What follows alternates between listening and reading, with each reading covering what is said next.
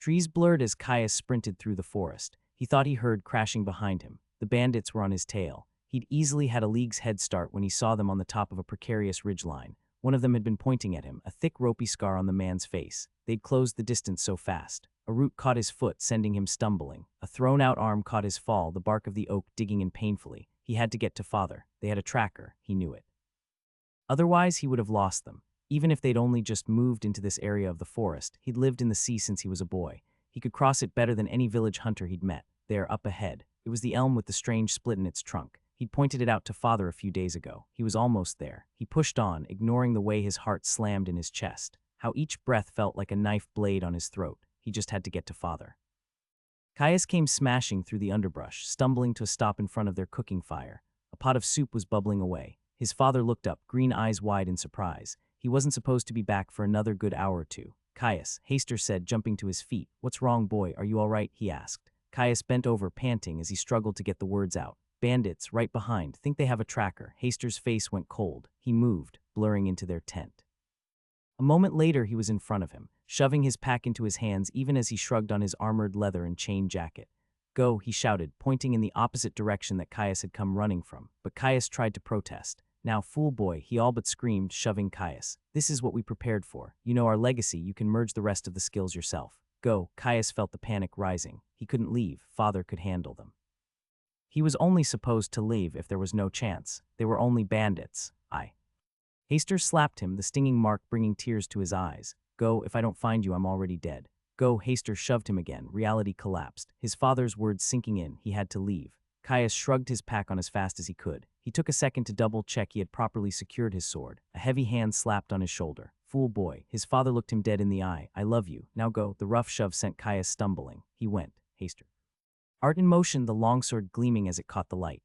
It was a masterwork, a strange blade with a section of diamond cutouts through its center. A blade that no longer fit him, not as reduced as he was. He'd always been wary of giving it up. He'd made the thing after all. It would serve him well today. They'd finally found him. Of course it had to be today. A few short years and the boy would have been gone. Such was luck. The lady had always had it out for him. For Unterstern, they arrived. Nearly 30 of them exited the underbrush, moving to surround the camp. He supposed he should feel flattered, sending that many for little old him. One of them stepped forward into the edge of the camp. Garbed in thick leathers that had seen better days, he was a tall and imposing man with a savage scar cutting down his face. "Yavesh, take job in the archers. Go find the boy. Don't kill him, just rough him up and scare the shit out of him. He's needed alive." The leader of the troop said, his eyes never moving from Haster's own. "Yes, sir." A ratty figure fled, 6 men with long bows right at his tail. Haster lunged for them. The leader of the bandits tutted, moving to block him as the rest of the bandits closed ranks. Haster growled in fury. "I don't know what you want, harassing a hunter and his son like this. If you think us easy prey, I'm sorry to tell you, but you are sorely mistaken," he spat. With a flicker of intent, he focused his true sight on the leader. Haster grit his teeth. No common bandit had an anti-scrying skill that powerful, nor were they that level. They really had found him. Leather hand wraps creaked as his grip tightened on his sword. "Come now, Haster," the man said, slowly circling the camp, forcing him to move to keep him in sight. Art in motion is far too distinctive for that to work. You can drop the pretense. His voice was gratingly smug. "Hells," Haster swore. He knew he should have got rid of the fucking thing. "I'll admit, you're a hard man to find," the leader continued. "I had to search the whole of bloody Vostivar for over a decade before I found a lead in Dedeker." He smiled, sinister and bleak. "I guess that's why I'm paid so much. If you know who I am, then you know what I am capable of. I suggest you leave." Haster's voice was flat, hard. "Maybe once, Haster, maybe once. But now, with your class shattered and your body ruined," the man laughed. "I think you'll find you are much more manageable. I'm honestly impressed you can even walk after you were poisoned. Soul rend is nasty stuff, after all," he said with a sneer. Haster spat at the bounty hunter, spittle flying to splatter against the man's trousers. He looked down with disgust. "Now that's just uncouth." He looked back up. "Unbefitting of a risen house of Lockrua, don't you think? I tire of these games," the man continued.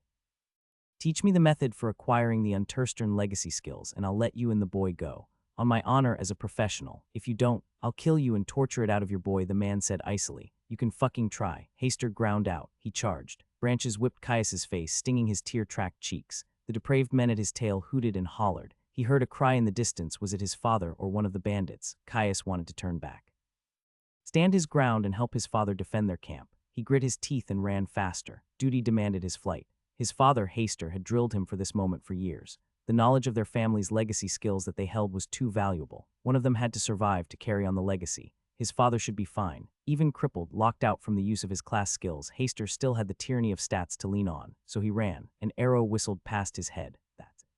Run, boy! The ingrates were laughing at him, taunting him as they leisurely kept pace. His head whipped back. He glimpsed a figure garbed in ratty leathers that could have been called quality a decade ago. He might know the forest better than their best. It didn't matter. They had a class. He did not, so he ran, faster and harder than he ever had before. Ding, physical conditioning has reached level 13. Caius ignored the notification, pumping his arms harder. His longsword thumped into his hip with every stride. He longed to draw it and turn on his pursuers. He was practically guaranteed to be the better swordsman. Warforged was his second combined skill. Even if it was low level, its method of creation was a secret for a reason. All the skill in the world would matter little against 5 full-grown men, all of whom would be considerably stronger and faster than him. There was no way any one of them was under level 50. As the trees whipped by him, arrows consistently flew close enough for him to know they could have hit him if only the archer wanted them to. Caius heard the growing roar of a river. Shit, he swore. He had forgotten about that. Too strong and swift for him to pass safely, it may as well have been a solid wall. The bandits certainly hadn't. They'd been hurting him. He had no choice. He would hit the banks of the river soon. Already he could see the spray that was kicked off the rapids as it hit the light. He couldn't go left. The river quickly looped backwards, which would lead him back to the majority of the bandit group's forces. He would have to go right. It might kill him, but that was better than the only other option available to him. Planting his foot firmly on a tree root, he pushed off. Caius heard the muffled curse of one of his pursuers. They hadn't expected that. The roaring of the river grew louder, a cacophony that almost drowned out his pursuit. Sunlight streamed through the trees, revealing the edge of the forest line as it retreated from the banks of the river. Dipping and dodging, Caius wove through the trunks, arrows hitting home with a thwack as they landed around him. The bandits had given up their pretenses and were trying to hit him with real seriousness. He burst onto the riverbank and was confronted by a solid wall of mist and haze. Vision obscured, his only hint of his destination was a violent roar to his front. Ahead of him the land fell away, a sharp demarcation delineating earth and sky like the ground had been cut free. The river howled as it shot straight over the cliff's edge. Caius's chest thumped as he grasped the enormity of what he was about to do. It was a steep drop. He and his father moved camp regularly. They'd only arrived in this area of the arboreal sea a few days ago. Neither of them had managed to find a path to the base of the falls yet. Even if it was free of rocks, the undertow created by a river of this size was more than enough to drown him. His jaw clenched as he stared at the slice of sky sprinting straight for the edge. Just a few more long strides and he would make it. Job, take him down. A line of white fire shot through his left leg. Bitter resistance surged through him. He only had one option. Caius threw himself forward, over the edge of the waterfall.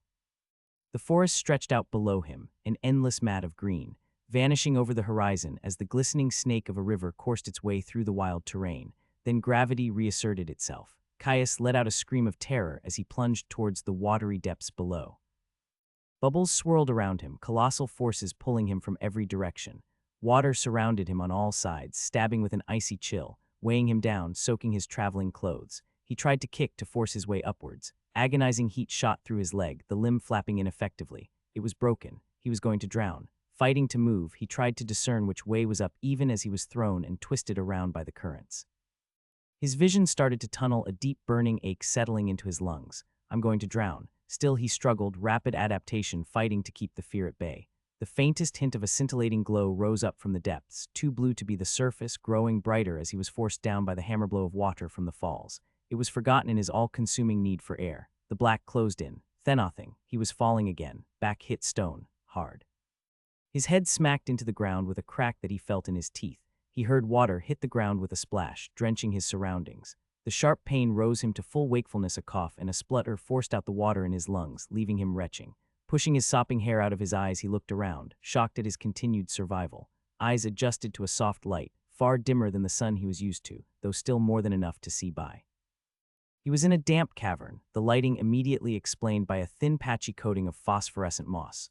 Roots speared through the light intermittently, bursting through stone and moss alike. It smelled horrible. He pushed himself up into a sitting position, wincing at the pain in his leg. Ever the useful skill, rapid adaptation, prevented the pain from paralyzing him, but it did not remove it. Evidently, it hadn't been enough time for his health to regenerate his wound. Looking over the cavern floor, Caius spotted an impressive number of fish carcasses in varying states of decomposition. That explains the smell. Eyes widened as he realized he had no idea if his gear had been ripped off him in his fall. Training took over, his hands searching for the presence of his pack and longsword. Both had a variety of minor enchantments, so they would have been undamaged by the water. they stayed attached to him in the violent turbulence of the waterfall. He breathed a sigh of relief as he felt both the hilt of his sword at his waist and the top of his pack peeking over his back. Small miracle that. More importantly, though, where in the hells am I? He looked to the ceiling where he must have fallen from, confused by the lack of water. Caius quickly found his answer in the form of a dull circle of runes inscribed in the ceiling. He recognized them from his father's lessons. He'd had it hammered into him that they were to be avoided at all costs, at least until he was ready. A portal to the great depths, one whose counterpart had ripped him across space to deposit him here. With impeccable timing, the system thrust a notification in front of his face. Welcome to the great depths. Layer 2. Biome overgrown graves. Caius groaned as he read the message. Fuck. Layer 2 though, it could be worse. Being on the second layer of the dungeon meant he would be facing monsters with an average level range of 10 to 20. Not the worst, certainly within his capabilities if he was slow, meticulous, and incredibly careful. It wasn't that worried him, however. It was one of the reasons his father had impressed on him to avoid the depths if he ever stumbled on an entrance. A tongue lashing he had received after getting a little too curious about the glowing circles that dotted the forest above. Firstly, that the entrances were one way, and once used would not be usable again for a period of time that could range from a few minutes to months. Once in, you had no way of knowing how long it would be until you could receive assistance, which didn't matter if the portal you fell through was at the base of a fucking waterfall. The lesson had only one other component. There was only one way out of the depths. You had to slay one of the guardians that defended a portal to the surface and a portal deeper. You could traverse laterally, moving through biomes to find a favorable matchup, but you had to kill a guardian, something no unclassed had survived, ever, not even on the first layer. Monstrous beyond compare, the guardians had a far higher level than the layer average, with far more power per level than a common depths-born. They even had access to class skills. His father said trying to face them was practically suicide unless you were with a full team of appropriate level delvers. Caius slumped backwards onto the damp stone. No problem. I've just got to make history if I want to survive. He put his head in his hands. Still, he was breathing. He had his gear, his training. If he was careful, the danger of the depths should aid him in acquiring and leveling the skills he needed to create the legacy skills he was aiming for. They were a significant force multiplier, and if he managed all 10 before his class selection, he should get offered quite the selection of classes. With a class and a few levels under his belt, it might be enough. He would just have to survive the 2 years until his class selection. Alone, in the depths. Fuck. Okay, immediate plans. Set up a safe base of operations. Father said monsters wouldn't come into entrance rooms, so I'm safe for now. It might take him a few weeks, but he will find this entrance when he deals with the bandits. Health. Step 1 would be assessing his status and how long his recovery would take. Realistically, a few hours at the most. Then scouting and securing a lasting source of food and water. Based on the biome name, he would most likely be facing a mix of undead types and beast types, or undead beasts, which could cause an issue. Long term, he would just have to sit tight, work on his training, and wait for his father, if he even survives the bandits. The thought came unbidden. Caius tried to force the fear out of his mind, leaning on his skill to drive off its paralyzing grip on his throat. Haster, father would be fine. He was strong. In all their years of sparring, Caius had never even come close to besting him. Even now he was a man grown with unique weapon skill. Father still trounced him easily. After all, he had the same skill at a far higher level and had far more stats to boot. Hells, the hunters in the frontier villages that bordered the sea tipped him their hats in a deference they showed no others. But if he had a flare-up, the last one happened just yesterday, a racking fit of coughs and muscle spasms that had left him gasping and weak for hours. Caius scrunched his eyes shut, status and survival first. He thought, letting out a slow and steady breath to calm himself. Status, name, Caius. Dynasty, Unterstern. Age, 18. Class selection, 1 year, 49 weeks, 6 days. Level, N8. Race, human dynastic, +1 free stats per level. Layer reached 2. Resources, health 0, 202 min. Stamina 86, 192 min. Mana 120, 122 min. Stats, endurance 20. Vitality 20. Strength 19. Dexterity 20. Intelligence 12. Willpower 20. Stat points 0. Class skills 0-10, NA. General skills 10-10, rapid adaptation heroic 10. Warforged unique 16. Tracking common 20. Snake common 20. Trap finding uncommon 20. Orienteering common 20. Herbalism uncommon 20. Cooking common 20. Sense weakness rare 15. Physical conditioning uncommon 13. As he had expected, his resource regeneration was similarly low, but even still he could feel the barest pulse of heat surging through his body, the small blips of regenerated health instantly consumed to heal his injuries. His stamina was rather drained too, but he had enough to function on. Besides, he wouldn't be leaving until his health was full, by which point it would have long since topped off. With that done, he scooted over to the edge of the wall, making sure to avoid the manky and very old fish carcasses that dotted the cavern floor. With a heave, Caius pushed himself atop a stray root that seemed to jut out of the floor, lifting himself out of the splash zone of any further potential water drops. He probably could have hobbled over, but Caius didn't want to accidentally re-injure anything partially healed. He didn't want to spend any longer than necessary waiting for his health to fill.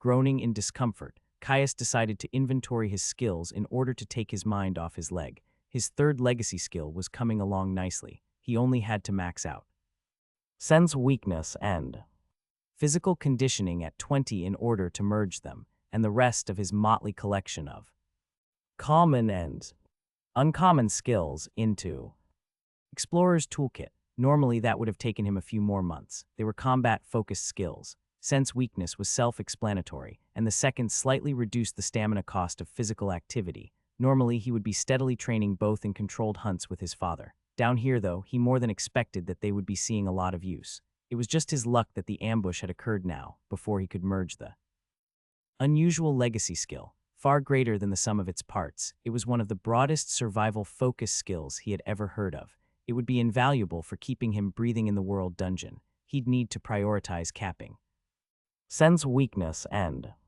physical conditioning as fast as he could. After that, he'd be able to work on his dynasty's legacy defensive skill. That, the survival skill, and rapid adaptation and Warforged might just be enough to ensure his safety. He'd need that. He couldn't only focus on just barely surviving. That would make it impossible for him to acquire and merge the component skills he needed for the rest of his legacy skills, especially the 6th and 7th skills in his legacy. They were vital for the plans he had for his class. Without them, there was no chance he would be able to practice weaving and binding runic spell inscriptions to his flesh. Something that would let him cast without the channeling time and focus requirements of a normal mage. Without practice, it wouldn't influence his class. Without that influence, he would need to pick a channeling class if he wanted access to magic, which would mean the sway of his close combat legacy skills on his class selection would go to waste. No one used channeled magic in melee. It was suicide. He had one shot at a class that blended magic and blade. There was no way he was going to let being trapped in the depths come between him and his goals. Besides, if he managed to complete the full set of his legacy skills and practice such a unique method of bodily imbuement, he was sure to be offered an unusual or maybe even unique class that would give him just the edge he needed to slay the Guardian and escape. Not exploiting his legacy skills to the fullest extent possible would be a waste and a stain on his family name. Even one merged from only 3 or 4 general skills was worth a noble's ransom. The ones that were part of the limited few that were an open secret only slightly less so. A good general skill could change fates. Hell, an old hunter who had shared their fire, once had boasted that the only reason he felt comfortable ranging so far into the sea was that he had been lucky enough to unlock 2 unusual skills. If only the man had known what his and his father's skills looked like. Unusual was usually the lowest rarity for a legacy skill, though some more common merges of 2 to 3 skills were rare, yet despite their power, their frankly insane value, almost no one actively hunted for combinations. You only had 10 general skill slots, and you couldn't remove skills. The chances of the skills not merging and leaving you with a motley collection of poorly optimized junk burning a hole in your status was astronomical. Even if by some small miracle you did have the right skills, if they were in the wrong order they wouldn't merge. A favored fable, that was. The noble scion who refused to listen closely to his parents, ending up with 5 mastery skills instead of Master at Arms. Caius shook his head. Some people might be willing to risk 2, 3, maybe even 4 of their general skills in order to attempt to discover a legacy skill. But more than that, all 10, pure lunacy. He'd once heard from a Huian caravan that some greenseed duke had announced he had received a skill guide as loot from a guardian. His father Haster had said it was more likely to be political posturing, a convenient way to boost the renown of any future scions. Caius thanked the gods that he had the favor to be born into a dynasty with such an insanely valuable hoard of knowledge. No one, not even the mighty Dukes of Greenseed, openly flaunted a complete set of legacy skills. The shattering of the empire was said to have started over such a legacy. It was the stuff of legends. 10 skills merged into the first slot, 9 into the second, and so on. He'd heard a bard once telling the story of a lucky boy with such a set ascending to godhood the moment he got his class. Ridiculous, of course, his father had the same set as him and was still very much human, but the benefits were very real, and the dangers of someone finding it out just as heavy. It almost frightened him. People would kill for even one of his skills. Hells, he'd literally overheard more than one disgruntled farmer mutter about kidnapping a noble to secure a legacy for their own sons. Bluster in the face of a noble's might, but the intent was there. Let alone if they found out a full set would lead to a free evolution of your final general skill. He now understood why his father wouldn't even let him out of their rented rooms when they had visited villages when he was a young child, too afraid he would let the secret slip. Father had always been cagey with exactly how they came to possess such a bounty, nor why they had no hold, clan, sect, or nobility unlike any other dynasty he had heard of. Why, despite having a king's foundation, they hid like rats in the woods. He had told Caius that their dynasty was old, far older than most. Still, that was the smallest and least difficult of the prerequisites in attaining such a legacy. Neither had his father explained the origins of his bizarre injuries. The ones that inhibited his abilities to use his active class skills, that caused him such agonizing and debilitating flare-ups. It wasn't that hard to guess, though. Someone had found out, and when they did, his father had been forced to flee, to preserve their legacy, much like father had forced him to flee in turn. Caius buried his worry for his father's safety. In the end, as much as it burned him to think, it didn't really matter. Father's condition had been getting worse over time. His father had done everything he could to stoke his desire to become a delver, to explore the world and grow strong, see sights unseen and carry the Unterstern name to lofty heights once again, promising that once they didn't have to hide his training, he would settle down in one of the frontier villages and stop pushing himself in spite of his affliction. He just thought he'd have more time enough to finish his foundation, and then later to obtain his class, time to spend with his father. Days on hunt, evenings setting camp, nights sat around the fire. If those bandits had robbed him of that, there would be a blood debt, one he intended to repay with interest. He just had to get out of the damn depths first. A figure lounged on a throne of rough-hewn stone, one leg tossed contemptuously over the armrest. He looked like he was chiseled from granite, all rough angles and hard lines, striated muscle barely concealed from view by a thin robe far too fine to be made of mundane silk. The chair hovered in an endless black expanse, vacuous space only broken by 1,000 dancing lights, moving to some unheard tune. Report. The figure spoke, words barely scraping free, like he had nearly forgotten the delicate control it required. A light floated free of the swarm, drifting over to phase through his skull. The figure sat unmoving, bored. Integration initiated 13,364 years, 9 months, 3 weeks, 1 day, 14 hours, 38 minutes, and 13 seconds ago.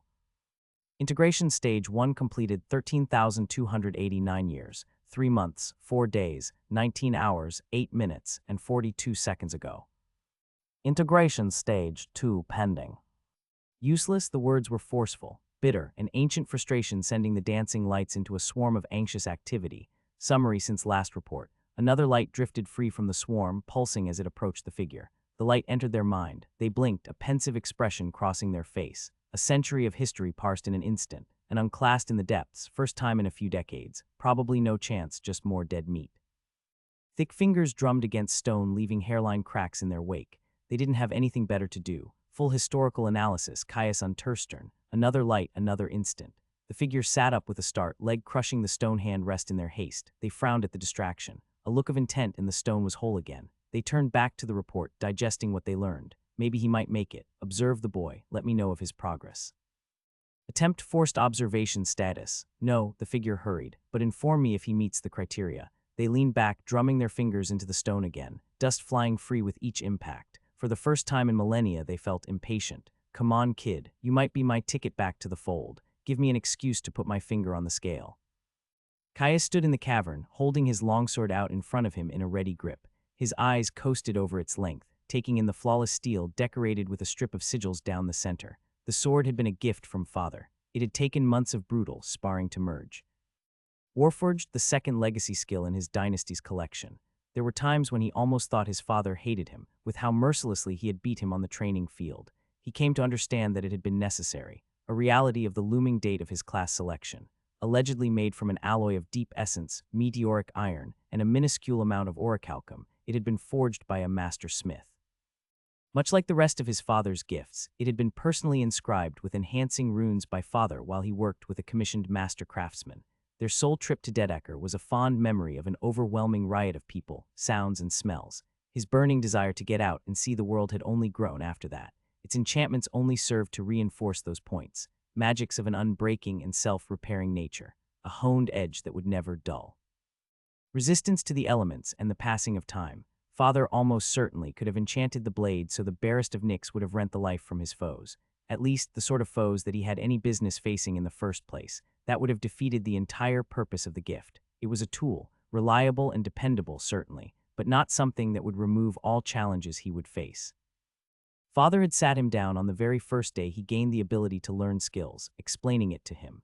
They grew through struggle and strife. The strength of your class offering influenced in much the same manner. There were no shortcuts. Even before he unlocked his access to skills and stats at 15, the entirety of Caius's life had been that of preparation.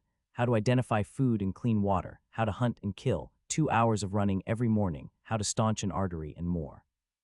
All with practical examples, though in the case of an arterial bleed, it had been his father who had suppressed his healing and opened his brachial artery, too dangerous for a boy without health, his father had said, not that that had made it any less traumatizing. He still remembered the way father's face had gone slowly white while he was coated up to the elbows in his father's blood.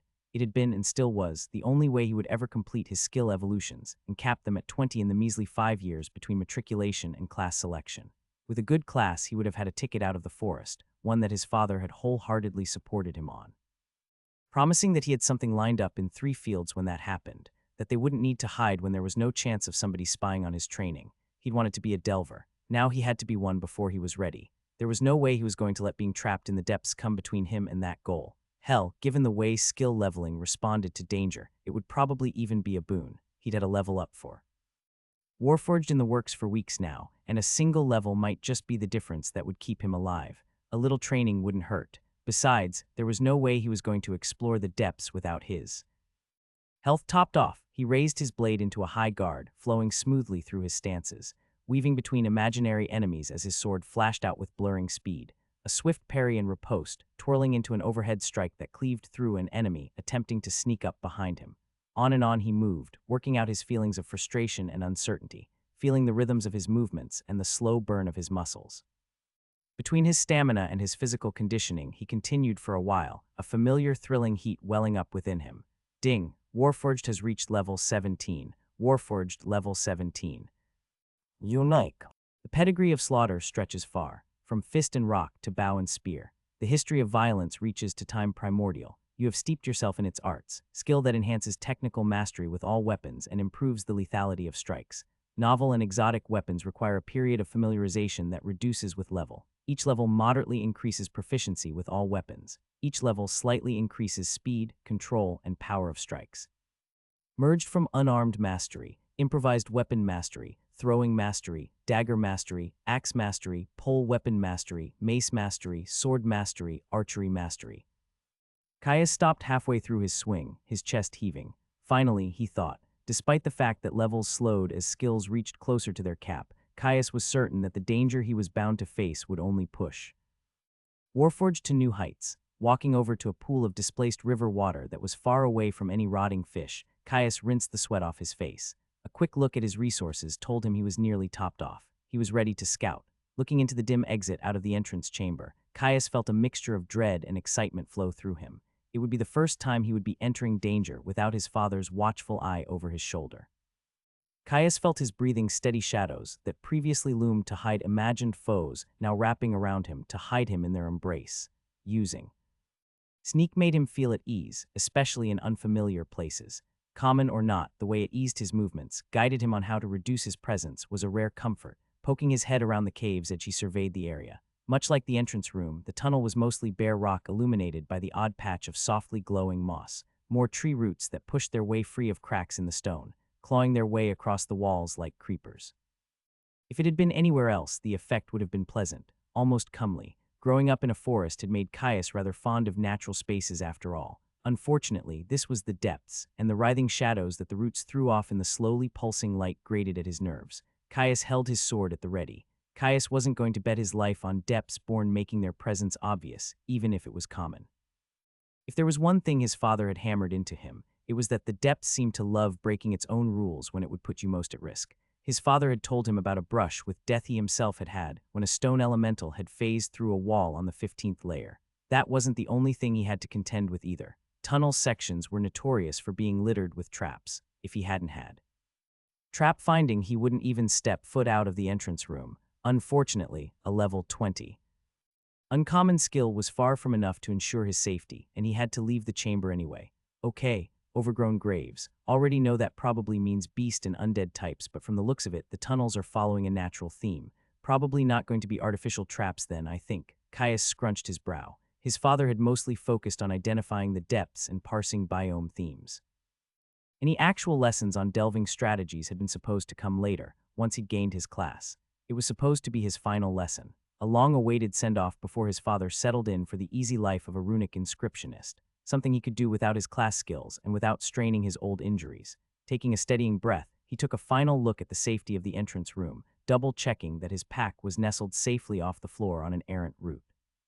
While it had waterproofing enchantments, he didn't want to risk it being washed away if there happened to be another deluge while he was gone. He'd made all the preparations he could. It was time to leave. The passage ran off from the cavern, quickly splintering into a multitude of directions. He decided to keep left. The Delver's classic. It didn't take long for Caius to hit his first obstacle.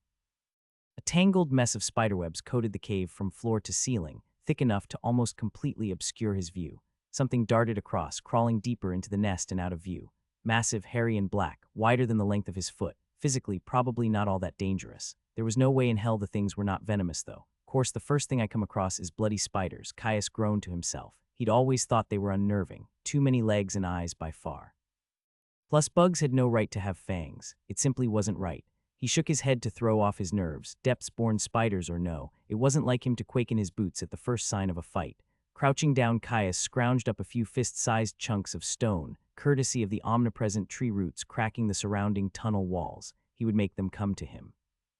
Taking a breath to steady himself, he stepped out from behind the bend in the tunnel, before pelting the spider's nest with the rocks. The stones sailed through the air, punching easily through the silk webbing. The trail of carnage was followed by an aggravated chittering. Caius calmly drew his sword. The silks are weak, that's good. No risk of being caught up. A single spider crawled free of the ruined webbing, approaching his position quickly, furious at the invader that had dared to violate its nest. Caius ran forward, the spider raising its forelegs in response. Caius thrust, his sword point piercing the creature's thorax. The hardened steel punched through the bulbous sack of flesh, spilling gray-brown ichor freely across the floor as it clattered against the rock below with a clank. The spider screeched, flailing, desperate to rid itself of the weapon embedded in its torso. Behind it, Caius saw more racing towards him from further in the cave.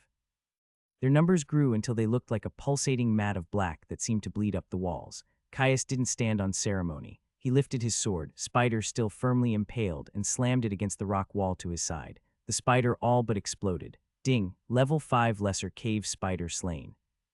Caius frowned when he saw the notification, connecting the dots between the below-average level of the monster and the steady flow of similar spiders that were still leaving the nest. Of course it's a bloody swarm. The next spider dashed at him. With a grunt, Caius stepped forwards, bringing his foot down to stomp on the creature with his full weight. Ding, level 4 lesser cave spider slain. He swallowed his disgust at the resulting crunch, then squish, already swinging his sword into one of its brethren that had taken to crawling on the wall, wincing as the gush of fluid splattered against his chest. Still more spiders followed. Caius fell into a gorge-rising routine of strikes and stomps that splattered both his surroundings and his body in ichor. The steady flow of spiders abated, leaving just over a handful remaining. His stamina remained high, but it didn't do anything for the hammering of his heart, the burn in his arms, or the bellowing of his lungs. A weight hit him, scrabbling on his back. Caius felt a searing pain in his shoulder, numb agony spreading through the muscle from 2 sharp points. With a cry, he reached over and grabbed at something hard and fuzzy. Yelling in fury, he ripped the spider off his back, its fangs tearing at his already healing flesh as the itch of expended. Health coated the wound. He threw it to the ground. A rough stomp smushed the monster, its many legs flailing in an attempt to flee. Ding, you have been afflicted by lesser cave spider venom. Caius stared in horror at the notification. Fuck. Ding, you have been afflicted by lesser cave spider venom. Even as Caius read the notification, he felt a burning, inflamed heat growing from the wound. Blasted depths, not now, he muttered to himself. Numbness spread through his arm. He had to pick up the pace. A quick look satisfied him that no more spiders were coming to ambush him from the ceiling, so he ran forward, bringing the fight to the remaining handful of spiders. Without the element of surprise, they fared as well as the rest of their brethren, their sticky ichor coating his boots and the blade of his sword. Caius threw his head around, looking all over the walls and ceiling for more of the creatures. Nothing. He could feel his heart thumping in his chest, failing to calm even as he leaned onto the soiled cave wall. Pain, thankfully easy to ignore, shot through his arm and back, radiating out from his wound in lockstep with his heartbeat. His health was burning by the second, expended to stave off the violent effects of the venom. Gotta get back to the entrance room. The thoughts came slowly, impeded by the thick fog that had begun to cloud his mind. If he could get there, he would be safe from attack, would have time for rapid adaptation to work its magic. With shaking hands, Caius managed to sheath his sword, too preoccupied by the pain and weakness coursing through his body to bother dealing with the ichor that still coated its hilt. Leaning on the wall with his good arm, he began to stumble towards safety, the venom spreading through his body by the second. He had to make it back. He would make it back, step after arduous step. He would make it. He had to. The walls of the cave swayed precariously like a deep-sea galleon under Caius's feet. Grasping for the roots that dotted the wall with a steadying hand did nothing to help with his vertigo. Stumbling slowly, he made his way through the tunnels. Often he had to stop, convinced he was getting turned around even though his hand never left the rightmost edge of the cave. How many steps was it supposed to be? He was sure it wasn't this far. Wasn't he supposed to be going left?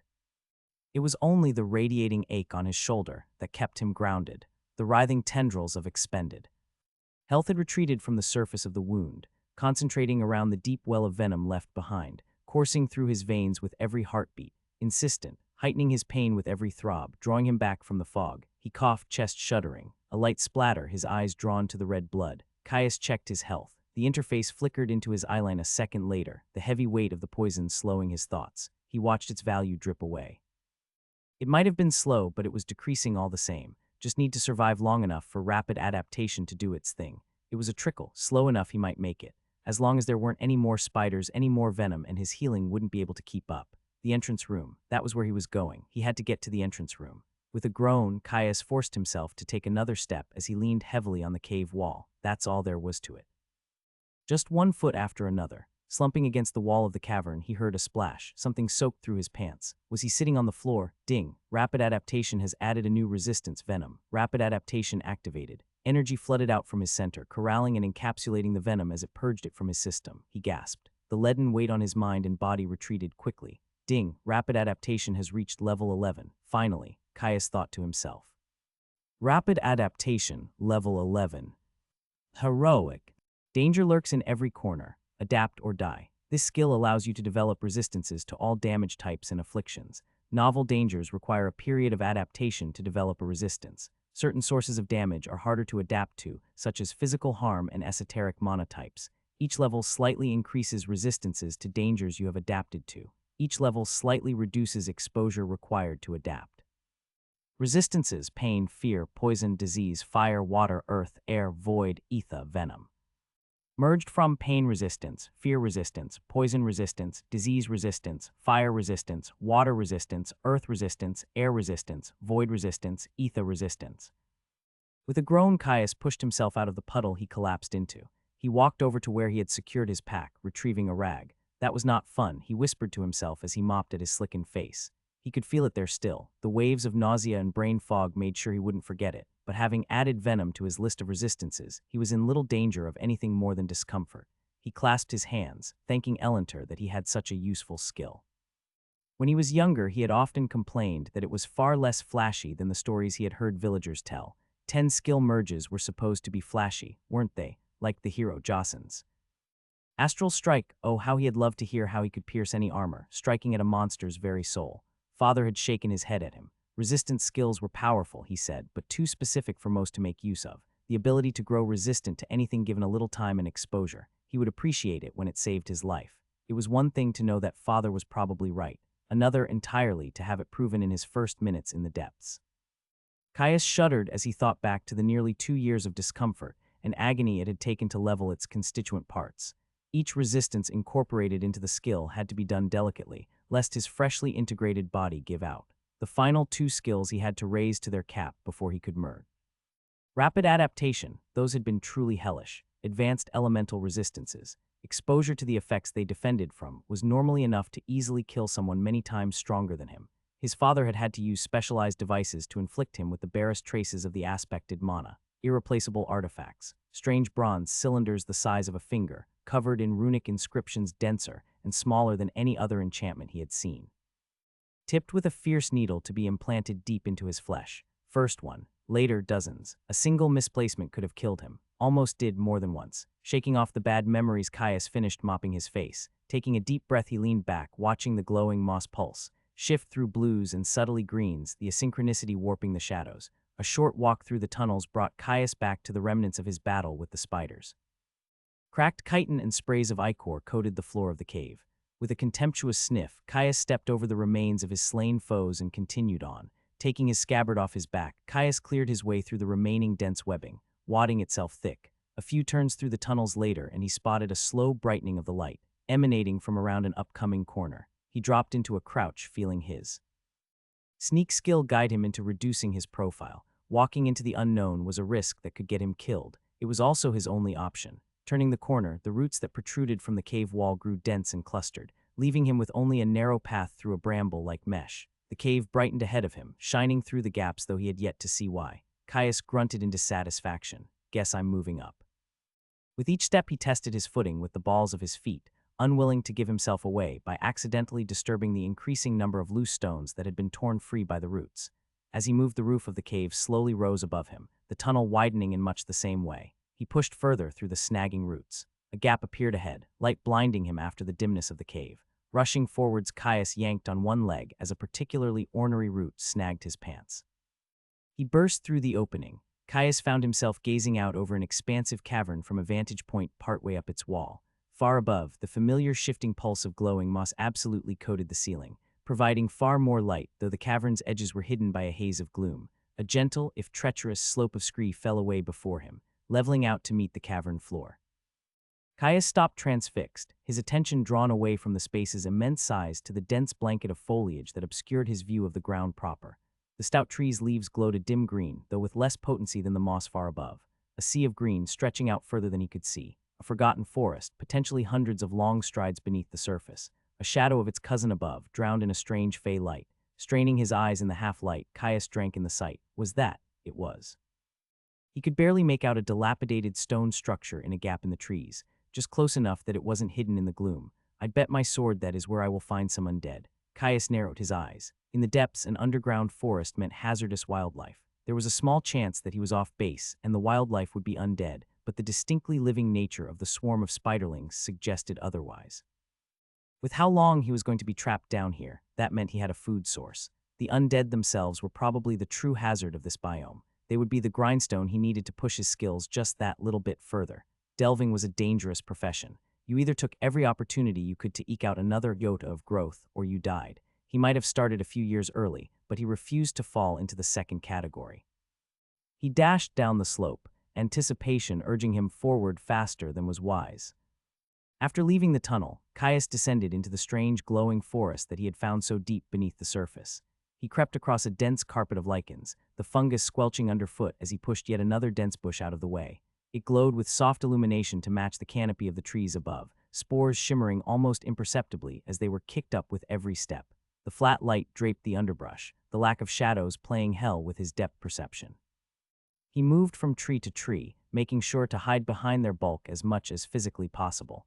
As he moved, his gaze roved over his surroundings. Caius made use of his tracking skill to survey the surrounding area. A scratched root here, disturbed undergrowth there. Even the odd far-off grunt revealed the presence of beasts living amongst the trees. Caius was determined to make it to the ruined structure he had seen. He couldn't risk attracting the attention of whatever denizens lived in the grove without having a defensible location to fight from. He was confident in his skills. Just last week, he had managed to clear a nest of boggarts, without his father stepping in. High-level depthsborn were something else entirely. He'd seen a delver once, muttering into his cup at the stout oak about a run gone bad. How they pursued intruders with dogged single-mindedness, free of fear. The undead would hopefully be a different story. At lower levels, they could be among the most dangerous. Wights that inflicted fatal contagion with but a touch. Incorporeal spirits immune to all wounds, yet still able to tear out your throat. Higher up where he was, they were little more than empowered corpses, hamstrung by the slowing touch of the grave. With a little care and dexterity, he should be safe from their clumsy strength. He should be getting close to the church he had spied from above. Though it had only looked like a half-hour walk, the terrain had slowed him. He was eager to see what else he could find. The opening in the trees had been far too big for the single building he had seen poking over the canopy. The forest opened up, revealing a battered church that stood proud in a sea of gravestones, a low stone wall guarding the perimeter. While it might have once been grandiose, age had not been kind to it. Shattered tiles covered the roof, barely protecting it from the elements. Thin stone openings dotted its cracked walls. Glass long since shattered, only the rotten remnants of shutters remained to sway in the strange breeze that flowed through the cavern. Buildings were common enough in the depths. Apparently, as you got deeper, it was possible to find entire ruined fortresses, even cities. Rich in artifacts, forgotten language, and lost culture, it was almost impossible to believe that they were all creations of the dungeon. Did the depths create it all whole cloth, the creation of some dreaming intelligence? Or was it simply watching, creating twisted inversions of the world above? Perhaps in some long-forgotten time, this church had stood in some rich glade of the Greenseed dukedoms, only to find itself reflected in the endless depths long after it had turned to dust. Caius moved on quickly from his musings, his eyes moving to the expansive graveyard that circled the church. There was no order to the graves, flat plains of stone rising abruptly from the earth in a haphazard manner, so different from the orderly rows that lay on the outskirts of frontier villages. Wait. Was that it was, a figure shambled out from behind a headstone, plodding its way through the graves. It paused, waiting. It turned in place, seemingly scanning the field in front of it. It found nothing, moving off in what seemed to be a random direction. Caius narrowed his eyes, scanning the graveyard. More jumped out to him, though to his relief they were few in number. 5 in total and gaunt of frame, the figures shambled around in meaningless circles as they stumbled over hidden debris. They were scattered across the graveyard, each moving as if they were completely unaware of their compatriots. Their patrol was lilting, seemingly without any true vigilance. Like old, half-remembered, orders of bodily habit followed blindly. Despite the distance, Caius could still make out the presence of moldering leather cuirasses and rusted iron helms, as well as a motley collection of pitted weapons held loosely in unresponsive fists. One stood out above the rest, draped in chainmail and a solid helm, holding a massive club in both hands. That one would be a tough nut to crack. The way they were spread out amongst the graves, and their seeming total lack of cooperation, could work in his favor. He liked his chances much better if he could force them to face him one at a time. Being undead, they lacked the regenerative vigor of health, even if they kept coming until he destroyed the core of their reanimating magics. Usually the head he could whittle them down with crippling blows. As long as he could stop them from swarming him, that is. Caius bent down, rooting around for a stone. If it worked once, he found one, working it loose. This should do nicely. He needed to get closer. Now, where do I want to do this? He scanned the low wall surrounding the churchyard. There, a bit to his left. A crumbled opening, littered with loose cobble, narrow enough that he could use it as a choke point. The undead would fare worse than him on the uneven footing. Every stumble would be something that sense weakness could capitalize on. If he could get to the wall without being spotted, that is. He just hoped the undead wouldn't have the sense of mind to haul themselves over the chest-high stone and flank him. It was still his best bet. Each step was careful as he stepped over loose earth and stray branches with ease, his passage near silent compared to the soft rustle of leaves shifting in the breeze. Always careful to keep a bush or a tree between himself and his targets. Their disjointed patrol always seemed to leave one watching in his direction. He wasn't going to risk discovery before he was ready, no matter how oblivious they seemed. He stopped behind his final bit of cover, a scraggly little bush that just barely covered the majority of his person. Peeking out over the top, his eyes focused on the movements of the undead. Each shaky step they made snapped in a stiff-legged mockery of a march. Though the way they ignored each other as they strutted around the graves left much to be desired in the way of discipline, Caius just hoped their lack of cooperation remained when he engaged them. No matter which way they wandered, there always seemed to be one position just right that would see him making a break for the fence line. Muffling a curse, Caius suppressed his urge to run into the fray anyway. You're in the depths, you fool. Being cocksure is how you end up dead. Taking a deep breath, he noticed his forearm had started to burn due to his too tight grip on the stone he had found. Forcing himself to loosen his grip, he settled onto his haunches and began to wait. Now, the soft earth beneath his foot gave way slightly as system-enhanced strength and coordination moved him from a low crouch to a dead run in a fraction of a second. He kept himself hunched, trying to minimize his profile. He ran as fast as he could to the obscuring safety of the wall. He shifted his tongue, mouth bone dry, as he kept his gaze locked on the undead. It had taken what felt like hours for the entire group to coincidentally face away from him. The time dragging as shimmering half-light and drifting shadows tried to drag his attention from his quarry. He was halfway there. One of the undead, the tough-looking one carrying a half-splintered club, stopped dead, its back facing him. The soft noise of the glade around him seemed to quiet, his gaze sharpening. The world seemed to narrow to the dense pulse of blood running through his veins, and the soft jolt of his feet impacting the ground with every frantic step. He was so close, it was the furthest one away. If it noticed him, it would pull all of them in at once. The club wielder snapped to attention and continued stumbling forward, still facing away from him. Throwing himself into a slide, soft earth muffled the movement. The long shadows of the wall reached out to him, pulling him into their embrace. Sneak doing its work, air rushed out between his tense teeth. Caius forced himself to relax the aching tension in his jaw. He came to a rest in the shadow of the wall, the crumbling gap he intended to take advantage of only a few meters to his left. Shuffling back towards the wall, Caius held his sword ready, straining his ears for any hint of approaching movement, any indication he had been spotted. He got his feet under him, bracing his rear foot against the wall so he could bolt and reposition at the slightest sign he had been discovered. But nothing. With a soft sigh of relief, he set down his sword before unbuckling his pack and resting it gently down against the hard stone barrier. Picking up his sword with his offhand, he snatched the rock with his dominant. It would let him start the confrontation on his own terms. He rose, eyes barely peeking over the chest-high wall, taking in the undead. The closest one commanded his attention, his first target, just close enough to be in range of his throwing arm. Gaunt and withered, it looked like a 2-week-old corpse had been left out on a smoking rack, decrepit but dry. No leaking sludge or flesh-melting sores. No decay, moldering boiled leather clad its figure, while it clenched a pitted shortsword between almost skeletal fingers. Sense weakness nudged him, made his vision drift higher. There, next to a shriveled ear, was a spot where something had ravaged the creature deep before whatever animating magic had stalled off its effects. The bone of its temple was exposed, sun-bleached and almost splintering. Caius's eyes narrowed, locked on that point. In a single fluid motion, Caius rose to his feet, drawing his arm back before hurling his fist-sized rock with practiced accuracy, breath caught in his throat. Caius watched the stone hurtle through the air as he palmed his longsword back to his dominant hand. The stone connected, splintered bone caved in. A crack rang out across the graves, the stone embedded deep in its watery gray matter, its body crumpled. Ding, level 12 wretched militiaman. Ding, sense weakness has reached level 16. Sense weakness, level 16.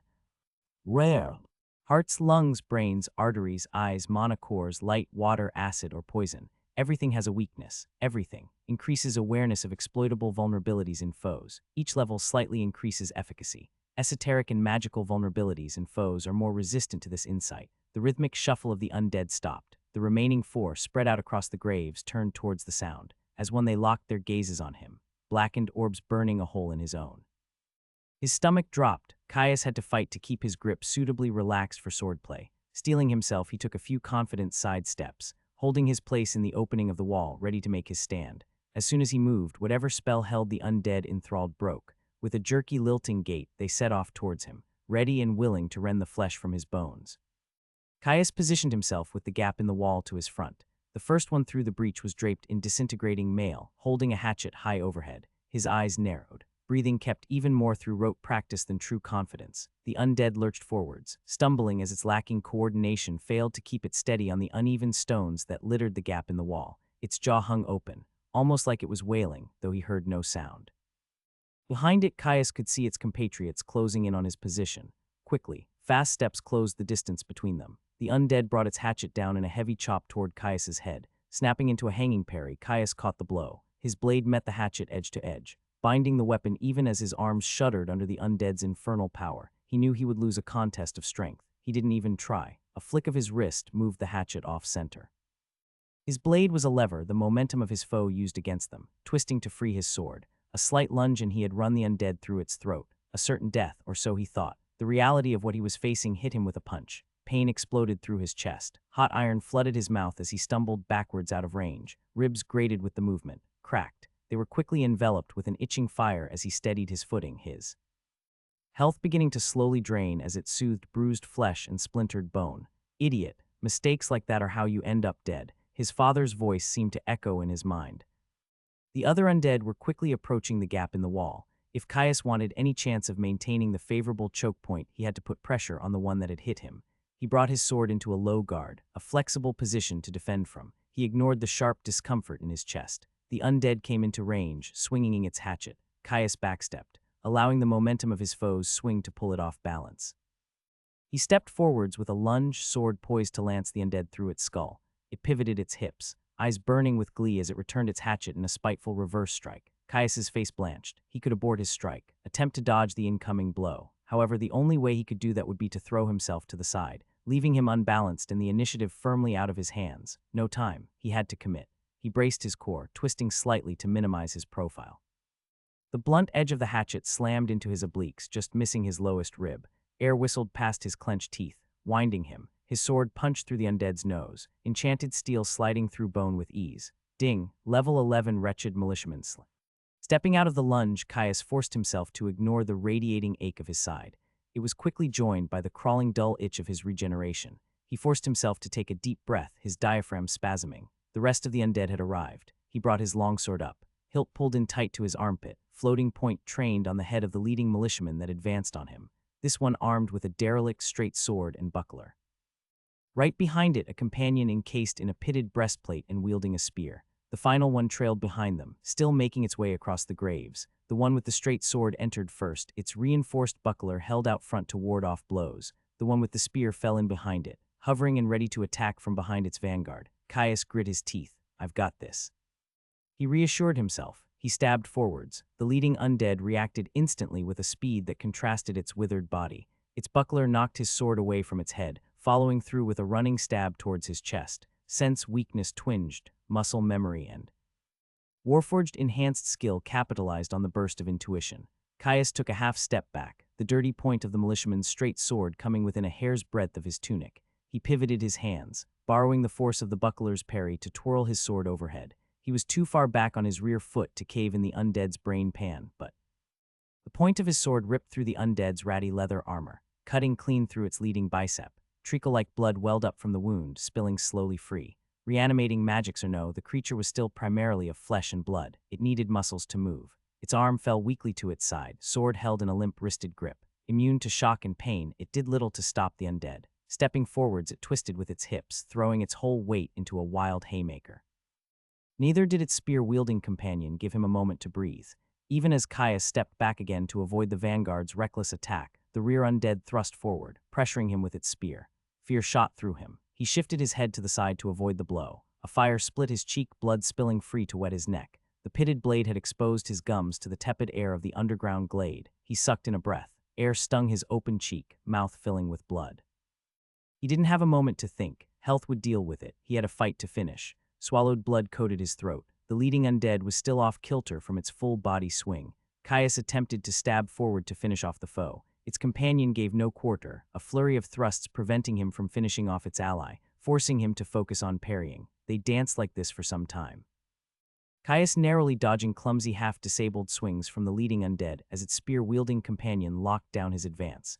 Every wasted second, another that the final undead with the club drew closer. Each party was in a deadlock. If it joined the battle, the tenuous balance would be broken and not in his favor. He had to do something, and fast. Worse, he was not fueled by indefatigable magics. His muscles burned, his chest bellowing with great gulping breaths. Each one grating at the two almost healed chest wounds, every aggravation slowing down the healing process. Still, he was getting his measure of the militiamen. Furious, strong, and relentless they might be, their movements had an almost rote quality to them. Repetitive, exploitable. He had yet to see any one of the undead do more than cycle between a few clumsy chops and stabs. With every stab and wild swing, sense weakness and his own combat knowledge shed light on more and more vulnerabilities. The leading undead threw its whole body into a swing once more. Its limp arm and the awkward weight of its sword pulled it off balance on the uneven terrain. Another opening, one he knew would be defended by yet another stab from the rearguard undead. Caius's focus contracted, blade spinning to parry the spear thrust that he had seen coming. Borrowing force from the collision, he pivoted his sword into a downward slash, taking the off-balance undead clean through the neck. Decapitated, its body fell limp. Ding, level 14 wretched militiaman slain. Without pause, his sword whipped back up, parrying yet another probing strike. And another. He advanced now, putting the pressure on the undead spear wielder. It retreated, attempting to gain sufficient distance to bring its weapon to bear. A stab, then another step. Then a stab, repeat. If he moved to attack, the spear came up, warding its face. He twitched, jerking his sword forward in a false stab. Its spear came up. The moment was here. Caius slashed low. Blade met desiccated flesh, shearing through its knee. The undead pitched over. He carried his cut through to whirl into an overhead strike. His blade buried itself in the undead's brain pan. Ding, level 12 wretched militiaman slain. Ding, sense weakness has reached level 17. Triumph washed over him, his mouth splitting into a feral grin that twinged the slowly shortening cut through his cheek.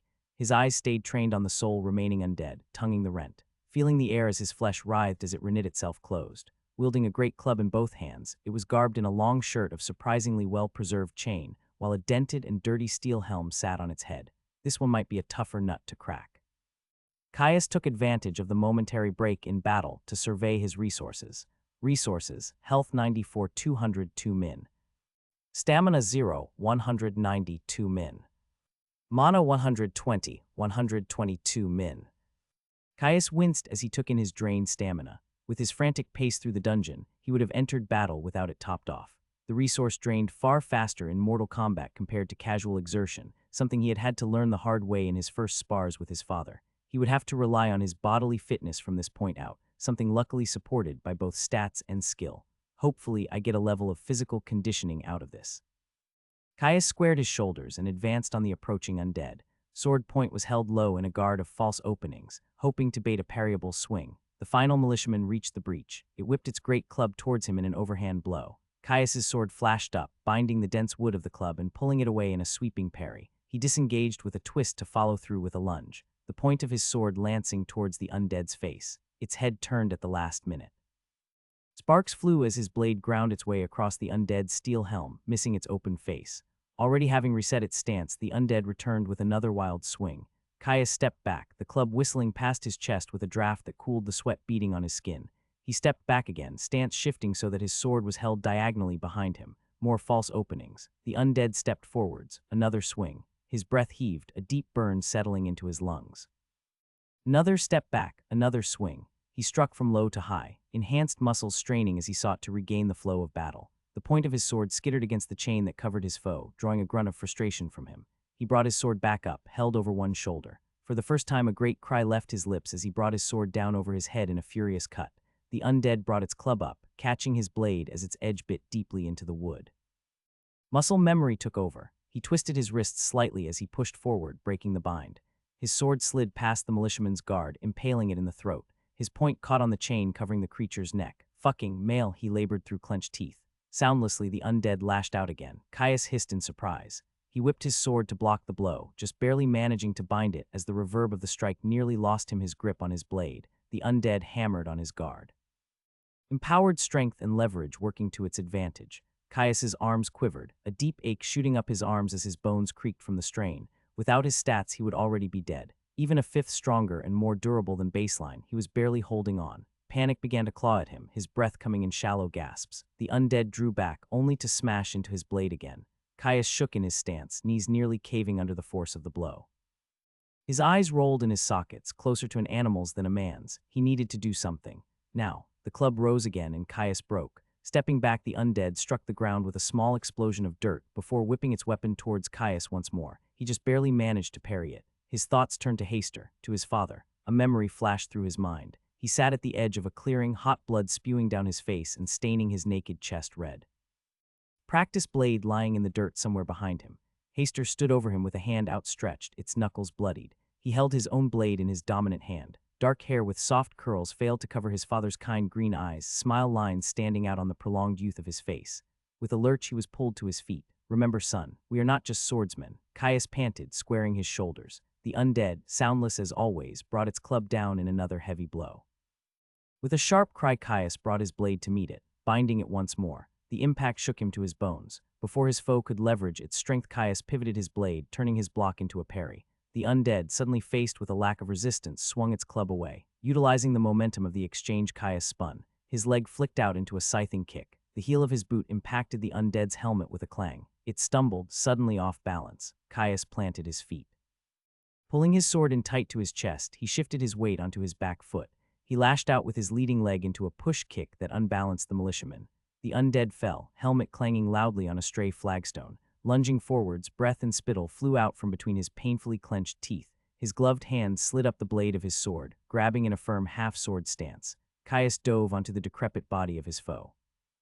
Grabbed its club with both hands, pushing the weapon up to meet him. The bar of reinforced wood took him in the ribs. Pain flared through his sternum. a sharp crack emanating his just barely healed ribs, still weak from the punch he had taken earlier. Caius coughed, watching a fine spray of red coat the undead's wretched face. He didn't falter. Caius tossed his sword to the side, too unwieldy in quarters this close. He ripped his hunting knife free of his belt, aligning its point with the eye of the undead. Even now trapped by leverage and the full weight on his body, it tried to snap at him, rabid in its desire to end him. The point of his knife came down, brackish sludge erupting from its ruined eye. He felt the slight resistance of its socket, a cry of rage, a shift of his body weight. It was done. The undead fell blessedly limp. Ding, level 18 wretched militia captain slain.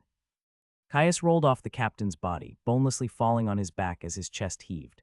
Knife left standing proud in the undead's socket. He winced as each breath caused the edges of his twice-cracked ribs to grate against each other. Ding, physical conditioning has reached level 14. Ding, Warforged has reached level 18. Caius couldn't help it. He laughed, pain or no. There was something so singular about staring death in the face, succeeding, and being rewarded for it.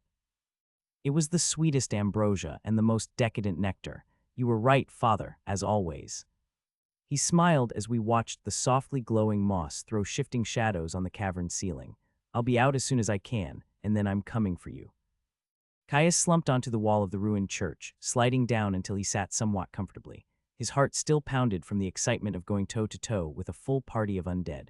Beside him lay a pile of poor-quality armor. Scavenged from the body of his slain foes, it had been grueling and disgusting work. He did, however, have a need for them when he started working on his defensive legacy skill.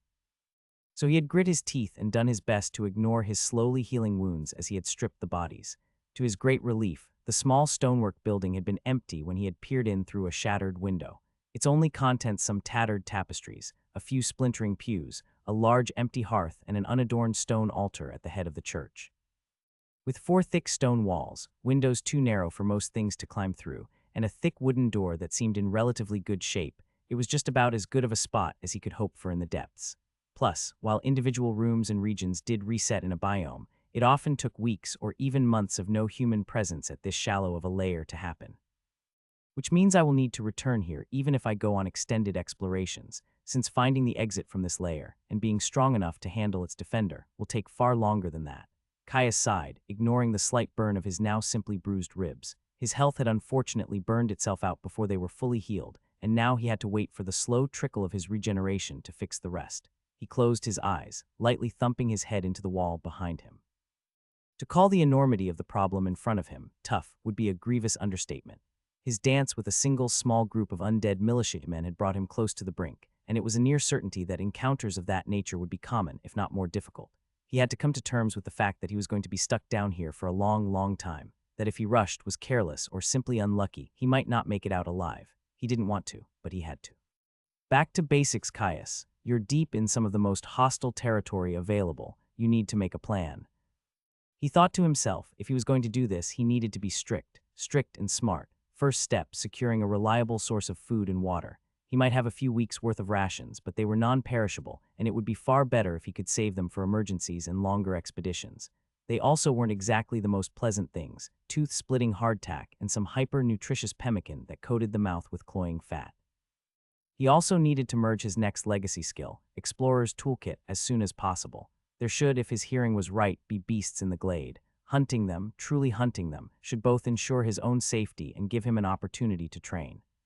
Sense weakness, the danger of stalking true beasts instead of mundane animals, would more than likely supercharge his growth.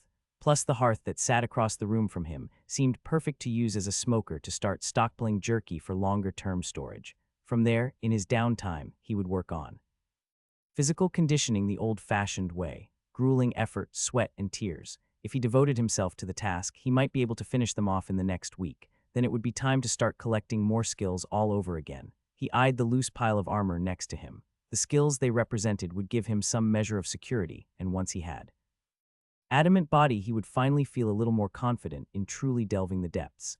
Caius crouched on a sturdy tree branch, steadying himself on the trunk behind him with one hand.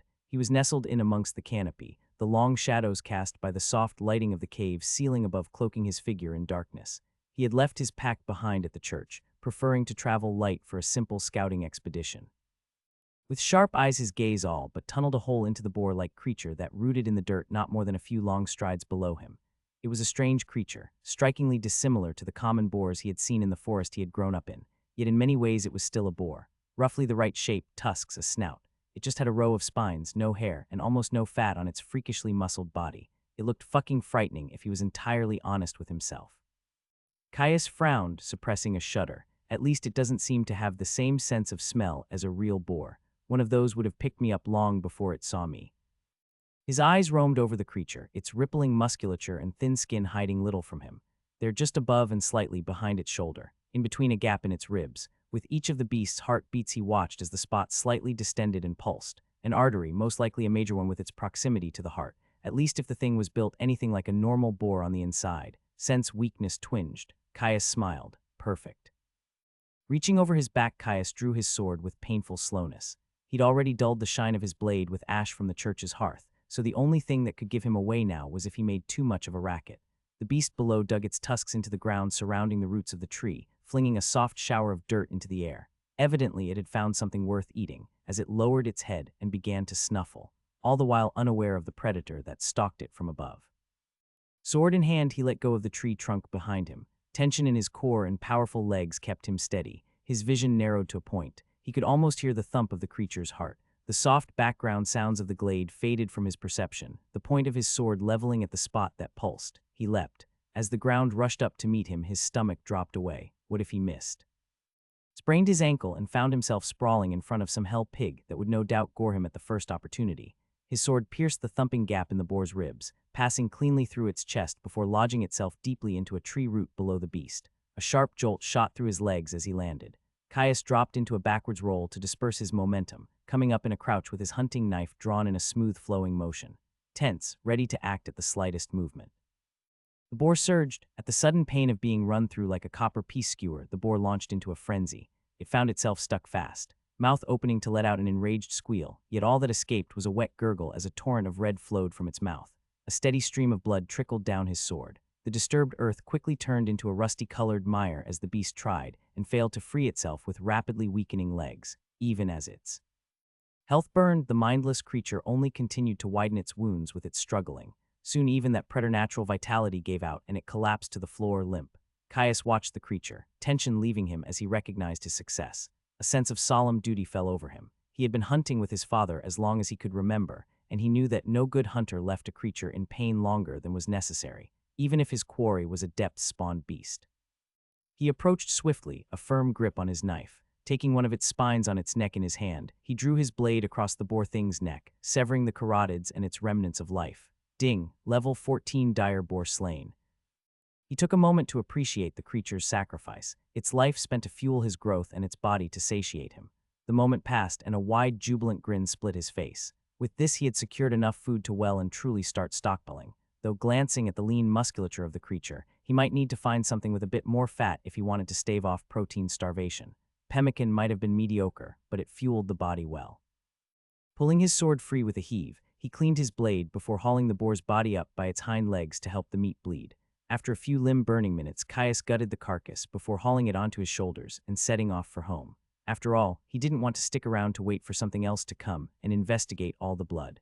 Caius tended to a small but very smoky flame at the base of the hearth. Luckily for him, whatever real-world place the church had been modeled after had had a massive grill spanning the upper third of the open hearth. He had already butchered the boar on the altar, it being the most convenient place to do so. The meat was as lean as he suspected it would have been, but in some ways that made for easier preservation. His fire started nicely. He quickly moved over to the altar and began hanging slices of meat off the rails in the grill, securing them in place with whittled wooden skewers. In time he would have himself some jerky. It wouldn't last anywhere near as long as it would have if he had enough salt available to properly preserve it, but it should still last several weeks before going bad, as long as he kept it dry, that is. Neither of his remaining skills really required him to actively hunt down opponents to progress, so unless he was ambushed or ran into undead, he would need to be careful to avoid scouring this glade of its denizens. Large the glade may have been, it was still a creation of the depths, and as such only a facsimile of an ecosystem. Once he had hunted the creatures it contained to the last, that was it. No more food. Caius nodded to himself in satisfaction as he secured the last strip. In a few hours this batch would be preserved enough for him to switch it out for the next one. Moving over to his bag, he quickly untied his lightweight camping pan from where it was secured its front. The creature might have been lean, but it still had some fat, most of it layered in its belly meat. He'd saved that for himself. After one of the most eventful days of his life, he was due for a hot meal. Besides, if he cooked it right, he should be able to render out some of the fat and save it in one of his spare containers. If he pounded out some of his jerky, he might be able to make some pemmican after all. Nestling his pan at the edge of the hearth's lightly smoldering coals, Caius waited for the pan to preheat before throwing on the slab of belly.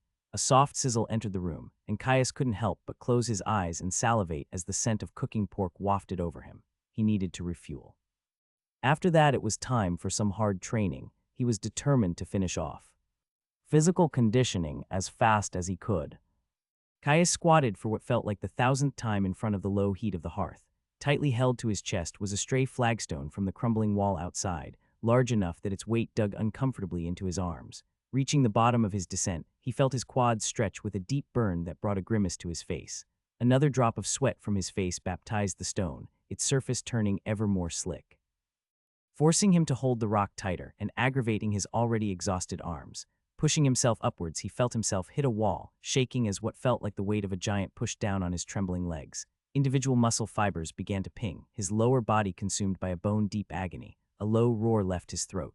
Caius pushed, driving his heels into the ground, scraping the bottom of the barrel. Finger length by finger length, his quaking figure rose.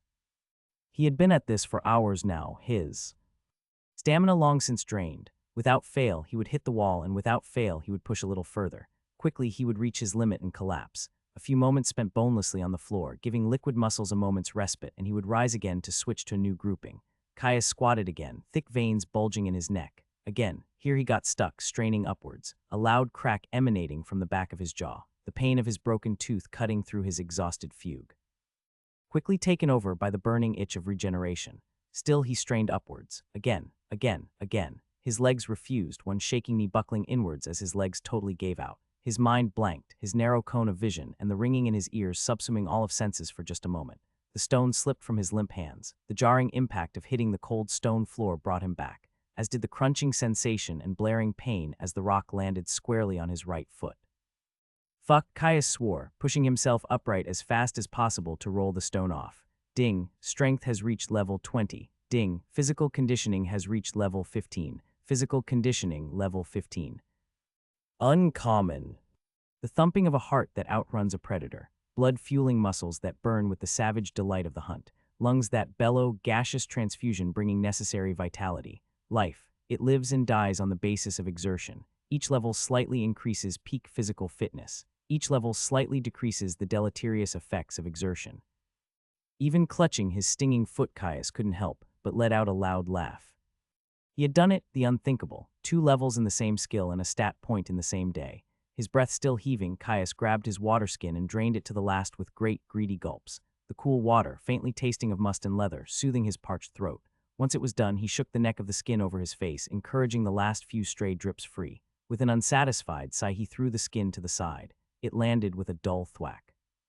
Well, now that that's done, I guess it's time to find a water source. He winced as he shifted his leg, wounded foot, and thrashed muscles, complaining loudly. Maybe once I've recovered. Caius then eyed the slowly smoking hearth and the nearly complete batch of jerky hanging above it.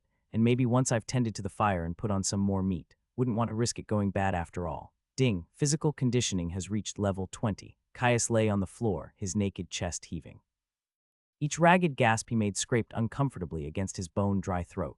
2 days, 2 bloody-minded, grueling days. He'd worked himself until he puked, and then he'd picked himself up to do it all over again. Every type of exercise he could manage with his body and a few torturously heavy stones, switching things up to avoid monotony. A supernatural effort. The human body simply wasn't designed to push itself to true exhaustion even once, let alone consistently and repetitively. Sure, with the regenerative properties of health and stamina it was possible, but the mental strain alone to push through the pain and fatigue was a demon in its own right. Caius was sure that without rapid adaptation and the resistance to pain that it brought, he would have had no chance.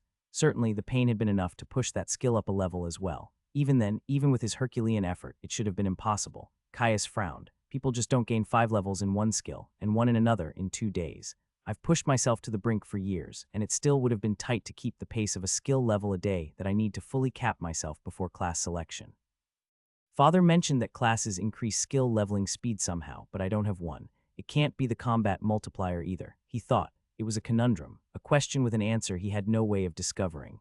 Caius sat up, reaching for one of his spare shirts to mop the sweat off his face and body. In the end, it didn't really matter. Whatever the cause of his increased growth, it was something that could only be beneficial for him. Besides, if this was something that happened across the depths as a whole, it would be something that was widely known, especially amongst the large community of risk-takers that plumbed its expanse. Whatever it was, his father must have kept it from him for a reason. Honestly, it wasn't even too hard to guess at. If it was a depths-wide effect, which he couldn't be sure of, he completely understood why the information was withheld from him. He would even understand if it was some greater taboo to share with people before they had a class. He had been brash at times when he was younger.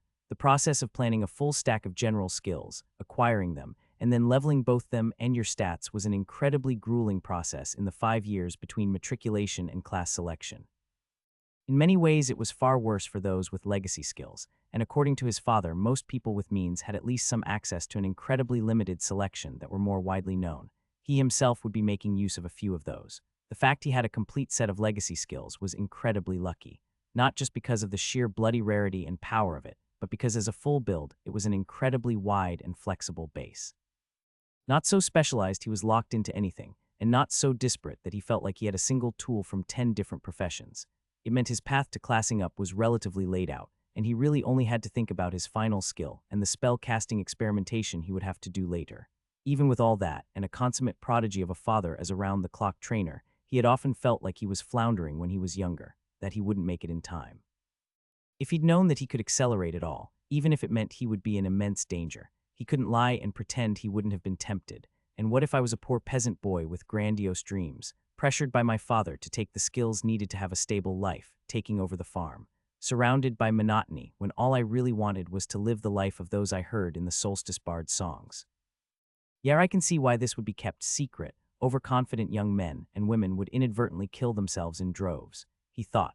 Caius pulled himself up, lurching with a wry smile as his overworked legs made their protest known by buckling slightly at the knee. Groaning in discomfort, he forced himself through a series of gentle stretches. He knew that recovering his stamina would fully do away with his state of weakness, but as an unclassed, his regeneration was painfully slow. He may as well make himself a little more comfortable while he waited. After that, he would set off. He was overdue for a full scouting of the glade. With luck, he might find himself some more undead. Sense weakness was getting close to its cap, after all. Caius moved through the trees with a surety and confidence born from a lifetime in the forest. His senses were fully in tune with the environment around him as an unexplainable breeze rustled through the canopy overhead. Without conscious thought, he tuned the noise out, vigilant for any sign of beast or undead. In some ways, it was far easier to do so than it had been in his forest home. While this was the depths, and the sheer density of powerful creatures with system access was far higher, he had yet to see any signs of life or unlife that didn't fit into that category, excluding the flora around him, of course. It meant all he had to look for were any signs of life or movement. No need to categorize if that flash of movement was a startled deer or a greater meals, a king of the forest, coming to tear him limb from limb. If it moved at all, it wanted to kill him. Nice and simple. Keeping an eye out for something moving in a forest, interpreting tracks and other signs of something passing, that was something he was very, very good at. It was how he ate. He'd been making his circuitous route through the glade for a few hours now, intent on building as thorough of a mental map as he could. Already he had found a few fruit-bearing trees, herbalism yanking at his attention. Strange purple globular things with a thick rind covering lighter reddish flesh. They didn't reek of magic, so they weren't reagents. Still, he'd grabbed a couple, stashing them away to test for toxicity when he grew tired enough to rest. Traveling light, all non-essentials had been left at his base camp. Currently, his pack contained a thin blanket, some basic medical supplies, and enough food and water to last him 3 days. He'd been lucky to find a stream when he'd taken a break from training. Physical conditioning and had been making intermittent trips. While Caius doubted it would take him that long to scout the glade, it was always better to be prepared than to be caught lacking. Beasts had already forced him to vary his path more than once. He had a different type of quarry in mind, though he had taken the chance to observe and train. Sense weakness when he could do so safely. Currently, he was on the trail of what he assumed to be some more undead. He doubted there would be anything else in these trees that were wearing boots. From the tracks, he knew it was a group. However, their lacking intelligence meant that they moved without any semblance of formation. It made it hard to tell their exact numbers, what with the way they stumbled around and crossed lines every few strides. At the very least, it made following them easy. The path of disturbed dirt may as well have been a paved road for how blindingly obvious it was to him. Picking up his pace, Caius refused to let his focus slip. Each step he took was measured, if fast from a lifetime of practice. With ease, he stepped over and around dry brittle leaves and loose twigs, minimizing the noise from his passing.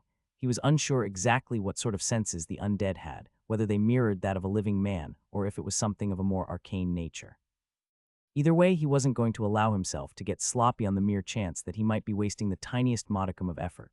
A short while later, and he caught up to them. He heard them before he saw them, heavy footfalls crashing through the undergrowth in a clumsy staccato. The sound of it sent his heart rate thumping in his chest, a savage tension surging through him as his jaw tensed in anticipation. Quietly as he could, he swung his pack off, nestling it safely at the base of a tree. He drew his sword silently. His approach slowed as he started to move from tree to tree, eyes locked on the point from which he could hear the moving undead. Tree by tree, step by step, the sounds began to grow louder. As he drew close, the tension that weighed on him began to morph, changing into a savage anticipation of the clashing of blades, rent flesh, and a battle well fought. Caius felt his face go hot, a flush rising as blood roared through his veins. He could almost hear it. His father called it the blood song, said it was common amongst those who delved the depths, said you had to be a certain kind of mad to enjoy throwing yourself into death hour after hour, day after day, and you did have to enjoy it. Those who didn't quit or died. Only a few weeks prior he didn't understand. Even a few days ago, his brush with death as he cleared the church had terrified him. That had faded. Oh, he was still scared. Only a fool didn't fear death. Fear kept you sharp. Now, though, it was paired with excitement.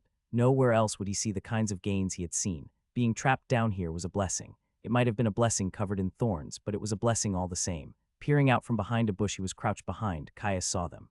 5 undead in a distant and messy formation. The leading 2 looked to be carrying heavy boar spears, while of the ones trailing further behind 2 were carrying hunting knives closer in size to daggers.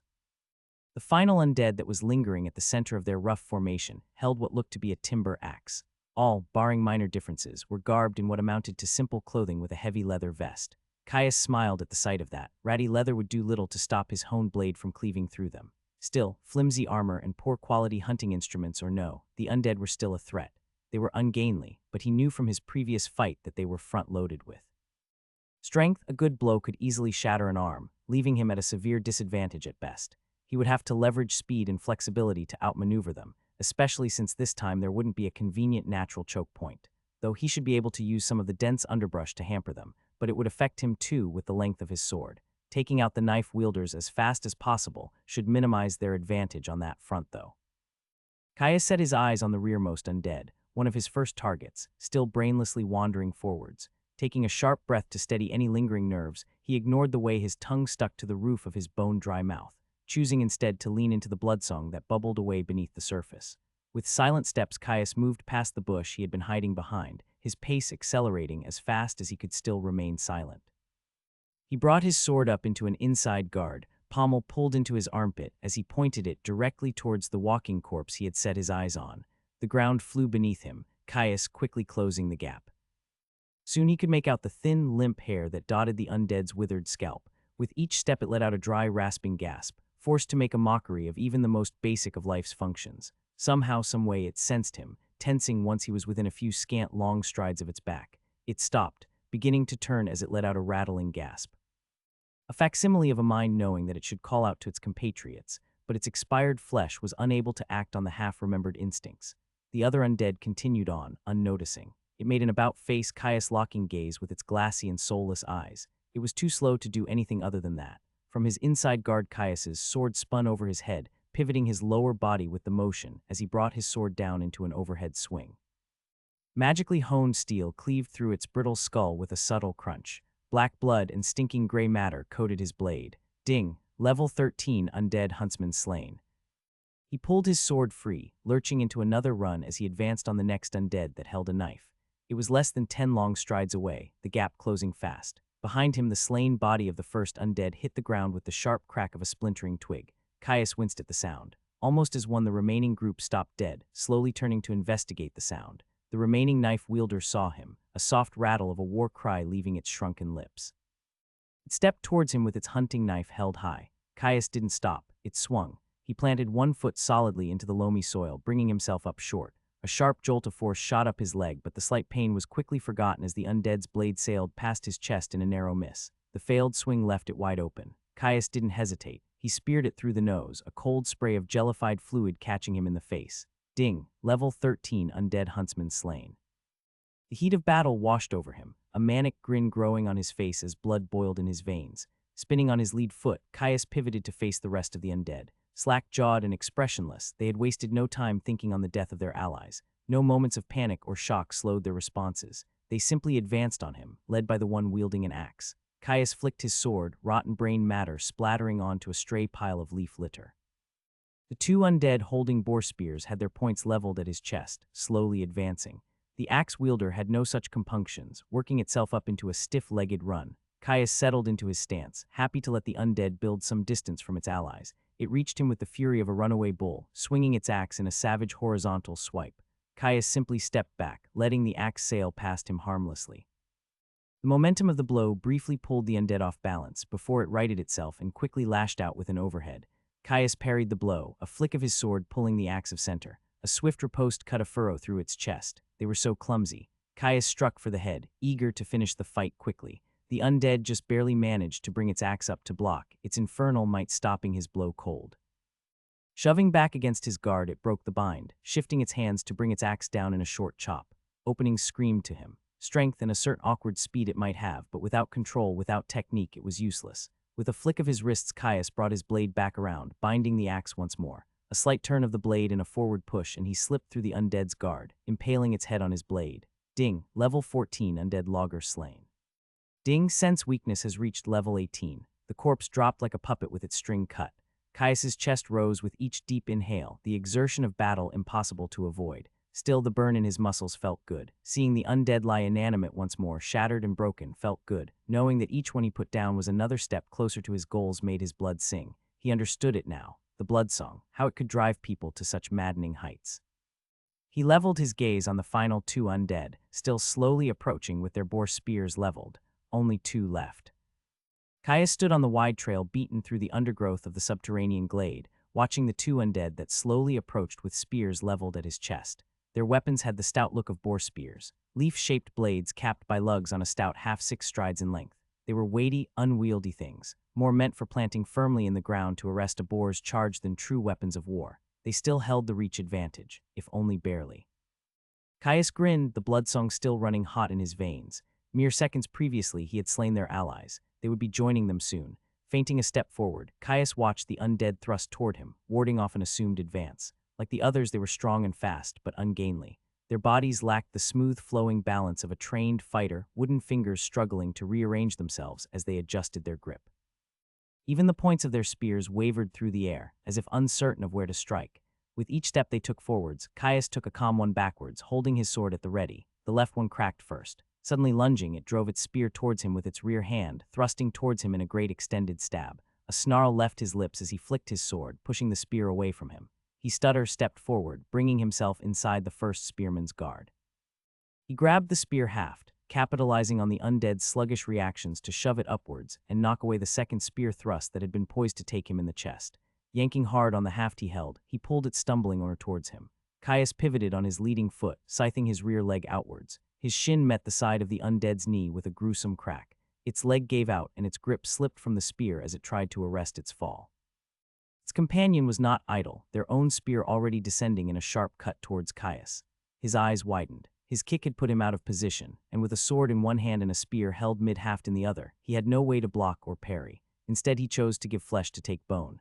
Twisting, Caius felt the half-blunted edge of the boar spear cut a line of fire from nipple to hip, a wet stream soaking his tunic in moments, quickly followed by the rapid itch of his health draining to heal the wound. It enraged him. He'd been overconfident again. A quick step took him out of reach of the downed undead that was even now grasping towards him, taking its spear with him. A few more took him out of the range of the still-standing one. He took a moment to look down. His front was soaked, a deep red spilling across the dyed green fabrics and staining the hardened chestnut-brown leather reinforcement of his hunting clothes. It would take hours for them to repair themselves. They had been a gift. Caius narrowed his eyes at the standing undead, a vein on his neck bulging as he saw his blood drip off its spear point. Creating some more distance, he tossed his stolen boar spear up in the air slightly and reversed his grip. He hauled the heavy spear over his shoulder, raising his sword with his other arm to aim at the undead that continued to stumble towards him. Twisting and engaging the muscles in his back, he heaved. The spear flew. The undead attempted to bat the projectile out of flight. It missed. The spear smashed through the undead's chest, lugs ensuring its momentum was fully transferred. It fell. Caius let out a dark laugh. Running towards his downed opponent, he ignored how each step sent another lash of pain through his chest. By the time he arrived, the undead was already scrambling at the ground, hurrying to right itself. His downwards chop ended that. Ding, level 13 undead huntsman slain.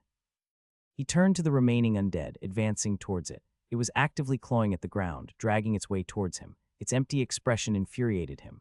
The way its slack mouth revealed rotten nubs of teeth and a shriveled tongue. Its empty eyes betraying a total lack of thought, even of those primal functions such as hunger or rage. He spat on its face, then shattered its skull with a stomp. Ding, level 14 undead huntsman slain. Caius let the moment wash over him, his thumping heart and screaming chest doing little to dampen his jubilation at his victory. He was starting to feel like it was actually possible, surviving the depths as an unclassed. 5 undead and little more than a scratch to pay for it. Sure, it was a small raiding party. He knew that as far as things had gone so far, he had played it incredibly safe. Greater threats there might be, but he had a lot of room to grow. 7 more merged skills, one within hand's reach. He could do it. He could get out and find father. The blood leaking from his chest started to soak into his pants. He grimaced at the cool stickiness on his skin. But first, I should probably clean myself up, he thought. After cleaning his sword on some loose-leaf litter, Caius sheathed it and jogged back to his pack. A clean cloth from his first aid kit and some water was enough for him to start mopping up the blood that coated his chest, the tear in his tunic giving him convenient access. It didn't do much for the rapidly drying blood that had soaked into the cloth and leather, but the cleaning enchantments would take care of that. The rip still annoyed him, though. He hadn't lied when he said they had been a gift, one his father had given him for his most recent birthday, now that he was fully grown. Like all of father's gifts, they were superbly made, and he had personally inscribed them. Strong but simple inscriptions meant to keep the garments in perfect repair while providing some minor resistance to the elements. Still, self-repair was a notoriously complex enchantment, a testament to father's skill. They straddled the line between hard-wearing hunter's clothes and armored leather. Tough cotton, with at times double-width hardened full-grain hide protecting his important bits. Rinsing his cloth of blood, as well as he could, he did still want to preserve his water. After all, Caius returned it to his pack, before fetching a large needle and thread. A few minutes of fiddly work, and the rent in his clothes was held together with an ugly but firm stitch. Once the tear had repaired itself, he would be able to pick the thread free. But for now it was more important that his clothes were secured tightly in case he ran into anything else unsavory. Packing everything away, he swung his bag onto his back before returning to the scene of his battle. A frown crossed his face, his brow furrowing in surprise. In the heat and intensity of his clash with the undead, he had missed something. The messy tracks that he had followed to track the undead, they continued. That's interesting. His eyes flicked to his. Resources. Health 139, 202 min. Stamina 174, 202 min. Mana 120, 122 min. His health was still slowly dropping, but it was quickly leveling out as the cut on his torso finished healing. Half an hour to top himself off. Not bad. He could always keep his distance if he found anything noteworthy in the meantime. After all, the undead he had seen up until this point hadn't exactly been the most perceptive things. He eyed one of the discarded boar spears, the one that had slashed him through the chest. It could come in handy, having something with a bit more reach. Even if it was in poor shape, its stout construction meant it should hold up fine, at least temporarily. The fact that it wasn't covered in undead viscera like the one he had planted in its owner's chest helped too. New spear in hand, he set off following the trail. It ended up being much longer than Caius had anticipated. Luckily, his new armament acted as a half-decent walking stick, even if it was a little cumbersome. Now Caius watched the looming cavern wall draw closer and closer. Wherever the tracks led, it seemed to be positioned at the base of the cavern wall. As he continued on, he was relatively surprised to find that the tree growth failed to thin out. The portion of the cavern that he had originally entered had been relatively sparsely populated by plant life, still enough to qualify as a sort of forest, but the trees were spaced wide apart. It had gotten denser as he had penetrated deeper into the thick of the glade, but he had thought that the lighter tree cover extended around the full circumference of the massive cavern. Apparently he was mistaken. He closed the remaining distance to the looming cavern wall, leaving the trail to pass through densely knotted trees and bushes. He wanted as much cover as possible, though he stayed close enough that the undead's tracks were always in sight. Once he got within 100 long strides of the cavern wall, he found a suitably memorable tree, another one of those rare fruit-laden plants that he had seen in his travels. Scoring its bark with his hunting knife, he made sure the mark was clear and visible from the bush-beaten tracks he had been following. Then he stashed his pack. Spear held at the ready, he pushed his way through the undergrowth. The soft glow of the cave moss shone between the closely nestled trunks. He approached slowly, keeping his profile as minimized as possible as he used the ample foliage as cover. Once he got as close as was comfortable, Caius put a thick tree trunk between his body and the edge of the trees. Peering around it, he saw that the trees abruptly stopped a good 30 or so strides before the cavern wall, the no-man's land covered in long grass and a few scraggly bushes. It was what he saw on the cave wall that drew his eye. Off to his right in the direction of the tracks was what looked to be a compound set into a great opening that had been worked into the stone, its jagged edges reminiscent of mining. 3 stone structures standing proud in the shadow of the cave. They seemed to have a similar architecture to the church where he had made his home. The same tall slatted roofs with thin slitted windows set high in each wall. Where the church was clearly a place of worship, this seemed to be some sort of hunting lodge. The main building, situated at the back of the shallow cave, was a wide and squat building. A veranda spanned its front face, columned stone holding up its awning. Across its paved surface numerous drying racks were set up, ratty and hole-ridden fur pegged in place. The other 2 buildings were smaller in scale. One was set close to the entrance, a large smoke stack jutting out slightly from the cave and rising above its lip, the most likely reason for its positioning, he supposed. If he was to guess, it had to be some sort of smokehouse, though he was in no rush to see whatever meat stores were kept within. The final building was a small, but over-engineered building set just off to the side of the main lodge. From the little Caius could make out through the dark shadows that drenched the cave, it had no windows, and its heavy-set door was barred tight with several chains. The sight of that set Caius's heart thumping. It wasn't just the bloodsong and the wealth of experience available that sent so many into the depths' embrace. Monetary reward and otherwise unobtainable resources did that enough all on their own. Artifacts, rare materials, and strange alchemical ingredients could all be found here. Often they were tied to some depths-born construction, from what he had heard, just like a secure locked building attached to a hunting lodge built into the side of an impossibly sized cavern. There's just one problem. He thought to himself, the entire place was crawling with undead. From his vantage point, Caius was able to make out 15 undead. They milled around the hunting compound that was recessed into the cave wall. Some drifted from building to building, patrolling the area in some mockery of a lively camp. Others just stood there, swaying in place. It was unnerving, the unnatural stillness with which they stood, unbroken by the micro-movements and twitches typical of the living. The way they burst into motion without warning, speed and power juxtaposed by a jerky and almost mechanical lack of grace. It set his teeth on edge. It looked wrong, unnatural. He hated the undead. 15 would be the most amount of anything he had faced in single combat. He had skill and dexterity on his side, but it was still a lot of bodies. At the very least, they all seemed about as well armed as the patrolling party he had faced an hour or so earlier. Half-rotted leather hunting gear, not even true armor, and a smattering of hatchets, axes, spears, and knives. Unnatural and disgusting they may be, the fact that they were undead would play in his favor. They would have non-existent. Endurance, no. Health to regenerate wounds. His father had told him of great and terrible spirits of death who could heal with. Mana, not here though, deep, far deeper than he would ever reach for years. Strong, indefatigable, and immune to blows that would mean the end of anything with a heartbeat. They were also dim, clumsy, and had no health. He could fight them defensively, utilizing positioning, the environment, and superior coordination to whittle them down one by one. 15 was still a lot of bodies. He gulped. Caius took a deep breath, quelling the nervous tension within him. Despite their numbers, he couldn't deny that the prospect of facing off against such a large group was as exciting as it was anxiety-inducing. Plus, the dangling carrot of the storehouse was too great to ignore. There was something more than the promise of glory and loot that made the risk so enticing, however. The pressure and push of facing so many foes at once would force him to the edge. He would have to capitalize on every single mistake the undead made. The urge to merge his next legacy skill had been a constant buzz in the back of his mind. Every one he completed would make him just a little safer, give him another powerful tool to work with as he tried to survive in an environment he had no right to be in.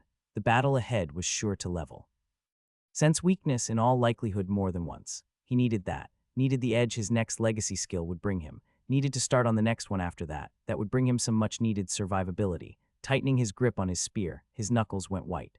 Caius launched himself forward, pushing off a root and shoving the trunk he was hiding behind to bring himself up to full speed in a burst of acceleration.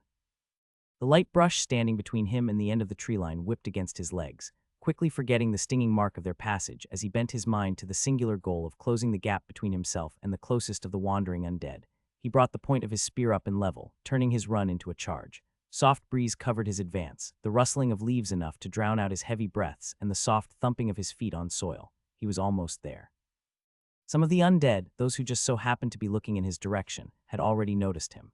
Ambling limbs readied glorified farm tools as they drew in his direction on stumbling. His target did not move, too dim-witted to experience even vague curiosity at what had riled up its fellows. Caius grinned, surging blood making his face grow hot. The point of his spear rammed into the back of its head with the force of a charging bear, driving deep into its liquefied brain. Black blood sprayed out as the undead was flung forwards from the force of the collision. The machete it held in its hand tumbled to the ground. Ding! Level 12 undead scout slain. Vibration shot through his spear and into his arms, stinging the palms of his hands. He was forced to plant his feet, sliding in the soft earth to arrest his charge. Ripping his spear free from the body of the dead scout, he turned to face the rest of the undead, now well aware of his presence. In an instant he assessed their composition. They were still spread out, those first few who had seen him only now just beginning to cross the courtyard between the lodge's buildings. He still had time. Unfortunately, whatever mindlessness impeded the undead's senses and cooperative abilities also seemed to make them impervious to surprise. They all just seemed to notice he was there, and then got ready to gut him where he stood without taking any time to think about it. The closest to him was a trio who had been standing in the shadow of the smokehouse, one with a spear, one with a hatchet, and another with a knife. Caius was already moving, a burn settling into his legs as he launched off in a new direction. The spear wielder tried to ward him off, waving its duplicate of his own weapon at him. He feinted a lunge, smiling as it reacted with a clumsy stab. Lashing out with his spear, he batted away the threatening point of the weapon. Committing to his riposte, his spear point sank into the undead's shoulder with a sickening crunch. It tried to bring its spear around for a slash, but its shattered joint inhibited its motion, achieving nothing better than a slow, shaky slide. Caius pulled his spear free from the joint and pivoted on his front foot, stabbing out to catch the nearby undead knife wielder full in the chest, utilizing the lugs at the base of his spear point to shove it backwards. Black blood sprayed from its chest as Caius ripped his weapon free from the second undead. He whipped his spear back around to his first target, the leaf-like blade tearing a path through the spear wielder's quad. It collapsed onto one knee. While the knife-holding undead was scrambling its way up from the ground, the last of the immediate undead charged at Caius, happily kicking over its ally that struggled to rise with a partially severed leg. He stabbed its face. It parried, pushing his spear point down with a savage chop of its hatchet. Moving with the strike instead of contesting it, Caius stabbed the undead in the hip. Reverberations resonated up his spear's haft as its point ground a long bone, making a mess of the joint. After he ripped his blade free, it took a slow, haltering step forwards on its injured leg. Satisfied the wound had hampered it enough, Caius lunged towards the one with the knife, who had almost fully recovered from their fall. Organ damage or no, the blow to its chest hadn't done much to slow it down. His spear point punching through its undefended face solved that. Ding! Level 14 undead huntsman slain. The initial pack dead or disabled, Caius looked up to survey the rest of the lodge. The front runners of the remaining 11 were getting uncomfortably close, with the rest not far behind. He decided to fall back, unwilling to tangle with such a large group while leaving even crippled allies at his undefended back. A few quick stabs left deep cuts on the remaining standing undead, nicking the muscle of its arms and hampering its movement.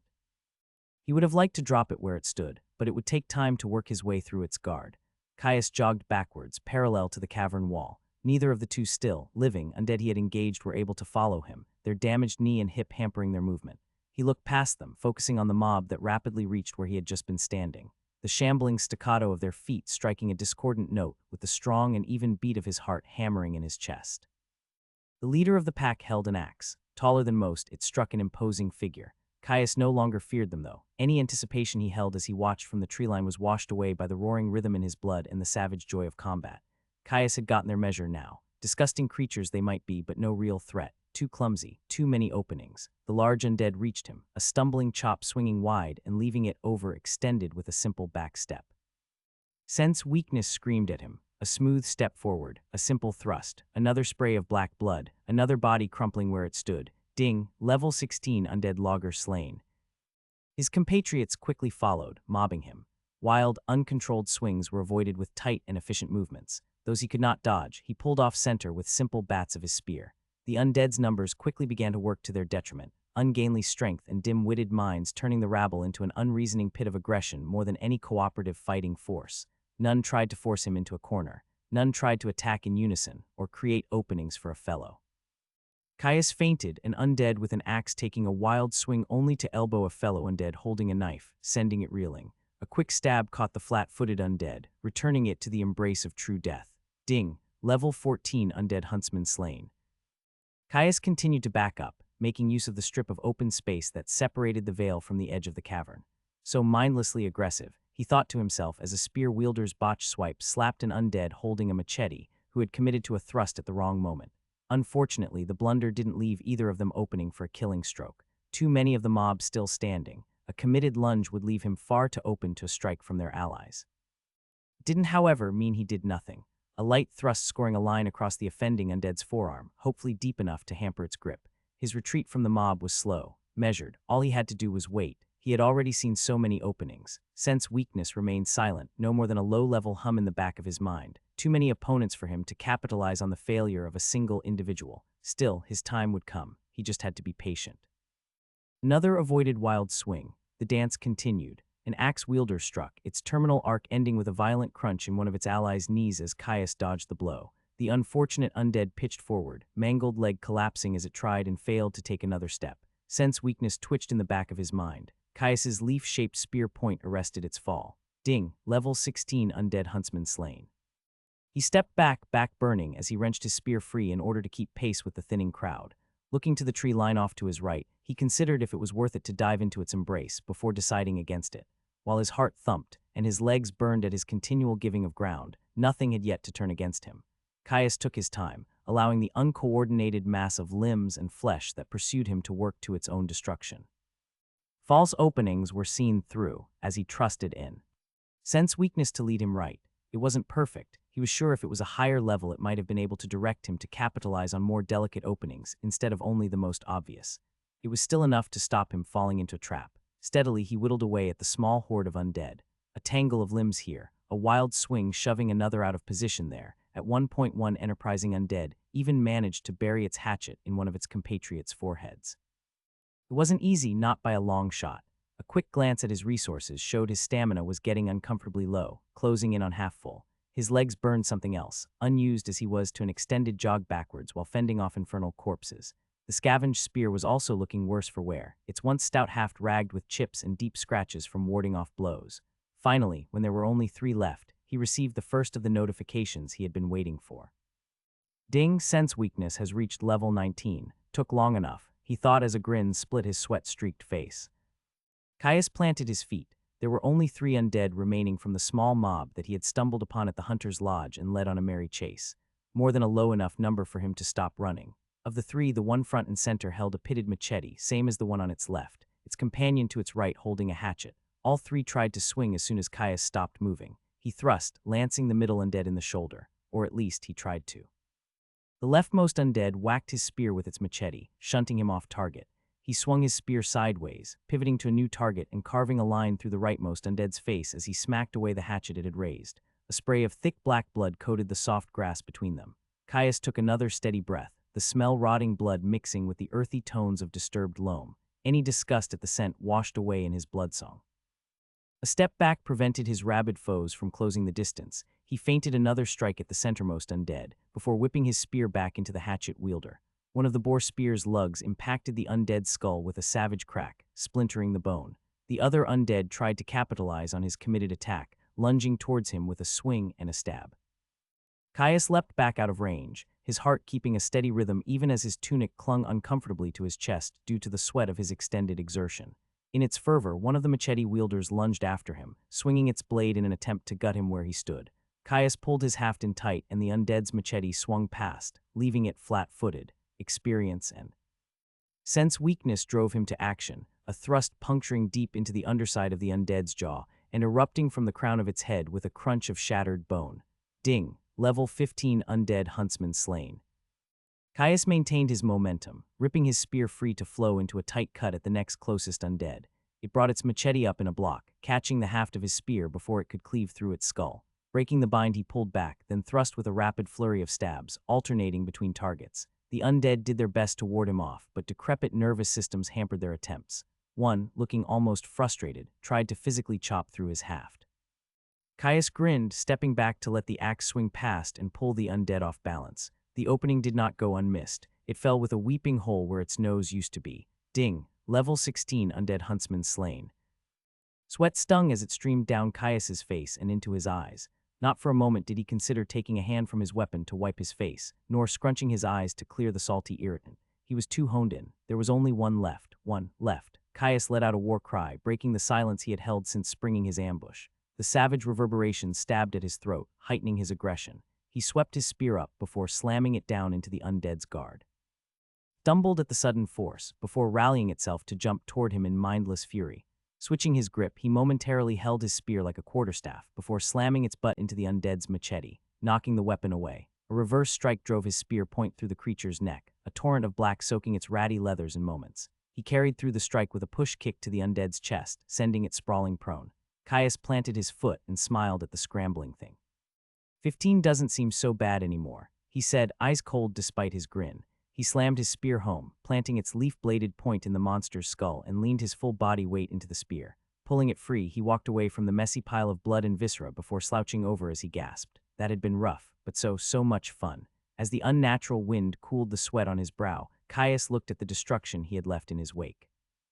A line of black, evidence of the dozens of wounds he had inflicted on the mob. A grisly trail leading to the hunter's lodge far in the distance, interposed every so often by the limp corpse of a downed foe. Gods damn them, that was tough, he panted, using his free hand to massage one of his calves. They still burned something fierce, strained from his hapdash retreat over uneven ground. He squinted, seeing an undead slowly shamble its way closer to him, shaded in the half-light of the cavern. One of the crippled ones, hampered by its injured leg, it promptly stumbled, falling over face first. The absurdity of it jolted, a soft bark of a laugh escaping his lips. Well, best not leave a job unfinished, he said with a shake of his head. Standing up straight, he planted his spear point first into soft soil below, allowing it to stand freely. He bounced lightly on the balls of his feet, shaking loose the accumulated tension in his arms before bending over to stretch out his legs.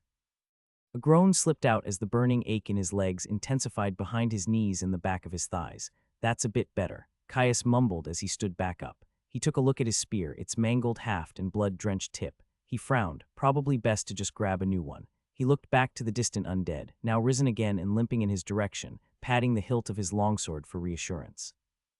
Keeping a comfortable pace, he set off the way back the way he had come, one eye trained on the tree line for any sign of beasts that may have come to investigate the noises of his battle. Thankfully, there were none. He kept in line with the trail of his battle, walking around the leaking corpses of his slaughtered foes, though unfortunately he was not entirely able to ignore their fetid stench now that the heat of battle had left him. Gods, that smells rank, he said, his face paling. It could have been worse, he thought. He'd mostly avoided blows to their center mass. He shuddered to think what unholy abomination he would have to deal with if he had perforated their bowels. About halfway to the hunter's lodge and the stumbling figure in the distance, Caius stopped by the corpse of an undead who had been using a boar spear of its own. He eyed it, checking it for any major damage. It was splintered and poorly maintained, but in a damned sight better state than his own. He tossed his spear to the side, replacing it with the new one. With a new walking stick in hand, he locked his eyes on the slowly approaching undead and picked up his pace. Once he got close enough to the creature, he stopped. Hefting his spear over his shoulder, he took aim and threw it at the undead with a grunt. With unerring finality, it soared through the air. It tried to smack the missile out of the air. Unfortunately, it was hampered by the deep wounds Caius had left over its limbs. The spear slammed home into its face, the blade sinking down to the lugs as the weapon's weight sent its corpse sprawling. Ding! Level 15 undead huntsman slain. Caius let out a hoot of success, pumping the air. Bullseye, he said with a grin. Reaching the corpse, he yanked his spear free. Only a short walk from the lodge that had been set into the cave, Caius could see the final undead struggling as it clawed its way across the ground, a shattered knee preventing it from rising. Pathetic things, aren't they? Caius said to himself as he watched it haul itself across the dirt on one good arm. Finishing it off took even less effort than the walk over to it. Ding. Level 14 undead huntsman slain. Pulling his spear free from its skull, Caius cleaned its point in the soft earth before looking over to the lodge's compound. It was entirely empty, draped in shadow by the stone hollow it had been built in. It was an eerie sight, one that heightened Caius's senses. Some primal insight that balked at the unmoving silence of the buildings. A flicker of intent brought up his resources. Resources, health 200, 202 min. Stamina 64, 202 min. Mana 120, 122 min. His eyes flicked back to the ominous buildings. Not a chance in the pit that I'm going in there without all my stamina. There's more of them inside, sure as a merchant's a swindler. Oh sure, the temptation was there. To kick the door in with a wild yell, engaging whatever he found in a brawl. Relying on his strength of arm and his skill with the blade to see him through the day, but he would have to be a massive idiot to do that. There could be anything inside those buildings, another handful of undead. Sure, he could manage that. It could also just as easily be some witch or undead necromancer, and he had no intention of risking his life for a song. So he slunk back into the tree line, taking a few minutes to find his pack. After digging through it to secure a water skin and a handful of too smoky jerky, he returned to the tree he had first inspected the lodge from. He rested his back against the trunk, yanking at his tough strip of dried meat with clenched teeth. It really needed some salt, the muted ashy taste pulling all the moisture from his mouth.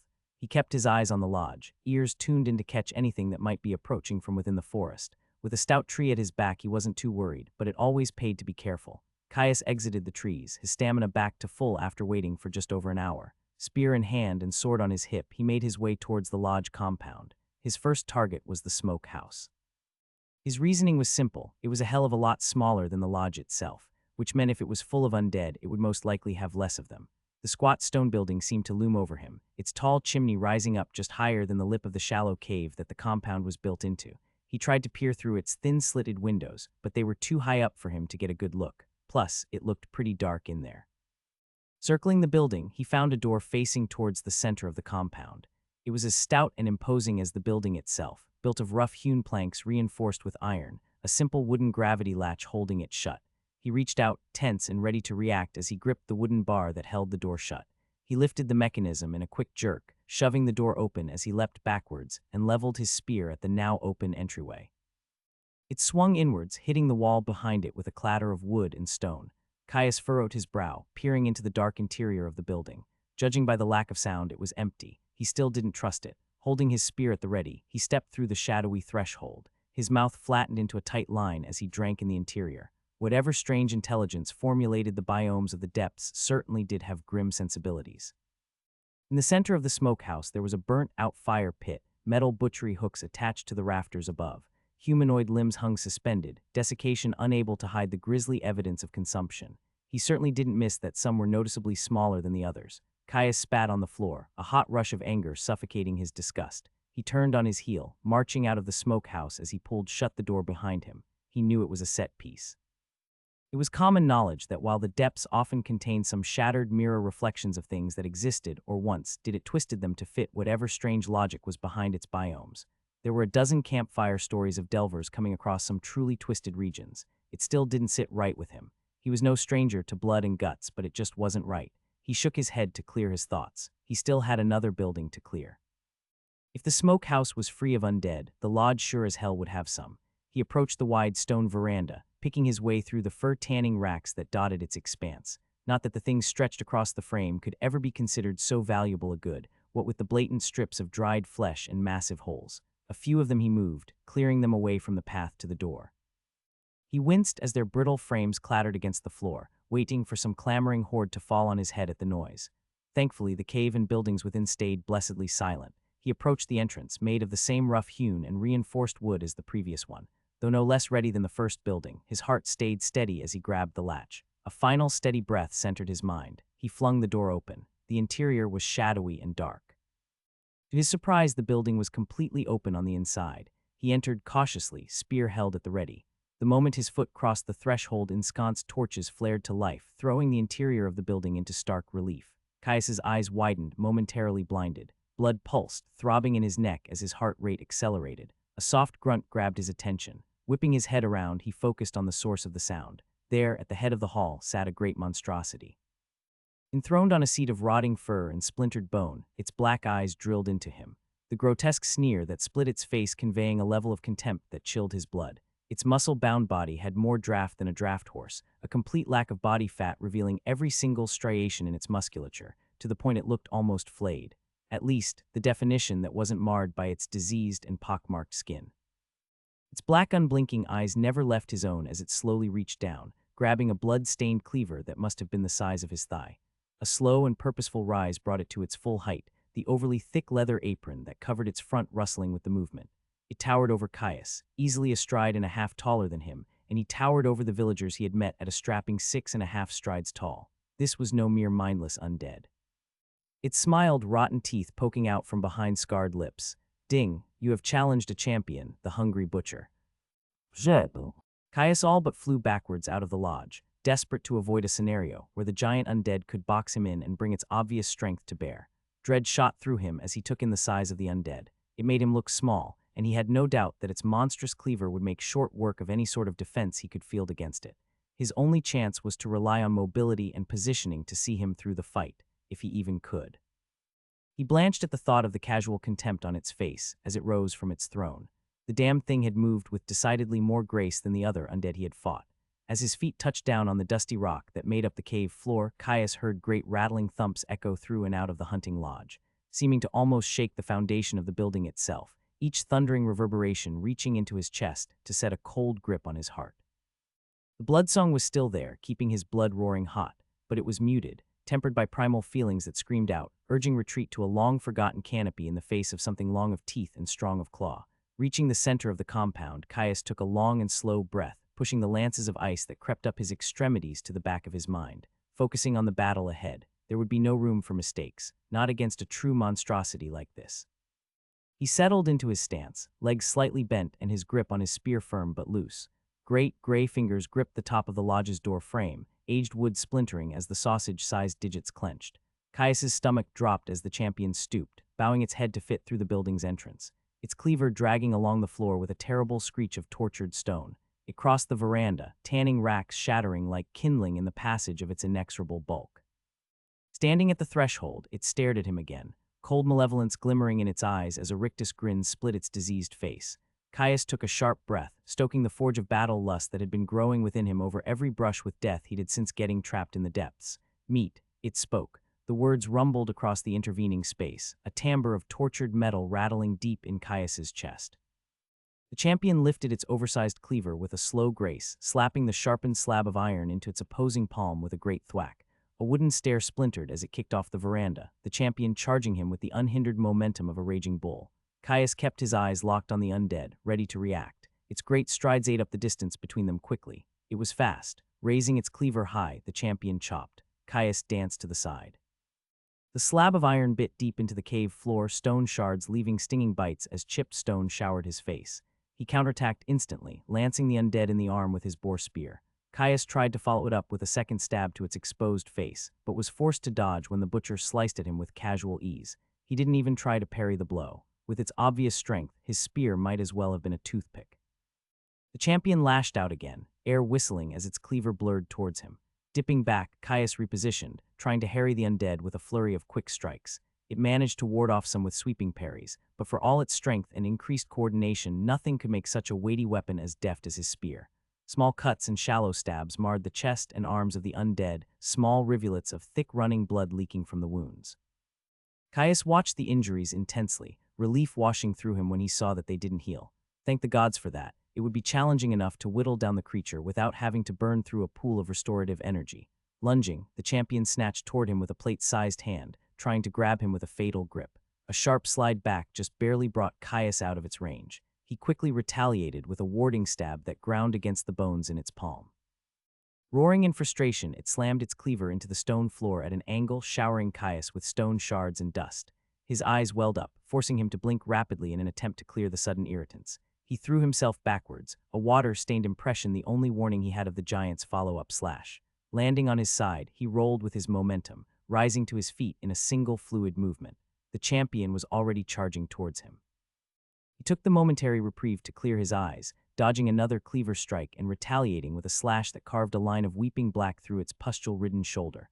All distractions were forgotten now. Blood running hot, his senses hyper-focused on the target in front of him. Caius fell deeper into the bloodsong with gusto, feeling the rushing need to fight. The butcher growled in fury, venting its malevolent aggression with a slash at his torso.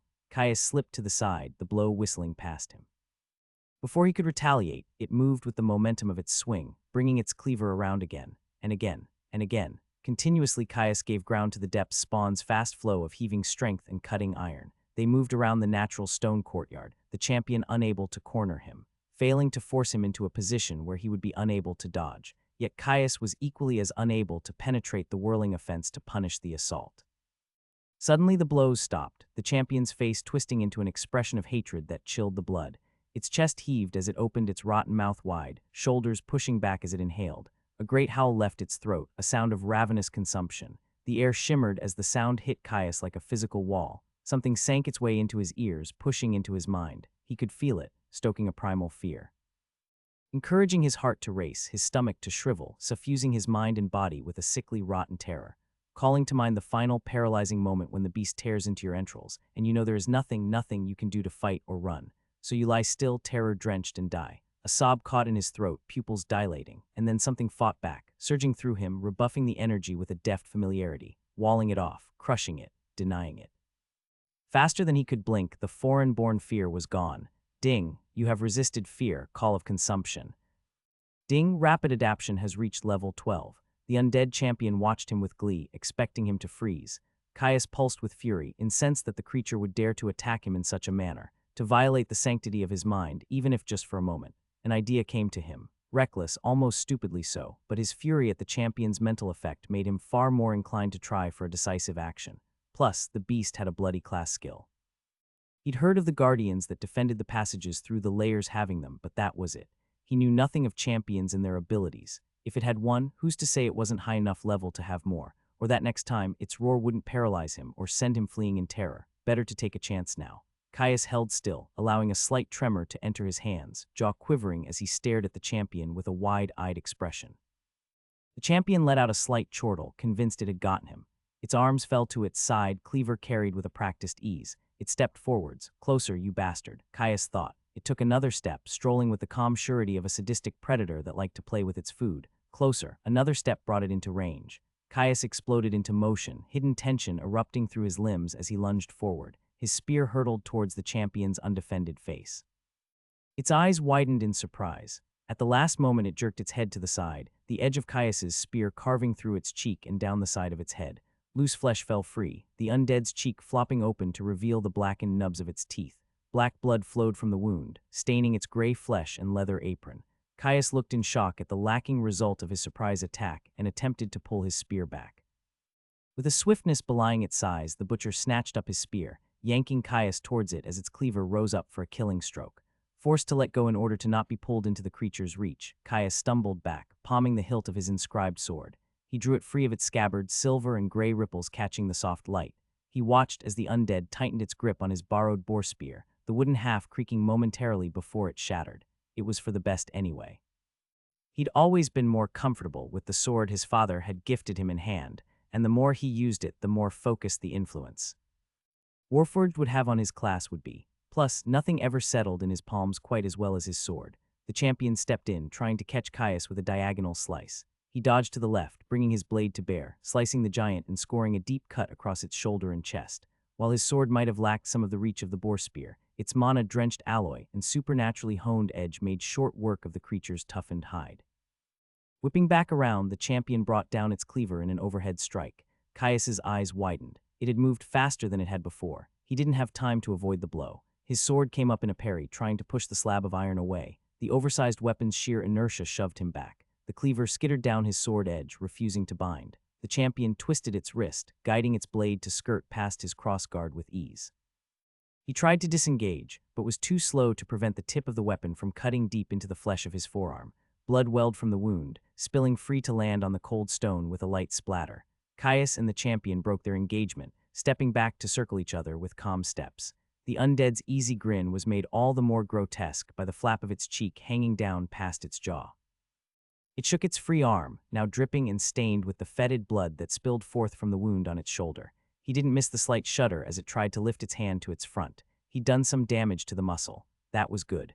Nor did Caius miss the growing itchy heat emanating from his wounded arm, so different from the burn of health already expending itself to seal the cut. No, it was the withering furnace of a fever. Ding, you have been afflicted by blood rot, profane instruments.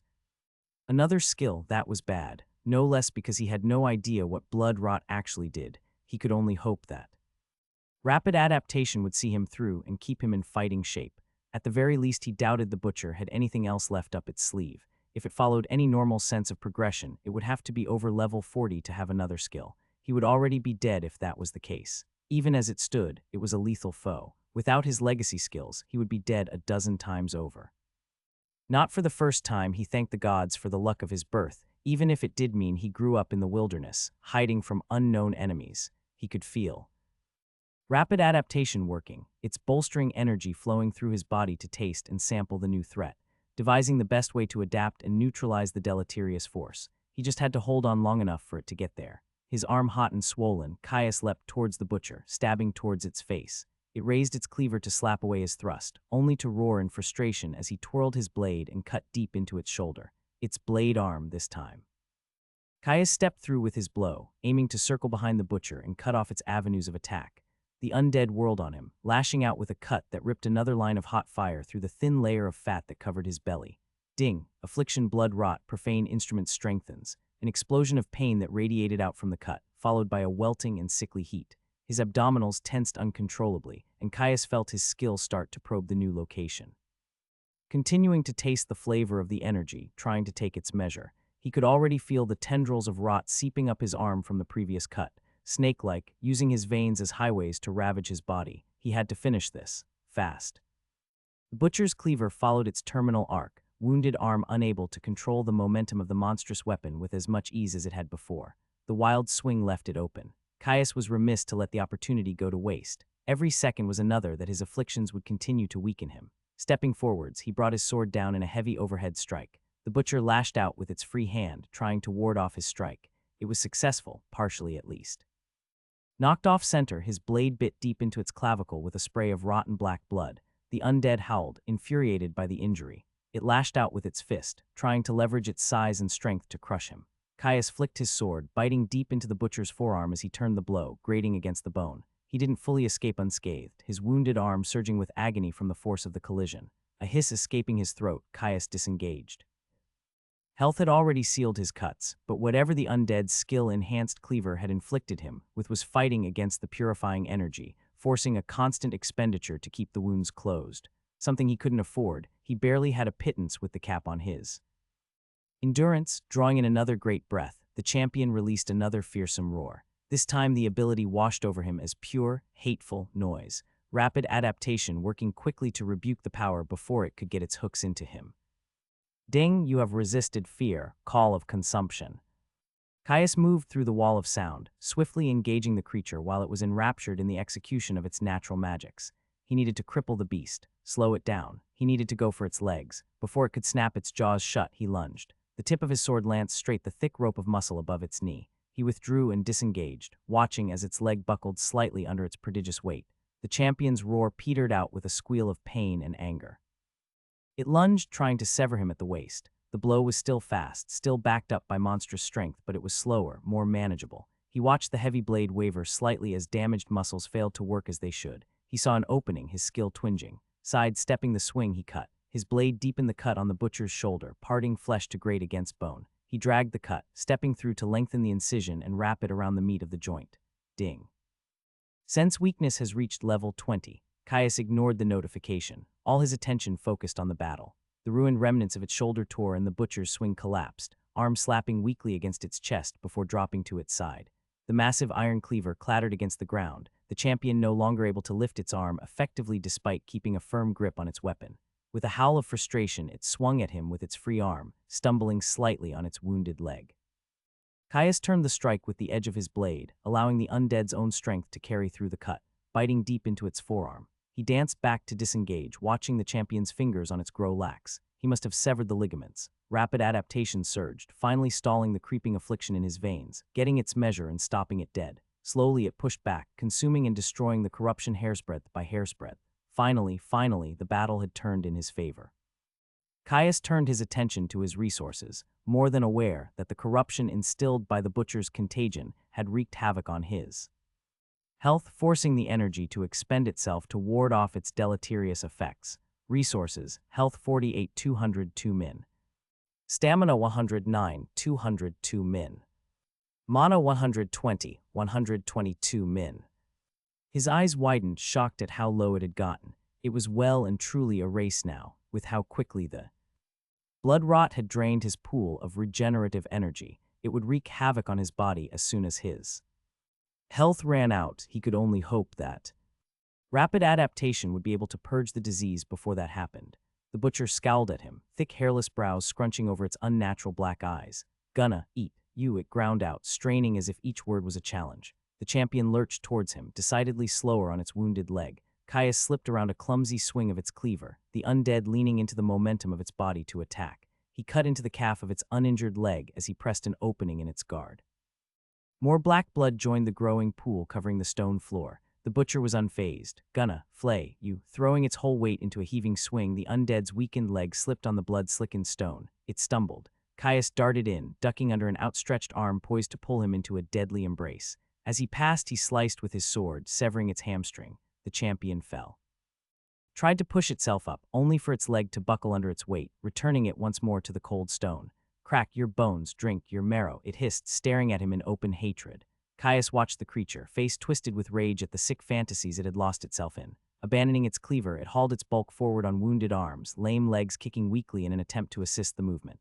It didn't try to flee, lost in its own mindless hunger. "Split your skull, mash your brain, tear your veins, drink your blood, feed me," it wailed in impotent starvation. "Just fucking die," Caius screamed, the exertion making him feel lightheaded. Ding. Rapid adaptation has reached level 13. The notification flashed through his mind, joined by the sensation of his skill bolstering, burning out his infection with renewed vigor.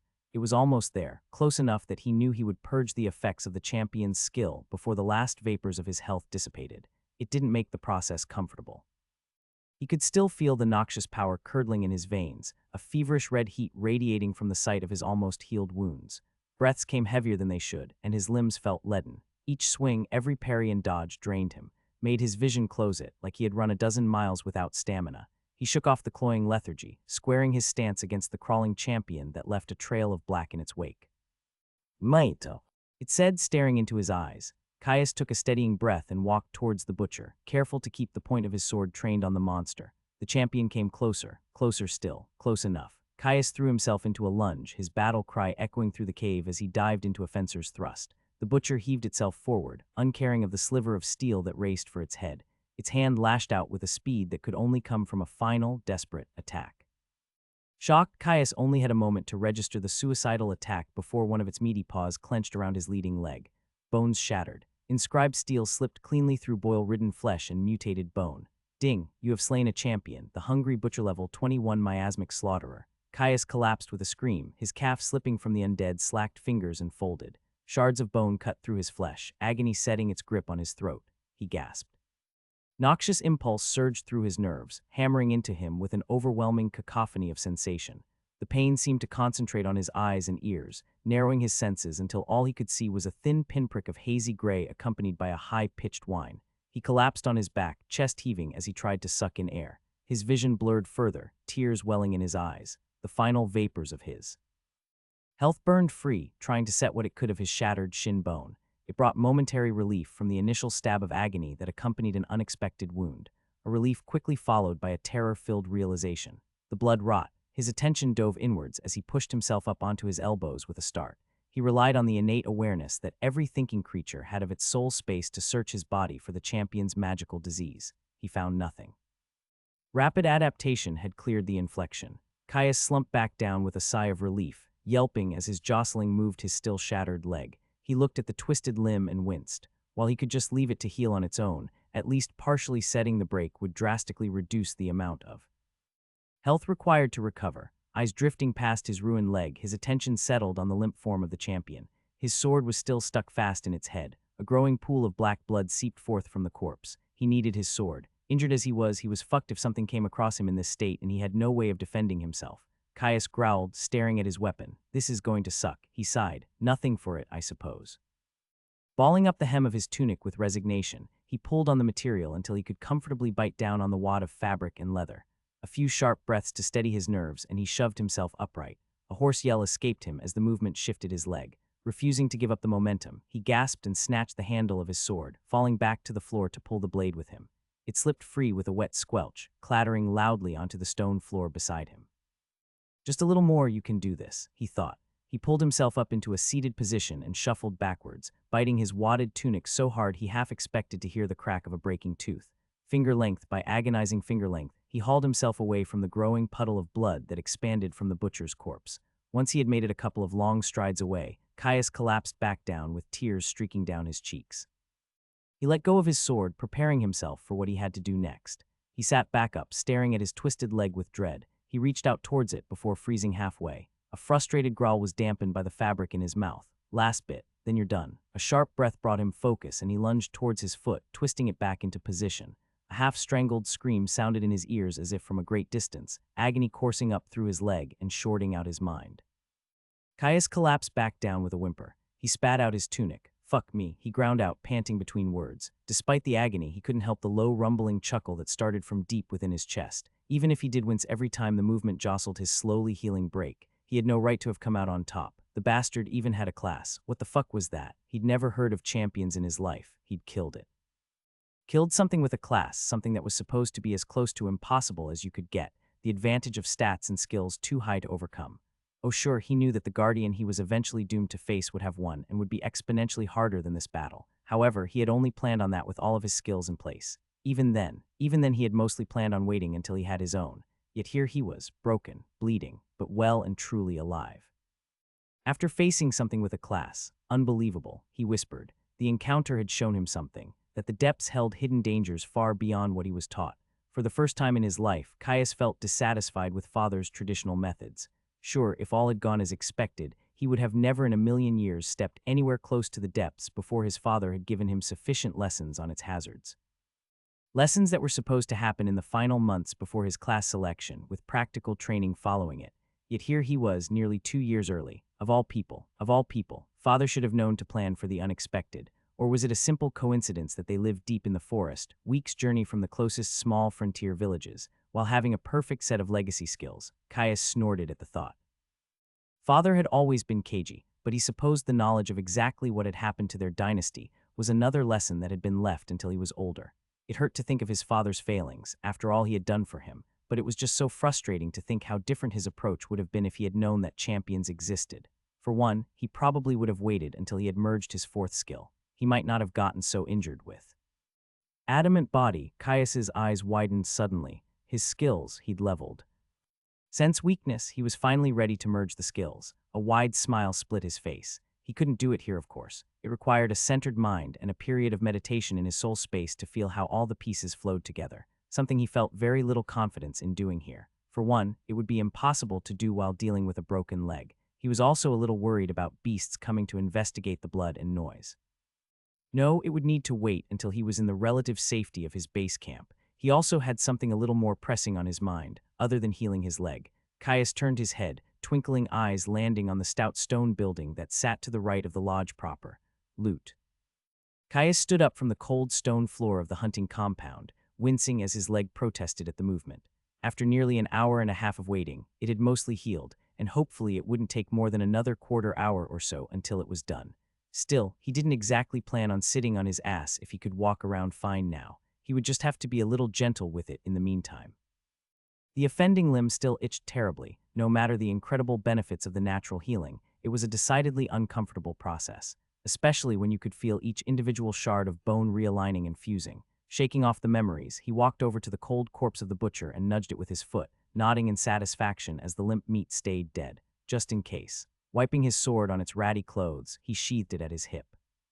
Turning to face the storeroom that sat by the wall of the cave, he looked at its lock, wondering where the key would be. Probably the lodge proper, seeing as that had been where the butcher had been enthroned. He'd heard stories of treasure being guarded by particularly strong denizens of the depths, and if a classed-up champion didn't count, he didn't know what would.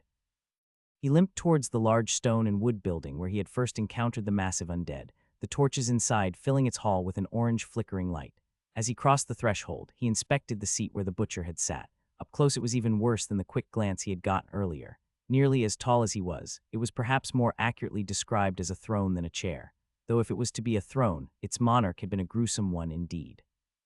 Rotting, uncured furs coated the seat, damp secretions leaving an imprint where the butcher had lounged. The sight and the images it brought to mind made Caius wince. Turning his attention away from the nauseating sight, Caius explored the massive hearth behind the seat that stretched across the head of the hall. It was dusty, with low glimmering coals slumbering inside. He'd missed it entirely on his first look, captivated by the threat the champion had presented to him. Above its mantle, a great deer skull was mounted, larger than any of the many thousands he had seen in his years living in the forest. He looked at its rack in awe. It must have been a truly impressive specimen in life, if it had ever truly lived. Finally tearing his gaze away from the ornament, he scoured the mantel top, where a glint of firelight on metal caught his attention. A key, overly large and crudely wrought. Hopefully it would be what he was looking for. Caius snatched it up and hurried his way outside of the building as fast as he was able. Returning to the chain storehouse, he grabbed at the thick padlock that held the door shut fast, interesting the key with a slight tremble. He jiggled it briefly as it got stuck. The lock clicked, the joyous sound sparking a short laugh of success as he popped it open. Chains rattled as he hurried to weave them out from the door's latch. He cast them aside, the links clattering as they hit the stone floor of the cave. Barely containing his excitement, Caius worked the latch and threw open the door to reveal a dark room. The only light entered through the open doorway, drenching the interior in shadow. He took a furtive step forward. Hidden sconces burst into flame as he crossed the threshold. Their flickering light revealed a lone plinth at the back of the room, topped by what looked to be some sort of strange rectangular belt bag. Caius approached quickly, snatching it up and turning it over in his hands to inspect it closely. Perhaps 2 handspans wide and half that deep, it was an interesting thing, made of some sort of hardened leather that held firm in his hand. He rapped it with one knuckle, a soft knock resonating through its interior. It was a dark burnt umber in color, a lighter trim capping its edges. The bottom 4 corners were capped off in brass, while it was held closed by a sturdy buckle of the same material.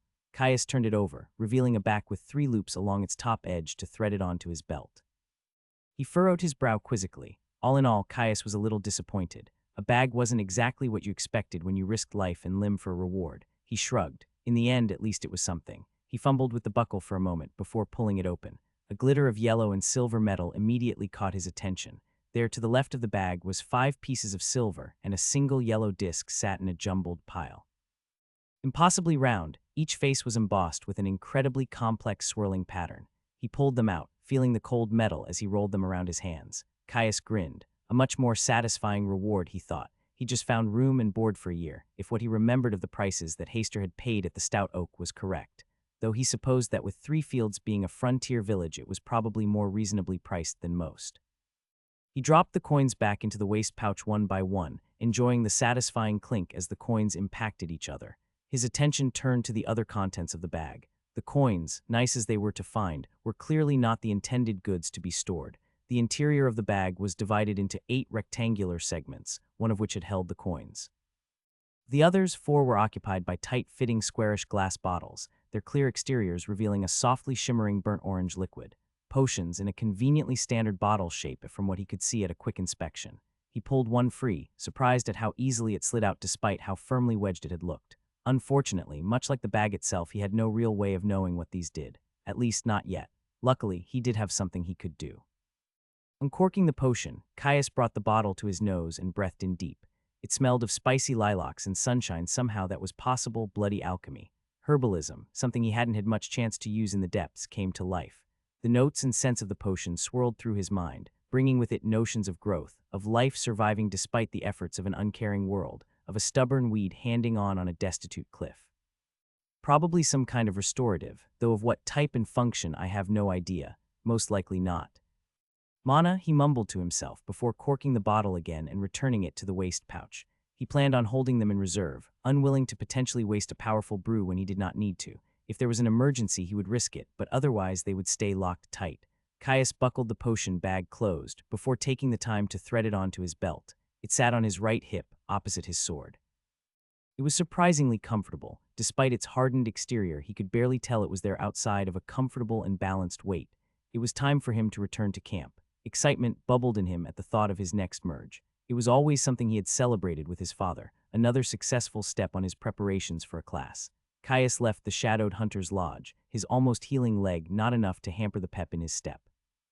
Stepping past the bodies of lesser undead, he dipped back down to the forest trail, spending a few minutes to locate the marked tree where he had stashed his pack. Collecting his belongings, he returned to the edge of the tree line. He decided he would follow the cavern wall back in the direction of his original entrance to the glade. The lighter vegetation would speed up his journey considerably, and he did still need to properly scout the massive underground environment. May as well see if there's anything interesting on the way, he murmured to himself, setting off at a brisk pace. Caius stepped into the ruined church, a sigh of relief slipping out as he settled into the closest thing to safety he had found in the depths. He walked over to the still slightly smoldering coals of the hearth before dumping on another log to stoke the flames. While the cavern itself was a fairly consistent tepid temperature, the drafty stone interior of the building was far more pleasant with a source of heat. He slung off his pack, depositing it by the rest of his gear that he left behind when he set off for his scouting expedition. A slight grumble escaped him as he eyed the light mist of blood that covered the side of his pack. His way back had been relatively uneventful, at least if you compared it to the excitement of assaulting an undead compound and defeating a champion. He'd spotted a few more tunnels shooting off into the cavern walls of the underground glade, though thankfully they had been completely undefended. He would be leaving those well enough alone for now. Orienteering, he wasn't too worried about getting lost. The stain on his pack had come from a particularly enterprising trio of dog-like creatures who had stalked him for some time. Luckily for him, they had picked up his trail a few hours into his journey, so he had been fully recovered before he was forced into another confrontation. He looked down to his pants, sighing as he saw the great rents where the beasts had latched onto his leg, the same one that the butcher had shattered in its grip. Had some bad luck today, haven't you, friend? He sighed, shaking the offending limb. The tear in his clothes annoyed him. Even if the leather reinforcement had helped to prevent worse wounds, having stray material flap around in the breeze was distracting and uncomfortable. Luckily, both the tear on his trousers and the cuts on his tunic should repair themselves by morning. Watching as the fire roared back to life, Caius took a seat in front of the hearth. He felt the radiating heat warm him, sinking into his bones. Slow, steady breaths resonated through him, his heart slowing to match the rate of his respiration. Slow inhale, hold, slow exhale, hold. The meditative repetition of it continued as he lost himself in the reaches of his mind, his eyes closing as he dove into his soul space. He was ready for his next step. His mind drifted to tracking its nodule in his center, emanating 1,000 sights, uncountable impulses. Disturbed earth, a stray fiber, a scratched trunk. A million ways to see a forgotten passing, to see trails left in time, waiting to be unearthed. Most were still inaccessible to him, the skill needing to grow further, but they were ready and waiting. He moved to the next nodule that orbited the fire of his soul. Sneak, shadowed nights and hidden scents, eyes passing by unawares, of hiding, of stalking. Half-foreign instincts washed over him as he tasted its depths. He reached out with his will, feeling both centers of power. They were easy to link, threading a thin line of comprehension and personal understanding between them, a glowing wire that he spun from the burning conflagration of his soul. The two shards seemed to resonate, a growing attraction trying to pull their energies together. He clamped down on the motion with the full weight of his mind, halting the merge in its tracks. He knew if he allowed it to continue, they would create. Stalking a lesser and relatively well-known merge. If that happened, his goal would be permanently out of reach, his plans ruined. Caius's focus wavered for a moment, unused to flexing his mind in such a fashion. The two skills wavered, fighting back against him in an effort to move together. He grabbed at them like a vice, forcibly stabilizing them again. It was the first time having to do such a thing, his first two mergers not having another valid outcome to contend with. He wasn't worried. He'd spent months of practice in guided meditation with his father, as much as they could squeeze into their usual fireside rituals, not just on the mental skill needed to hold the merge stable, but the understanding of the ultimate result, the mindset and comprehension needed to link so many disparate parts. This, at least, he'd had practice with. Once he threaded in another, he wouldn't need to worry. He just had to get over this next hurdle.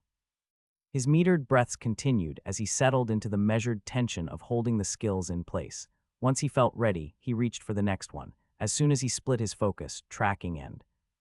Sneak wavered again, sweat beaded on his now furrowed brow. The third thin thread of power reaching out from his soul slowed, undirected without his focus to push it forward. He gritted his teeth, inching it forward as he tried his best to hold the first two skills steady.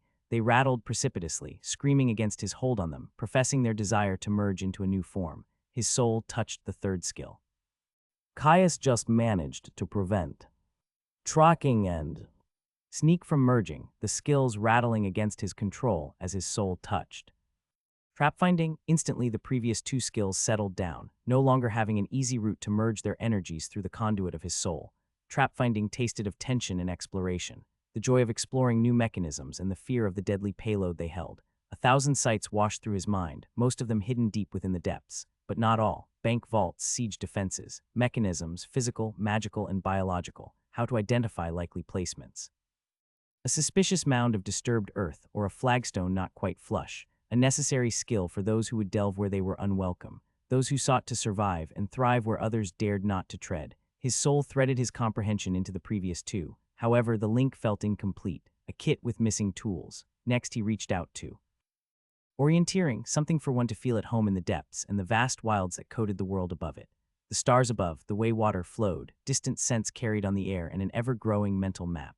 So many things to be used to center oneself in an expansive world, to always know the way forward and the way home. It slotted into his growing picture, fitting like a glove, a way to find his path. Another thread of his soul reached out, connecting to herbalism. It represented a wealth of resources to be found, not just food, but restoratives, mending balms, and a million different ails soothed.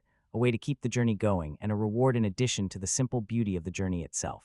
The skill clicked into place. Caius couldn't help himself from sighing in relief before returning to his measured meditation breathwork. Just a few more, he thought to himself.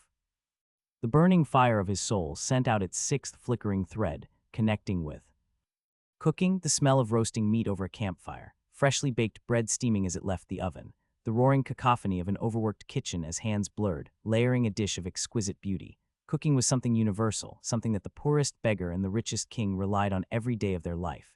It represented succor, a revitalization, a way for a weary traveler to rest, recharge, and reflect on the last leg of their journey.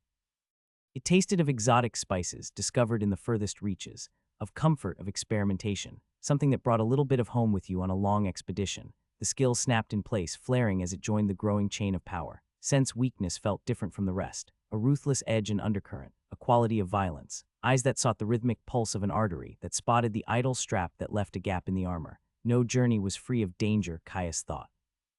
Stepping into the unknown required surety of your own capabilities, a mindset to strike fast, strike hard, and know that you would succeed against all odds. The depths was the greatest frontier of them all, and any who delved its reaches without an awareness of what they faced was a fool. This skill brought that to the table. After all, everything has a weakness. A thrum resonated through the chain of skills, falling just short of a crescendo as the 7 linked nodules of power flared with an internal light. Caius couldn't stop a grin from forming on his face. Just one more and he would be done. Caius reached out a soul thread to physical conditioning, the link of power snapping directly to the skill as if magnetized. Impressions flooded through him, the burn of exerted muscles, a heart slamming in his chest as it pushed oxygenated blood through his veins, fueling the vehicle of his power. An untiring body, unfailing through a lengthy journey, never failing, never stopping, just step after measured step, taking him to the next horizon. A soft chime resonated through his soul space, all 8 of his linked skills flaring with light. They pulsed in his internal mind's eye, slowly sliding together. Their inexorable attraction was inevitable. Even if he wanted to, he was sure he didn't have the mental control to stop their conglomeration.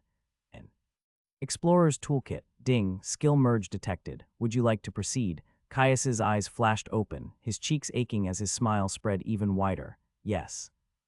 He thought at the prompt, urging it to continue. He felt the skill nodules orbiting his soul draw ever closer together, flashes of energy buffeting his soul as they began to brush together. Some force outside of his control flooded through him, aiding the mixing of disparate forms as the balls of contained energy dispersed. Threads began to extrude from the vacuous gas that emanated from the site of his prior skills, weaving into a new, denser orb. Began to spin, slow at first, but quickly accelerating to rotate at a speed that caused his mind to ache when he attempted to comprehend it. With each revolution, it drew in more from the remnants of his 8 former skills. Threads of meaning and gaseous power flooded the new creation, a sudden flare causing it to burst into light. The shockwave buffeted him, hitting his mind like the spike of an ice pick. Slowly, the new skill slowed, drifting down to join his other merged skills in orbit around his soul. Ding, skill merged, Explorer's Toolkit obtained. Immediately, he pulled up the description of his latest skill, eager to see it in person. His father had given him some rough descriptions, but apparently it was something of a tradition to keep the exact wording away from the youngest of the family. Explorer's Toolkit, Level 1. Unusual. Explorers are a rare breed, always seeking the next horizon, the next unseen sight, regardless of the challenges and dangers that lie between here and there. Rarely do they make it without sufficient skill and preparation. Luckily, you have a toolkit, skill that improves a wide array of capabilities that are useful for wilderness survival and makes the user at home in most environments. Efficacy of the skill is reduced in inhabited environments. Each level moderately increases wayfinding capabilities. Each level moderately increases awareness of hazards and how to neutralize them. Each level moderately increases awareness of useful forage and reagents and how they might be utilized. Each level moderately decreases perceptibility while engaging in stealth. Each level moderately decreases the stamina cost of physical activity. Each level slightly increases positive effects of reagents and self-created consumables and aids in their creation. Merged from tracking, sneak, trap finding, orienteering, herbalism, cooking, sense weakness, physical conditioning. Caius whistled as he read his latest skill's description. It was broad. Explorer's Toolkit was an exceptionally flexible example of a legacy skill indeed. His father had expounded on this in great depths to him. Take, awareness of hazards, and expansion of trap finding. Not only would it cover explicitly laid traps, but also would warn of poisonous plants or a valley that was particularly susceptible to flash flooding. Neutralizing covered everything from detecting an open guard to how best cross a raging river. Hell's self-made consumables included food, meaning even if he never picked up alchemy, his meals would keep him fuller for longer.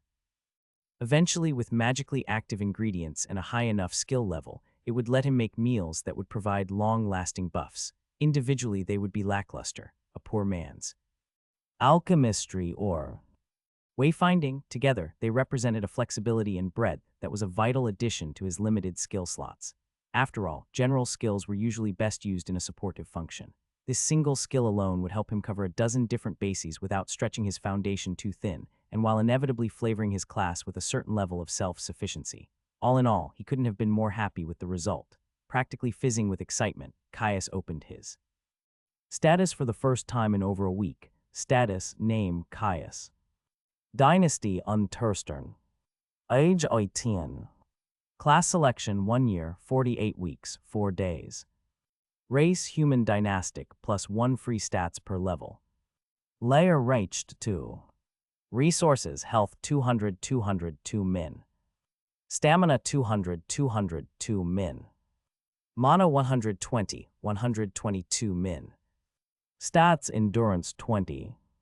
Vitality 20. Strength 20. Dexterity 20. Intelligence 12. Willpower 20. Stat points 0. Class skills 010, NA. General skills 310, rapid adaptation heroic 13. Warforged unique 18. Explorer's toolkit unusual 1. It was strange to see so many empty spaces in his general skill list, after so many months of it being cluttered with a random hodgepodge of survivalist skills. His next goal would be much more focused, something more immediately useful for his survival in this danger-ridden hellhole people called the depths, something that would shore up his defenses. Adamant body. He couldn't wait to get started, but first dinner, and then a nap. He was exhausted. Caius peered out from behind a tree, watching 2 undead foot soldiers that ambled around a burnt-out campfire. Surprisingly, it had taken him barely 15 minutes of walking deeper towards the center of the glade to stumble across them. Explorer's toolkit had started to show its value quickly, highlighting the sounds of clumsy movements over leaf litter against the constant background noise of the forest. The undead would serve his purposes well. Each was garbed in a chain hauberk and tabard, a crow-eating carrion emblazoned on their chests. Thankfully, both were free from any metal helms that would serve as true armor for the cursed creatures. They carried lightly rusted arming swords, something he was more than confident handling with the extended reach of his longsword. Before he burst from behind his hiding spot, Caius took a moment to center himself. It had become something of a pre-battle ritual, falling into a mindset of focus and flow, emptying his mind of distractions and limiting his worldview to the single moment that was to come, one of flowing blood and whirling steel. He kicked off, launching away from the trunk. As always, he was unable to catch the undead flat-footed. They simply turned towards him placidly, raising their swords as soon as they detected his approach. His own blade flew free of his scabbard as he brought it forward into a close guard, the hilt pulled in tight to his waist. The ground between him and the closest undead flew by. Raising its arming sword, the footman cut towards him, its blow fast but ungainly. Caius brought his sword up, aligning his edge to catch the blade in a bind. Rather than try to turn the undead's sword with a quick parry and riposte like he normally did, he defended with a straight block, twisting his whole body into the action to brace against the collision. The arming sword crashed against his own, the dreadful sound of shearing metal hammering into his ears. The infernal strength of the undead ground against him. Before it could batter through his guard, Caius stepped back and disengaged, whirling his sword into a heavy overhead that tore through the footman's crown. Ding. Level 17, Undead Armsman Slain. Caius turned on the remaining soldier, blade flicking out to turn the blow that had been heading for his undefended flank. His parry created the opening that he needed to slay the undead, but he held himself back. That wasn't what he was here for. He waited, settling comfortably into a mid-guard. The undead corralled itself quickly, cutting towards him once more. Caius blocked the strike, gritting his teeth as the impact stung his palms and rattled his shoulder. He lashed out, pushing the undead back with a front kick before settling back into his guard. Again, the undead swung, and Caius blocked, the enhanced steel of his blade taking a chip out of the edge of the creature's lesser weapon with a screech of fury. The footman pulled back, hammering his guard again. Caius's shoulder began to ache, tiring quickly from defending with matched force against a stronger opponent. Come on, it shouldn't be long now. It's only common. He thought to himself, sweat streaming down his back as the thick ropes of muscle that lined his spine stood out in stark relief as he pushed back against the undead's blade. The footman began to hammer his guard, giving up on trying to find a way around his ironclad defense in favor of simply smashing through it. Every blow struck his sword like a blacksmith's hammer as it rang in defiance of the abuse. A final smash caused him to buckle at the knee, his guard slipping. The undead pulled back for a killing stroke. Ding, general skill available. Would you like to learn block? Ding, general skill available. Would you like to learn block common? Yes, Caius thought, accepting the notification instantly. With a grunt of fury, he dug his feet into the ground, regaining his collapsing defense. He flicked his sword, catching the incoming blow of the undead's blade and turning it away in a textbook parry. The footman brought its arming sword once more, mouth hanging open to reveal blackened nubs and sore-ridden gums as it swung at him in mindless fury. Caius was ready, his blade moving smoothly to arrest the undead's swing. A twist of his wrist sent the arming sword skidding down the spine of his sword, safely sailing past him. Getting frustrated at its impotent offense, the undead footman flew into a harried flurry of blows. As uncoordinated as it was, its bodily power lent a furious speed to its swings. It took all of Caius's skill to maintain his defensive stance, giving ground as the assault forced him back. His parries lost all ornamentation, all unnecessary flourishes falling beneath the simplicity of a simple economy of movement. The moment came when the undead tried to go for a decisive stab to his chest. Caius transitioned from a mid-guard to a high one, the body of his blade catching the incoming assault and drawing it towards the canopy above. The clang of clashing swords was matched with an unmistakable ring that echoed through his mind. Ding, general skill available. Would you like to learn parry common? Caius accepted the offered skill without hesitation, pushing the undead back with a boot to its chest. He stepped back, creating distance from his opponent even as the undead tripped over the burnt logs of the fire that dominated the center of the cleared camp. His sword drifted down into the fool's guard, its point almost touching the ground. This is where it starts to get a little dicey, he thought to himself in grim determination. The undead scrambled to its feet, hasty in its desire to see him dead. Turning back towards him, the foot soldier tightened its grip on its sword before racing at him with a charge. It stabbed toward him. Caius left his sword unmoving, watching the point of his opponent's blade with razor-sharp focus. At the last moment, his leading foot twisted into the leaf litter with a slight crunch. He twisted at the hips, allowing the attack to sail past him with less than a hand span to spear. The undead still came barreling towards him, unable to get its momentum under control. He stepped back, allowing the creature to trip over his outstretched leg. It went careening past, impacting a trunk with a glorious clatter. A guffaw escaped Caius's lips, unable to suppress his mirth as the sight. Backing towards the center to ensure ample space to move, Caius watched the undead right itself before it rushed once more towards him. It chopped an easy sidestep, all he needed to bring himself out of harm's way. The footman's failed blow transitioned into a wild, unbalanced cut, one that Caius avoided with a back step. He began to walk around their arena, focusing on minimizing the movement required to avoid a blow. Despite the incensed savagery with which the withered undead pursued him, it still failed to make a sound. Its lack of expression irritated Caius. Battle was supposed to be a hot-blooded thing. At this point, he was basically fighting a doll. A light slide brought him out of the way of a stab. He retaliated with one of his own, stepping forward out of his fool's guard to impale the undead through the chest. Nothing that would really injure the thing. He doubted it would even slow it down, but it was a necessary step. He pulled his sword free before the undead could run up its length, pivoting on his front foot to allow the footman to race past him as it prepared for another blow. A stutter step forward brought him back into range, and the point of his sword cleanly pierced between the undead's ribs. It whirled on him, widening the wound, black blood beginning to seep into the loamy floor. It lashed out with a savage chop. Caius stepped into its guard, raising his fist to slam his pommel into its jaw. Bone shattered, and its expression grew even more feckless as its mouth hung free, arms raised to wrap him into a fatal hug.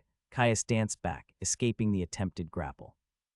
The footman quickly abandoned that tactic, lunging towards him with another thrust.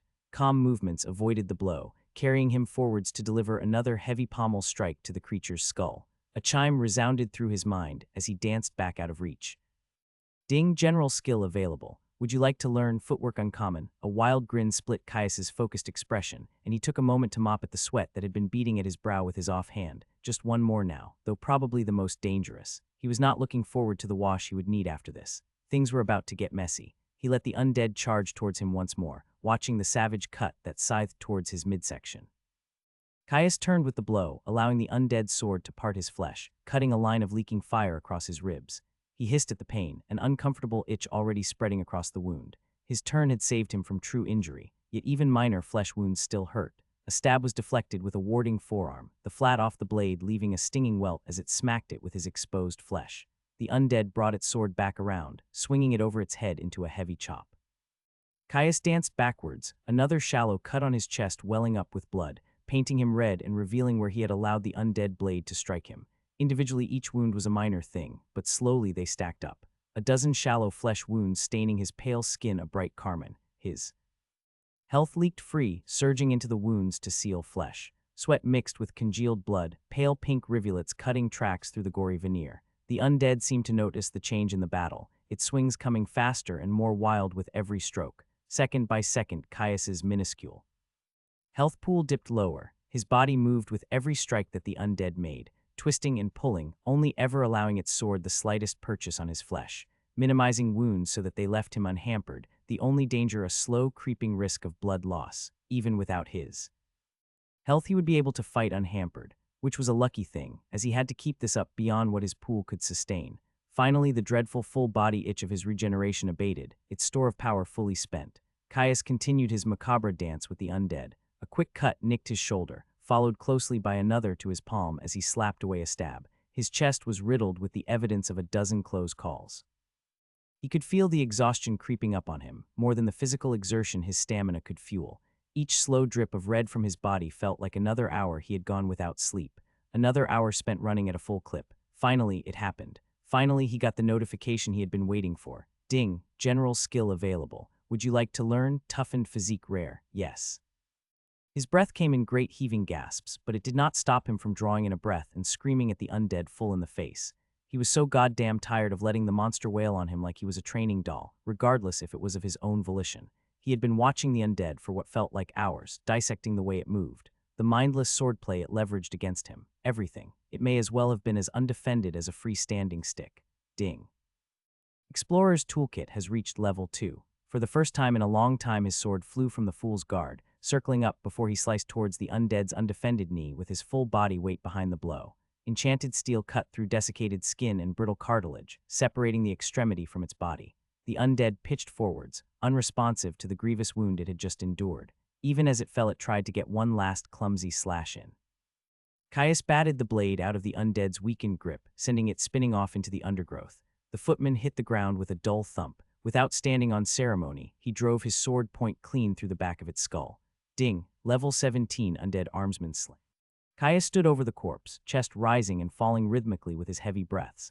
Absent-mindedly, he wiped his chest, smearing clotted blood with the fresh rivulets that spilled from his open wounds. He stared down at himself, eyeing his soiled hand with disgust before he took in the state of his pants. Blood had soaked into the fibers of the heavy canvas, staining the defensive leather plates that guarded his thighs and groin. Godsdamnit, he swore. Necessary or no, it was still disgusting. Every movement caused dried blood and barely healed cuts to pull at his skin, the sensation raising his hairs. Those that weren't already plastered down, that is. Shaking his head at the sorry sight of himself, Caius cleaned his hand and sword on a nearby patch of grass before heading into the bushes to grab his stashed pack. He elected to avoid wearing it. No point in soaking the damn thing in blood, he thought. Instead, he simply held it by its carry loop and set off towards the church. There he could clean himself up and assess his new skills. Caius wrung out the rag, pink bloody water streaming to soak into the graveyard that surrounded his base camp. He had his thin blanket wrapped around his waist in a rudimentary skirt, secured in place with his sword belt. While the enchantment on his pants would have cleaned them perfectly well without taking them off, the sensation of blood-soaked cotton and leather was decidedly unpleasant, and he wasn't about to subject himself to the sensation if he didn't have to. He soaked the rag with more water from one of his water skins, wiping at the mess of dried blood that covered his torso. A wince escaped him as the rough fabric irritated one of his still healing cuts. Luckily, he was almost done. Final few passes of his body, and he had fully cleansed himself from the bloody remnants of his skill-gaining session with the dew of undead. Hanging up the rinsed-out rag to dry over one of the closer headstones, Caius retreated inside the church to the comfort of its slowly smoldering coals. Having moved a large hunk of stone in front of the fireplace as a rudimentary seat, Caius settled down, staring deep into the flicking flames and reaching out to warm his hands. "Let's see what I got," he mumbled. While it was endlessly annoying that his father insisted on the tradition of not explaining more than the broadest outlines of a skills function as it pertained to his family's skill set, he did have to admit that it preserved a lot of the excitement and majesty of gaining a new skill. While he would never be envious of those who did not have the luck of birth to be born into the possession of a full set of merged skills, he did privately admit to himself that he could see the appeal of the freedom to pick and choose as one wished, though he supposed that almost everyone had to deal with pressures regarding their family's expectation of skill selection, and very few had anything close to what he had to show for it. Shaking his head to clear his idle thoughts, Caius pulled up the description for Block Level 1's. Common.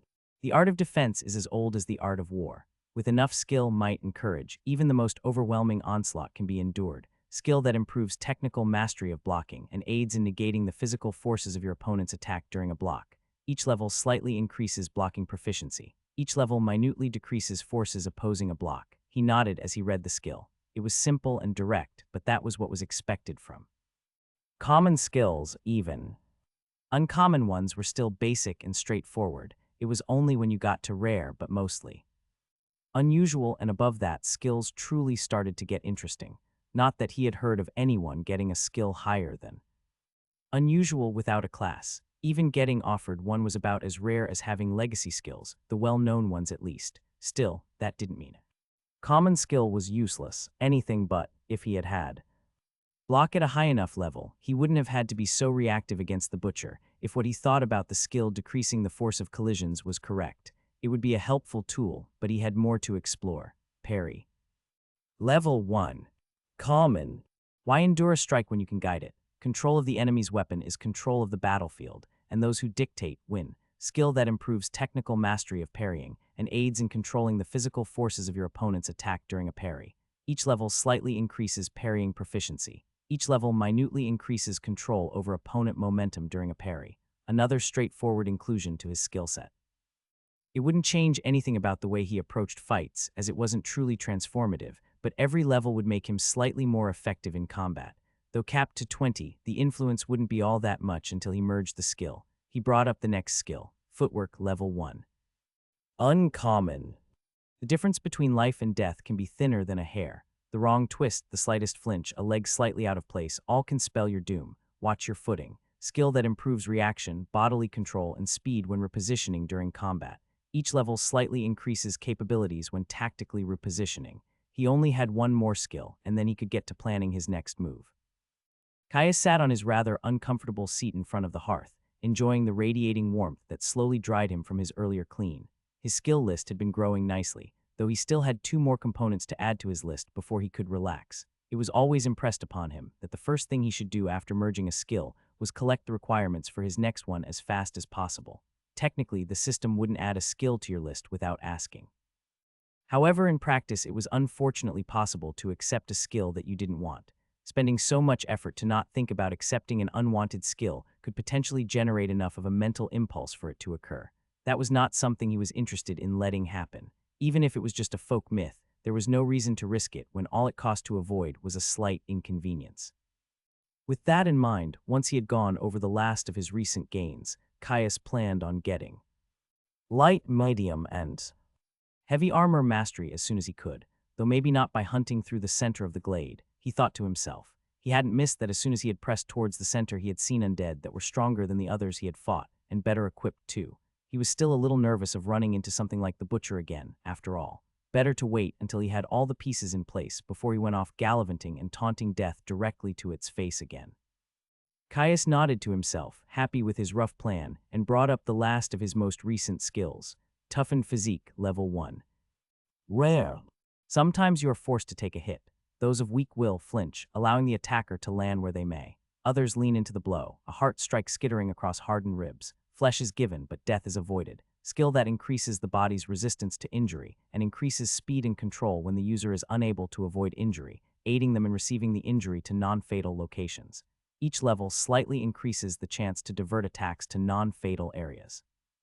Each level minutely increases the effectiveness of endurance to bodily integrity. Caius grinned as he read the description of the skill. This was something that would make an immediate difference, even if a small one at first. The boost to endurance was significant, but would be of little utility until he was much higher level, at which point he would have merged this skill anyway. However, the instinct to divert unavoidable blows to turn them into minor wounds was huge. Especially because, if he was correct on the wording of the skill, it would still work while wearing armor.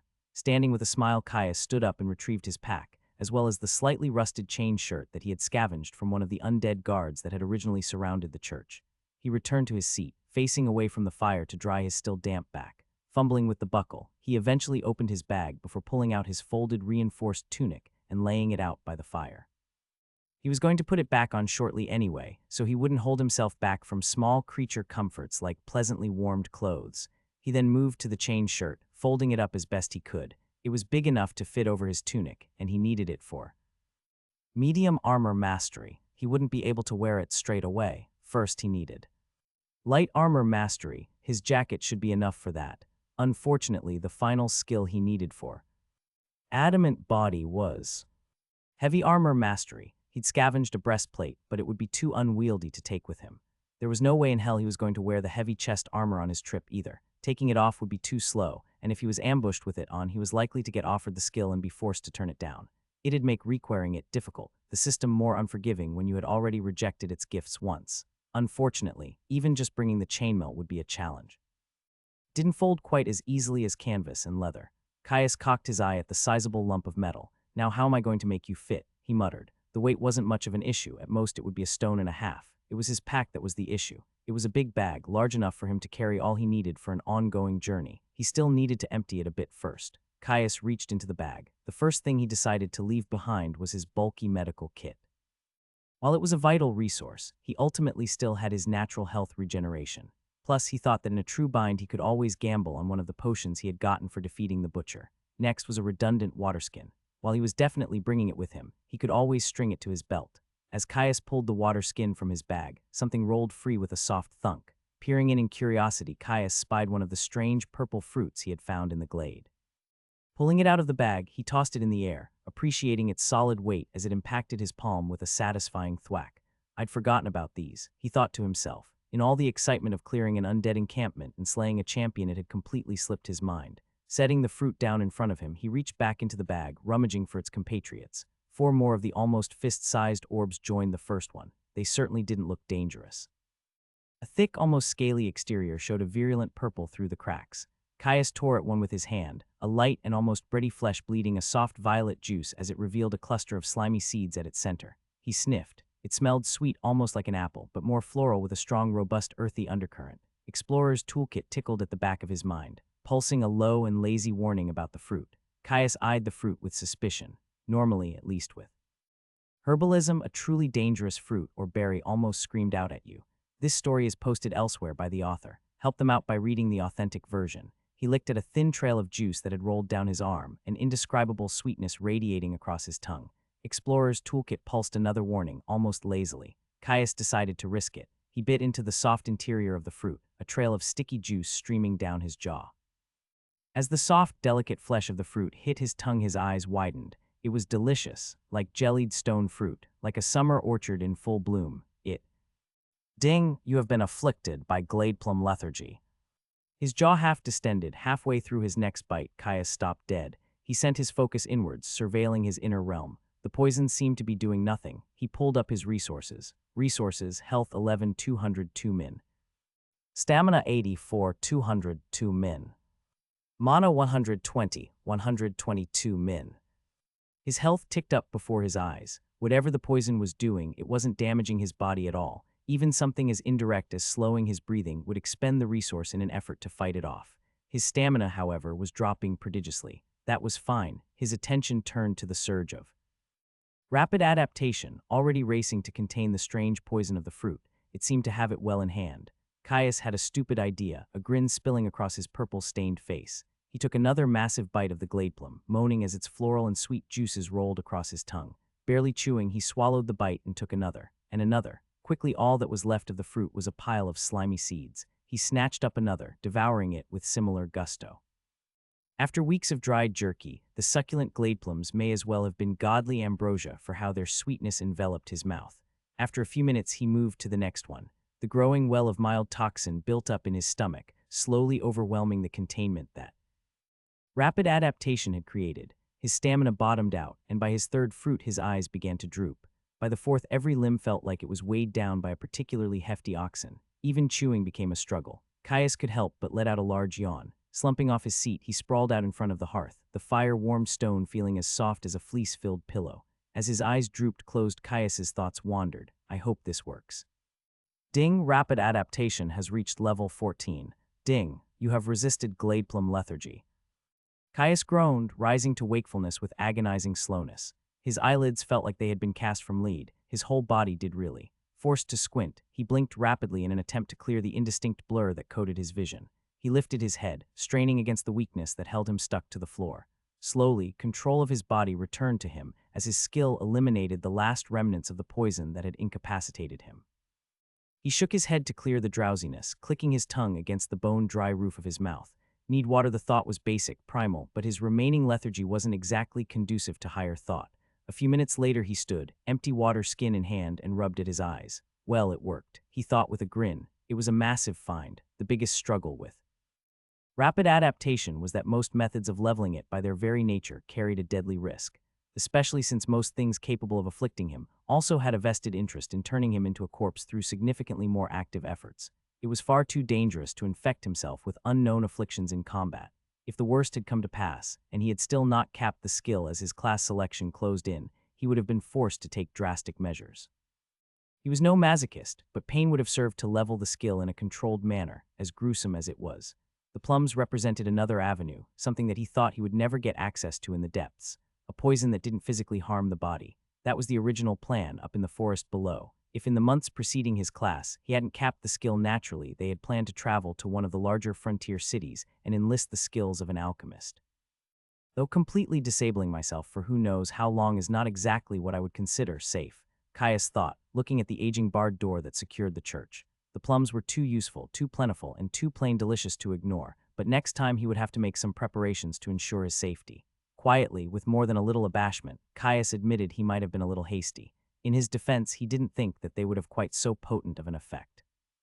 Plus, he had been living off a diet of plain water and smoked meat for far too long.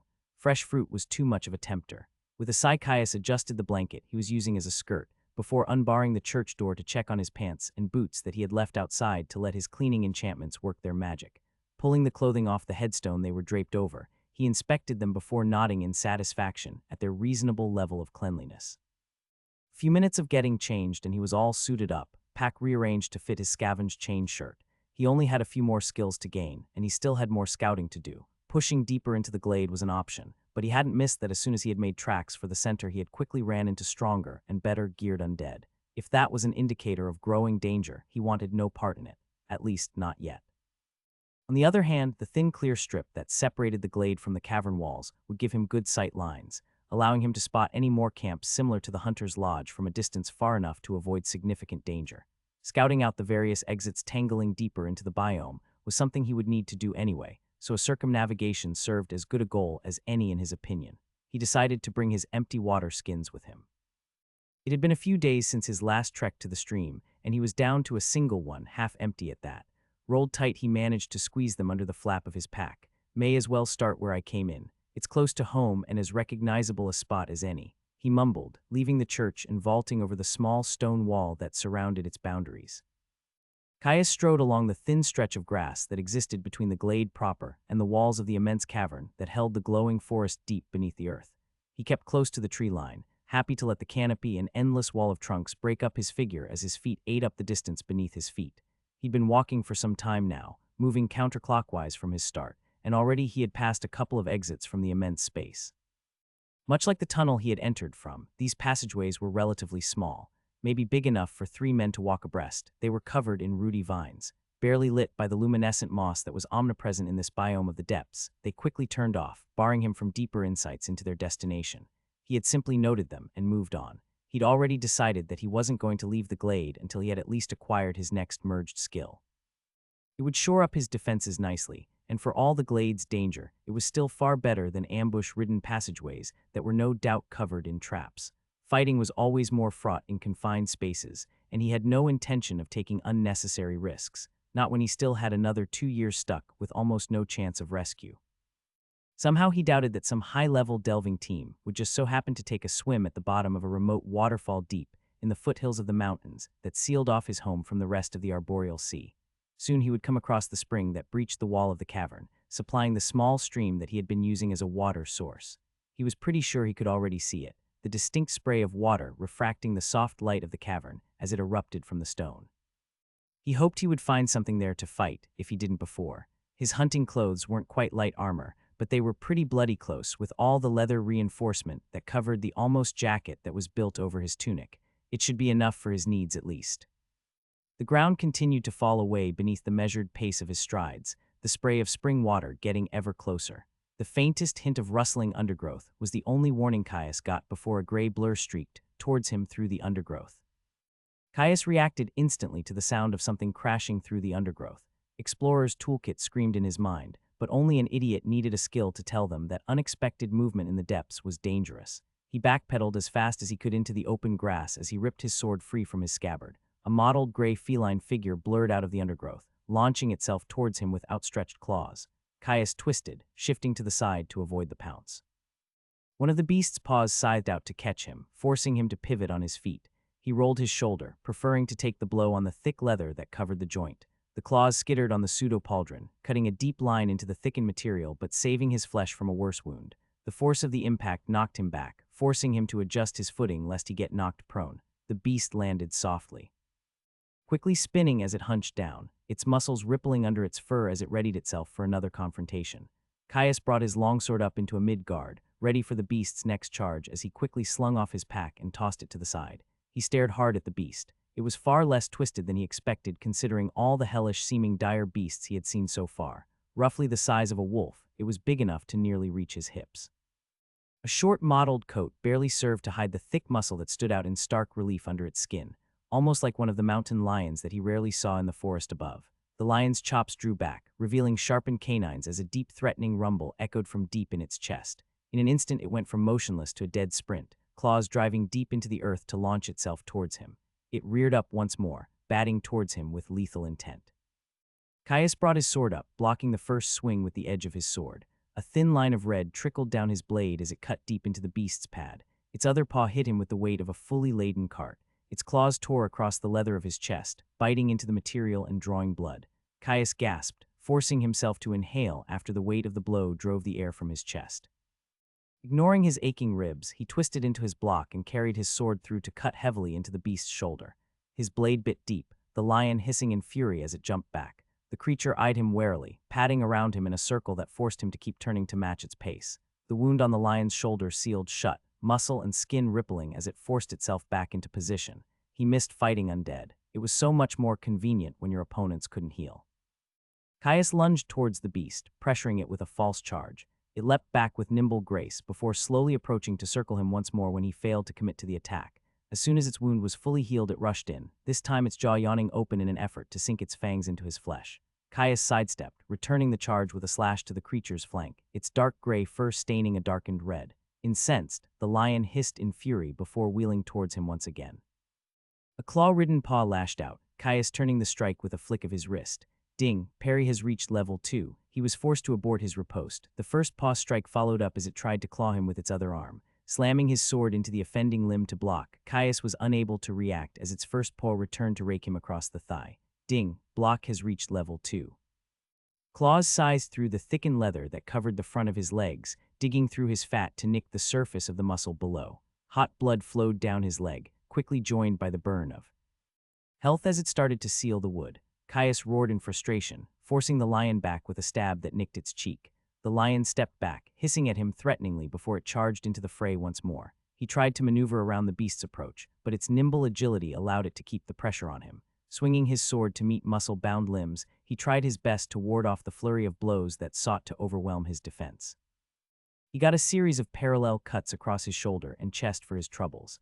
The lion pounced at him, one leg batting away his sword as its jaws closed around his shoulder like a vice. Dagger-like teeth sunk into the joint, and with a mighty crack it closed around his shoulder, the bone crunching like autumn leaves. Ding, toughened physique has reached level 2. A ragged scream left Caius's mouth. Stunned, his sword slipped through his fingers. With a heaving yank, it used all of the muscles in its neck and back to pull him to the ground. The sudden pressure and movement caused another explosion of pain through his shoulder, his rough impact driving the air from his lungs. Ding, toughened physique has reached level 3. Ding, general skill available. Would you like to learn light armor mastery uncommon? The notification went completely unnoticed, Caius entirely focused on his mortal struggle against looming death. Mounting him, the lion's bloody maw pulled back from his shoulder to go for his throat. Reacting more on instinct than conscious thought, Caius ripped his hunting knife free from his belt with his still good arm. He drove the blade point first into the beast's chest. With a yell of pained fury, he pulled the blade free, hot blood squirting from the wound to cover his face. Ignoring the metallic tang that flooded his mouth, he plunged his knife down once more, burying it in the thick muscle that lined the lion's neck. Red flowed like a fountain. It yowled at the sudden wounds it had taken. Leaping backwards, it tore his knife free from its grasp, leaving the blade buried deep in its flesh. Adrenaline surged through him, washing away the all-consuming agony of his shoulder. He rolled, diving for his sword and wrapping blood-stained fingers around his hilt. He tried to push himself up, screaming in agony as his crushed and bleeding joint tried to take his weight. With a moaning heave, he pushed into the ground with his sword hand, stumbling upwards to train his sword on the cat with a trembling arm. He could feel his health streaming into the grievous wound on his shoulder, flooding the sight with as much revitalizing energy as it could muster. He knew it wouldn't be enough. The joint was completely gone. That alone would probably take more than his entire health pool. It was the blood that streamed down his arm and chest, soaking through his garments to stain the grass below. Too much of it, too fast. The cat had done him in. It had fucking killed him. A roar of fury left his throat as he stared at the beast that even now scratched at the knife lodged in its throat as its own lifeblood poured free, only serving to widen the wound, draining away what was left of its health as it continuously reopened the injury. A staggering run brought him forward, pain and blood loss making him feel weak. The lion's eyes widened as it saw him approaching. It tried to hiss, a wet gurgle escaping its throat as it batted at him weakly in an attempt to ward him off. A shaky step took him around the limb, bringing him closer to the beast. He bared his bloody teeth before spitting at the creature to rid himself of the viscera that coated his mouth. It scrambled, trying to pull itself away from him as its legs collapsed under its weight. Caius drove his blade home with a scream, the movement sending agony sharding out from his ruined shoulder. Ding, level 19 Shadow Stalker slain. He left his sword embedded in the cat's skull, gasping as he stumbled free. He reached up to touch his shoulder, eyes scrunching shut as he felt the mess of torn flesh and bone. He pulled his hand back, looking at the blood that covered his hand. Why now? He'd gotten so close, managed to merge a skill faster than he ever thought possible. Just a month or two and he would have had a defensive skill, would have been safe. It wasn't supposed to go like this. He was going to surge through the depths, get his class, and return victorious. He was supposed to find father. He wanted to see the look of surprise and joy on his face when he saw his boy still lived. He didn't want to die. He felt his health finally peter out, his shoulder still leaking a steady stream of blood. He wavered, vertigo rolling over him as the ground seemed to sway beneath his feet. His eyes slipped to his pack, lying disheveled on the ground. Shouldn't have left the fucking medkit behind. He was an idiot. He brought enough jerky for several days and didn't have enough room for medical supplies. In the bloody depths, fuck. He screamed in outrage, stomping his foot into the ground repetitively as his frustration and fear washed over him. The movement jostled his ruined arm, causing it to scorch with agony as it smacked the reinforced exterior of his potion bag. Caius's eyes widened. The potions. It might just be enough. A manic laugh bubbled from his lips as he scrambled at the clasp, sealing the box tight, ignoring the waves of pain that protested at his movement. Ripping the container open, he fumbled for one of the rectangular vials, smearing blood over their glass exteriors. He pulled one free, quickly uncorking it with his teeth before emptying the burnt orange fluid down his waiting throat. A floral-scented heat flowed free of the bottle, tasting of berries and an impossible note of the setting sun. It ignited within him, continuous waves of energy wafting through his body, bolstering the natural welling of his health and stamina that seeped from his soul. Ding. You have imbibed a tonic, solar revitalization. He gasped, the welling energy immediately diverting to work on sealing the ravaged wound on his shoulder. With wide eyes, he brought up his resources. Resources, health 0 202 min plus 15 min. Stamina 163, 202 min plus 15 min. Mana 120, 122 min. A brew of regeneration, not the best for his current situation but a significant one. It might just be enough. He'd need to help it along though and stem his bleeding that served the worst risk. He sat down heavily, scrambling at his buckled and laced boots with his single good arm. Ripping them free, he unbuckled his belt before tearing off his pants. Wadding up a section of exposed, heavy-duty canvas, he pressed it over his wound. The pressure brought starburst to his eyes, tears welling up at the agony. He simply gritted his teeth and pushed harder. He had no idea how long the potion would last, and he needed to stem the bleeding before it wore off. He sat there, huddled on the ground, eyes scrunched up shut against the agony of his shoulder, feeling his flesh slowly writhe and undulate under the canvas of his pants. Hot blood soaking through the fabric, staining his hand red. For the first time in years, he prayed to Elantir, goddess of the lost, that it was enough that he had the luck needed to pass through this trial. He was a traveler, damn well lost and most likely an orphan. It had to be enough for a little bit of luck. He pleaded that it was enough. He felt heavy, far, far too heavy. A ragged gasp fell out of him, his body betraying him as he fought to keep down the rising panic. It would be enough, he reassured himself. He had survived a fight against a champion. He could survive a brawl with a glorified housecat. His breath started to steady. Caius forced himself to breathe in deep through his nose, extending the inhalation over a number of seconds. He paused. After a slow breath out, he repeated the cycle, helping to pull himself together. Shit happened, he needed to get over it. The lion died, and he would most likely live now that he had consumed a tonic. It was a reminder that just because everything had gone in his favor so far, it didn't mean it always would. He was in the depths. He had to be bloody careful if he wanted to make it out of here. Literally everything down here would have a stat advantage on him, and so far he had only just barely been bridging the gap with his skills. That trend would continue, he would make it so. He had no other option. As he grew his skills, he would be safer, be able to push himself harder. But until that point, no more stupid mistakes.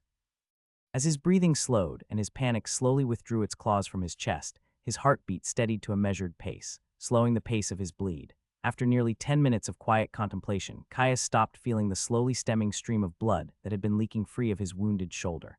His attention dipped inside of himself, quickly seeing the bolstering energy of the potion of solar revitalization still burning away happily. That was good. Hopefully it would have enough juice left to at least knit his shoulder back together, if not top up his health pool once it was done. He really should look at the wound. A sharp burst of air between pursed lips steadied him as lightning strikes of pain scattered through his shoulder as he withdrew his makeshift gauze. The blood had soaked deep into the fabric, helping the rough fibers to adhere to exposed, innervated flesh. He stared dutifully ahead, placing his pants on the ground as he avoided looking at his shoulder.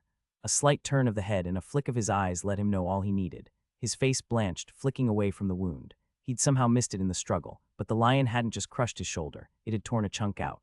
A thick mass of congealed blood was the only thing that stopped him from seeing the frayed muscle and broken bone that now made up the joint. Thick shards of white pierced the mass. He could even see his fat layer, nauseating. The world seemed to sway once more, the tree line in front of him seeming to wave as if a mirage. He needed something to distract him from the wound. If he physically watched his flesh and bone writhe and reknit itself, he was pretty sure he would throw up. He'd had some pretty bad wounds before, but never had his insides revealed to him in such depth. It was confronting. He searched his mind for a distraction, quickly finding the system notification blaring in the background. Well, at least I got something out of that, he muttered to himself. Caius pulled up his new skill, eager to take his mind off the gory wound that dominated his peripheral vision. Light Armor Mastery, Level 1. Uncommon. The best defense is never getting hit in the first place. Unfortunately, it is sometimes unavoidable. Would you prefer cloth or reinforced leather when that occurs? Skill that increases the defensive efficacy of worn light armor and increases agility while wearing it. Each level slightly increases the integrity of worn light armor. Each level minutely increases ease of movement while wearing light armor. Caius nodded as he read the description, careful to avoid jostling the grievous wound to his shoulder. Increasing the durability of his clothes would be valuable, though they barely counted as light armor, and even if he capped it out, he doubted it would have made much difference to the lion that had savaged his shoulder. Luckily, chain would, and as soon as his shoulder was healed up, he planned on throwing the chain shirt he had scavenged on and never taking it off outside of the church. With nothing else pressing, he decided to simply wait until he was healed. His eyes drifted over to the lion, his sword still standing proudly where he had embedded it in the creature's skull. I should probably grab that. No point leaving myself undefended, even if I would be in pretty dire straits if something else turned up. He pushed himself to his feet slowly, relying on the muscles in his leg and his core to do most of the work. Despite the smooth rise, he had to stifle a pained scream as his shoulder protested at the shifting movement. He walked over to the lion with slow, measured steps, taking care to avoid hurting his shoulder as much as possible. Grabbing hold of his sword, he pulled it free and groaned as agony tore through him. He stumbled towards the tree line where he would be less exposed. Death was tied closely to life. He knew that far more than most, having grown up in the wilds. The arboreal sea was a wild place, more untamed than even the frontier. This was not his first brush with his own mortality, not by far. Even if it was the closest, he would be okay. He knew something like this would happen eventually. It happened to all delvers. Even if he had landed up in the depths a few years too early and far less prepared than he would like, it had always been his dream. Growing up in the forest had lit a fire in him, one that burned to see the sights his father regaled him with stories of, to forge his own stories, both deep down below and in the wide world above. If he wanted that, he would need to be strong, and with strength came danger. He needed to be prepared to live with his life on the line, both if he wanted to escape the depths, and if when he eventually returned as a delver in truth. Leaning his back against a tree trunk to take some of the weight of his feet, he settled in to wait for his shoulder to heal. After leaving the site of his battle with the lion, Caius had managed to make his way to the spring that fed the stream he had been using for water. It had been a welcome respite, a way for him to wash off the blood, refill his water, and cleanse himself from the ardor of battle. The tonic he had taken during the fight had lasted him almost the whole walk to the water source, the better part of an hour. At his best guess, long enough to refill his health pool 3 times over. He slung off his bag, throwing it down roughly onto the ground beside him, his extra water skins that he had tied to its exterior sloshing from the impact. Ahead of him was another small cave that wound its way into the rock of the cavern. They seemed to be fairly frequent, as he passed them reasonably often in his journey around the cavern. This one, however, was slightly different. A small stone shack was built into the cave wall next to it, with a handful of undead lingering outside. These ones seemed fairly similar in makeup to the ones that had guarded the church, and he doubted that such a small structure would host a guardian, so he wasn't too worried. Perfect enemies to focus on a little skill training, and to help him gain medium armor mastery. He could already feel his excitement rising at the prospect. The more time he spent down here, the more he craved the violent clash of steel and the explosive growth it brought. Hurriedly unbuckling his belt, Caius reached into his pack and shrugged on the set of chainmail he had scavenged from one of the churches. It was poorly made, poorly preserved, and even more poorly fitted. While his reinforced tunic did well to prevent any chafing, the armor constricted his arms slightly and pinched horribly in the armpit. It was worth it. It was armor. He'd been lucky. The clean sightlines of the clear strip at the edge of the glade had let him see the undead far before they had seen him. It gave him time to prepare. For a moment he considered trying a stealth approach, but the even lighting and lack of cover quickly disabused him of that idea. Free of the weight of his pack, Caius simply approached them openly. He'd decided against using a similar tactic to the one he had taken at the hunting lodge. The undead didn't really have the numbers to force him to use a fighting retreat, and a full frontal assault was much more likely to aid him in his skill growth. It'd be quicker this way anyway, he muttered to himself, drawing his sword in a smooth motion. Setting a brisk pace towards the undead that loitered outside the cave entrance, the distance dissolved beneath his feet. As one, the group acknowledged his presence with a stiff-legged turn, vacant gazes training on him with unnerving synchronicity. As a collective, they raised their motley weapons and charged. They were garbed in a ragtag collection of armor, mostly leather, with the odd bit of chain or rusted plate reinforcing their vital areas. Apart from 2 that were wearing helms, the armor was a bit pointless.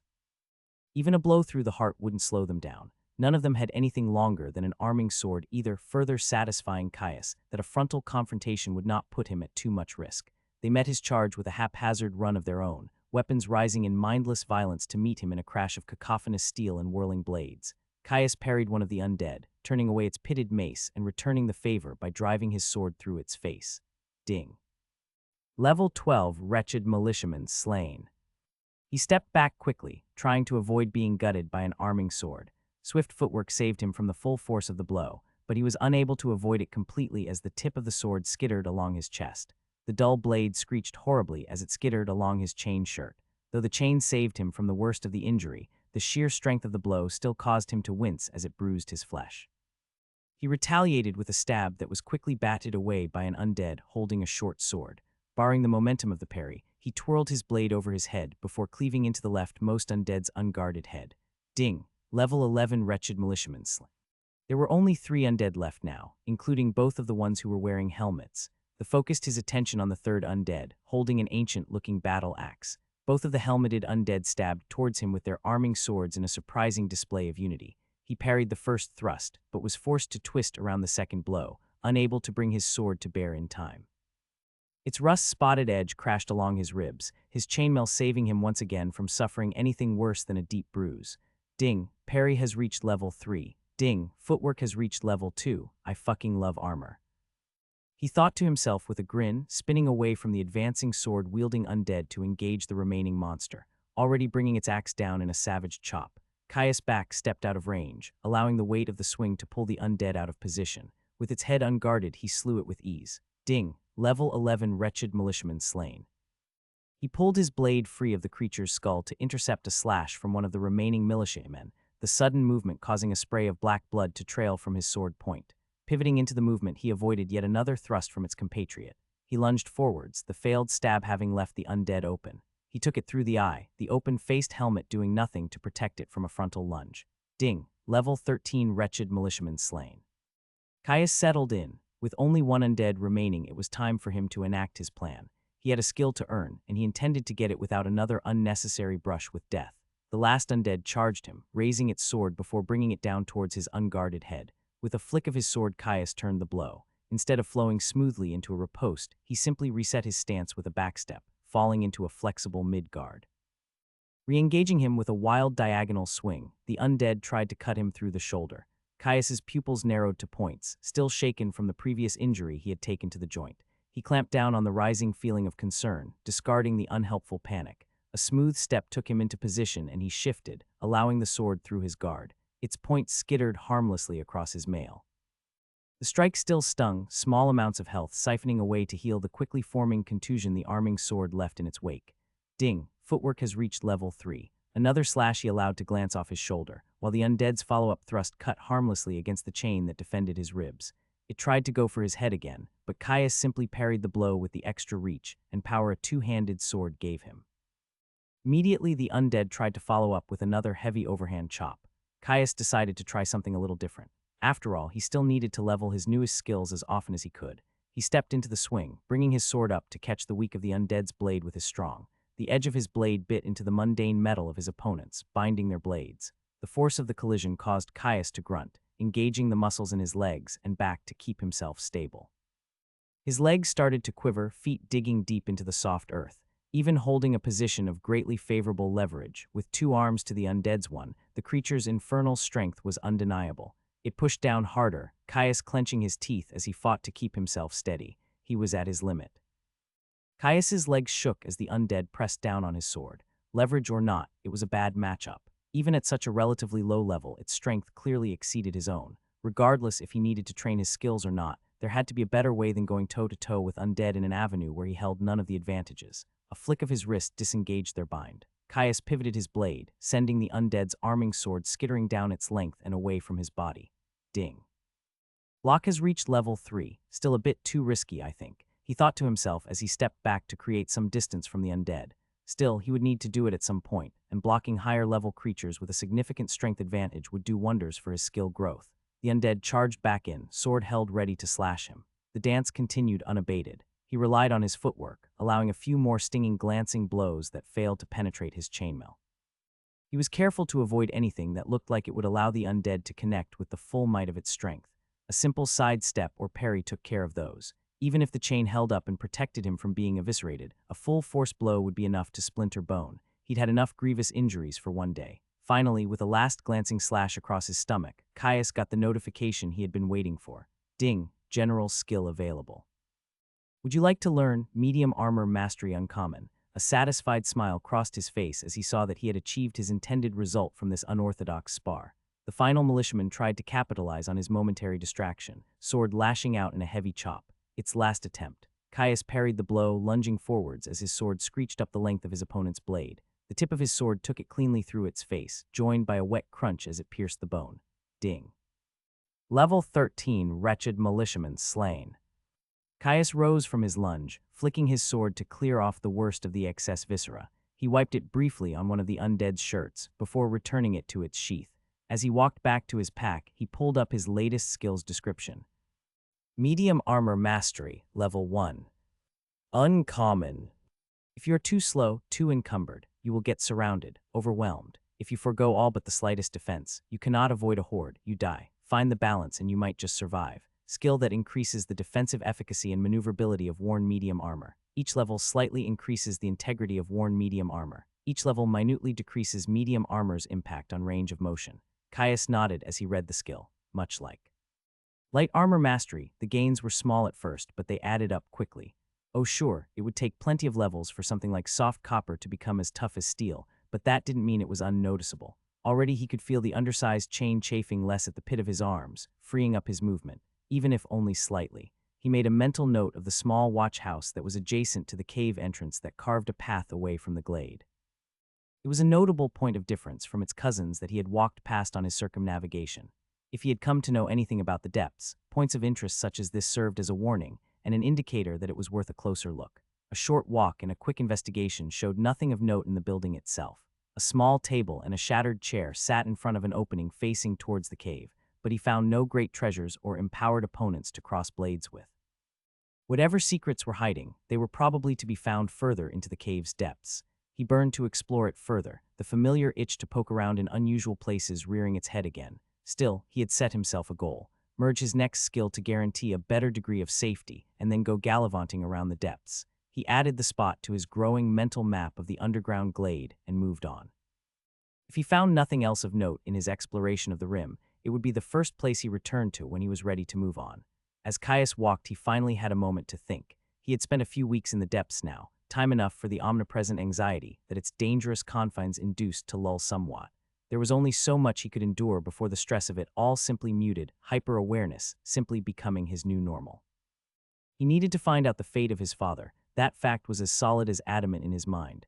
Caius's stomach clenched as he returned to the memory of the fateful morning where father had forced him to flee, screaming at him as he had stayed behind to confront the bandits. If he'd been able to drive them off, nothing would have stopped father from searching for him. He would have followed the tracks, as his passage through the forest had been anything but measured and careful.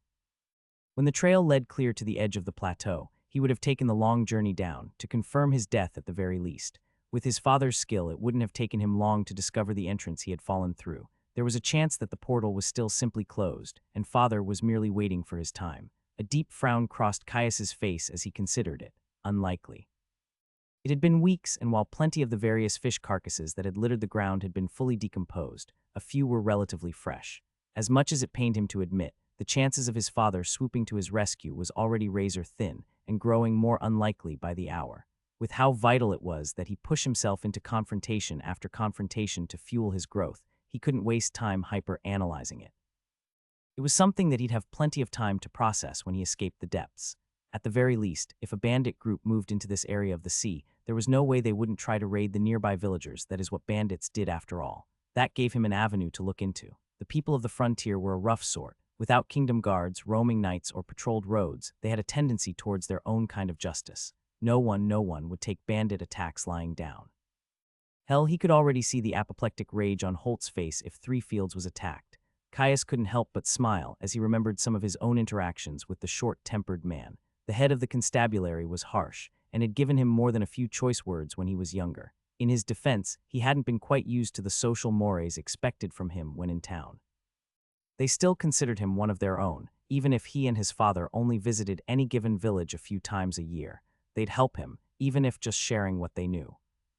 Leaving the small watch house, Caius made a good pace in his exploration, only briefly interrupted by an overly aggressive direboar that had tried its best to gore him. The beast had been far more difficult to fight than the one he had gotten the drop on in his first forays into the glade. In the open space, it had relentlessly pursued him with aggressive charges, forcing Caius to rely on a slow accumulation of glancing strikes that bled it dry. At the very least, it had been good training for his footwork skill, managing to garner himself another level. He expected his meteoric growth to peter out soon. The early levels always came the fastest. As Caius came further around the gentle bend of the glade, the clean line of the cavern wall was abruptly disturbed by a pile of rough boulders erupting from the stone, having previously been occluded from his view by the dense vegetation. Caius slowed, dropping from a brisk walk to eventually stop as his eyes narrowed in on the disruption.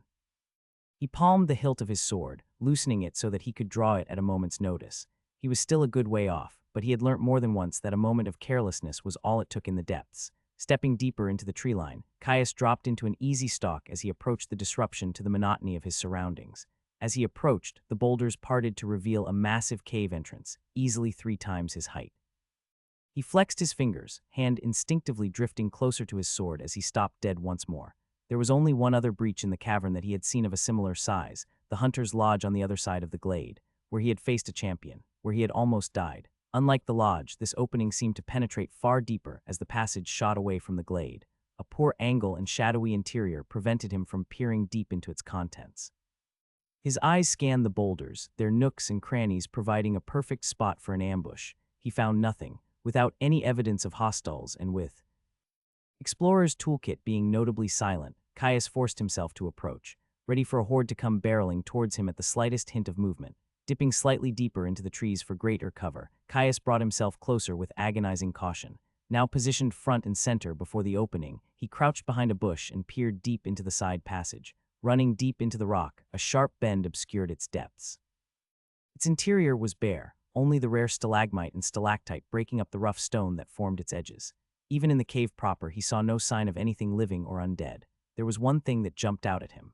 Mudded by the light of the omnipresent moss, a soft muted glow seemed to emanate from around the cave's bend.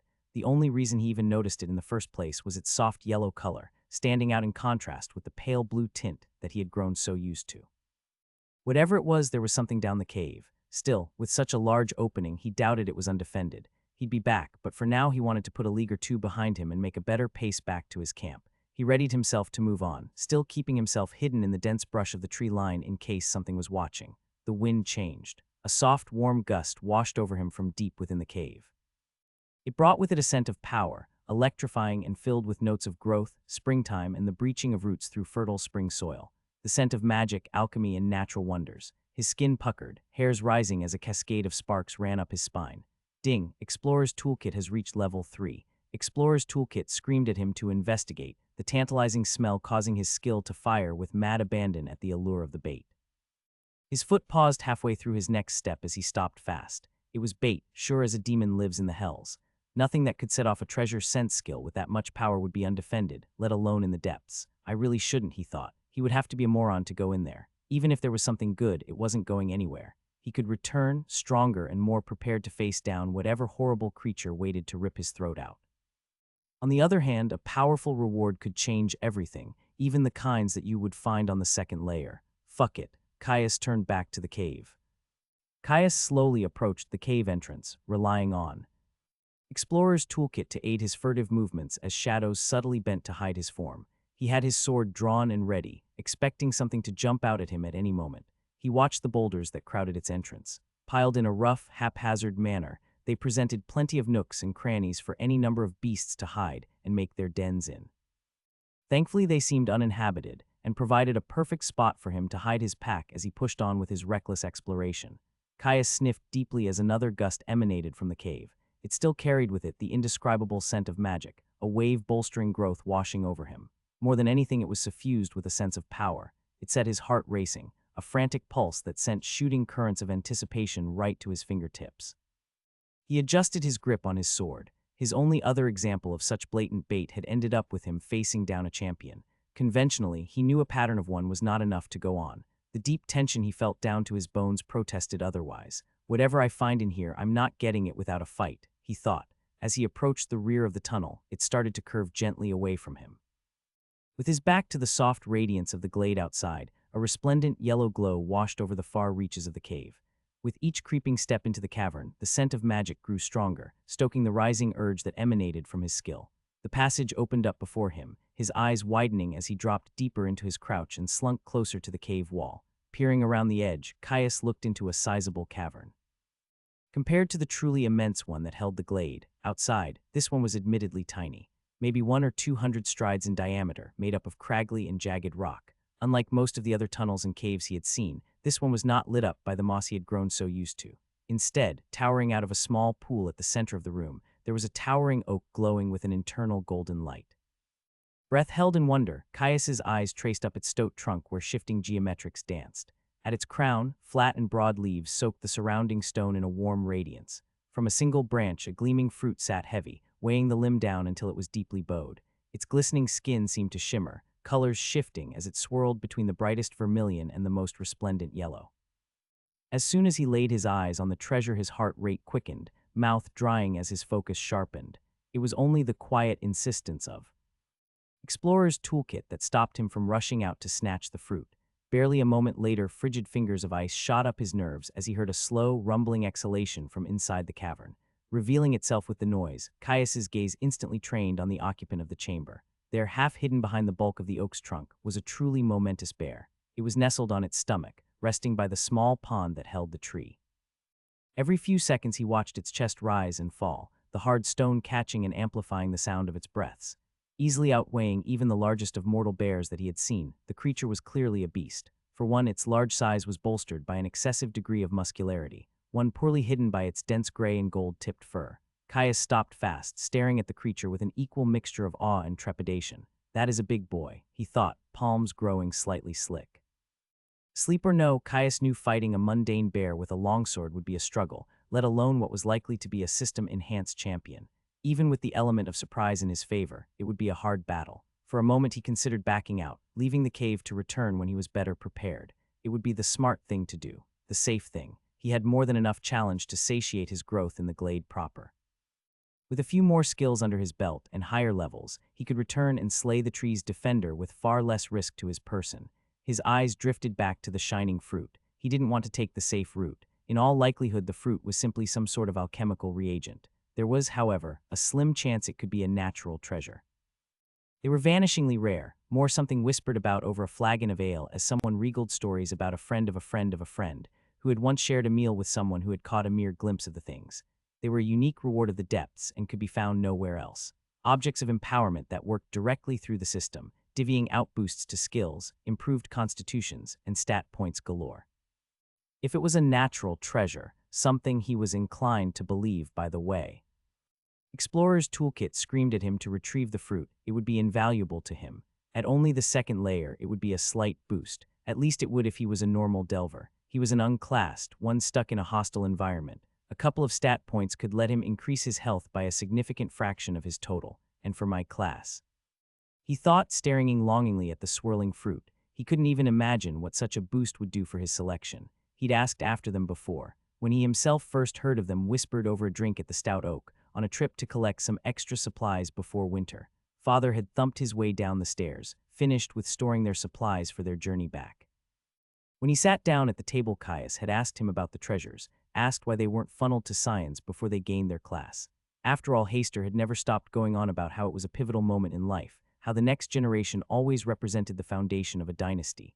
Father had simply snorted at him, speaking into his mug, as he told him that it simply wasn't possible. Certain benefits were denied to unclassed who had not secured them for themselves. When he had tried to press further, his father had reminded him of their conversation. After the last time, he had gone poking into things he had no business with. That had been enough to warn him off. Regardless, the system's restriction on supplying them to unclassed was moot if he secured it for himself.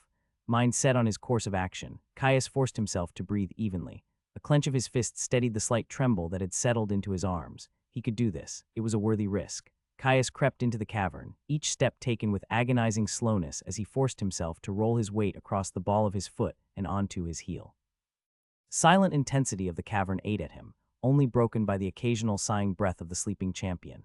Every time he heard the beast breathe, his heart leapt into his chest, instinct screaming at him to burst into action. Sure that each sound was confirmation that the beast was going to awaken, to rise from its position and roar in fury of his challenge to its domain. He forced himself to keep his breathing quiet, worried that the slightest excess noise would shatter the delicate balance of his approach. Forcing his muscles to obey, he took another step closer.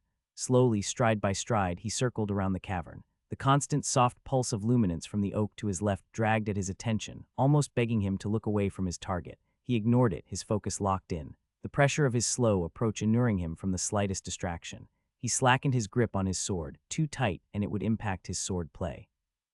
As he closed in on the rear of the beast, he had to readjust his measure of its size. He knew bears. They crowded the streams that came off the mountains every spring. This thing was far too large to be included in their number. It was too late to back out now. Despite his anxiety, the bear remained slumbering as he approached. Finally, his glacial pace brought him behind the creature. It took all of his willpower to avoid driving his sword point first into the spine of the beast.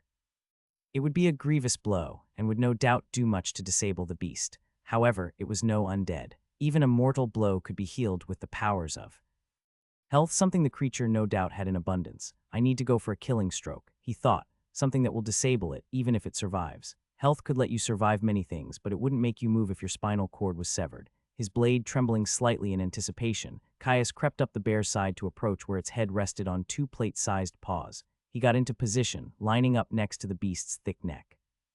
Sword held at the ready, he slowly rose it to full extension over his head.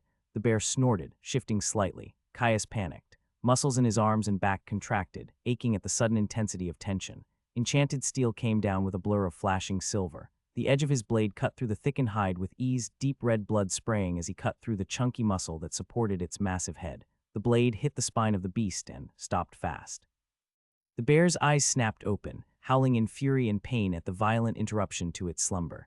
Blood poured from the rent on its neck as muscles rippled beneath its fur, hauling its bulk upwards. Ding, you have challenged a champion, Sunborn Cave Bear.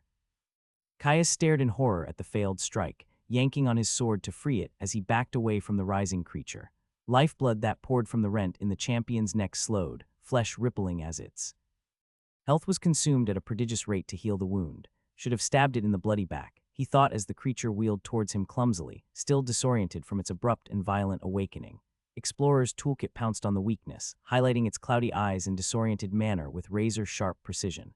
He dived back into the fray, refusing to let such a vital moment pass uncapitalized.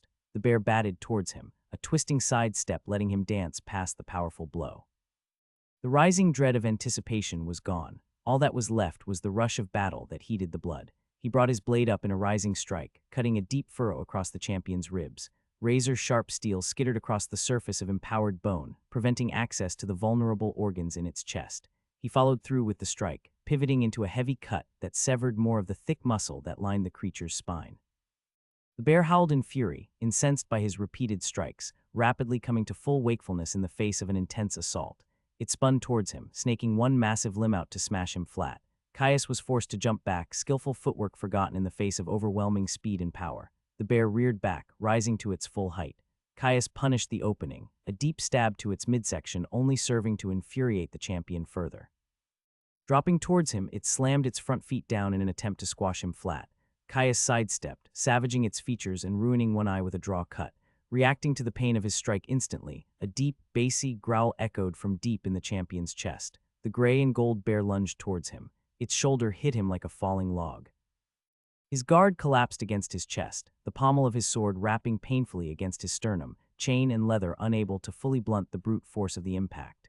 Caius stumbled back, unable to fight the primal strength of the bear, only saved from greater injury by the creature's lack of leverage. Caius felt a small trickle of health flood towards his chest, tending to the fresh contusion. Steadying his feet beneath him, his eyes flicked to the bear's injuries. He couldn't find them, the only evidence of their existence an assortment of deep red stains that marred its otherwise flawless coat.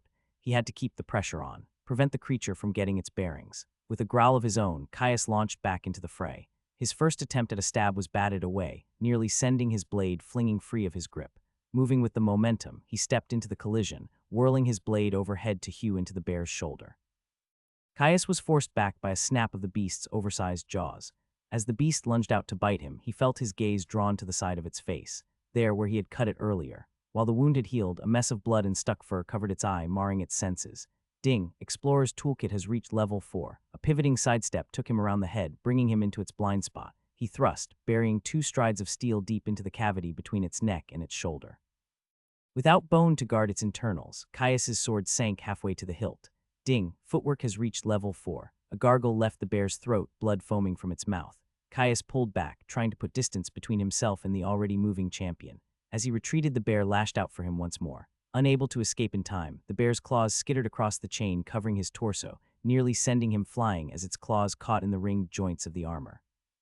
Righting his footing, Caius stepped back into the fray, punishing attack with a retaliatory cut. Frustration mounted within him. It just keeps fucking healing, he yelled in his mind. He laid half a dozen nearly mortal wounds into the beast, yet it's seemingly inexhaustible. Health had regenerated it from every strike he had landed. The beast wasn't even slowed, just growing more and more enraged with each added wound.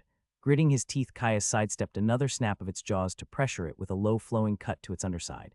Mid-swing, the champion smashed aside his attack with one paw. The claws on its other began to glow. Icy dread shot through Caius's spine. He tried to pull back, to retreat in the face of the obvious skill. He was too slow. So fast he only perceived it as a blur. The creature's paw came sailing towards him. Glowing with amber light, the claws a trail of glistening embers in the air. The blow smashed into his side harder than a battering ram. Something crunched. Caius's feet left the ground as the champion's paw scooped him up and sent him sailing across the cavern. The champion's paw lashed out with a skill-enhanced swipe, smashing into Caius's side as its claws trailed floating embers of light. far too fast for him to react to. Whatever skill the champion had used seemed to magnetize its blow to the opening in his guard. A soft gasp left Caius's lips as the air was forced from his lungs, ejected in a great exhale. His elbow smashed into the side of his ribs, a shuddering crunch resonating through his bones. Before he had time to even process the pain of the collision, he was ejected, the bear launching him to send him tumbling over the cold stone. Miraculously, more through beating and forced repetition than any intention, he maintained his grip on his sword. He landed in a heap, head rapping painfully against the cold stone. A rapid-fire series of dings sounded in his dazed mind.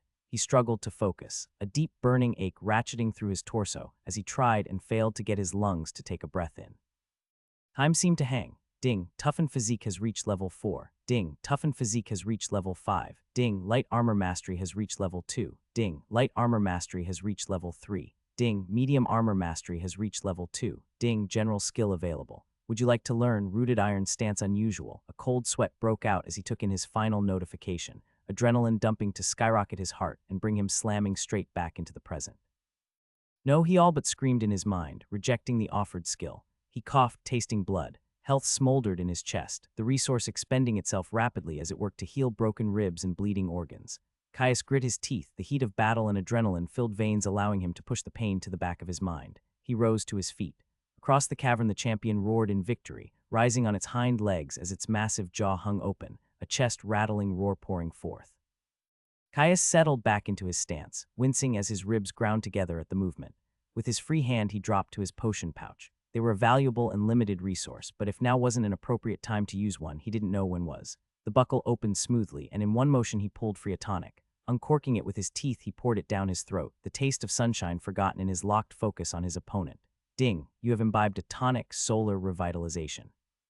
Caius discarded the bottle. The clattering sound of reinforced glass on stone drew the attention of the champion, who tilted its great head to watch him intently. Caius calmly rebuckled his potion pouch as the bear dropped to all fours. Dropping his hand back to his sword, he rose into a high guard. Not dead yet, you bastard. He spat out, venom and aggression flowing easily into his voice. Already he could feel the tonic working. A bolstering reserve of energy that supplemented the natural welling of regeneration from his soul, stalling out the drain to his reserves caused by his ongoing healing. The champion roared once more, settling into a loping gait as it charged him. Caius held his ground, staring down the beast with a cold fury. Leaping towards him, the bear widened its arms to catch him in a fatal grab. Caius sidestepped, ducking through his rotation to fly under its outstretched paw. He slashed the bear's own momentum and trajectory, allowing him to deliver an agonizing incision from shoulder to flank. Ding, footwork has reached level 5. Caius's face whitened in agony as bracing against the collision caused his core muscles to contract around his injured ribs. He finished the cut with gritted teeth, pivoting on his front foot to face his opponent once more. The bear landed hard, howling in fury. Caius brought his sword back around for a crushing chop, his blade glancing off the creature's hip bone, cutting a jagged wound. Eyes drinking in everything he could from the bear's posture, he quickly noticed the sagging cut he had left in its side was already beginning to wriggle, flesh tightening to seal the wound. He still hadn't drained its health. The champion growled, pink spittle flying free from its clenched jaw. Spinning towards him, it rose up on its hind feet before slamming down with a snap of thumb-sized teeth. Caius whirled away, just quick enough to avoid its bite. Not quick enough, however, to avoid its follow-up swipe. Glowing claws cut through the air, light trails adding to the golden light emitted from the oak overhead. Its paw caught the lower lip of Caius's chain, catching the metal and yanking him to the side.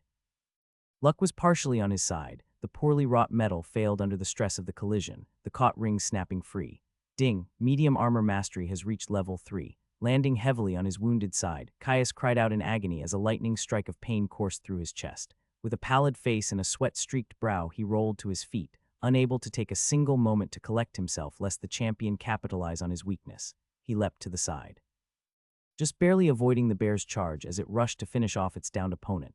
He managed a scything cut into its flank as it passed, but he was off balance, unable to transfer his weight into the blow. Caius watched the bear arrest its momentum with gasping breaths. It came to a slow skidding stop, its heavy bulk having a hard time gaining traction on the hard stone floor. Its chest was heaving, every deep pant thrumming through the open expanse of the cavern. It turned to face him.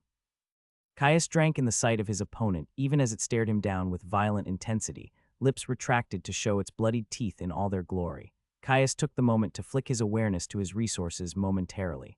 Resources: health 80 for 202 min plus 15.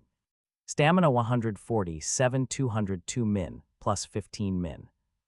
Mana 120, 122 min. His health seemed to be stabilizing. Already the drain from his chest wound had slowed to a trickle. Whatever was left was most likely due to the worsened bruising from his close brush with the second use of the bear's skill. The tonic was doing its work, his resources rising prodigiously. At least, that is, in comparison to their pitiful standard rate. Another big hit like the first one could easily kill him. In all honesty, the first one should have killed him. If he'd had the time to react and brace into the blow, it would have broken far more than just a few ribs. He was lucky that most of the bear's impressive power had been expended on sending him flying across the room. He'd gotten lucky. That wasn't good enough. A scowl crossed Caius's face, and he made the first move to close the gap. A low rumble echoed from the bear as it tensed at his approach, readying itself for another charge. Caius picked up his pace, moving into a run. The bear reacted in kind, iron-like claws scratching horribly against stone as it forced its impressive weight to move at an almost impossible-seeming speed. The gap closed. With an outstretched lunge that brought him down into a low crouch, Caius dove into a fencer's thrust. The point of his sword took it in the chest, nearly wrenching his blade free from his hand as the bear's momentum brought it barreling up its length. It wheezed in fury, paws rising to crush him beneath its bulk.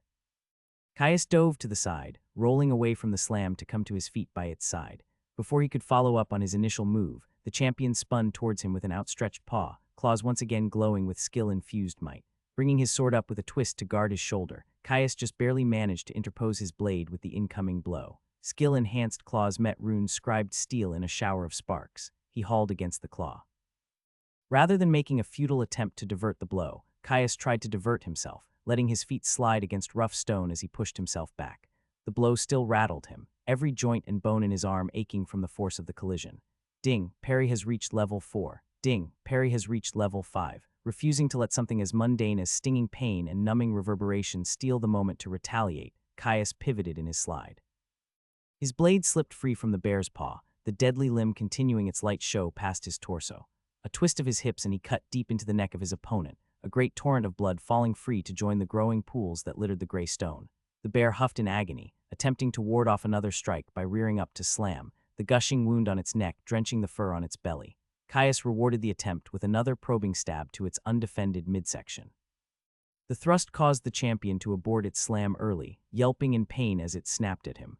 Caius danced back, watching the wound on its neck. With a start, he realized that its wound had stopped writhing, only managing to seal itself half shut. Its health was depleted. Wait, Caius thought, staring closer at the wound even as he stepped around another furious palm strike. The healing might have drastically slowed, but it had not stopped. His eyes widened. The vitality required alone. He thought to himself in wonder. No, it must have been bolstered by a passive skill, to regenerate. Health so fast at such a low level. Such an investment of stats would have left it weakened in all other areas, even for an empowered depths born like a champion.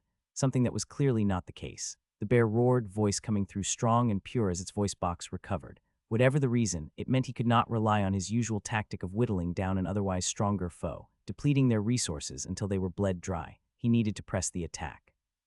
To keep the pressure on the beast, a step forward and a twist took him inside the champion's guard, narrowly missing another savage bite that snapped at his arms. Now facing the beast, Caius slashed his sword. He allowed its momentum to work against it, a savage draw cut parting the flesh of its side. Volume was important now, anything he could do to add to the burden that its monstrous regeneration was trying to heal. To his surprise, the bear kept running, creating distance as it tore off to the other side of the cavern. Before Caius could start to chase, it wheeled back around and roared in fury. It dug its claws in and charged, impressive bulk heaving against the stone as it approached him at a barreling pace. As it crossed the floor of the cavern, it left a streak of red blood that darkened under the yellow light. Caius's sword dropped behind him as he moved into a rear guard. He readied himself for another slash, hoping to go low and disable one of its legs. The bear drew close. Caius sidestepped. The bear's claws glowed. In an instant, empowered keratin bit into stone, its limbs straining against its bulk to radically change its direction. Where he would have slipped past the charge, the champion's altered movement slamming into him, one shoulder driving heavily into his sternum. It knocked the wind from his chest, his ribs shuddering as they creaked ominously. Caius fell back onto the stone, gasping mutely as his jaw worked ineffectively to draw breath. Ding, light armor mastery has reached level 4. Leather padding or no, the blow hurt, phantom pains of his earlier injury flaring up like forgotten embers fed fresh wood. The bear reared up, slamming down towards his prone form. Caius rolled, just barely avoiding the chest-caving stomp. He rolled again when it followed it up with a swipe, heart hammering away at the instinctive rush of adrenaline that came with being in such a compromised position. Mid-roll, he pushed against the ground, launching himself up. As soon as he got traction on the stone, he kicked off, trying to create distance. Sweat drenched his brow. The bear was having none of it, roaring in triumph at finally having caught him off balance. A heavy swipe of claws raked across his chain-coated back, tearing through the poorly wrought armor and tracing dripping lines of white-hot fire across his flesh. The blow sent him stumbling, a ragged cry slipping from his mouth as his feet raced under him to prevent another fall. Ding, medium armor mastery has reached level 4. Caius skidded to a halt, just barely getting control of his stumble. He turned to face his opponent, leaping to the side to narrowly avoid a crushing blow. Shit. He thought, slipping under a follow-up strike to leave a dripping cut on the bear's front. If he'd been any closer, that last wound would have ended him, the champion's strength more than enough to snap his spine in two. Squaring off at each other once more, Caius and the bear circled. Padding feet matched the heavy impacts of the bear's paws, each trying to spot a weakness. Caius could see that the bear was flagging. With each strike he landed, the bear's intense regeneration grew more and more overwhelmed as it spread itself thin, trying to heal the increasing systemic breakdown it suffered from. Its fur, once a luscious coat of granite and gold, now hung limp and ragged. Those few parts not drenched in its own vital fluids were slicked with sweat. Wounds crossed its body, revealing thin fat and split muscle. When he looked closely, he could see the growing tremble in its arms. The exhaustion of extended combat, the burden of its wounds, and its own body size working against it, draining it of its ability to fight. Caius knew that this was it. Whatever came next, the champion would be pulling out all the stops. The final confrontation. Caius faced off against the champion, eyeing its battered form with an intensity that only came from knowing that his continued life required it. The once regal creature was a sorry sight, its coat sodden with blood, great rents parting its flesh to reveal muscle and bone beneath. He couldn't see it healing anymore, its regeneration too spread thin to have a noticeable impact on any one individual wound. It was a testament to both its physicality and its sheer bloody-minded spite that it kept fighting despite the state of its wounds. Caius knew he wouldn't have looked much better. He was utterly soaked in sweat, despite his tonic being enough to keep his stamina topped off. The resource did nothing to prevent the sheer exertion that a fight to the death brought. Every system within him was in tune, pumping nutrients and adrenaline-ridden blood to his muscles, soaking his skin to cool him down, down-regulating unnecessary organs. His back ached, the healing scratches and torn muscles in his back steadily reknitting as his bolster. Health burned to seal the injuries. It did nothing for the blood that had fountained down his back, soaking his clothes and gumming up the ringlets of his mail. The more it dried, the more uncomfortable and painful it became, skin and fabric merging together into a singular monstrosity that pulled at his wounds with every movement. It held no sway over him, his entire mind bent with fanatic focus at the bear as they circled each other. With a roar, the bear broke first. Hauling itself forward, one paw scythed towards him, its claws leaving a now familiar trail of glimmering light. Caius reacted the moment it activated its skill blade, already moving into position. He dropped into a hanging guard, sword high in front of him as he met the incoming blow. Once again, he levered off the power of the strike, capitalizing on the bear's flagging energy to divert the slashing claws just enough to send it sailing over his head. Ding, parry has reached level 6.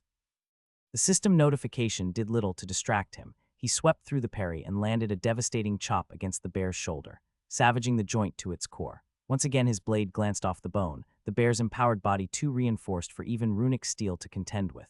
The bear moaned in agony, favoring its left leg as its wounded one fell limp, too injured to take its weight. Another torrent of vital fluids joined the growing collection of wounds that the champion sported. Caius eyed the beast, watching the way its chest rose and fell with heavy breaths, the way it shook, unexplainable by its latest wounds. He had noticed it earlier, the way it paused to collect itself after every use of its skill. Now the difference was exaggerated. It looked drained. It must have emptied its stamina with that last one. It's fucked, Caius realized, his mouth twisting into a sinister grin at the turning fate of the bear. Advancing with a limping gait, the champion approached him. An immortal animal or magical beast would have long since fled by now. Only the omnipotent conditioning that constrained all depths-born monsters forced it onwards, ensuring it would fight till its last breath. Despite the ruined leg, it was still fast, closing the distance between them with a snarling snap of its jaws.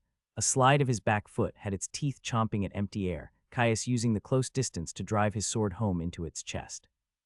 He whirled away, the bear's snarl quickly petering out into a wheeze as foamy blood frothed from its mouth. It forced its failing body towards him, unnatural rage giving it just enough energy to raise up and try to swipe him with its remaining paw. Caius ducked under the blow, the bear's arm shaking as it tried to control its momentum. It landed on the stone with a heavy thud, front leg buckling under its weight. Caius darted in, landing another heavy cut on its arm. It collapsed. Bloodsong rising to a new height, he screamed his victory to the air. He rushed in, eager to finish off the opponent that had pushed him so hard. The ailing champion tried to push itself to its feet. Its legs shook as it rose, a low and heavy rumble gargling from its throat as more blood welled from its mouth. It slipped, losing traction on the growing pool of blood that spread on the stone floor beneath it. Caius drove his sword deep in between its ribs, sliding in behind its shoulder to stab deep towards its heart. The bear let out a final shudder, falling limp as a desperate gurgling gasp escaped its throat. Ding, Warforged has reached level 19. Ding, you have slain a champion, Sunborn Cave Bear level 24 Verdant Defender. Caius watched the still body of the slain champion, 1,000 aches dragging at his attention. He ignored them, taking a moment to bow his head in solemn respect for the creature that had put up such a fight. The visceral glee of violent combat left slowly, his heart rate slowing. In its wake it left behind leaden limbs, a heavy exhaustion settling over him. Thankfully, the tonic he had consumed still boiled away inside of him, expending its energy to bolster his recovery. Did nothing for his fatigue, more rooted in the mental strain of his focus being stretched to its maximum for so long, rather than in any physical malady. Stumbling away from the corpse of the champion, Caius approached the pool that housed the glowing oak at the center of the cavern. He couldn't help but stare at it, soaring so high overhead. Scintillating geometrics shifted and pulsed over its bark, hanging over the scene of his battle like some ageless observer. Arriving at the pond, he collapsed to his knees, wincing at the impact. Pulling off his stained gloves, he cleaned his blade in the water, methodical as he washed the steel, his hands dipping into the frigid water to pour it across his blade's length. It played on the soft glimmer emitted from the runes scribed on its blade. Endurance, hone, permanence. Simple things, Accardian, some of the first he had been taught. His father stood in front of him by a split boulder. They had found it a few weeks prior when they had packed up camp to move to a different section of the forest, for what had felt like the 1,000th time. Father had been ecstatic. It meant another excuse to avoid a trip into town. No need for paper when you've got a bloody rock. Frustration bubbled up, Caius failing to suppress his slight scowl at yet another month of being denied another chance of trying Alendra's fresh bread while he relaxed by the stoat oak's fire. You listening, boy? His father asked with a gruff voice. He jutted back to the split stone with his chin, thick brown beard swaying in the wind. Pay attention, he gestured to what may have well been a swirling knot of string traced out in charcoal for all he could make sense of the image. You asked me to do this, so now we're going to commit, or would you like more resistance training? Father asked him with a slight grin. Caius blanched, rapidly shaking his head. Good. Now, Accardian is a relatively simple dialect. Strong self-contained sigils, large vocabulary. I think it could be a good contender for you. Caius forced himself to stare at the image, regretting ever telling his father his plans for his class. It was all curving lines, with the odd hard straight line carving through the mess, though it's got a messy syntax and is pretty terrible for higher-order networks. He continued, arm sweeping to draw a pointing line at some section of the rune that was indistinguishable from the rest. Bad for networks, wouldn't it be a bad choice then? Caius asked with a furrowed brow. Father shot him a grin. It might, or its powerful and self-contained nature could drastically simplify the process. There are other candidates, though, which is why now that we have such a helpful writing space, we will spend the next few months here learning them. Caius groaned, sinking his head into his hands. Father simply laughed at him in response, his eyes focused, Caius shaking his head to escape the memory. Stared into the pool. A young man stared back, weary and blood-soaked. He looked tired, shaggy dark brown hair flattened into streaks with a combination of oil, sweat, and blood. His eyes were haggard, bags covering cold green orbs that held a shard of steel within them. He swiped his hands through the water, ripples wiping away the confronting sight. Need a god-stemmed bath, he thought as he peered down at his stained clothes. Cleaning enchantment or no, he hated the feeling of blood-soaked clothes on his skin. He eyed the pool, testing its icy temperature with his hand. I've had worse, he shrugged. Quickly stripping off his gear, Caius dived into the crystal-clear pool. He surfaced with a gasp, almost launching himself back out of the water as the cold kicked him in the chest. The once crystalline water darkened, reds and browns slowly emanating away from him. He ducked back under, scrubbing as hard as he could at his face and hair. Once he'd done the best he could, he pulled himself out, skin puckering as the air brushed his wet skin. Rapid adaptation might mean that he was basically incapable of actually suffering injury from all but the most severe mundane temperatures, but it did absolutely nothing for his comfort. He settled back down by the edge of the pool, taking his time to work out the worst of the blood and grime from his clothes. It was slow work, the stains already having worked their way deep into the fibers. At this point I would be willing to fight another bloody champion if it meant I had a bar of soap, he grumbled to himself. As he worked the clothes, filth flowing free in great clouds to discolor the surrounding water, Caius thought back to his fight with the Guardian. Bubbling energy welled up in him at the thought of the raw fury with which the creature had pursued him. The fight had been stupid, reckless, and unnecessary, yet he was not quite sure he had ever felt so alive. I think I might be developing a bit of a problem, he thought to himself.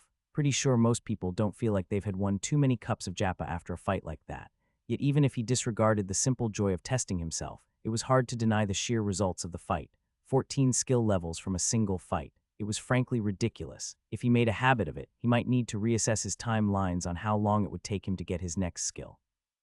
Months felt far too long now, and that figure was after factoring the strange boost to skill growth he had already seen in the depths.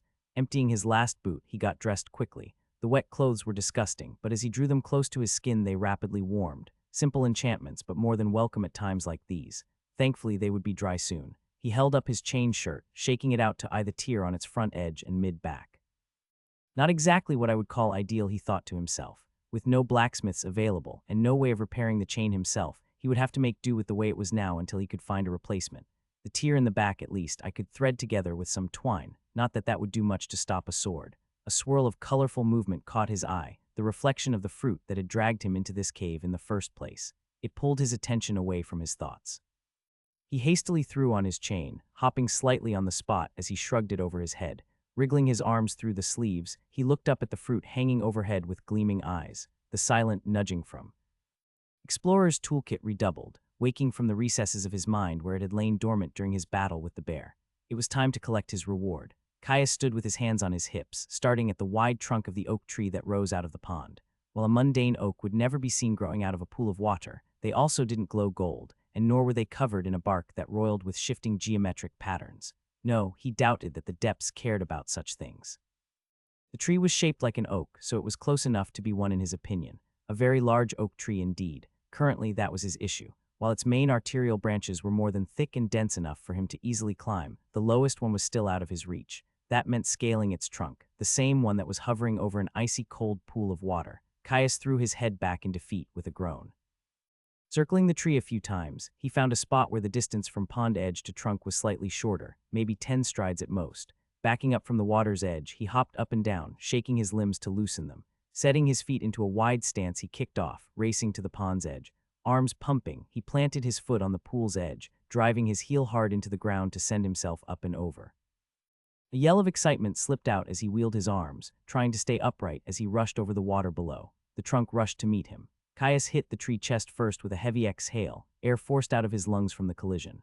Arms snapping around the trunk, he jammed his fingers into the wide crevices that snaked their way through its thick bark. His legs kicked as he scrambled for footing, the sound of splashing water echoing out as his booted foot traced the surface of the pond.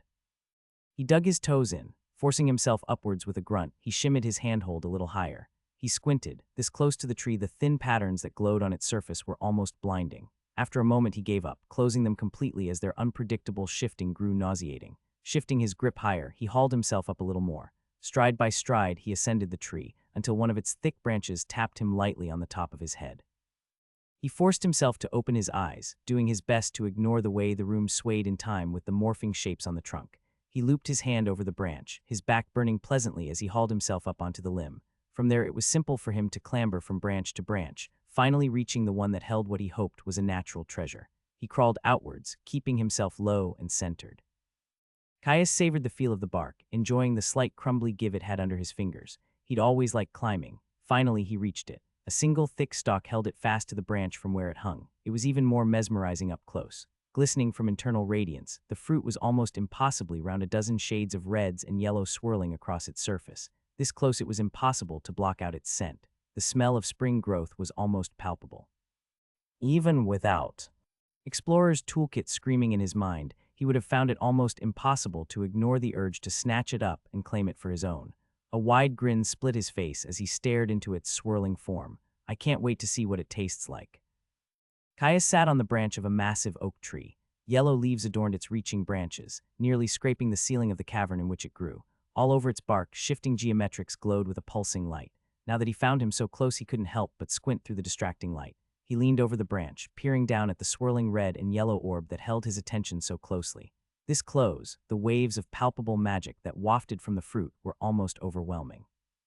He could smell it, the alchemical power. He'd first encountered the strange effect when he had been young, shortly after first acquiring herbalism. Stumbling across a deep red toadstool deep in his forest home, he'd been attracted by its bizarre smell, that of a cliff crumbling with time, a tree aging into deadfall as the years ground away at its prodigious vitality. Impossible smells, almost closer to dreams than sensory inputs. His curiosity, not for the first time, had nearly gotten him killed. Father had yanked him back, smacking him upside the head with a sharp rap that had made his eyes sting with tears.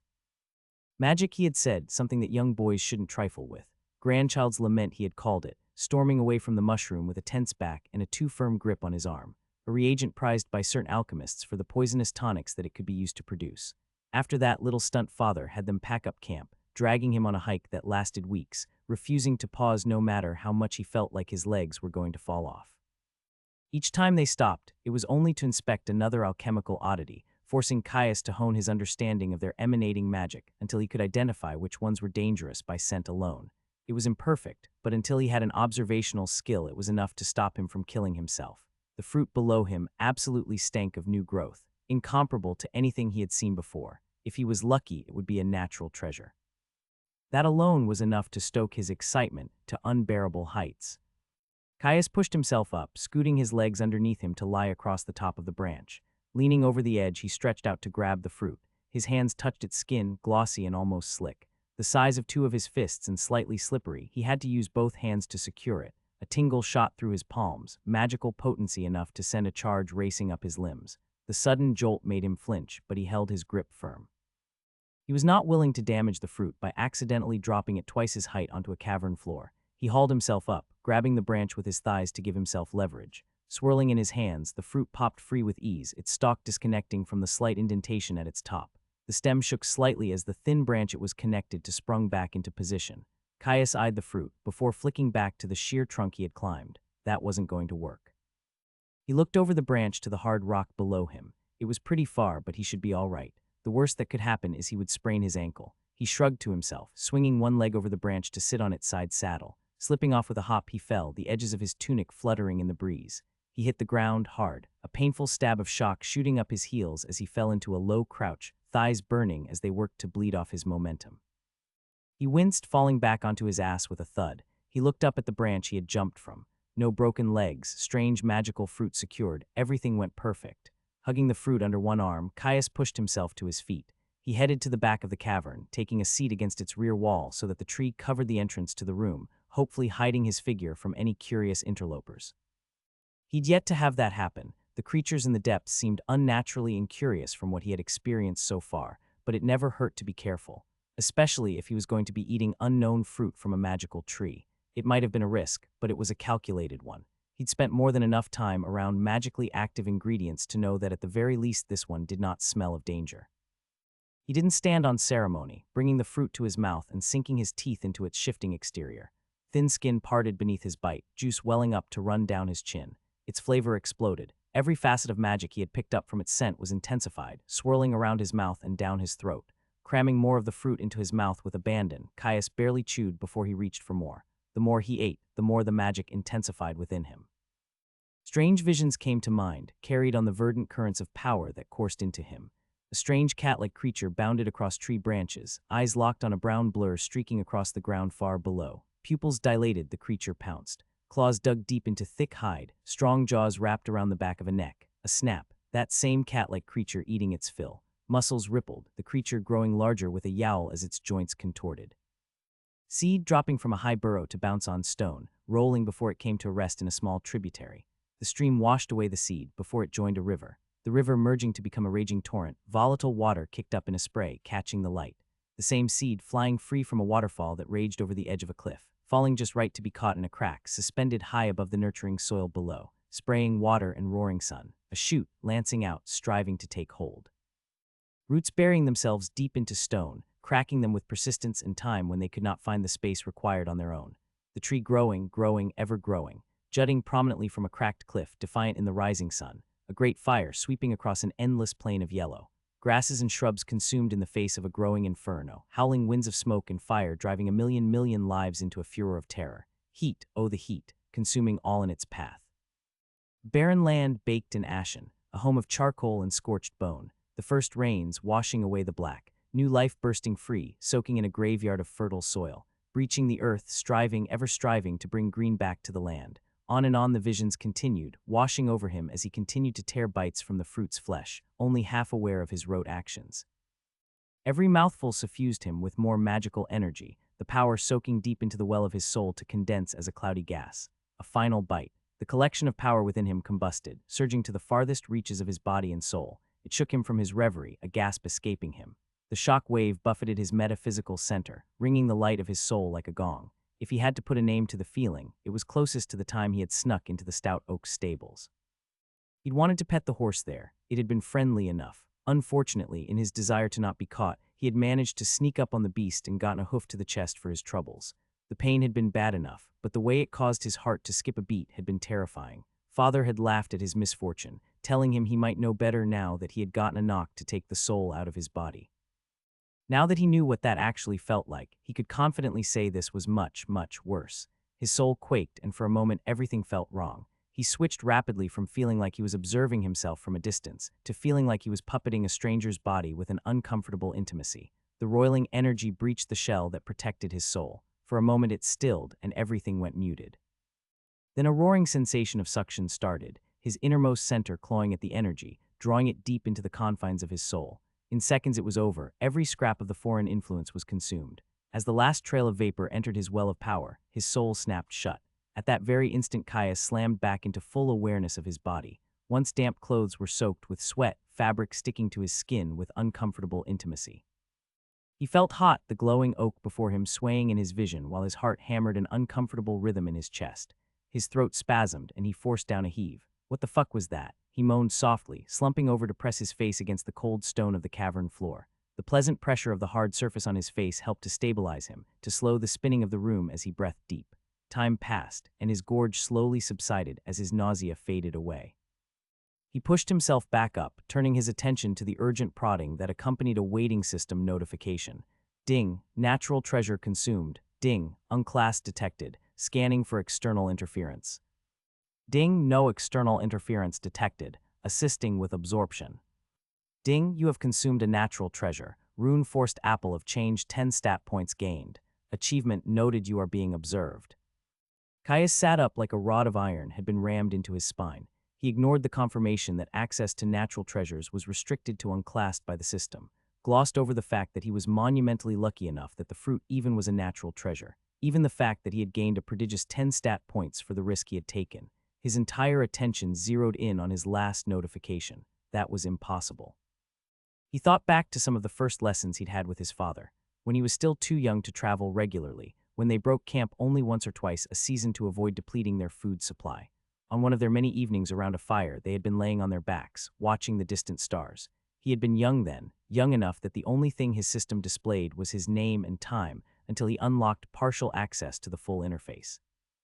Like all children, the magical construct that hovered at the back of his mind had been fascinating. Many an hour had been filled with the simple entertainment of making his status blink in and out of his vision with a thought, getting the hang of only using intention to bring it to the forefront. As they lay there, nestled behind a natural windbreak formed of loose boulders, he had wondered at the strange magic, wondered, and asked about its origin. Father chuckled at the innocent question before he was cut off by a racking cough. He thumped his chest a few times before taking a deep breath and leaning back against the stone behind him.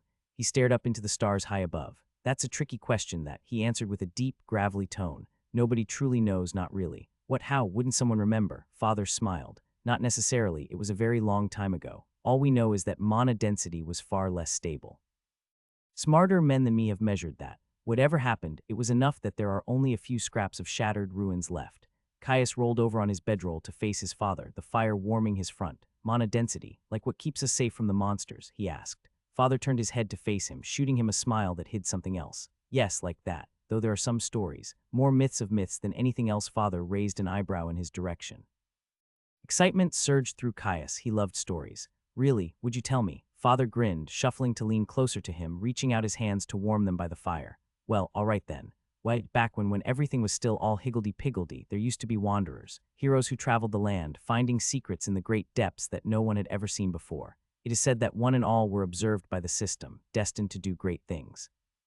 Caius sat there, still staring at the notification. It had been one of his favorite stories, one he had gotten his father to retell many, many times. They had been simpler times, before father's condition got worse, before father had asked to prepare him to take on the mantle of Unterstern. But it was just a children's tale, wasn't it? As far as he knew, no one really understood what had happened in those days, beyond the shifting tides of magic.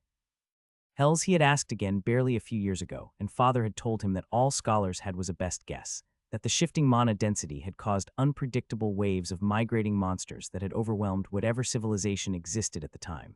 Yet, despite his warring disbelief, he could not refute the evidence that was before his very eyes. The observed were real, and he was one of them. Caius sat in shock, the jagged stone that dug uncomfortably into his back entirely forgot. What did it mean that he was an observed? That shouldn't have been possible. It was a children's tale. The evidence hung there, the notification staying stable in his vision as he tried to burn a hole through it with his gaze. He knew that he had a lot to learn about the great depths. After all, every time he tried to cajole his father for more information, he'd just been fobbed off with more training.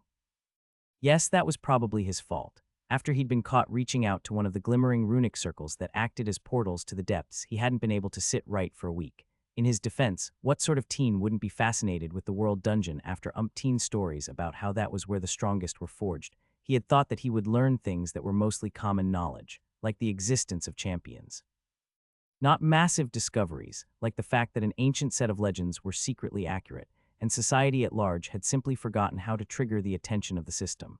The secret was dangerous. Many of his fireside talks with his father had been about how people would kill for an advantage. It was the whole bloody reason they lived in the arboreal sea, Hells. A good hour of their conversation after his first brush with a depths portal had been dedicated to exactly how pointless it would have been to dive in by himself. Father had hauled him back to camp, neck bulging in his rage. Throwing him down onto his bedroll, he had bellowed about how much of an idiot he had been, how a chaperoned unclassed in the depths was all but completely neutered in their growth, and how its treasures would crumble to dust if passed into his hands. Mostly though, his father had ranted about how if he had had to dive in after them, they would have ended up weeks or months behind schedule. Caius had stopped listening then, even if he had agreed in private that it would have been a disastrous result. If people, especially those of means and power, learnt that not only could an unattended unclassed earn a natural treasure, but that by doing so they would be observed by the system, it would be a slaughter. Caius could see it in his mind. Drove's inexperienced scions, shunted towards almost certain death just for a simple chance at success. He had to keep this secret, had to learn more, learn what it meant, push himself harder. If the system recognized him for earning a simple, albeit rare, reward, what would it do if he slew a guardian without a class? He tore his eyes away from the notification, looking back to the ethereal tree that grew out of the pond. He had to spend his points. Get a move on and finish his trip around the glade. Rumination could wait until he was back behind closed doors. He was tempted to divvy them up optimally. He knew what he wanted from a class, and from there the kind of stats it would favor. Bumping up those values could help to influence the options he was offered. He had no way to know for sure, though. He also knew he couldn't afford to make that decision. There was really only one he had available. He'd come too close to death too many times. He had to increase his endurance. Chewing on his lip, Caius hesitated for a moment before confirming his choice. He slammed the points through as quickly as he could. His body rippled, each muscle contracting at once. Lightning shot down his spine, branching to spread to every crevice and edge of his body. His head cranked back, smacking into the rock wall behind him with a loud crack. The pain of the impact was lost, overwhelmed in the swelling sensation of power surging through him, the well of power in his soul that held his. Health rocketed out, the boundaries of the misty pool expanding by half again. Every cell of his body seemed to condense, the constituent parts that made up his being bolstered by the flow of foreign power, making him just that little bit harder to injure. Slowly the wave receded, leaving him limp and panting on the floor. That had been hellish, overwhelming. Not exactly painful, but different. Note to self: don't increase a stat by 50% all at once. He panted, pushing himself up off the floor with a still quaking limb. He slumped back against the wall, wincing as his bruised head bounced off its surface. He pulled up his status to check on his gains. Caius looked over his sheet, smiling at the gains he had made in such a short time. The increase to his health was going to be massive, and once he managed to cap out toughened physique, it would help to decrease the amount of the precious resource that he had to spend. Every scrap of health counted. He knew, deep in his bones, that he wasn't going to be able to avoid taking risks now. Both champions he had faced had provided invaluable resources. The potions he had secured from the butcher had saved his life twice over now, and the natural treasure had just given him an edge he might be able to leverage into future gains. It was always about balancing risk. That much had been a focus of a lot of his training. Being punished for messing around with strange mushrooms and portals hadn't been because it put him in danger, but because it did so for no benefit. He remembered the moment when he first learnt pain resistance, the first skill he had ever learned. Father had told him that it was a choice, that no matter how much he wanted him to take up the mantle of the dynasty, he couldn't force him, that the first few skills were a risk, one that many of his ancestors hadn't survived. It hadn't even taken him a second to agree, burying his hand into a biting nest of ants up to his wrist. He had kept it there, trembling as 1,000 stinging bugs crawled over him, not retreating until he went numb from the shock. It had been worth it. He had never regretted that decision, not even when the tortures grew more extreme over the coming years. The champions were the same. He could afford to wait until he had his next skill, but after that, he would hunt them. Their rewards might give him the edge he needed to get out of the depths alive. Caius left the cavern with the radiant oak, making sure to collect the potion bottle he had discarded mid-battle with the bear, and retrieved his pack. Setting off around the rim of the glade, Caius made what he thought was good time. Without access to the sun and stars, he had no reliable way to tell the time, but by his reckoning he had been walking for what felt like just under half a day. That is, if he considered his forced nap after consuming a glade plum night. The cavern, which held the impressive underground woodland, was roughly circular as far as he could tell, though it was hard to make any halfway accurate measurements, with the just brighter-than-twilight glow doing little to penetrate the fog of distance. He doubted that the glade was much bigger than a day's walk, though if he was wrong he did have enough supplies to last a night. Climbing a tree to bed in safety from ground-bound predators was never fun, but he had done it often enough. Walking through the thin strip of borderland between the cavern wall and the tree line, he passed several more tunnels that wound their way into the rock. So far, only one more had shown any differences like the passage with the watch house had been. The undead defenders had been a breeze to push through. These ones had been dressed as miners, clad in rough canvas and armed with picks. The clumsy weapons and lack of armor had left them too open, too easy to kill. After his monstrous growth in his fight against the bear, he found himself a little disappointed that he hadn't gained a single skill from the confrontation. Nor had he from the smattering of beasts that had charged him from the trees, most of them only slightly more dangerous than their counterparts in the forest above, at least to him. As the hours ate away, his legs began to ache, health and stamina not enough to suit the mundane discomforts of long travel. Finally, his eyes widened as he saw a familiar sight far off in front of him.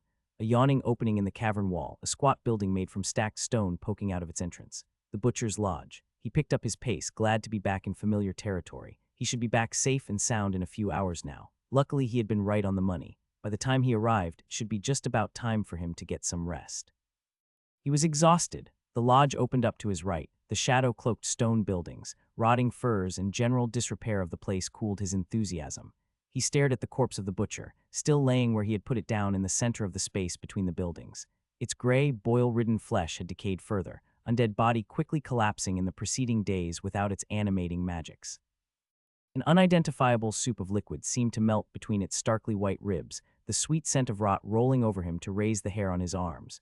His face blanched, saliva pooling in his mouth. Snapping his gaze back to his path, Caius hurried onwards, happy to leave the grisly scene behind him as soon as possible. To his relief, the withered undead hunters seemed to have desiccated without the presence of puppeteering necromancy.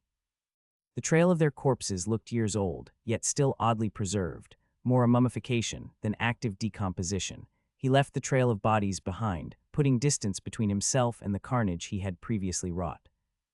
Caius restrained himself from slipping into a jog, smiling as he saw a slight rise appearing in the distance, the consistent flat land of the cavern slowly drifting up at a gentle curve. There was only one place he had seen that in his entire trip around the glade, the end of the scree slope where he had entered the cavern. He was close. While the dim and softly pulsing light of the moss was more than enough for him to see, it was gloomy lighting. It blurred vision at a distance, far-off objects fading into shadow and mist. If he could see the slope, it wouldn't take him much longer at all to reach it. He'd started his eventful walk right at the entrance of the cave he had entered from, and purely for the sake of completionism, he planned to finish it at exactly the same spot. Part of that was that there was a small chance of another tunnel somewhere on this side of the slope. He had seen a few of them surprisingly close together. Mostly, though, it simply didn't sit right with him to leave things unfinished. Father might have been a harsh taskmaster, but never once had he complained about Caius's work ethic. Hells, he remembered how surprised his father had been when he had been training for Forged. Day after day, he had woken early, even earlier than his father, going through his routine of stretches to limber himself up for a day of sparring. It had been a point of pride when father had broken first, asking him if he wanted to take a day off to go swimming in a lake they had found. In hindsight, father had probably been worried that he had taken some sort of mental damage from the process of acquiring. Rapid adaptation. The reality was much simpler. He had committed to gaining the skills of his dynasty before his class, and after his first skill, a little weapons training had practically felt like a holiday. Caius hit the slope at pace, lengthy strides eating away at the gradually increasing slope. Eventually, he hit the scree, forced to clamber up on all fours in order to keep traction. So far, no extra cave exit, just more dusty rubble and jagged rock walls. As he grew closer, the far-off ceiling of the cavern came into greater relief. 1,000 roots pierced through the solid rock of the roof, playing off the light of the pulsing moss to create shifting shadows, tendrils grasping, undulating in the lightning like the limbs of some massive beast. From the bottom of the slope, it looked far different, a simple mat of light. The tree roots confused him, like they did every time he saw them jutting out of a cave wall. He didn't claim great knowledge of the depths. It could be very literally underground. He hadn't exactly ever gotten a shovel and dug to find it. Yet even if it was, trees didn't lay down roots to bedrock, and they certainly didn't burrow through it. Though from what he had heard of other biomes, rocky caverns and glowing plants was by no means a universal feature. Maybe it was all just dressing, like the church and the lodge, an idle curiosity, but one that kept grabbing at him. He would have to ask around when he got out, someone had to know. All of a sudden, slightly up the slope and off to his left, Caius heard a roar of crashing water, quickly followed by a squeak of panic. Caius's eyes snapped to the source of the sound. It had come from the cave that led to the entrance room. Interlude 1, Vayur. Interlude 1, Vayur. The figure paced over an endless void, two fine silk robes built in a non-existent wind, pressing close to his body. With every step, a thin stone platform appeared beneath him, vanishing as soon as his naked feet lost contact. Swirling lights surrounded him, dancing through the air in a silent symphony of movement. They trailed after him like a cloud. He hadn't felt this constrained in far too long. It was easy to languish in immobile solitude when there was nothing to hold his attention. It would still be tens of millennia until the safeguards kicked in and he was returned to the greater universe. It still infuriated him. It wasn't supposed to be like this. The chances of a world stabilizing after the first stage were vanishingly small, even for a world that had already had magic like this one. The whole integration, the creation of the depths, was supposed to incite a ravenous desire for growth, supposed to push them. Instead, it seemed like they just stopped trying. As soon as the mana density stabilized, as legacy skills were found and dynasties forged, they had just stopped.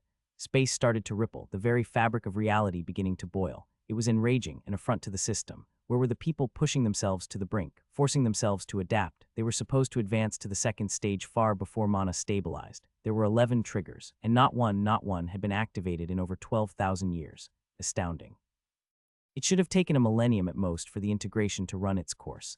At the very least, they should have had the grace to fail and die, rather than leaving him trapped. Undue punishment is what it was. Bloody excessive for a non-violent crime, but now there was a chance. The boy just had to not die. A cloud of lights drifted down from the greater swarm, circling his head. The figure looked at them with interest. Report. They streamed into his mind, knowledge absorbed instantly.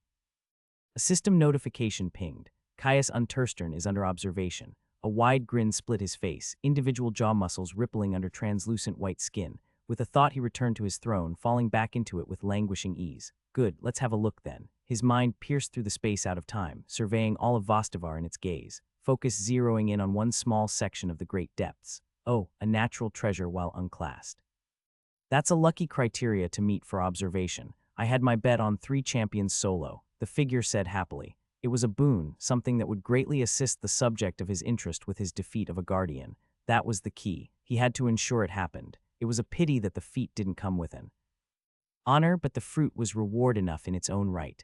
I probably can't swing you another one of those, but otherwise, I'm sure I can load the dice, so to speak. He wouldn't be able to influence the guardian he was destined to face, nor could he interfere with the depths born. The construct had absolute control over its confines. A mere glorified supervisor such as himself had nowhere near the authority to influence the challenge of the trial. The rewards, now that was something he could affect. He couldn't exactly choose what the boy received, but he would be able to lean on the overseer mind to be a little more favorable and generous, even if it cost him 1,000 years of psi accumulation. It would be worth it. After all, if the boy failed, he would have nothing but time to cultivate it once more. The sound of crashing water echoed out across the cavern, petering off slowly as the residual noises slowly faded. Faint but unmistakable, Caius heard a squeak of panic, almost drowned out by the noise of water crashing against stone. His head snapped towards the source of the sound. It had come from up the slope, directly from the cave which led to the entrance portal that had teleported him into the depths. Whatever had triggered it definitely hadn't been a person. Maybe some startled deer had gotten itself caught in the river's currents, a lucky undertow from the waterfall pulling it into contact with the entrance.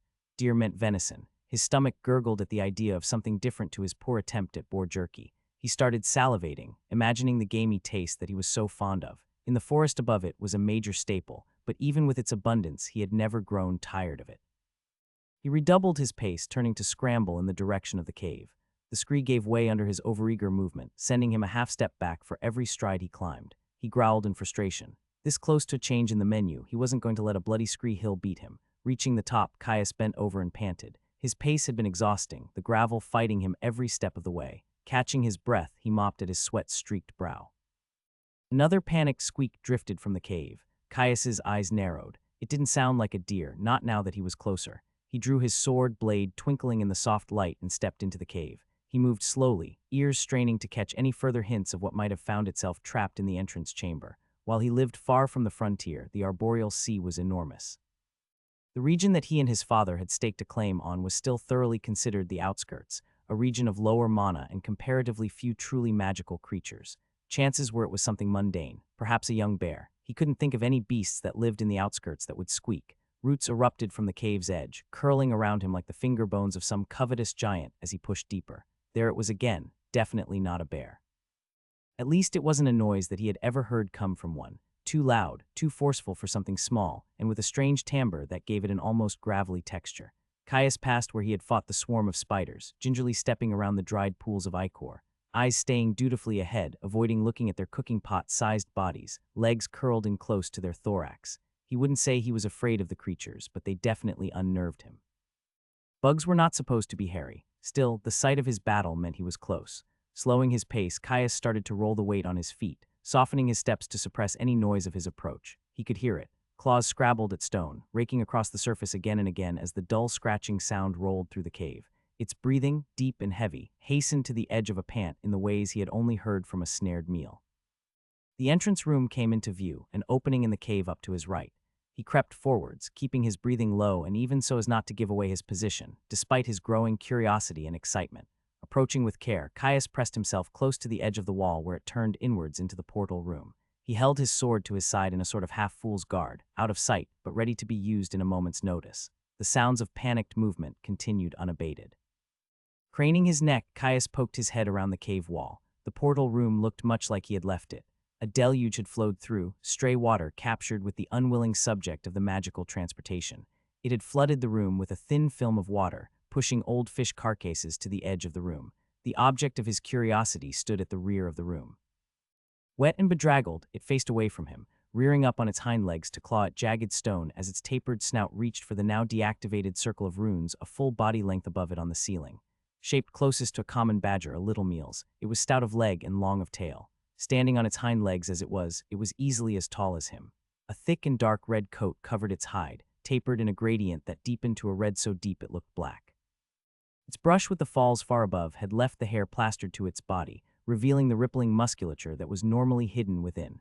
Caius knew that if it faced him, he would see that the almost black at the edges of its coat would cover its chest and front legs, tapering up its throat to split into a set of stripes that traces the contours of its powerful jaws and dense brow.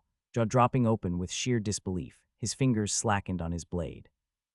Almost letting the weapon clatter noisily against the ground below, it was a fucking greater meals. Staring at the impossibility, Caius tried to wrap his head around how a king of the forest had ended up in the outskirts, had somehow fallen into a river, had gotten itself trapped in the same section of the depths as him.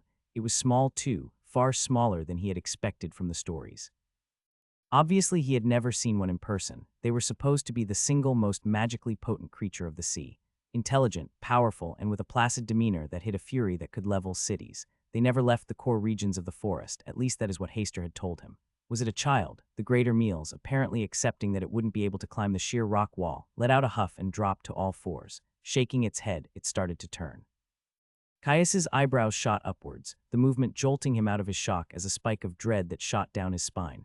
Yanking his head back from the corner, he leaned back into the wall. Chest rising, he took deep breaths, his eyes staring at nothing while his thoughts raced. Killing it would be wrong if he was even confident that he could. They were almost sacred. They were, quite literally, to some of the elven conclaves that made their homes in the deep reaches of the sea.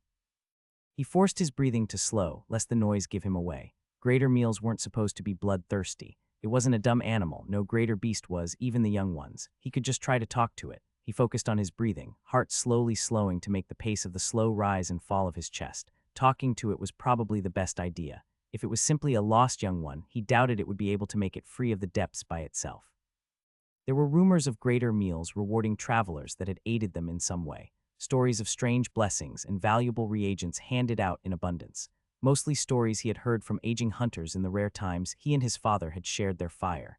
If those stories held a nugget of truth, and he managed to return the young one to its den. Making up his mind, Caius nodded to himself. He would do it. With a smooth motion he sheathed his sword, as softly as he could to avoid startling the creature. Caius could still hear it breathing, heavy pants that cut themselves short. Realizing that he probably wouldn't be able to avoid startling the daylights out of the creature, he stifled a wince. Here goes nothing, he thought. Taking a final deep breath to steady his nerves, Caius spoke out calm and steady. Ho, greater meals, I mean you no harm. The words bounced around the cave. He received no response, no longer hearing the deep breaths of the greater beast. The silence hung painfully, his unease growing with every additional moment. Head bowed as he scrunched his eyes, Caius hoped and waited for some sort of reaction. His head came back up. He had to show himself, make sure it knew he wasn't a waiting threat. Gnawing at his lip, Caius forced himself to step forward, turning to face the portal room. Arms reached out slightly to his side, palms spread to show empty arms. He stopped at the threshold. Across the cavern, the badger-like creature had backed up against the stone wall. Baring its teeth, the meals held up its considerable bulk on stout legs. Its position was held with ease, staying far more stable than a rearing bear. Its bulky arms were held at the ready, tipped with thick black claws designed to tear through earth and stone. Just like he had expected, its front was coated in an almost black red, excluding the few sections of deep orange red that peeked through the lines on its face. Its legs were trembling, and its nostrils flared with disconcerting speed at each panicked breath. Caius went to take another step. The meals barked, a concussive blast hitting him in an instant to ring his ears. He stopped, foot hovering over the stone. Easy, I don't want to hurt you. I've been trapped here for weeks. His tone stayed even and calm, seeking to placate the creature's fear with a soft smile. The meal's hackles rose, a deep rumble starting in its chest. Something smacked into his mind, forcing aside innate defenses, bringing with it a confusing jumble of images. He saw himself standing there, backlit by a sinister blue halo of pulsing light. His posture was all wrong, hands outstretched, poised to grapple and tear, teeth bared in an open threat. He loomed in the entranceway, speaking a predator's lies that were only half understood as he tried to worm his way in for the kill. Shocked, Caius snapped his mouth shut, pulling his arms down into his sides. He took a step back. Whoa, I'll stay over here. I'm serious, I grew up in the forest. I would never hurt one of your kind. Dark amber eyes drilled into him, the meals responding to his statement with a snap. Another deluge of strange sensory information washed over him, too colored by scent and sound to be parsed easily. An impression, clear and strong, ran over his strange connection with the meals. Lies, it seemed to say, eyebrows furrowed, confused at the accusation. Why would I lie? Caius said evenly, focusing on keeping his posture as still and neutral as he was able. Images flicked across in a rapid-fire blast. Distant mountains. A warning to never cross their peaks, of poor hunting grounds and unsavory persons. A burning curiosity silenced with a heavy paw. Setting off alone, Emil's groan to explore the strange place. A cacophony of scents, thin air almost absent of the ever-present thrum of rolling mana. Of seeing figures garbed in woven plant material and the skins of their kills, so similar to the elves he had seen a time or two. The hot bite of flying twigs, burning cuts and leaking wounds. He saw himself corralled, hunted for the first time in his life, fleeing as fast as his paws could carry him, throwing himself into the depths of the river, struggling to keep his head above the raging rapids that ripped him away from the shore. His gaze focused on the figures that skidded to a stop at the water's edge, focusing on them with a dizzying clarity. The leading man was a lanky figure. Holding a naked saber in one hand, he was garbed in leather amore, high quality but poorly maintained. A crooked nose jagged from an old impact that had left a thick scar stretching from bridge to orbit. Caius recoiled from the connection, his mind reeling back into the immediacy of the present. Fury roiled inside him as he recognized the face. It was the leader of the bandits. He'd never forget that scar. It took a special type of injury for health to be unable to fully recover a wound. There were also less of them. Barely even a handful compared to the numbers that had ambushed him and father. His father had done some damage, but if they were still on the plateau. Caius clenched his fist, futile frustration surging through him. A low growl from the meal snapped him back to the present. Taking a deep breath, he loosened his hand, letting it fall to his side. No, I am not with them, nor are they representative of my kind. I lived on that plateau for years and know far better than to hunt a greater meals, Caius huffed, his shoulders slumping before looking back up to look back into amber eyes. No, those men hunted me too. I was driven over the falls. Chased off lest I let them kill me. My father stayed behind. I'm not sure if he made it. His eyes drifted downwards, burning as he thought of the potential fate of his father. The hackles of the meals fell, its growl petering out. It was still tense, still ready and willing to barrel towards him at the slightest provocation, but it had paused at his words. Its mental connection reached back out, tentative as it brushed his mind. Tell me. Caius sat on the cavern floor, jagged rocks digging into his back. The natural stone made a poor backrest, but his chain vest saved him from the worst of discomfort. He'd moved over from the entrance to the portal room, shifting to the side so as to not block the meals from an exit. He was, after all, trying to convince it he was friendly. So far it had gone okay. The greater beast sat across the cavern from him. Thin pools of stagnant water and the corpses of fish in varying stages of decomposition layered the ground between them. Remnants from both of their entrances to the depths and those of prior ones. Settled down onto its haunches, the meals eyed him with a quiet intensity as it rested its head on its front paws. As they had talked, the creature's fur had begun to dry out, returning to a dense, fluffy halo of red tapering to black. Caius reminded himself, looked so bloody soft. The flickering mental connection that the meals had forged between them pulsed as it transmitted more thoughts and sensations to him. As their chat had progressed, Caius had been getting better at parsing the information into something resembling language. That, or the meal's sharp mind, had been able to pick up on how he structured communication and was making it easy for him. So they chased you from your hunting grounds, challenging your patriarch without honor. The almost words echoed with notes of indignation for the bandits' offense. Caius nodded emphatically. Yeah, and now we are trapped down here, at least until I am strong enough to deal with the Guardian. If I wait for my class that's going to be about 2 years, he responded, frustration creeping into his tone as he thought of the yawning length of time ahead of him. You are not yet grown, but you are larger than those vermin that trapped us down here. The meal's words carried overtures of confusion, a biting venom suffusing its emotions as its mind had drifted over the bandits. Caius laughed, when he quickly cut off as the meals jumped slightly at the sudden noise. Sorry about that, it means I'm amused. Caius gingerly scratched the back of his head. Snorting in acknowledgement, the meals settled back down. Most peoples like my own, human or otherwise, are already full-grown for a couple of years before we gain our class. Like I said, mine is 2 years off, he continued. With a chitter, the meals ever so slightly cocked his head at him. I see. It is somewhat different for us beasts. A full connection to the ancestral power brings with it significant changes. I am a summer or 2 off from it myself. Pushing off with its back legs, the meals dipped into a deep leaning stretch before it fully rose to its feet. It took a sniff and sneezed, pawing at its nose. The fish here are disgusting. Take me to your den. It demanded, its imperious tone unable to hide the undercurrent of uncertainty in its emotions. Caius shot back a warm smile, making sure to hide his teeth. He'd made sure the meals knew it was a friendly gesture, but it had yet to fully get over its discomfort at the sight of a grin. I'd love to. Caius stifled a chuckle as the meals huffed in frustration as its heavy body slowly skidded down the scree slope, a great cloak of dust billowing out behind it. He found it impossible to forget what the creature was, but he also couldn't deny just how young the creature came across as. Even the size of a small bear, he didn't miss that its paws seemed just a little too oversized, its demeanor flicking to anxiously scan the tree line just a little too often. He lengthened his steps, feet sinking deep into the loose gravel. Pulling up alongside the greater beast, he laid his hand on its shoulder. Fingers sunk deep into hyper-dense fur as he gave it a pat. It's okay, I've already cleared out this area of the glade. Even if something has wandered back in, I have yet to find something I haven't been able to handle myself. With the 2 of us, we would be more than okay if we are careful. The meals huffed, but leaned back into his touch all the same. I know that. It's just the matriarchs warned me off this place, at least until I had reached the next stage of life. The meal's light touch on his mind, bringing with it the sight of a massive beast, easily towering over the younger creature. The image radiated with the familiar certainty of safety, smelled of home. Caius stiffened as the blare of a system notification dragged at his attention. Ding, general skill available. Would you like to learn empathetic communication uncommon? No, he thought, quickly dismissing the prompt. Attention turned back to the meals as he scratched its shoulder, luxuriating in the softness of its coat as the individual fibers parted between his hands, bunching between his fingers with a feather-light touch. He had the strange sense that he must be dreaming, who got to actually pet a greater meals. Dragging his focus back to their conversation, his fingers continued to twist through its fur absent-mindedly. Your mother, he asked. No, the meals snorted. Matriarch, the oldest mothers of the den. Keepers of knowledge and ruiners of all fun. They reached the bottom of the slope, quickly pushing into the trees that grew with density as they got further into the glade. She said that the guardians were too strong, that it was littered with obstacles designed for those who walked on two legs. Without the strength to simply overwhelm everything before you, you would simply get trapped and eventually starve.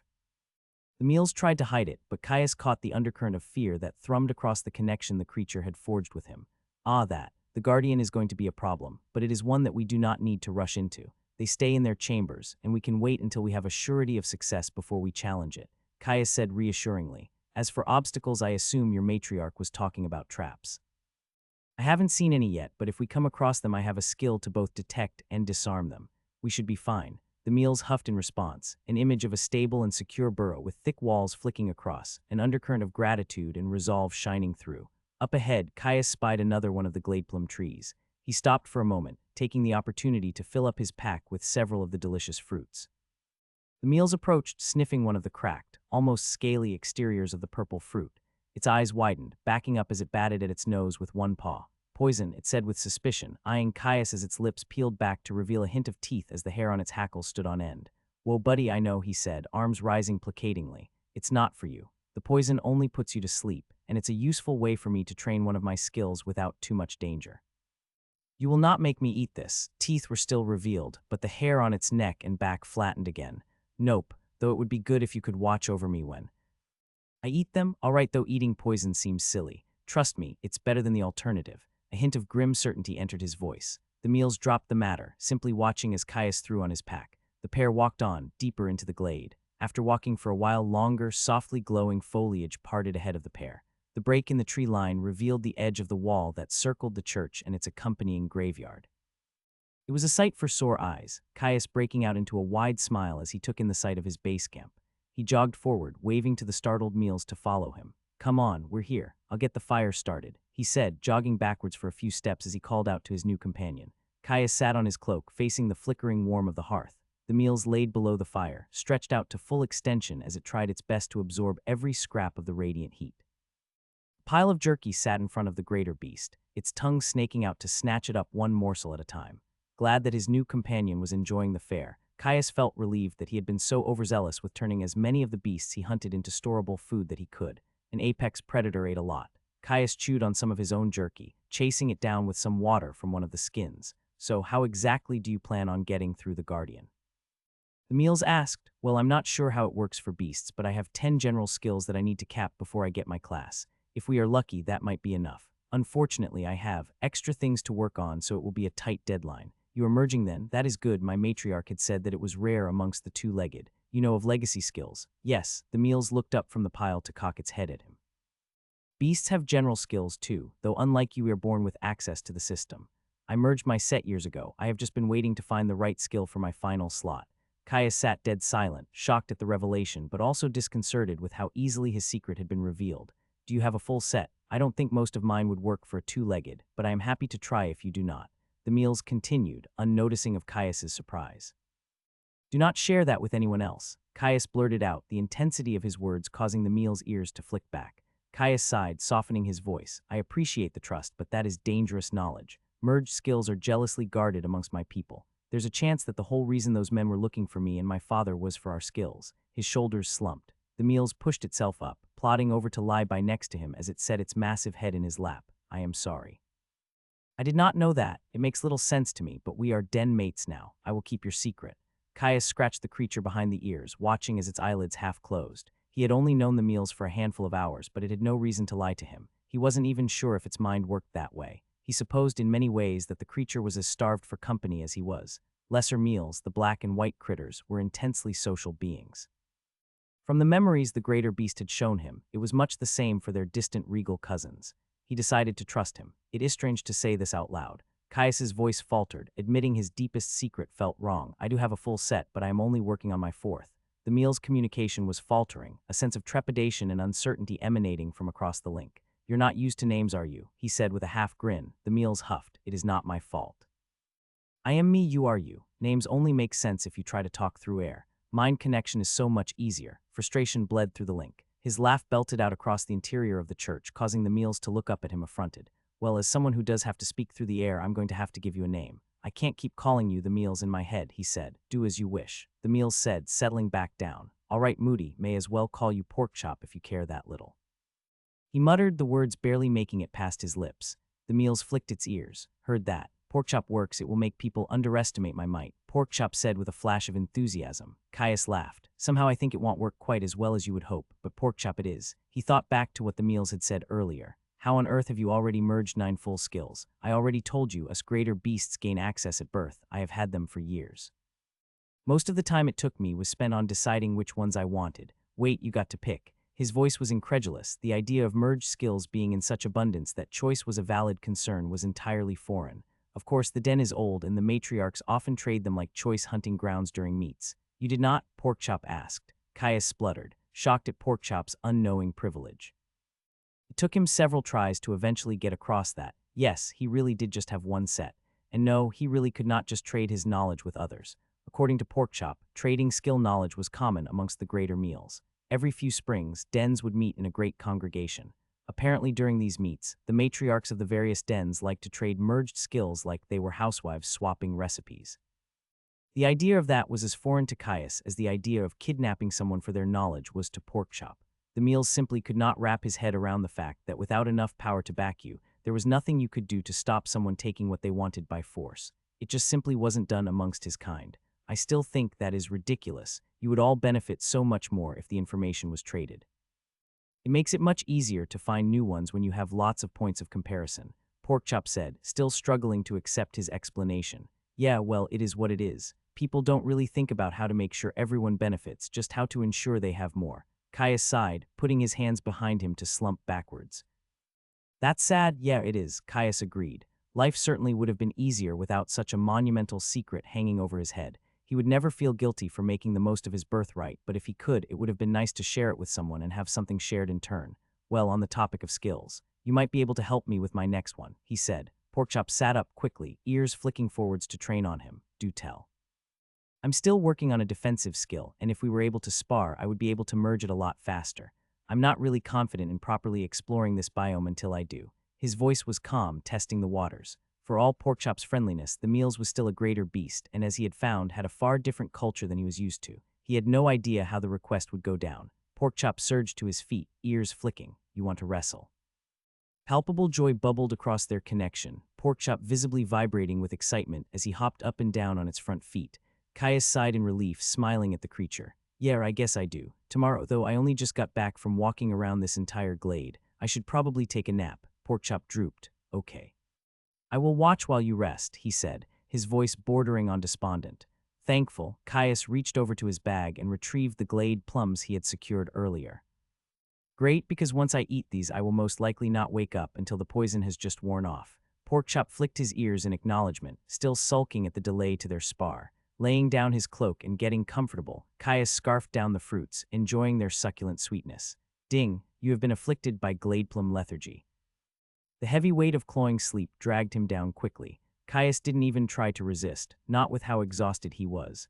As his eyes drifted closed, he distantly registered the sensation of something soft and warm saddling up close to him. Standing in the graveyard in front of the church, Caius held his sheath in both hands like a sword. It was just as well made and enchanted as the blade itself, so it could more than stand up to the abuse of a spar. Porkchop stood across from him, the massive badger-like creature almost bouncing from foot to foot with excitement. Together, they had managed to clear a large section of headstones. Porkchop had used his digging claws to uproot the slabs of stone, while Caius heaved them away on aching limbs.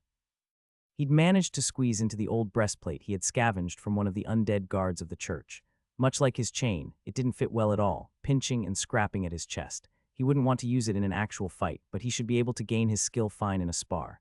Ideally, he would cap off the skill quickly. Heavy armor had never been his style, far too constricting it slowed him down. Judging by the deluge of playful energy that bled across their link, Caius didn't think that Porkchop would mind that all too much. Wrestling, his new companion barked. Yeah, I know. Remember, the idea is for you to try to knock me here. Caius rapped his knuckle against his breastplate. While I try to defend myself with this thing here. He waved his scabbard at the meals. Wrestling. Yeah. All right, buddy, I'm ready when you are. Caius settled into a close guard, pulling his mock blade into his armpit. He'd have to hold back a bit, no need to sour a budding friendship by bludgeoning Porkchop too hard.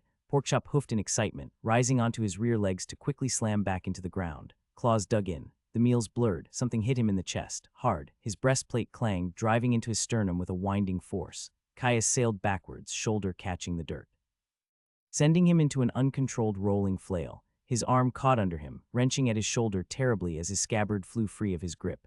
He skidded to a stop, lying flat on his back, wondering what the fuck had just happened. Caius, panic flooded his connection with Porkchop, the creature bounding over to him. Pushing himself up with a wince, Caius felt his health flood out to heal a dozen scrapes and bruises. He held up a hand, waving off the meal's concern. Porkchop ignored him, shoving his nose at him, checking to make sure he wasn't too injured. "I'm all right, buddy," he said, patting the meal's head. "What the hell was that, though? I didn't even see you." Porkchop pulled back, expression impossible to read on its animal face.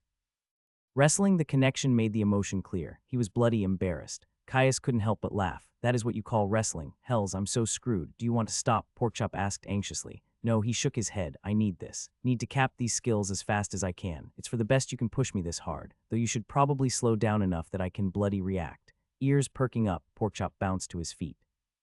The meals ran back to their starting area in the center of the cleared headstones. More wrestling, gentle wrestling. Porkchop clarified after a moment. Caius simply shook his head, walking over to retrieve his scabbard. "This is going to suck so much," he thought to himself. Caius moved to stand across from Porkchop, dropping into his stance once more. "All right, I'm ready." Porkchop chuffed in excitement. Thick claws bit deep into the earth, providing the necessary traction for the bear-sized greater beast to bring himself up to speed. A decided visible speed this time, though still not slow, not at all. Barreling towards him, Porkchop's exposed teeth juxtaposed his bright eyes and easy expression. One claw swiped. Caius moved to parry. The paw swished, diving under his guard. Another clang on his breastplate. He stumbled as Porkchop rapped him gently on the chest with his claws. Caius tried to step back, pivoting on his front foot to slide around his new friend's guard. Porkchop was too fast, advancing on him to smack him in the ribs, a little harder than the last. Claws scrapped on metal with a squeal, sending him stumbling to the side. Frustration mounted. He should be able to do something. This was embarrassing. Lashing out with his scabbard, Caius tried to smack him over the head. Porkchop reared up, one paw blurring to intercept his attack. He braced, ready for the collision. It didn't help. Porkchop smacked his scabbard away with ease. The meal slashed towards his chest with his other paw. He brought his scabbard around, trying to block the swing. Well-positioned defense wasn't enough. Porkchop simply crushed his guard, sheath and claw crashing heavily into his chest together. The blow drove the air from his lungs, sending him reeling back. Caius fell backwards, thick chest plate doing little to stop his head from smacking painfully into the ground. "You holding up okay?" Groaning in response, Caius sat up. "Hell's Porkchop, how are you so goddamn strong? Stats work on the body, and I have a good body." His tone was undeniably smug. "Plus good skills," he grunted. It made sense. Didn't mean it was any less bullshit. Caius hauled himself to his feet, leveling his scabbard once more. Porkchop flicked his ears with excitement as he settled into a crouch. Again, "Yay, ding, general skill available. Would you like to learn heavy armor mastery uncommon?" Caius gasped in relief. Half an hour, half a bloody hour of being tossed around the graveyard like a chew toy. Porkchop was relentless and seemingly full of infinite enthusiasm for smacking him around. "Wait, I got it," Caius hurriedly called out. Porkchop halted mid-swing, halfway through sending him tumbling across the dirt. Again, "Oh, what you get?" Porkchop asked, dropping to all fours. "Heavy armor mastery. Now I just need to finish capping the skills," Caius replied, gleeful that his next legacy skill was within reach. The spar had already done some work on that front, earning him another level. Footwork and 2 in. Light armor mastery. That last one had surprised him. As best he guessed, the way his armored jacked was softening the blows he had been taking to his breastplate was enough to count. "More wrestling?" Porkchop asked. Caius's shoulders slumped. "Yeah, not right now though. I want to check on my new skill." "Okay," Porkchop replied, clearly excited at the prospect of more spars. Caius dropped his hand to his friend's shoulder. The duo walked over to the church, where Caius planted his back against the wall and slid down onto the ground. He ached. The breastplate had done its job. None of Porkchop's heavy strikes had done enough individual damage to really drain his health, but each smack had done enough to leach a few points. Over the course of a whole spar, he was down to half. His stamina, on the other hand, was completely drained. Exhaustion had well and truly set in. Reaching out to snag a water skin he had left by the wall earlier, Caius splashed a little on his face, the tepid water soothing his flushed skin. A few quick quaffs quenched his throat. He poured some into Porkchop's waiting mouth, chuckling as he struggled to not spill the water. He'd need to get some sort of bowl or trough for him, though either way they would probably have to make a daily trip to the river with how big he was. Looking over the graveyard, Caius relaxed into the wall and pulled up his latest skill. Heavy Armor Mastery, Level 1. Uncommon. Proper defense, the kind that lets you stand on the front lines, has weight. It's hefty, restrictive, and burdensome. It's also the only thing that will keep you and your allies safe in the face of a pouncing Gygax beast. Skill that increases the defensive efficacy of worn heavy armor and decreases armor weight. Each level slightly increases the integrity of worn heavy armor. Each level minutely decreases the encumbrance of worn heavy armor. Is it good? Porkchop asked, nudging him with his nose when he didn't respond. Caius tilted his hand back and forth. The final skill will be. It's a broad defensive skill. It'll help a lot regardless of which armor I will use. A lot of my general skills are like that. What's your goal? Porkchop asked, curious. Caius looked quizzically at his new companion, surprised by the abrupt question. What, like after we get out of here? He responded. No, your class. You talk about the broad base, not what you wish to use it for, Porkchop explained. Caius supposed he had never really talked about it. It was something he had been working on for a while, had workshopped with his father. Father had gone the route of a runic inscriptionist or runewrite, large workings that took time and preparation. It was a strong class in its element, but he had heard enough stories from his father to know that its lack of immediate force projection had forced father to rely on his general skills far more than not. He loved runes, found them fascinating, yet casting held his attention just as much. Many considered both to be incompatible. Caster's channel. Inscriptionists spent hours, days working on formations. Worse, focusing on either for his class would relegate Warforged in his upcoming skill to a supportive role, a stopgap measure. No, he had something else planned. He drifted to the memory of when he had first told his father. Father walked beside him, pushing away an errant branch that was just low enough to brush his head. Body formations, niche things. What's with the sudden interest in runes? His father looked at him with a questioning look and a cocked brow. Caius squirmed under his gaze. It was a stupid idea. Well, you mentioned that some delvers carry single-use formations. Prime spell effects that were too niche for a dedicated skill, but would take too long to make with freeform channeling when they were needed. I was wondering if you could do something similar with tattoos, he answered. Father scratched his chin, falling silent as he pondered on the question. Fascinating. I don't see why not. It could solve the issue of anything more than a cantrip needing far too much power for a trinket. It would be ruinously complex, though, an anchor to subordinate lengthy runic hymns. Haster started to mutter under his breath, talking his way through enchanting concepts that flew far over Caius's head. His heart skipped a beat. He hadn't expected that it might actually be possible. Caius kept walking with just a little more bounce to his step. The memory faded. Caius turned to his friend with a smile. The theory was there. He just needed to put it into practice. I want to cast and use swordplay. Channeling is usually too focus-intensive to use from the front lines, but I have an idea. It should work. There is no reason it shouldn't. I won't know for sure until I have my 5th through 7th skills, though. Experimentation is good, especially when there are no matriarchs watching. Porkchop said. Pride flowed across the connection, but so did a hint of embarrassment. Caius cocked an eyebrow at that. And what did you do that got you yelled at, huh? He asked, a smile tugging at his mouth. I did well. Merged a higher order manipulation skill, multiple sequential merges, by myself, Porkchop replied.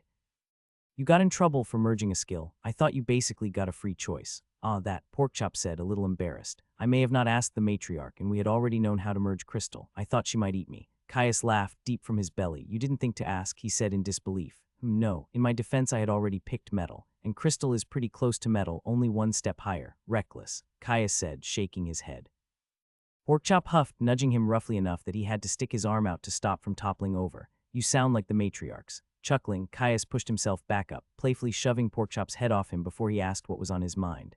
And what do you wish from your class, or whatever it is that you beasts get? Porkchop shook his head. It's a little different. We commune with the ancestral blood. Body changes, skills tied to new form. Not so flexible as a class, I will most likely always be a forest king. The voice will only give me options that would suit me. I am happy to just pick what looks best when it happens, he explained. Caius leaned forwards in interest. It wasn't every day that you got insight into how the system worked for greater beasts. Sounds nice. More time with your general skills, no need to stress about influencing your class. Time to just enjoy life, Caius said, envious. Porkchop snorted, shoving his cold nose into Caius's cheek. No being grumpy. You can change, that is bigger than you know. Becoming more than a greater meals is almost impossible for me. Becoming more than just Caius only requires work. Grunting in acknowledgement, Caius batted his friend away. He knew that Porkchop was right, it still grated at him. He wanted to be done now, to slay the Guardian and escape. He'd already been down here for weeks. He had years left. Years. At the very least, when he had finished this skill, he would actually feel confident pushing deeper into the glade, and the depths as a whole. The whole glowing trees thing lost its shine after the first few days. After that, it wouldn't be too long until he could start his experimentation with magic. A familiar swell of excitement welled up in him, filling his limbs with a bubbling energy that made him want to hop on the spot. Magic. He couldn't wait. Hey, Porkchop, yeah. I've been avoiding pushing into the center of this glade for a while now. I've been waiting until I have my next skill. Want to help me get it as fast as we can? He asked, looking at Porkchop expectantly. His friend pounced to his feet, flying a full stride in the air. Porkchop landed with a heavy thud, every part of his body practically vibrating with excitement. More wrestling. Caius laughed, pushing up. Yeah, buddy, a lot more wrestling. A month, a whole bloody month, more than a month in actuality. Caius was sure that his bruises had bruises, health or no. A whole damn month of being Porkchop's chew toy, tossed around the graveyard like a sack of flour. He never seemed to run out of energy, never seemed to get tired of having the upper hand. Hells, Caius was pretty sure that the fact he was so totally outmatched made the whole thing more fun to Porkchop. He had gotten better at least. He didn't get thrown around nearly as much in their most recent tussles. Caius chose to simply ignore the fact that Porkchop was definitely moving a lot slower than he could. It was so worth it. His growth had been explosive. At first, he had been worried that without the mortal threat of true combat his skills would stall, that his timeline would be set back, no matter how much sense it made for his safety. The sheer physical superiority Porkchop had over him had reduced that drawback to almost nothing.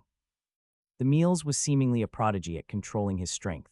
No matter what he did, the Meals was just that much stronger and faster than him, pushing him to his absolute limit. As Caius's skills had grown, so had the pressure. Caius improved his parry and footwork just enough to start avoiding blows. Porkchop sped up his armor and block skills improved to let him hold his ground. Porkchop would hit harder, forcing him back. Now he only had a few more levels left before he was ready to merge his next legacy skill. He stood out in the opening they had created in the graveyard, Porkchop directly across from him. He discarded his breastplate in favor of chain. He'd fully capped heavy armor mastery over a week ago, the process leaving the metal of the armor bent and dented, almost entirely useless now. The field was torn to shreds, great gouts of earth ripped free from the ground from the way Porkchop dug his claws in to gain traction. Shattered cobblestones littered the edges of their impromptu area. They'd done their best to clear them, but he'd been thrown through more than one after an overzealous blow. Last one, yeah. Porkchop asked, anticipation flowing over their ever-strengthening link. Yeah, just a level of block and medium armor mastery. Caius called out, his own excitement visible in the smile on his face. Ready? Porkchop asked. Ready. He nodded, settling into his stance. Porkchop dug his claws into the earth and tore another rent into the ground, stout claws kicking up a cloud of dirt, accelerating to full speed in a single bound. Caius held his trusty scabbard at the ready, no longer awkward in his grip after a month of full contact sparring. Reaching him in under a second, Porkchop feinted a tackle. Caius pivoted to the side, stepping to avoid the charging hulk of muscle and fur. Dragging his claws on the ground, Porkchop used the leverage to bring himself up short. A heavy paw lashed out, coming down over Caius's head. He reacted, slamming out with his blade to block the strike, maximizing his leverage by catching the blow close to his hands. Porkchop simply pushed down harder. The weight of the beast was overwhelming, forcing Caius's guard back, his hands shaking. He was allowed to struggle for a bit to strain into the block. Then Porkchop smacked him with his other paw, claws raking against his chainmail. He wasn't gentle, even when pulling his blows. Caius stumbled back, gasping from the impact. Steadying his footing, he dove back in, warding Porkchop off with a stab to the face. He reacted like it was a naked blade, darting to the side before closing in to batter Caius once again. Claws clattered on Caius's a hasty block that barely held. Porkchop gave him no quarter, slamming his other paw towards him. Caius stepped back, catching the blow. He tried to carry through into a stab, aiming for his friend's undefended chest. Porkchop dropped back down to all fours, drawing back and then throwing himself forwards into a heavy shoulder barge, moving faster than Caius could bring the point of his scabbard around to ward off the approach. A fluffy black and red shoulder hit him in the chest, hard.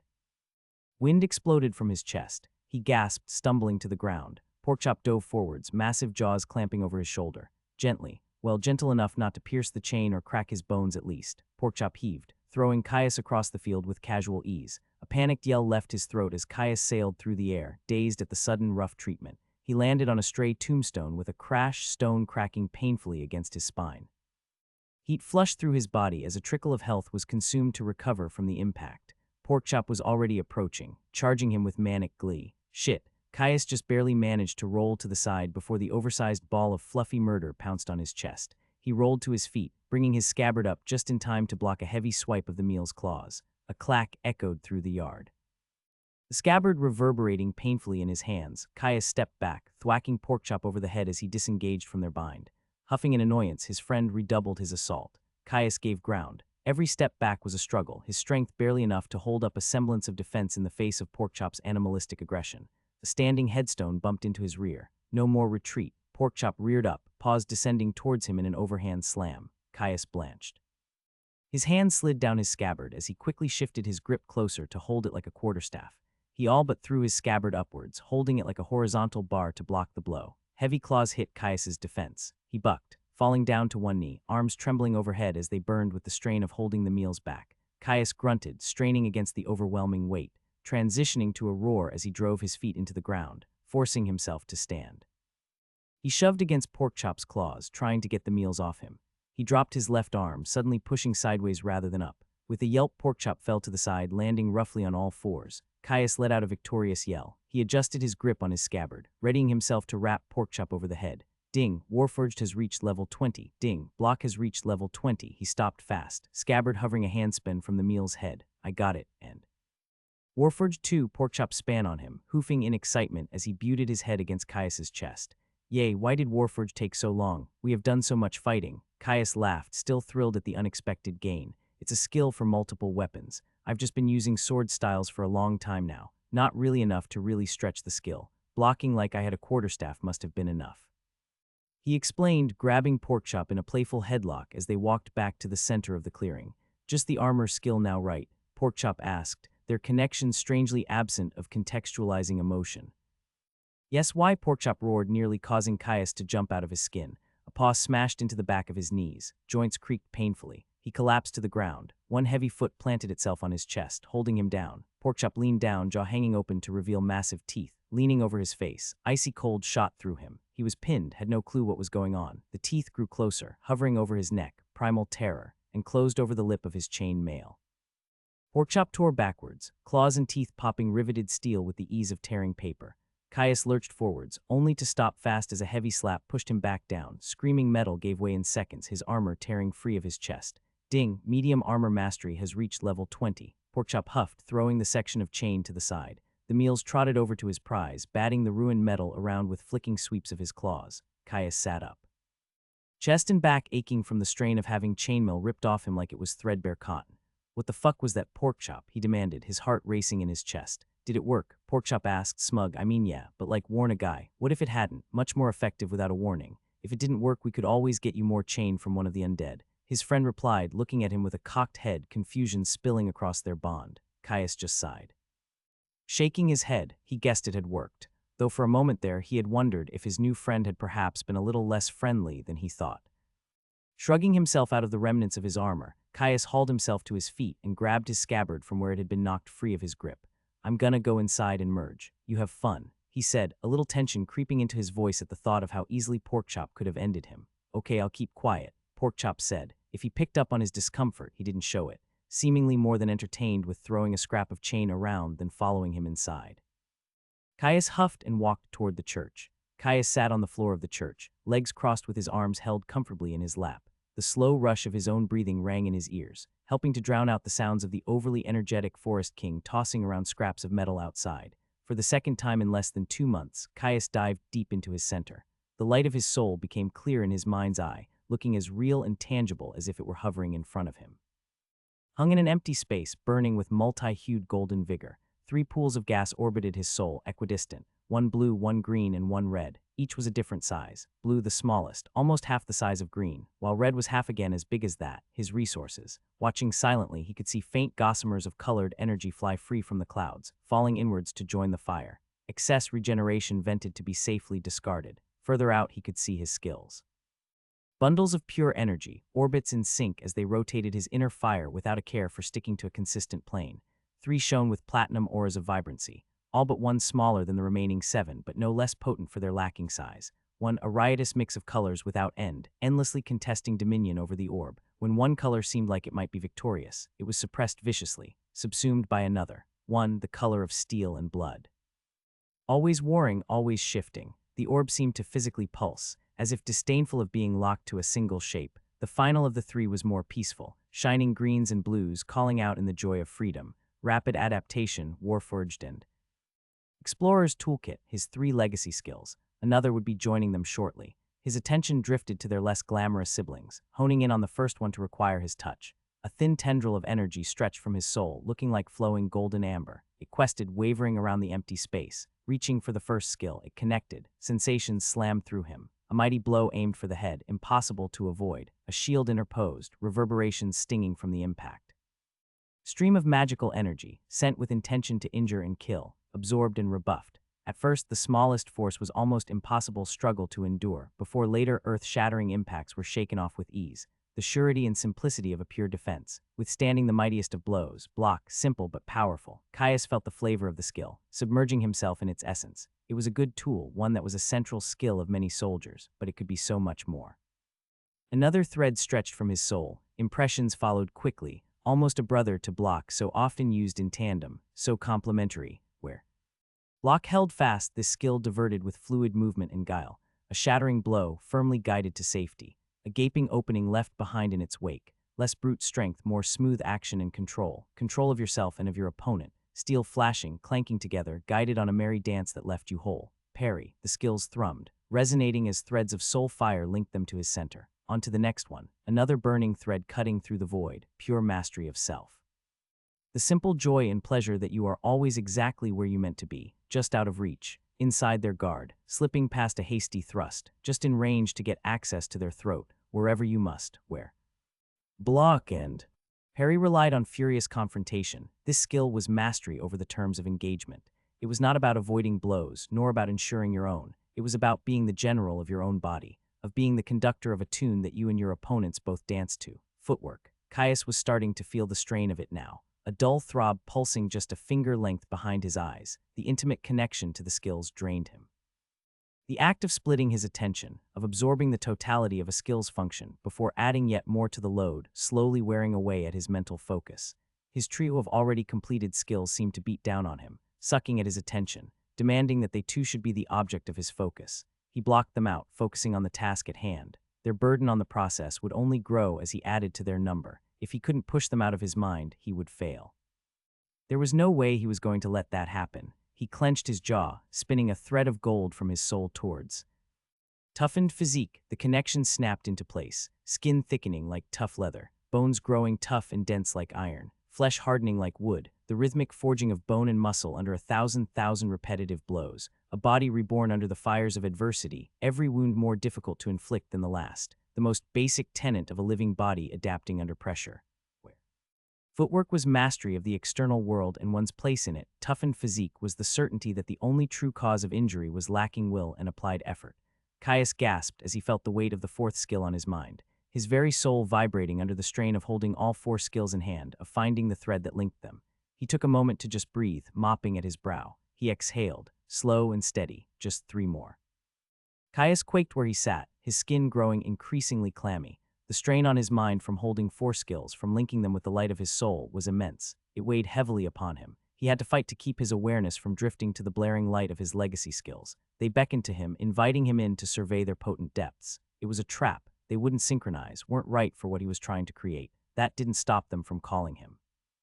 With every skill he merged, the problem would grow worse. It didn't matter that he would be merging fewer skills as he worked his way through the list. The collection of completed skills that orbited his center would grow and grow, until the focus needed to merge his last would be almost too much to bear. That was a problem for his future. Now he had a skill to finish. Straining, he stretched out his soul to the next skill. The thread of soul stuff quaked, threatening to dissipate as its increasing length caused it to grow thin and unstable. The link snapped into place, conduit thickening with a flash of light and a thrum of power. Light armor mastery sang to him, showing him sights of all it was capable of, speed and agility, dancing around blows that were too hard, too strong to resist. Everything stripped down, honed to a point, unnecessary weight discarded. What could not be avoided only needed to be slowed to avoid death. Speed was defense, turning mortal wounds into glancing blows. Barely felt strikes that did little but mar boiled leather. A skill for those quick of blade and light of feet. Caius tasted iron in his mouth, just a couple more. Another tendril stretched from the conflagration at his center. It was a wispy thing, liable to unspool at any moment. Straining towards the next skill, struggling against the growing demands of the shining trio that watched on in fury. Every finger length was hard fought. A rumble grew in Caius's ears, his back aching against the illusory weight that pressed down on his brow. Snap. The tendril shot back into his soul, the force of the collision buffeting his center. The fire flared, his remaining links to his skills shaking, threatening to come apart at the seams. If he didn't do something, they would break. He would lose the merge and be hit by a backlash, unable to try again for weeks. Unacceptable. He bore down on his soul, pressuring it with the full weight of his mind. Something cracked, pain was forgotten. His only thought was to stabilize the connections that he had forged in a tenuous balance. A stream of gaseous red flew free of the cloud of his health, rushing past the boundaries of his center to restore him. Slowly, ever so slowly, the ripples eased. He could try again. This time he took his time, reeling on the thread with excessive care, accepting exhaustion as an easy price for his growth. The thread grew thinner and thinner, barely spider's silk catching the light. It touched the skill, power thrummed across the link, thickening it, stabilizing. Medium armor mastery felt similar to its predecessor, yet with marked differences. It acknowledged the necessity of agility. No armor was inviolable. There were always blows that anyone with sense sought to avoid, yet to sacrifice protection on the altar of speed, foolish. Defense was an art of balance. Wasting energy on avoiding a blow better dealt with a thin layer of chain was as bad as layering on so much metal to leave one immobile. It was always about balance. Something was running from his eyes, stinging them in his sockets. A thin stream of red fog still left his center, revitalizing his body. Unimportant. There was just one more. Caius tore at his soul, gripping a flickering wire of amber with all of his mental might. It burned, searing his mind. He tugged it, forced it outwards. Ignoring the yearning call of the trio of skills that ached for his attention, he could do this. The last one. The orb loomed, drawing close just a little bit more. It hovered there, a calm ball of hardened steel, indomitable. The thread was thin now, cutting him deep as he tried to unravel it further. Threatening to snap, he reached it. Light thrummed through his self-spun web. Connections thickened, growing strong and stout. The pathway he had just forged whispered to him, implacable. It was a heavy thing. Steel and iron layered thick, an impenetrable bulwark that stood fast, defending all with ease. It wasn't a fast thing. It didn't need to be. What use was avoiding a blow when it stood no chance to harm? To be able to wade through an innumerable horde with full surety of safety was true defense. A carapace of steel, a true ward against death, heavy armor mastery. The skills stabilized. Caius slumped, barely avoiding collapse at the sudden reduction of mental strain. His head rang like a bell, and he could still feel blood weeping from his eyes. He didn't have the time to check himself over. Just one last step. He felt the resonation of his skills, the way they thrummed with unrealized potential. He stretched another stream of soul fire, this time starting from block. One by one, he connected his skills in a chain of power, completing a loop. Each nexus that he linked caused a pulse of inner light to emit from the previous skills in the chain. Snapping the last link into place, Caius felt his inner world sing. Inexorably, the skills slid together as they pulsed. They strained against their bonds, eager to join in a union. They represented safety, control, and surety in his own body, an inviolable testament in the face of would-be harm. Ding. Skill merge detected. Would you like to proceed? The skills touched, scattering into ash and dust. Attractive force yanked the shreds of meaning left behind by the dissolution of his skills, weaving the threads into a new form, spinning them, growing denser. A moment later it was done. Ding. Skill merged. Adamant body obtained. Caius collapsed bonelessly to the floor, his chest heaving. He opened his eyes, finding himself having to blink rapidly through a stinging blur. He wiped at them, hands coming away red with blood. Hells. He looked down, finding a fist-sized stain on his tunic where the blood had fallen free. He grunted. Pushing himself to his heat, Caius walked over to where his pack was stashed. He washed his face with a rag and a little water from his skin. He still felt slow, thoughts coming at a bare trickle. It did nothing to prevent his budding elation. Another skill down, another step closer to his class and his attempt at an exit. With adamant body in his back pocket, he finally felt comfortable to really push himself, to stop dipping his toes into the depths and start wading in to plunder its wealth with both hands. The skill was still capped at 20, but the first level was always the most impactful. Already he could feel his body growing tougher, hardening under the effect of the new-born nexus of power that orbited his soul. He would be coming for the champions. The two he had bested so far had rewarded him with invaluable treasures. Everyone represented safety, a growth of his capabilities, something so valuable considering the punishing limits of an unclassed. He walked over to a loose chunk of masonry, taking a seat. It was time to see what he had earned. With a thought, he brought up his latest skill. Adamant body, level 1. Unique. Forged in the fire of broken bone and rent flesh. A body honed to its limit, directed to the primal need to survive. A carapace unbending, folded steel and toughened leather. All burdens forgotten. True power is the surety that not even a falling star can impede your path forwards. Skill that increases effectiveness of all defensive movements, bodily resistance to injury, and defensive properties of armor and other implements of protection. Weight and movement restrictions of worn armor are reduced. Does not affect magical sources of defense. Each level reasonably increases speed, power, and control of defensive movements. Each level moderately increases integrity of worn defensive armaments. Each level slightly increases maneuverability of worn defensive armaments. Each level slightly increases the effects of endurance on bodily integrity, merged from block, parry, footwork, toughened physique, light armor mastery, medium armor mastery, heavy armor mastery. It was perfect, exactly what he needed it to be, something that would help to ensure his safety as he pushed himself to the edge from here on out. With Adamant Body, he had completed the first phase of his skill mergers, alongside Rapid Adaptation, Warforged, and Explorer's Toolkit. They were a strong foundation for his physical capabilities, massively enhancing his strength in a direct confrontation with foes. They would provide him with a launching point to exploit the depths for all it was worth. Between them and Porkchop's prodigious strength, Caius began to feel like he might actually make it out alive. More importantly, it also meant he was moving into the next stage of his build. He was almost ready to learn magic. His next skill would be an ocular one, laying the foundations for his experimentation by revealing the world of mana to him and so much more.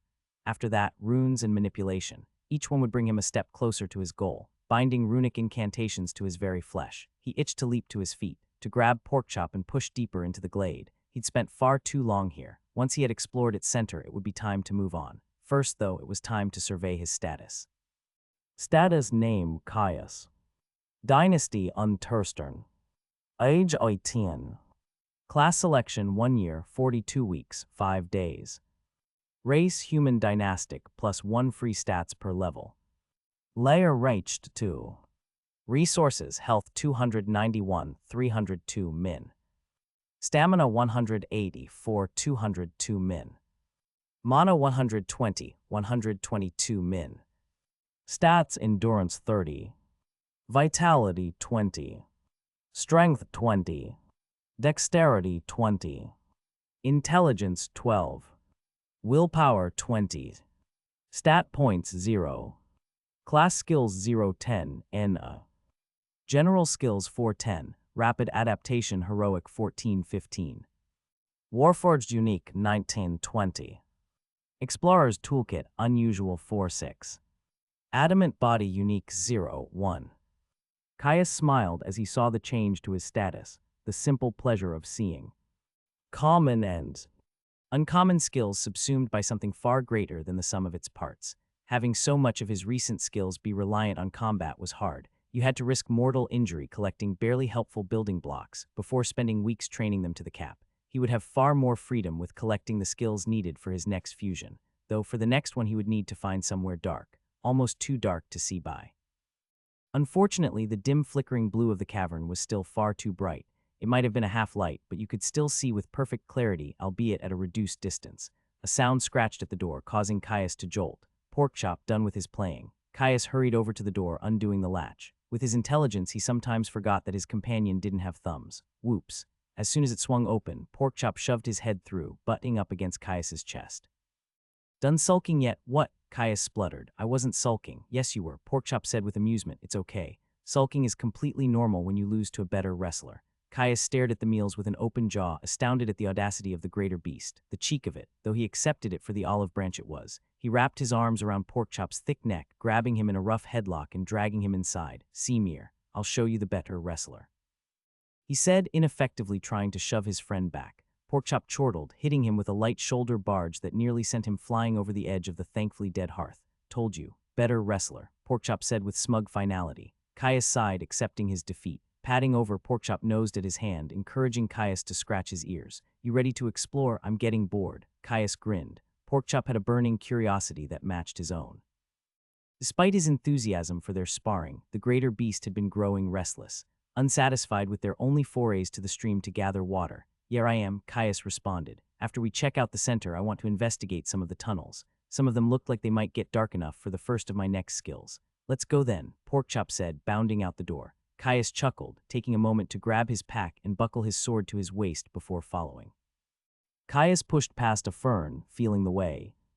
Explorer's toolkit adjusted his form. The undergrowth seemed to shift around him, plants subtly twisting to hide his form, aiding his passage. The movement was subtle, almost undetectable. To an outside observer, it would seem to be a thing of chance. He knew better. His skill had a soft touch, but it was constant. Padding along to his left, Porkchop was just as graceful as he moved through the trees. Not a single scrap of lichen crushed underfoot.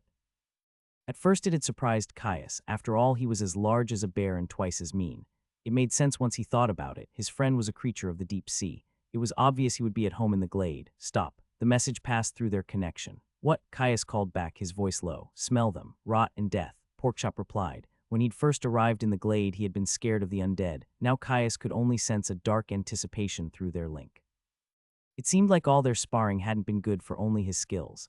Numbers, he asked. Not many. That way. Porkchop gestured up ahead with his nose. Caius nodded. He crept forwards, moving from tree to tree in eerie silence, like in softening underfoot to muffle his steps, always careful to use the cover to obscure his figure. He saw them. Another burnt-out fire pit. 4 this time. 3 in chain and steel, another in strange dark robes. It would be his first battle alongside Porkchop. He couldn't wait. Caius poked his head out, watching the 4 undead carefully. 3 were garbed in tabards and chain armor, half-helms capping their heads. On their chests was an emblem of a crow pecking at a corpse. They were almost identical to the 2 undead he had fought around a similar camp over a month ago. Swords in hand, they strutted around the camp in a mockery of discipline. Their remaining companion was different, standing eerily still as it hovered at the edge of the burnt-out fire pit that was at the center of their camp, staring at the charcoal and ash. Garbed in a tatty black robe, it held a staff in its hand that was capped with the moldering skull of a bird. A caster. He had no way to be sure, but the threat it represented, if it was one, was too great to ignore. He had no way of knowing its capabilities. Beyond that, as a common depths-born, it would have no access to class skills. That didn't stop it from channeling through raw manipulation or its staff if it was an implement. There was little he could do to defend against a mage. No way to block a bolt of necrotic energy or parry a cloud of flesh-melting acid. Their best bet was to take it out quickly. Turning to where Porkchop was hunkered down behind a large bush, he jutted his chin at the robbed undead. Catching his eyes, he peeked out from around the bush to stare at the monster. Mage, Porkchop said silently across their link, one of the benefits of mental communication. Caius shrugged back. Mine, I've got magic resistance. His words were confident, unconcerned with the potential threat of the mage. Eyebrows raising, Caius started at Porkchop in surprise. Magic resistance was a rare power, especially since it had to be a merged skill from what Porkchop had told him. He burned to look at his companion's status, but it was the height of trust to share that with others.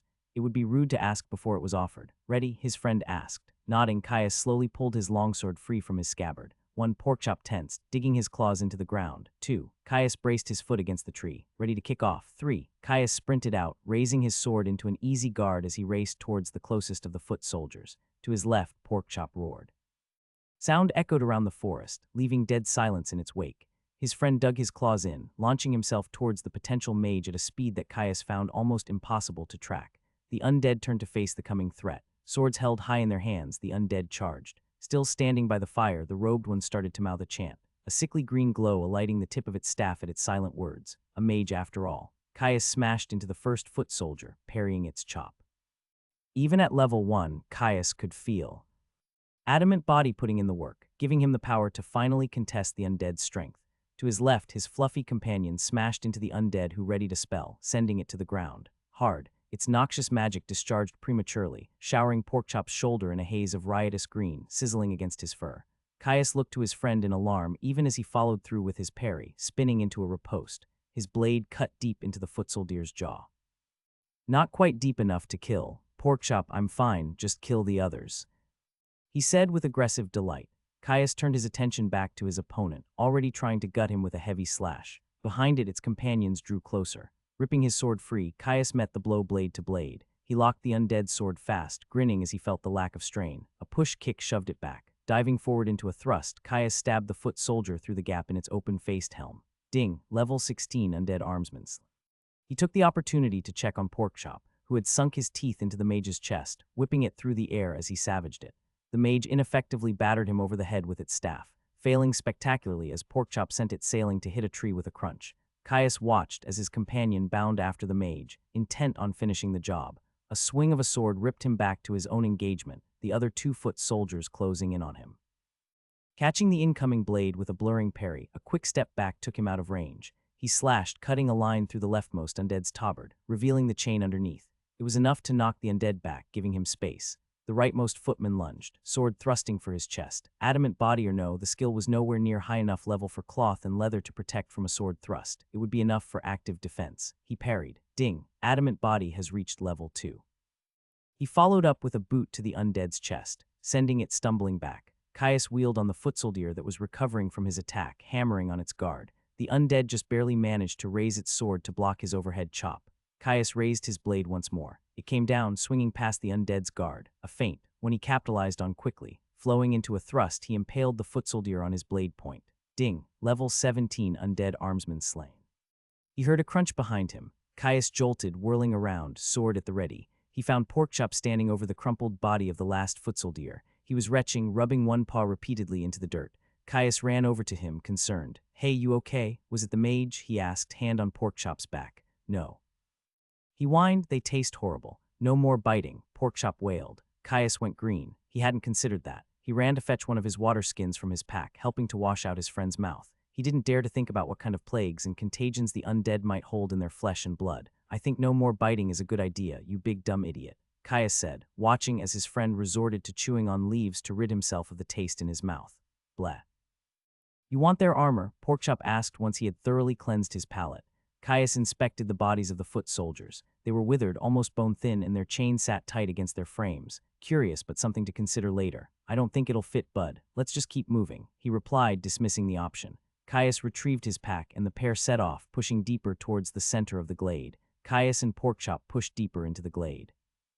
As they moved, the trees grew thicker and taller, slowly choking out their view of the cavern ceiling far above. The underbrush, the curling ferns, bushes, and lichens grew progressively more difficult to traverse. At first, it was just a problem of growth. Too many plants too close, slowing their journey. Eventually, it got so bad that Caius had to resort to using his longsword as a machete, bushwhacking their way deeper. That was just the start. The bushes, once springy things with flat leaves, grew knurled and twisted, growing thick thorns that stabbed through dense fur and thick canvas alike. The ferns sharpened to a cutting edge, forcing Caius to take care as he chopped his way through. Even the lichens started to shatter like glass. Explorer's toolkit could do little but ease the worst of the discomforts. Worse, as the woods grew sinister and twisted, the ever-present ethereal glow of the canopy above began to dim, almost unnoticeable at first. The effect grew until the glade was drenched in an ominous half-light. Not even the light from the moss-covered ceiling far above was able to penetrate the gloom, the canopy too thick to let the balming presence of light pass through. The wind stilled, the sudden absence of the sound of rustling leaves setting Caius's teeth on edge. He stopped, listening. Nothing, not even the far-off hoot of some beast. The deep glade was utterly surrounded by dead silence. "I don't like this." Porkchop's words carried with them the distinct feeling of unease. He could see it in the tension of his shoulders, the way his ears constantly flicked, searching for the slightest sound. Porkchop's pupils had widened, dilated so that it was impossible to tell if it was a reaction to the light or fear. "I don't either." Caius called back behind him, clearing a path with heavy swings of his sword. Enchanted steel cut through the underbrush with ease, the blade impossible to dull despite his constant abuse. They pushed onwards, the glade growing darker and more sinister by the minute. Soon the trees towered far above the duo, providing a dim gloom that Caius struggled to see through. The floor of the glade started to change. Brambles and ferns started to hide headstones, and each step through crunchy lichen regularly revealed the cold stone of a grave cover. Ding, general skill available. "Would you like to learn pruning common?" Caius turned down the skill with a grumble, cutting through another bramble. He grabbed the twisted branches, hurling them to the side to open the way forward. As soon as it was open, he stopped fast. In front of him lay an open path, scything through the dense knot of thorny plant life that now coated the glade floor. He could barely make it out, the heavy shadow of the deep glade preventing him from seeing more than 15 or so strides in front of him.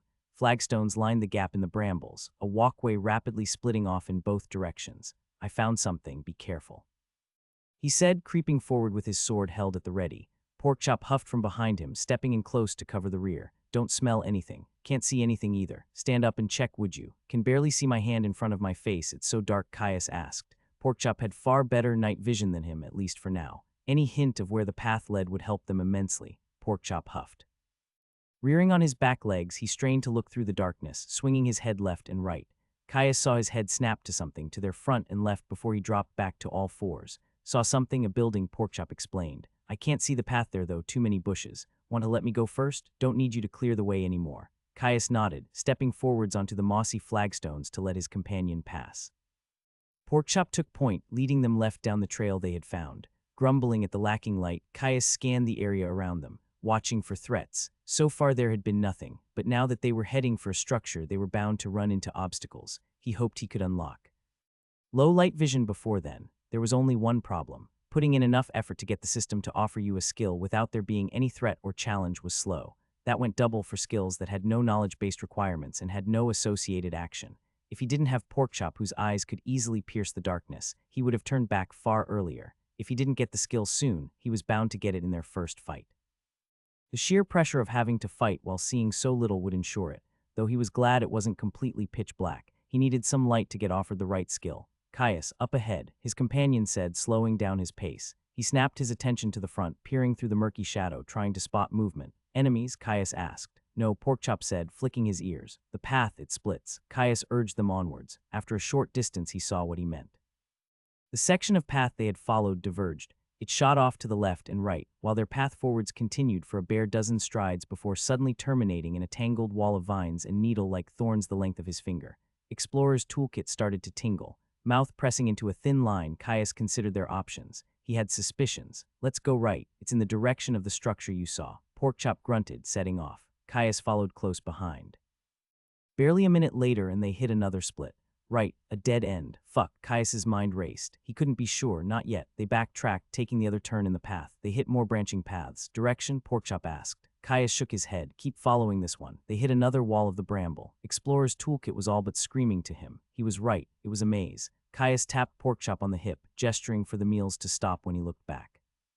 He shared the news, getting a low growl of frustration in response. "We could cut through, it's only bushes," Porkchop said, staring at the thick hedges that lined the path. Caius frowned, torn. His skill was far too active for this to be simple scenery. It was keeping him oriented, aware of the direction they were aiming for, even after constant turns. Yet it seemed like it was more than that, a constant low-level warning. He should at least try. Stay here.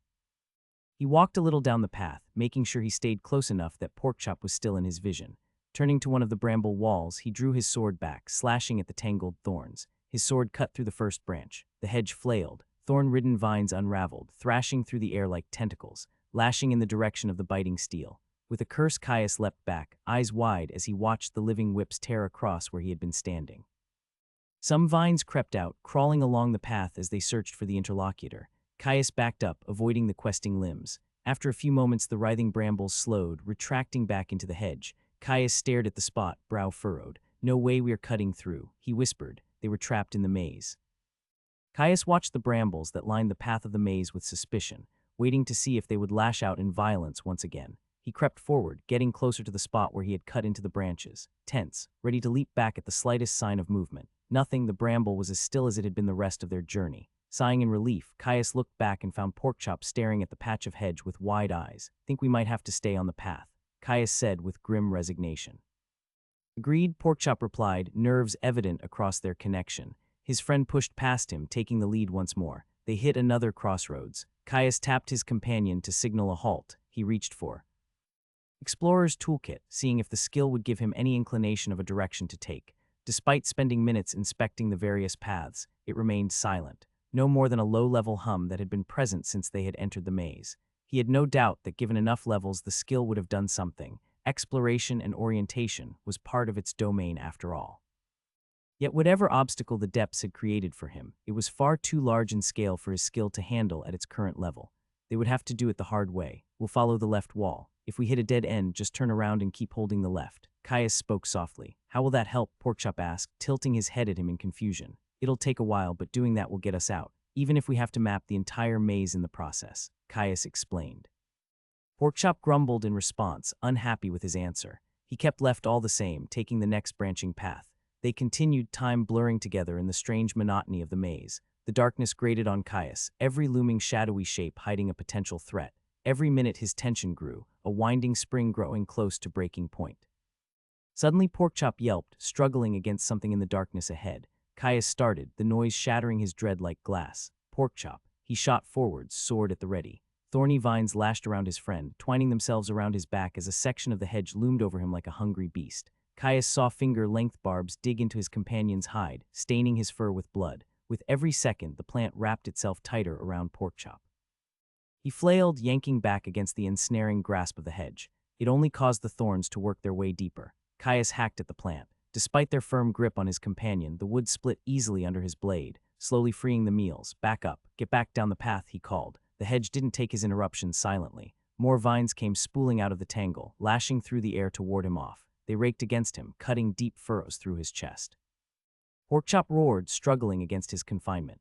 Vines started to snap under the strain, his claws digging into the flagstones below. Doing his best to defend himself from the plant, Caius continued to chop at the vines that held his friend stuck fast, ignoring the searing lacerations he received in turn. With a heave, Porkchop finally broke free, spinning around to run back the way they had come. Caius dove after him, pulling back from the flailing wooden tentacles that snapped through the air behind him. A look back showed the vines retreating back into the hedge, quickly vanishing to become indistinguishable from the rest of the maze. Porkchop slowed before stopping with a moan. Quickly catching up, Caius found him whining as he craned his head, trying to pull away broken vines that had been left behind, the thorns still embedded deep in his flesh. "Help." He whimpered, "Yeah, buddy, of course." Caius said gently, sheathing his sword and hurrying forwards. It was grisly work, but he quickly removed the rest of the vines, tossing them to the floor. Checking himself over, Caius found his chest and arms covered in a layer of fine slashes, his reinforced jacket having prevented deeper wounds. Now that he had a moment to breathe, the cuts started to sting fiercely. They took a moment to recover, both standing tense, watching the surrounding brambles with suspicion as they waited for their health to seal their wounds. As the last of his cuts on his arms closed, Caius pulled up his resources to check the damage. Resources: health 247, 302 min. Stamina 200, 202 min. Mana 120, 122 min. Not too bad, he thought to himself. Caius looked over to find his companion licking his wounds, the flesh rippling as it sealed the last of the nasty punctures on its torso. "I'm down roughly 50, are you okay or do we need to rest?" "Nearly 200. The meals grunted, not looking up. "Hells," Caius blanched. "That nearly drained you." Porkchop was capped like him, until he could go through whatever analog beasts had to class selection. That meant he had 200 health at most. Brambles could have killed him. No, Porkchop looked up at him. Caius sighed in relief, though now that he thought about it, it did make sense. He'd been suspicious with how easily Porkchop had so totally overwhelmed him physically. Sure, he was built like a bear, and stats multiplied their base, but that hadn't been enough to explain all of his prowess. Looking back down the path to where his friend had been ambushed, Caius stared at the bramble that had savaged them in suspicion. It can't have been adepts born. They would have encountered more of them by now, and there was no way a plant monster would have let them pass without making an attempt on their life, even if they were ambush predators. The depths did something to the monsters it spawned to populate its domain, neutered them mentally somehow, made them act according to specific patterns, notably hyper-aggression. Hell, half the people he had managed to weasel a delving story out of believed that they were only born when someone entered a biome. Spawned whole cloth, as it were, they acted out a barely passable facsimile of life, but one the cracks shone through nonetheless.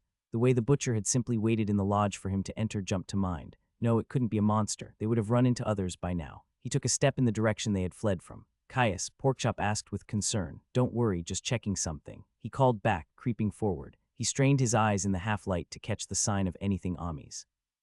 As he approached the spot where Porkchop had been ensnared, he slowed. Blood and cut brambles littered the ground, muddying any impressions he could gather from the site of his confrontation. Scanning the bush itself was no help. It was indistinguishable from the rest of the hedge. Even the sections of vine that he and Porkchop had torn free were gone, either regenerated or retracted deep into its inner reaches. Turning back to the ground, Caius watched the floor closely. He knew he was on the right track. Something was here. Explorer's toolkit wouldn't be calling to him so incessantly if it wasn't. The skill dragged at his attention, nudging his gaze to a gap in the flagstones. Tensing, he moved closer, ready to dive out of the way from so much as a rustle of the bush to his left. It was too bloody dark. He could barely make out anything. Wait, he could just barely see a thin root crawling through the gaps in the stone walkway, zigzagging its way across. He followed it with his eyes. Unsurprisingly, it buried itself into the thin berm of dirt in front of the offending bramble that had assaulted Porkchop. As he got closer, Caius saw fine hairs erupting from the root, sticking up and out from the path about a finger length. If he hadn't been looking so closely, hadn't known the root was there, they would have been all but invisible. Even then, he could barely make them out. The only sign was the faint raising of stone at the edges of the root, pushed upwards by the plant. Caius backed up, taking a moment to scoop up a short section of severed vine. He lobbed it straight at the line of hairs. The vine thwacked into the ground. The hedge writhed, twisted tendrils whipping out to snatch around its discarded limb, pulling it deep into its embrace a moment later. Thorns dragged past each other in a circular motion, slowly retreating back into the bush. The plant settled, indistinguishable from the hedge surrounding it. "You found something?" Porkchop called from behind him. "Yeah." "A trap," Caius said grimly, his shoulders tense. "Which means I'm going to have to lead, since I'm the one with a skill to sense them." Porkchop let out a slow rumble, padding over to come up behind him. "I don't like that." "Me either, bud," Caius sighed. "Me either." Their progress slowed to a crawl, Caius forced to watch the ground with razor intent. looking out for the slightest sign of a triggering root. They almost stumbled headfirst into the next two traps, the darkness so dense that Caius wasn't able to see the faint telltale buckling of stone until he was only a few strides away. The tense atmosphere that had surrounded them since they entered the maze only grew heavier. Steps were slow and measured, and both Caius and Porkchop kept their gazes firmly locked on the ground just in front of them, only to miss the faint rustle from the trees and the dark shapes dropping from the canopy far above them. Caius cursed in surprise as something landed on his back. Thick fingers scratched at his neck. More shapes landed in the darkness in front of him, their forms obscured. Caius grabbed the thing on his back, fingers sinking deep into greasy fur as he ripped it off him. He tossed the figure into the darkness ahead, readying his blade. Behind him, Porkchop roared. More behind you, focus ahead. Porkchop roared for a second time, sounds of battle quickly following. To his front, Caius could barely make out what he was facing, silent figures blurring in shadow as they loped along on their front limbs. Gritting his teeth, he slashed at the approaching monsters, sweeping his sword in wide arcs, forcing the creatures back. He could barely tell their numbers, only that there were more than 4. One of them jumped towards him. He responded with a slash cutting deep into its chest. It was a monkey, though its fur was mank, and looked like it had been torn out in great patches that had taken the skin with it. Undead beasts, great. The others took advantage of his preoccupation, throwing themselves forwards with arms outstretched. He tried to ward them off with another wide slash of his blade, but one got through. Thick fangs sunk deep into his forearm. Ding! Adamant body has reached level 3. Caius yelled in pain, feeling the teeth grind against bone. He grabbed the monkey by the scruff of its neck, ripping it free. He tossed it to the ground before the others could capitalize on his injury. A follow-up stomp smushed the monster's rotting skull. Ding! Level 8 dead howler slain. Caius took a single look at the level and knew what he was dealing with. Another swarm. Fantastic, just what they needed. Unfazed by the death of their companion, the other howlers flung themselves into the fray once more. Lithe forms blended into the darkness, leaving Caius struggling to track their positions, only able to react once they had fully committed to an attack. Behind him, all Caius could hear was vengeful growls and smashing limbs. He left Porkchop to it, trusting his friend to cover their rear. Leaping blur of scrambling limbs rushed him. Caius cut. The howler was bisected, torso sliding free of its legs. It tried to keep crawling to him, teeth gnashing. He was forced to ignore the undead, its allies pressing the attack. His sword bit deep into another howler, severing an arm. Another jumped close, swinging off his blade in a finger-severing movement, launching itself at him in a fury. Caius punched the approaching blur. The monkey dropped to the ground, landing on its half-severed companion.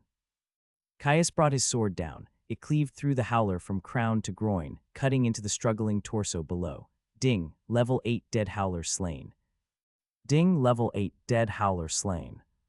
Caius's eyes strained against the dark. If he could just see. Ding! General skill available. Would you like to learn low light vision uncommon? Yes. Caius all but screamed at the system. The system acted. A pulse emanated from his center, a new nexus of power joining the processional orbit around his soul. The darkness was pushed back, everything within a dozen long strides of him being thrown into a strange monochromatic relief.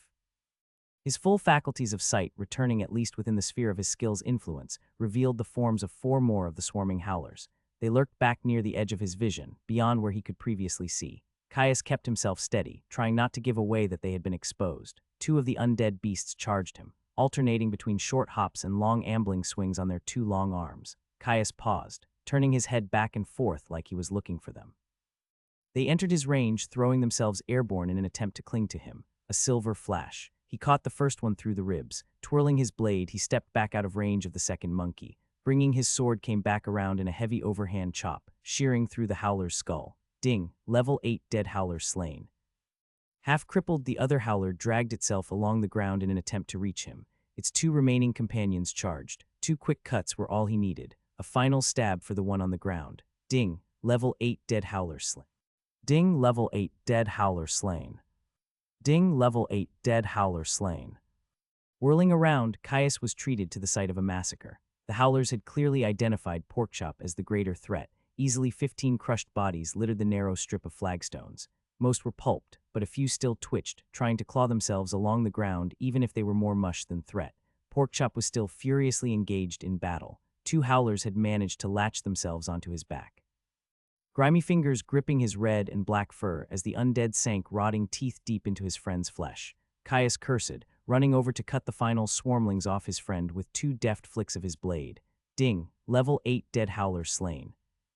Ding! Level 8 dead howler slain. Unrestrained by foes he couldn't reach, Porkchop quickly finished off the rest of the swarm that still ineffectively swatted at him. Unable to get close enough to clamber up his back and out of reach, the pair walked through the carnage, finishing off the last twitching undead in grim silence. Finishing their black work, they stood there, chests heaving from the fading rush of battle. Caius broke the silence. Time for a break, yes please. After dealing with the swarm of dead howlers, Caius and Porkchop pushed further into the maze, more than happy to get away from the rotten blood and viscera they had left behind. They stopped, sitting down on the dark stone pathway to lick their wounds and rest. "You got the skill?" Porkchop asked. "Yeah," Caius nodded, chewing on a piece of jerky. "I'm gonna check it out in a second. Next is mental visualization, then appraise and inspect. I should be able to pick those up quickly on the move. The rest will probably have to wait until we get some downtime." "Go on then," Porkchop snorted. "Check it. Maybe then you'll stop fidgeting." Caius raised an eyebrow at his friend. He had not been fidgeting. "I just didn't want to distract myself in case we got jumped by another swarm. My skill doesn't reach far enough to see up there. Not yet at least." Chagrin flowed over his connection to Porkchop. "It was my mistake. A stupid one. I can see the canopy, just didn't expect to get ambushed from there, so I wasn't paying attention. I'll be more careful now." "Hey now," Caius said, his eyes softening. "I didn't expect it either." "Check," Porkchop replied, bumping him with his nose. "I'll watch." Caius nodded, pulling up his latest skill. Low light vision, level 1. Uncommon.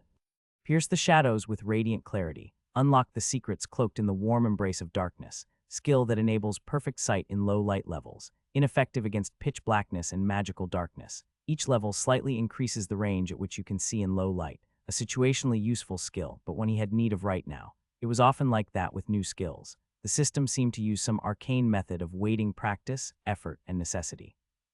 This skill wasn't exactly one you could practice, so his sheer effort and need to pierce the gloom had aided him massively in its acquisition. Refined into something more potent, it would be a fantastic addition to his upcoming legacy skill. The next component he needed to acquire was the first part of his plans for his class selection. With his ideas for runes, mental visualization was going to be vital for holding their complex shapes firmly in his mind. Luckily, he had already been practicing without the skill for years, much like he had with runes. Haster had insisted. If this was the path he was going to go down, he was going to do it right.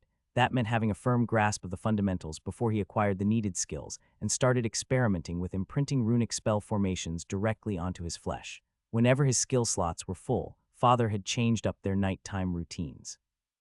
With no risk of the system offering a skill prematurely, it was the perfect time. Alternating between lectures on runes, mental exercises, and practice in directing his mana throughout his body. With enough practice and effort, the need for necessity decreased. He figured if he tried to build a visual map of the maze in his mind as they explored, he would unlock the skill quickly.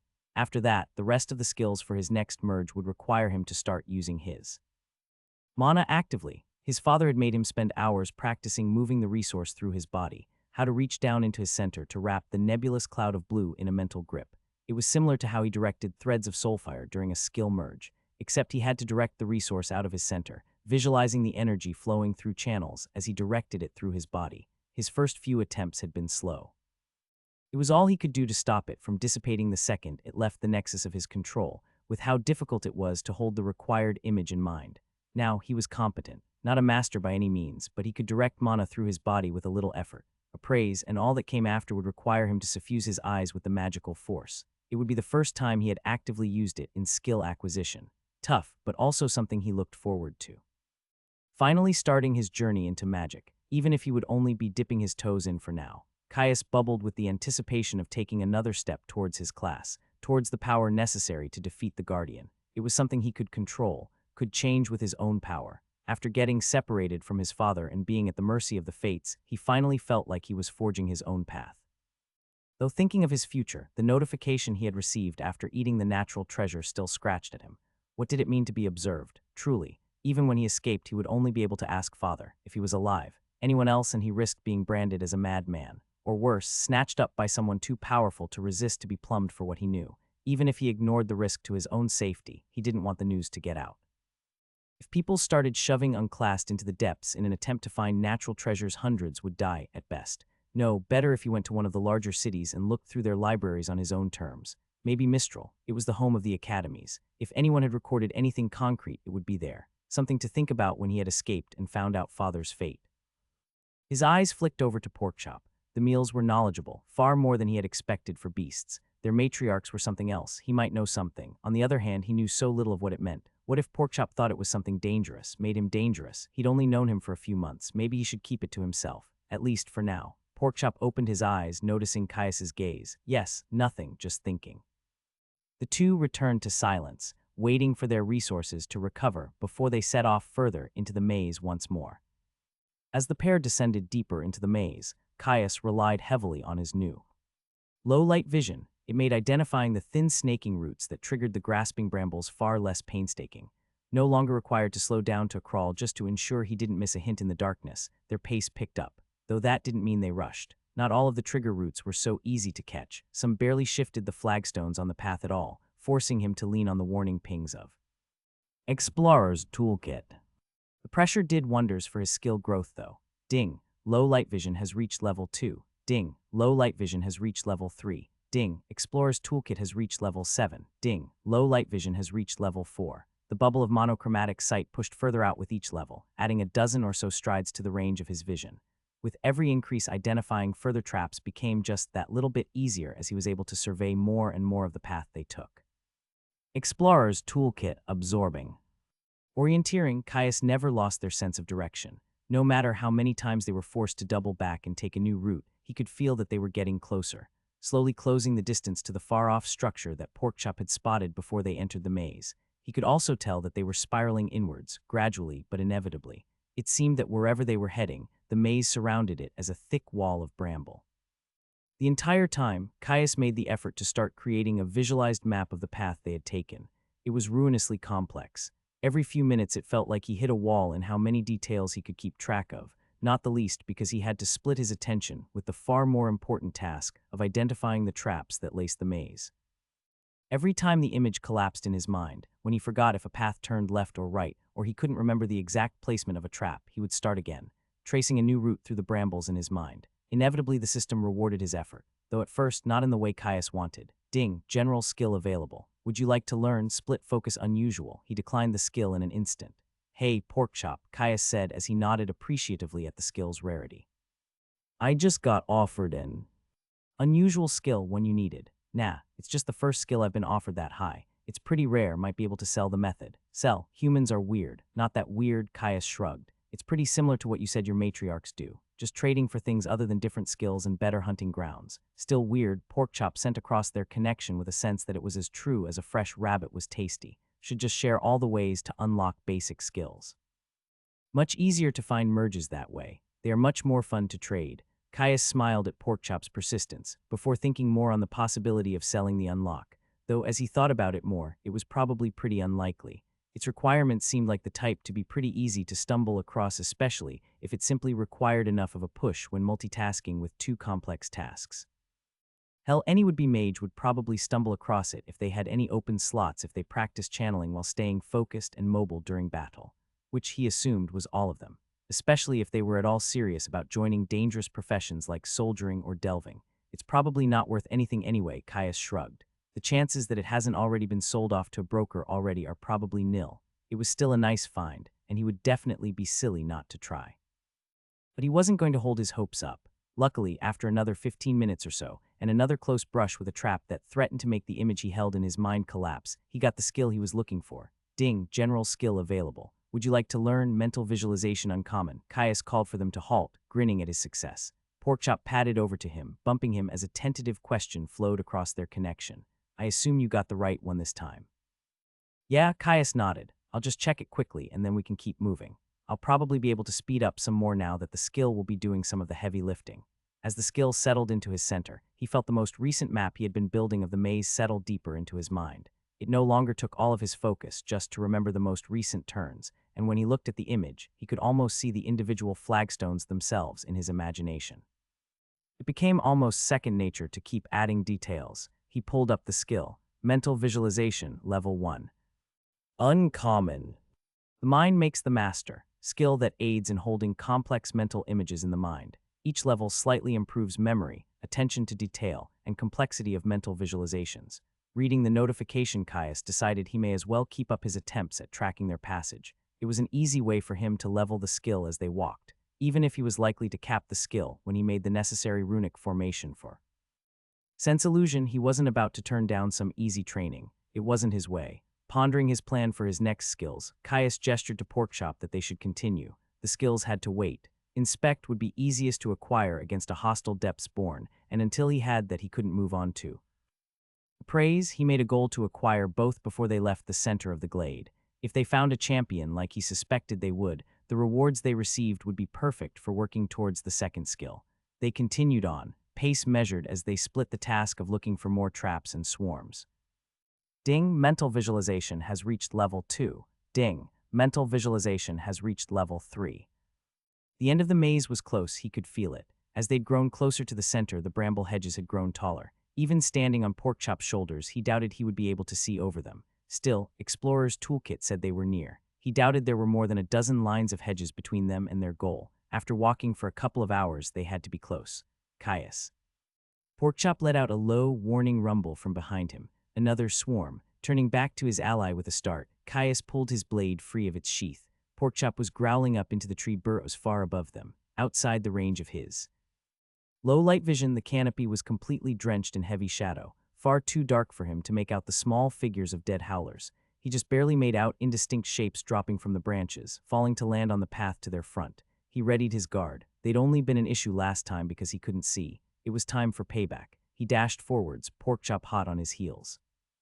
A mass of the monkeys appeared at the edge of his bubble of sight, mangy skin and patchy fur making the undead beasts look closer to half-drowned plague rats than anything else. He hit them like a wall of steel, sword flashing in wide arcs that severed limbs. Warforged and his enchanted blade were putting in work, the rotting flesh of the monsters barely slowing his vicious meat grinder of an assault. Ding, level 7 dead howler slain. Ding, level 7 dead howler slain. Ding, level 7 dead howler slain. Porkchop waded into the fray. Heavy swatting strikes smashed multiple swarmlings flat with every blow. A few of the howlers clambered onto the meal's back, capitalizing on its lack of reach to rip at fur and sink their teeth in deep. Caius cut them down moments later. Ding, level 7 dead howler slain. Ding, level 7 dead howler slain. Before he could even work up the heat of the bloodsong, the confrontation was done. Mashed and bisected howlers still twitched, dragging themselves forward with undead perseverance. Porkchop still rumbled with fury, walking up to them one by one, crushing their skulls with a single well-placed claw. One howler, severed from clavicle to opposing hip, was little more than a head and an arm. A shattered rib cage weighed it down, putrescent organs spilling behind it in a sickening trail. Porkchop moved to end it. Wait, I need this one. Caius stared at the dead howler that was pulling itself along the ground towards him. It gnashed its teeth, jaw clacking with each snap. A wretched thing, just a single arm, half a ribcage, and a head. No.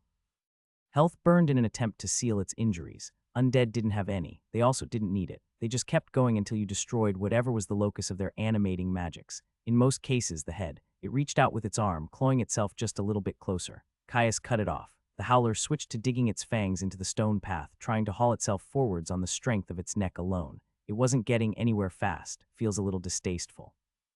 Porkchop said, scrunching his nose at the creature. Yeah, but it works, he replied. While he might not be the kind of person to take joy in leaving an enemy crippled, it was far safer than attempting to get. Inspect in active combat. Besides, it was an undead depthsborn. He doubted it felt anything. Caius took a couple of steps back, locking his eyes on the writhing form of the howler, taking in its details. The way clumpy blood dripped free of desiccated veins, its greasy gray fur, everything. He reached for his mana. The hazy energy was slippery, resistant to his manipulations. He clamped down on it with a will of iron, teasing out a thread. Compared to weaving soulfire during a skill merge, this was easy. Mana trickled free, spooling into his body. As it left his center, it tried to disperse, to vanish into his surrounding tissues and dissipate slowly to join the ambient power in the air around him. He refused. Guiding the mana to his eyes, he slackened his grip on the power that entered the organ, letting it suffuse the orb, but no further. His eyes started to weep, the buildup of magical charge stinging delicate flesh. Vision blurring, he gazed deep into the howler's form, dissecting it, analyzing. A headache started to form, the mental toll of holding the volatile energy in stasis taking its due. This was nothing. He would have to endure far, far more once he started working true magic. Ding, intelligence has reached level 13. Refusing to let the distraction break his focus, Caius funneled more mana into his eyes, saturating his vision. His control was a little finer, a little more deft than it had been just moments before. He felt his grip pushed back, his eyes refusing to absorb more of the mystic energy. They were saturated, With a sigh of relief, he dropped his hold on the thread of mana that left his center, the thin stream quickly dissipating. The power in his eyes he held steady. Seconds ticked over into minutes, Caius observing the writing form of the Dark Howler. Something flickered in his vision. Ding, general skill available. Would you like to learn, inspect rare? Yes, he thought, slumping as he released his grip on the infused mana in his eyes. He rubbed them, the organs irritated from an infusion of the raw power. Dark Howler level 7, Depths Born, Undead Beast, Swarmling. Kill it, he grumbled, trying to blink away the blurring tears that sprung from his eyes. He heard a grunt, then a squish. Gross. Caius opened his eyes to see Porkchop trying to scrape foul-smelling mush from his paws. Gross indeed, let's get out of here, he suggested, suppressing a gag. He thought he'd had a strong stomach, but rotting corpses was a bit much, even for him. The pair set off. Caius still thought they were getting close to the end of the maze. Explorer's toolkit had started to nudge at him something fierce. While they walked, Caius pulled up the description of his latest skill, not wanting to take the moment of relative calm for granted. He doubted it would last any further than the exit. There was no way the depths would put a nice little picnic spot at the center of somewhere so blatantly ominous. Inspect, level 1. Rare. The eyes are the window to the soul. The soul is a window to something much greater. Skill that enables slight insight into the status of system-integrated entities. Level disparity in skills can block this insight. Each level slightly increases the skill's ability to overcome level disparity and insight blocking effects. Caius nodded in satisfaction as he read the skill. Inspect was probably among the most famous known skills there were, as a pair with Appraise. It was one half of the most widely known legacy skill in existence. Identify. Not every delver had. Identify, but any team that didn't have at least one dedicated scout with the skill, or at the very least. Inspect was considered to be reckless at best, suicidally idiotic at worst. It was just that valuable. Being able to evaluate threats before you engage them could mean the difference between life and death, especially in the world above, where beasts and other monsters did not follow the staggered progression of the depths. It was actually praise that eked out the wind down below. Insight into the exact functions of the various treasures that could be found in its halls meant quick decisions on what should be stored, used, kept, or tossed. The very best teams had people with inspect-type skills of a higher rarity, or occasionally a merged ocular skill, the kind that revealed greater information than the bare-bones insight that Identify and Inspect gave you, unfortunately, his upcoming ocular skill. True sight was not one of the skills that gave greater insight. It didn't bother him. The other benefits it would confer would be more than enough to satisfy him. Caius, Porkchop interrupted. I see it. The end. Sharpening his eyes, Caius tried to peer into the shadowy depths that hovered just outside the sphere of his low-light vision. The gloom was intense, almost impenetrable. Vague shifting shapes danced in the black, making it impossible for him to make anything out. I can't, too far for my skill. What do you see? He whispered, laying a hand on the comforting hilt of his sword. Porkchop huffed, standing stock still as he stared into the blackness with ease, locking his steely gaze on figures unseen. Twice as far since the last bend, there's an opening in the hedge, then lots and lots and lots of graves. Some small buildings, lots of undead, some heavily armored. Porkchop relayed what he saw. Caius bit his cheek. That didn't sound great. No matter how much he tried, Porkchop was still getting comfortable with numbers. For him to not even try suggested a significant force. As it stood, he would only be able to see them if they got within 40 or so paces of him. Enough he wouldn't be surrounded, but not great for creating a strategy to take them down methodically. He had to trust Porkchop. Can we do it? His voice was firm. Porkchop looked at him, blatantly offended. Of course we are strong. A grin split his face. The bloodsong started to glimmer deep in his chest. It was risky, but this is what he had intended to do. Push himself. It was the best way to grow. To get strong enough to explore where no one had before, like he'd always wanted to. He'd promised himself he was going to hunt down champions, so he would. He had. Rapid adaptation, to resist and reduce all afflictions, adamant body to withstand physical assault, Warforged aiding him to be a master of the blade, his strikes rending flesh with ease, and Explorer's toolkit to find where to cut. If he didn't take the leap now, he didn't deserve the honor of being the final scion of Unterstern. Let's go then. They entered a massive cemetery. Neat rows of stone graves sprawled across the gloom in structured grids. The way the grave caps and headstones disappeared into the dark at the edge of his vision gave him the sense of an endless place, a void of walking death and ordered stones. The silence was broken only by furious battle whenever they encountered one of the space's rabid denizens. Caius let out a yell, parrying a heavy sword swing. A heavily armored undead in laminate armor simply brought its greatsword around in another wide swing. Off to his right, Caius could hear Porkchop engaging the undead's companions, the crash of struck steel and roaring bellows echoing out across the darkened field. He thrust at the undead that was pressuring him, his sword grating across thin steel plates with a groan. They buckled slightly under the weight of his stab. The undead stumbled back. Caius took a moment to fire often. Inspect, now that he had the system-supported skill, it didn't require active control of his. Mana Gravebound Sentinel level. Ding, Inspect has reached level 2. The sentinel rushed him again, a looping slash of its blade racing towards his waist. Caius backstepped. A dash brought him inside the undead's guard. Bashing the creature over the helmet with his pommel, Caius shoved the depths born to the ground. The creature might have had brute strength on its side, but it was clumsy. He finished off his opponent with a quick stab. Ding, level 17 Gravebound Sentinels. Caius rushed over to assist Porkchop, his ally struggling against the duo. While he was a ball of fury in battle, he was a large target and unarmored. Thin cuts marred his flesh, and every time he tried to dive in to deliver a fatal swipe of his paws, he was warded off at sword point. Closing the distance quickly with his sword leveled, Caius shot off 2 more. Inspects Gravebound Sentinel level. Gravebound Sentinel level. He caught the first undead unawares, the force of his charge enough for his enhanced blade to punch clean through its armor, taking it through the ribs. His sword slid deeper into rotten flesh. Caius hit the side of the sentinel hard, knocking him back even as it went stumbling. Porkchop took advantage of the distraction. Batting the other undead's blade away, he launched forwards to crush it downwards with a heavy overhand blow. With his own opponent reeling, Caius was able to make short work of it, slipping inside its hurried guard to plant his sword in its face. Ding, level 18 Gravebound Sentinel. Ding, low light vision has reached level 5. His vision extended a few more paces into the dark, revealing nothing more than graves and the odd squat stone mausoleum. Try as he might, he still couldn't see anything other than vague shapes beyond the inky border of his skill. Not far enough for him to see their destination. How much farther? Caius said, ripping his sword free of the slain undead with a grunt. Not much more. Few more undead between us. Caius grunted. Supposedly the center of the graves was dominated by a large stone tomb. If they were going to find a champion, it would be there. Do we clear out the graves first? They haven't been too difficult with both of us working together. So far the darkness had been working in their favor. The lack of light hampered the undead's already questionable senses. Porkchop had been guiding them into picking them off in small groups, never quite too much for them to handle. It wouldn't take us too long, Porkchop assented.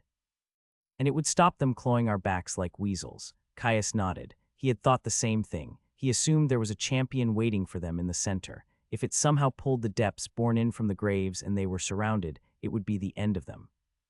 The pair prowled through the darkened headstones, mowing their way through isolated groups of undead. He knew that alone and without. Low light vision, even a single one of the sentinels would have pushed him to the brink, let alone the groups of 2 to 4 they wandered in. Yet with his skill and Porkchop by his side, they disrupted their formations before they could raise an effective defense, surprise and initiative on their sides. As they fought, Caius's skills slowly improved. Low light vision progressively expanded as he continually fought in darkness. Lithe footwork and glancing light wounds worked to stress. Adamant body, continual usage grew. Inspect and a constant search for openings pushed. Explorer's Toolkit. Ding. Low light vision has reached level 6. Ding. Low light vision has reached level 7. Ding. Adamant body has reached level 4. Ding. Explorer's Toolkit has reached level 8. Ding. Inspect has reached level 3. Ding. Inspect has reached level 5. They arrived at the tomb. Dark stone filled with dense inscription shot upwards into the shadows above him, vanishing like a specter. The engravings were black things, scenes of slaughter and sacrifice, of cruel effigies made for uncaring gods. A yawning gate opened in the face of the tomb, unlit stairs leading the way deeper into its gullet. Stakes were driven into the ground leading up to the entrance, impaled skeletons wearing shattered armor adorning the cruel spikes. A fatal procession, a warning. Evil air drifted out from the tomb, causing explorers. Toolkit to flare, whatever lay in its foul depths would not be cowed easily. Caius snorted at the grisly sight. Any fear he might have felt at the defiled bodies and ill omens was muted by the fact that he knew they were a creation of the depths. The champion would be dangerous. The others had been too. Even if it nearly killed him, he would use the monster as fuel for his ascension. Come, Caius slapped Porkchop on the shoulder, let us show them our mettle. Caius descended the wide blocky stairs that lead deeper into the mausoleum that had laid at the center of the glade. Each step was just a little too tall, a little too wide to walk down comfortably. Their faces were carved in deep reliefs, yet more scenes of death and slaughter like those that were engraved on the exterior wall. Caius itched to race down the stairs. The rewards that each champion protected were another potential edge he would have in his inevitable confrontation with the Guardian. Plus, they pushed him. His fights with the bear and the butcher had been some of the best he had ever had, both in terms of skill growth and in how it made his heart race. He could already feel his blood heating up at the thought of what lay at the bottom of this macabre descent into the earth. Porkchop padded alongside him, huffing as he eyed the endless rows of coffins recessed into the walls, stacking high up to the ceiling. This feels wrong. The words colored with discomfort as they flowed across his connection with his friend. Yeah. Caius kept walking down the stairs, trying to make out what he could beyond the limited range of his low light vision. I don't like it either. Whole place gives me the creeps. No, Porkchop shook his head, having started to pick up on Caius's body language. Not the building, the bodies, shouldn't be kept from the earth. Oh, Caius looked over to Porkchop. We mostly do that, only the rich are buried in something like this. You do know those stones outside had bodies buried under them, right? Or at least they would if the depths had put them there. He didn't know how deep the recreation of environments went. Porkchop's ears flicked back, stopping dead on the stairs. Outside was a field of the dead, Porkchop asked, mortification spilling across their link. Caius couldn't help but snort at Porkchop's surprise. It broke his tension, distracting him from his rising anticipation. He could tell from their link that Porkchop was more creeped out than offended. Why didn't you tell me? Porkchop yelled, embarrassed as he ran after him. I thought it was obvious. There were bloody walking corpses everywhere. Caius said back with a disbelieving shake of his head. He honestly forgot that Porkchop was a greater beast sometimes, that he didn't have the cultural knowledge he often took for granted. Wait, if those stones are where bodies are, then what about where we were wrestling? At the church, Porkchop eyed him accusatory. I thought you knew. Caius threw his hands up in defeat. Come on, it's not my fault this biome is creepy. We have a champion to fight. Caius picked up his pace. Porkchop grunted. It's still wrong, he said, following after Caius.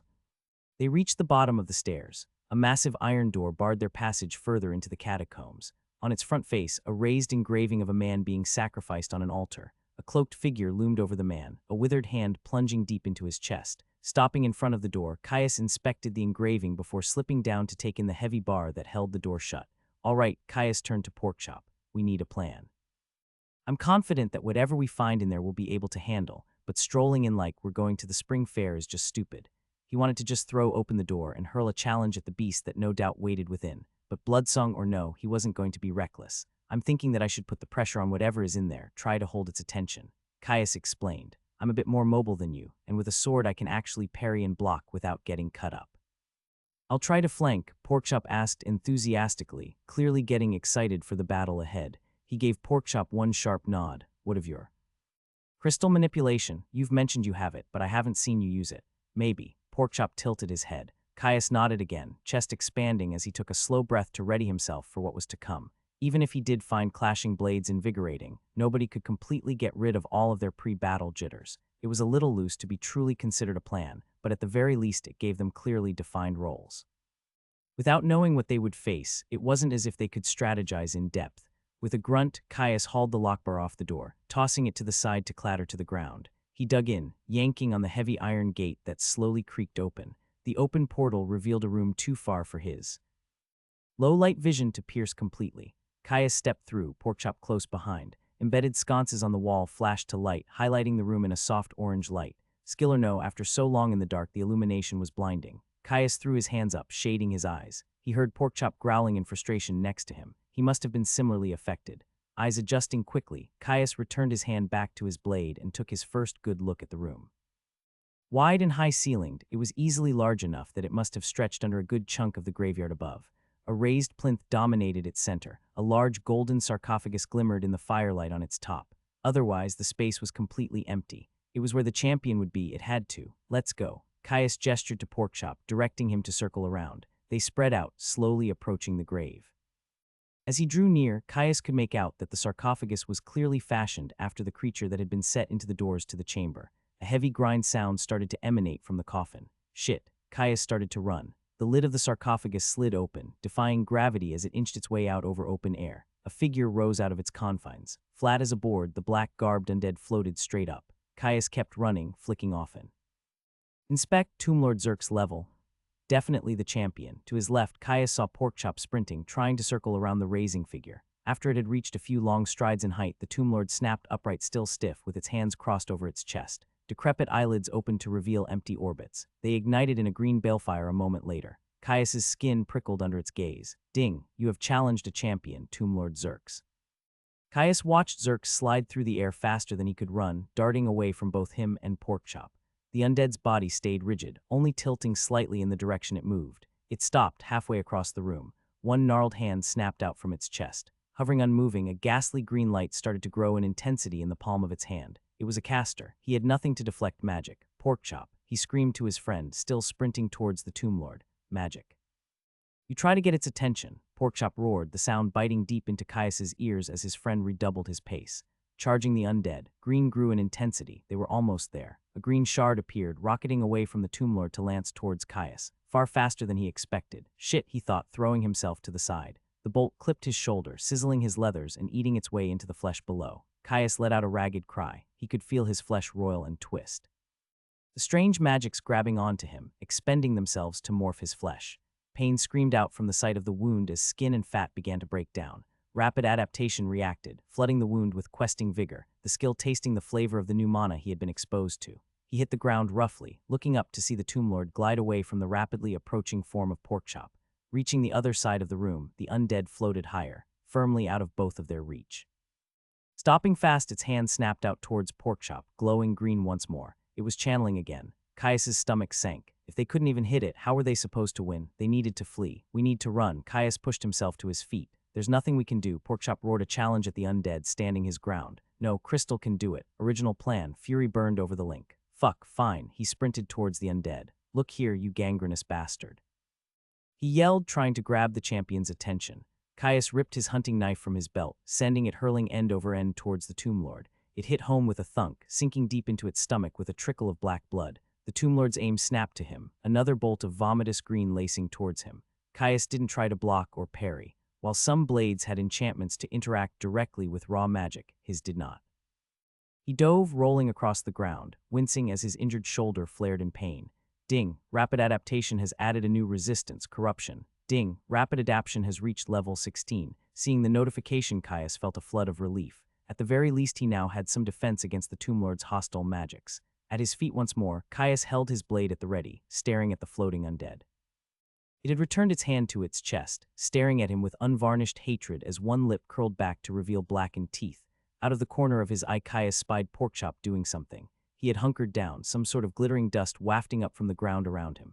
Caius didn't have time to think about it more. The Tomb Lord thrust its arm out. This time the acid green energy in its palm seemed to spin, growing larger and larger by the second. He held his ground. Pushing the offensive now would do nothing to help him.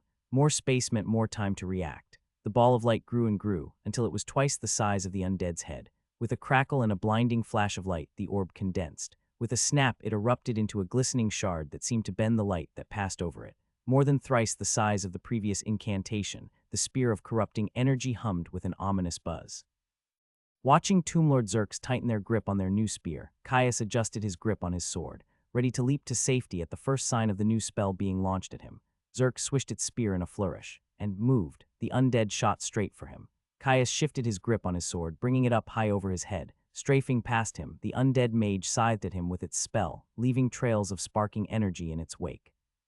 He shifted his footing, pivoting to track the Tomb Lord as it passed. The spike-like point of the spell burned him with aura alone as it sailed closely past his chest. Caius grit his teeth against the violation of feeling his skin morph against his will.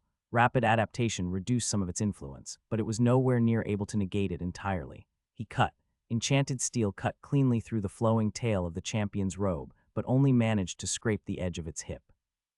Zerk stopped fast, spinning in place to rush towards him again. The energy spear flashed through the air. Caius ducked under the blow, spinning to keep his eyes on his opponent. Past the floating form of the mage, he could see the cloud of shining dust above Porkchop had grown. 3 times bigger than the meals himself, the glistening fog swirled above him. A moment later, the particles stopped, hanging mid-air. They started to drift inwards, condensing, nucleating. Just a bit more. His friend's tone was strained. Caius grit his teeth, committing himself to his path. He jumped inwards, assaulting the Tomb Lord with a slash. Dancing away through the air, Zerks retaliate by sending its energy spear streaking towards him, trails of light tracing its path. Caius blanched. He threw himself back, trying to avoid the spell. It hit the ground in front of him and detonated. Mutagenic energy erupted from the impact point, washing over his front. Caius screamed. Foul sorcery clawed at him, sinking its teeth into shift and change the outer layers of his flesh against his will.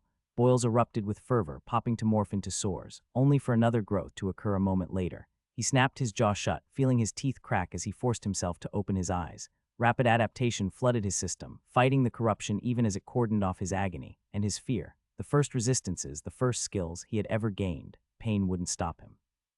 Neither would the Tomb Lord. The damage from the spell was minor. The way it tore at him was excruciating, but only skin deep. His health was already burning to fix the damage. He could still fight.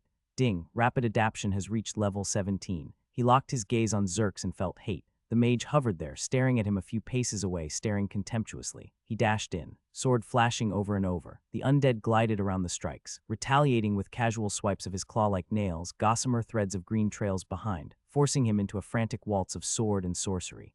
Ding. Adamant Body has reached level 5. Risking a glance towards his friend, Caius looked past the champion to see if Porkchop was ready. It was far past the point where they should put this corpse back where it belonged. Porkchop locked eyes with him, expression focused. Over his head a shard of clear crystal the size of Caius's leg span. Faster and faster, so quick its jagged edges seemed to melt together. Ready, Caius pushed the Tomb Lord, unable to pin it down with his blade. Suddenly it darted back, surging across the room to create distance.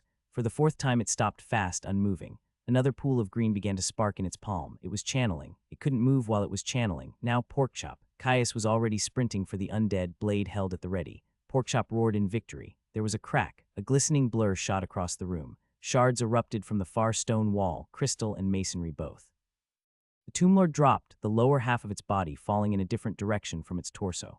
Organs hit the ground with a splash. Caius arrived. Tomb Lord Zerx lost their head. Ding, you have slain a champion. Tomb Lord Zerx level 23 Vile Corruptor. Caius threw his head back and let out a yell of victorious agony, declaring himself the victor as Porkchop's of deafening roar joining his own. Panting as the thrill of the fight slowly left him, Caius winced as he felt his skin roiling as his health restored the damage he had taken from the caster's spell. Rapid thumps against stone slammed into the ground behind him. Caius quickly sheathed his blade and turned, yelping in surprise as Porkchop bowled him over in a rush of furry enthusiasm. Caius, you okay? Porkchop licked at his face. Yep, Caius scrunched his face, trying to push Porkchop's bulk off him. Stop that, we have loot to grab. Porkchop hopped off him, backing up with a cocked head. Loot, yeah, loot, he said with a grin, hauling himself up. He stalked over to the center of the room, eyeing the golden sarcophagus that lay open with undisguised avariciousness. Let's go see what we got. Caius stared at the sarcophagus. Its sculpted golden lid still hovered next to its open interior, displaying a robed figure identical to the Tomb Lord he had just slain with Porkchop. After his battle with the champion, he expected his just rewards, considering the rest of the room was stark and empty that left only one spot. He set off towards the grave. His friend padded alongside him, curious about what Caius was so excited for. What is loot? Porkchop asked. I'm not actually sure if it's something you'd be interested in.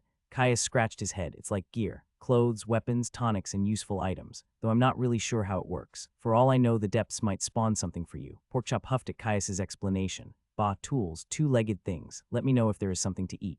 Caius grinned at the response, entirely unsurprised his friend was uninterested in things of that nature. He, on the other hand, could barely stop himself from skipping over. As soon as they reached the plinth that the sarcophagus sat on, Caius enlisted Porkchop's help in clambering up. Peering into the cavity within, Caius's mouth split into a wide grin. Its internals were lined with a silvery metal covered in a dense runic script one he had not encountered before. That surprised him, considering the extensive tutoring his father had given him on the subject. It wasn't the runes that drew his attention, though. There, at the base of the grave, lay a small mound of items covered by a silvery sprawl of scaled metal. He'd struck gold. Not only did the grave hold his treasure, but it had far more of it than he had seen from the other two champions he had battled. Though he suspected in raw value it still didn't hold a candle to the natural treasure the Sunborn cave bear had guarded. Reaching into the space, Caius grabbed hold of the armor and pulled it up to hold out in both hands. The scales cascaded over each other with a series of rustling clinks. In the light, he could see that the gleaming silver of the armor was tinged by a subtle pearlescence. A set of scale mail, long enough to reach his thigh, well-tailored with larger overlapping plates covering his vitals and with a reinforced gorget and pauldrons.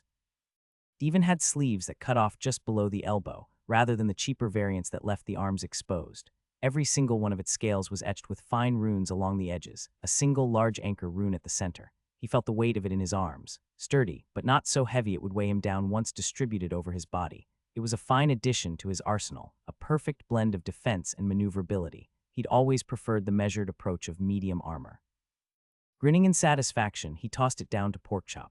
See, loot, not like I can use it, Porkchop grumbled. Caius laughed, turning back to the interior of the sarcophagus.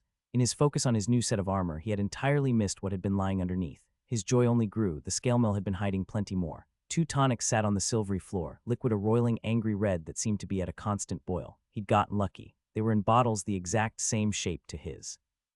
Solar revitalization tonics that sat in his potion pouch. Beside the tonics, a small handful of silver coins lay scattered around a strange spiky fruit. A pale green, it wasn't actually covered in thorns, but the rind itself seemed to contort into devilish peaks. Caius eyed the fruit with a cocked brow. He couldn't smell any magic, so it wasn't a reagent. He picked it up, holding it to get a closer look. Even as he turned it round in his hands, he got the sense from Explorer's toolkit that it was just a fruit. Hearing a squeal from behind him, Caius turned around to find Porkchop staring at him with an open mouth, drool streaming from his mouth, landing precariously close to his brand new scale. "Whoa, buddy." Caius waved at Porkchop to back up. "Away from the shiny armor, please. I assume you know what this is." He held the fruit up. "Catch a fruit. Very, very rare. Very, very tasty." Porkchop replied, visibly salivating as he fixated on the fruit. "All right," Caius laughed. "Enjoy." He tossed his friend his share of the spoils, smiling as Porkchop leapt up to snatch it out of the air. A second later it was gone. "What, not going to savor it?" Caius teased. Porkchop simply moaned in bliss and rolled onto his back. With a shake of his head, Caius turned back to the rest of his spoils. Unbuckling his potion pouch, he slid his newest tonics home, adding the coins to the rearmost slot to join the rest. Another 10 depth silver to his name. Caius hopped off the plinth, grunting as he bent his knees slightly to soften the shock of the chest height drop. Sitting down next to his new armor, he turned his head to Porkchop. "Well, since you are enjoying yourself so much, and I have a new set of armor, I'm going to work on getting."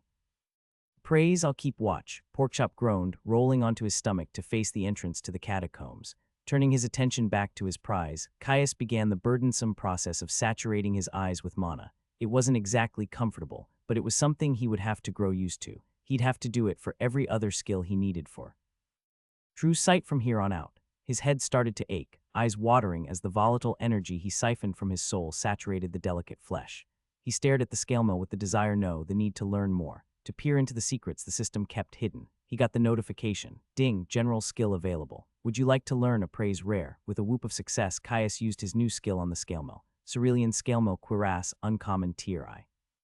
Knight of Cerily, don your armor. War is at the gates, your duty is at hand. Raise your sword high, your spirit aloft. Know that we are with you. Know that our steel guards you. Our magic infuses you. Trust in your armor, knight, and it will see you through this darkest eve. Forged from a hylamite steel alloy, this scale mill armor was standard issue for the Mage Breaker Knights of Cerily.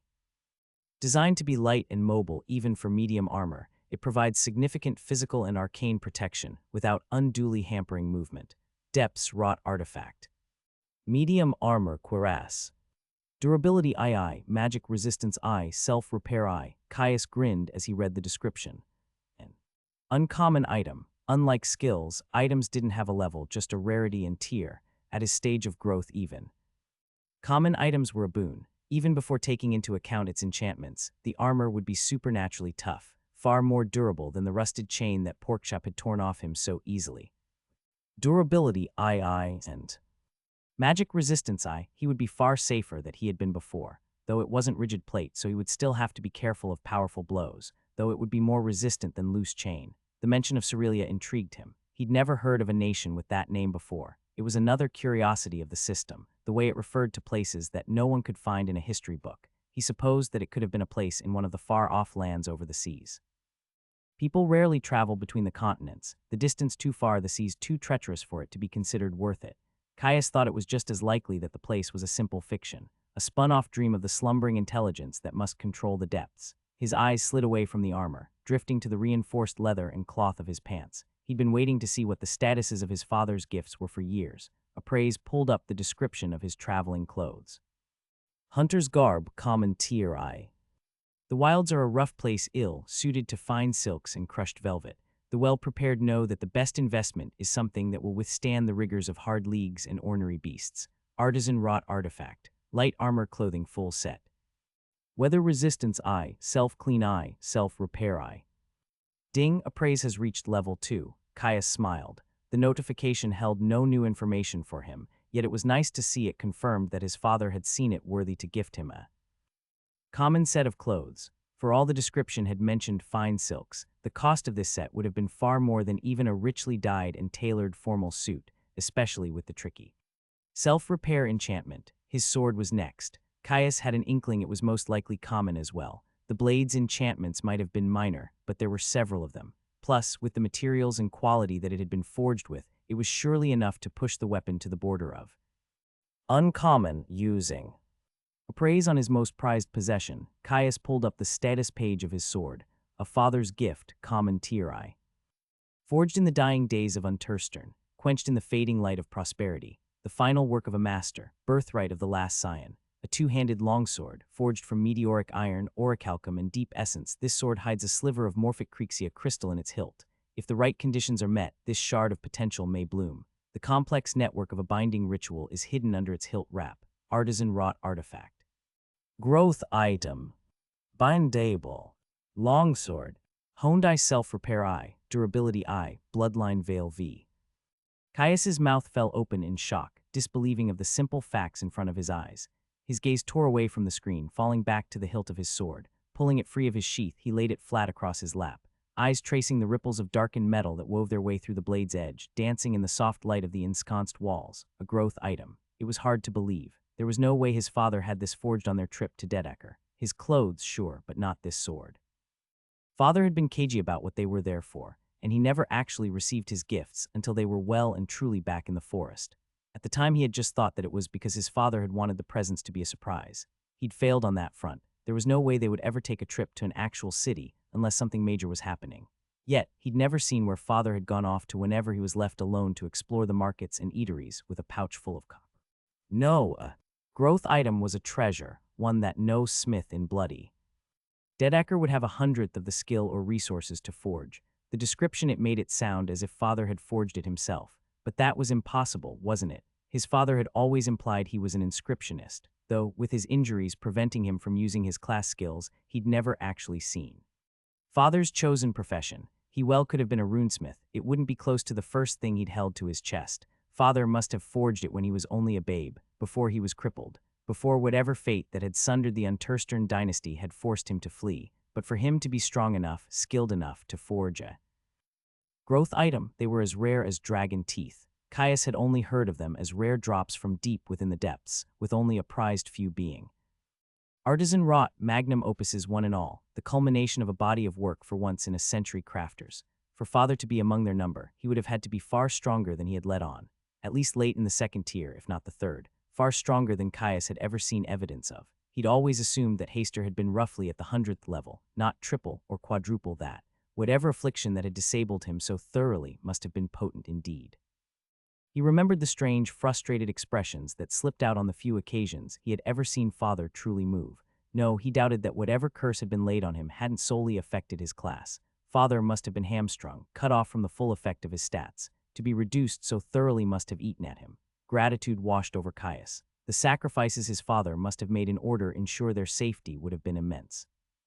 Who gives a bloody growth item as a birth gift to their son? They were truly superlative items, capable of being bound to a person's status. The more they were used, the more resources, magic, and materials were funneled into them, the better they got. It meant never having to replace the gear. Haster had always told him, as one grew stronger and stronger, finding weapons that wouldn't shatter at the first blow became almost impossible.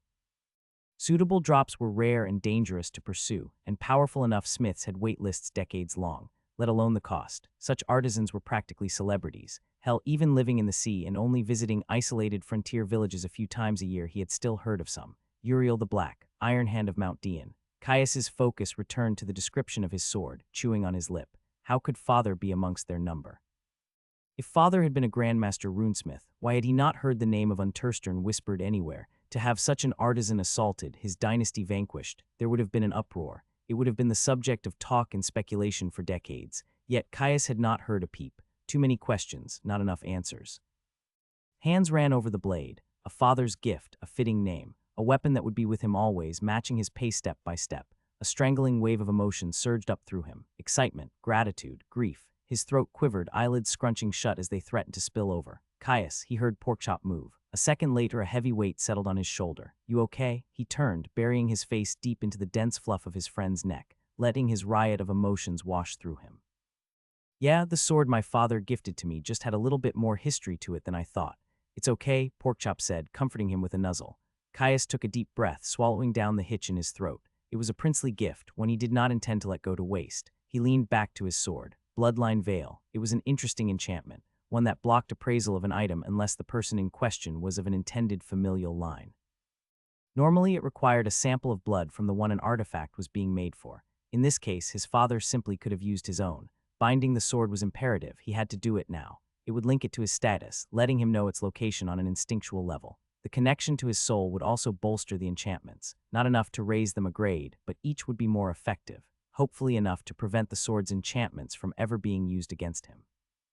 All else who picked up the sword would find it fighting against their every move, a poor weapon indeed. That protection only lasted until death, without the powerful praise block that it held. He would never be able to carry it in public. Without powerful backers and/or a clan at his back, any two-bit crook would take a shot at him in an attempt to claim the reward of a lifetime. Binding it would also give him insight into the conditions needed to reach the next stage in its development. He reached for the tightly woven hilt of a father's gift. As if reading his intentions, the small knots in the black supple leather at the hilt's base came undone with ease, falling away to reveal a glossy lacquered wooden hilt, deep knurls of swirling wood grain shining pleasingly in the light.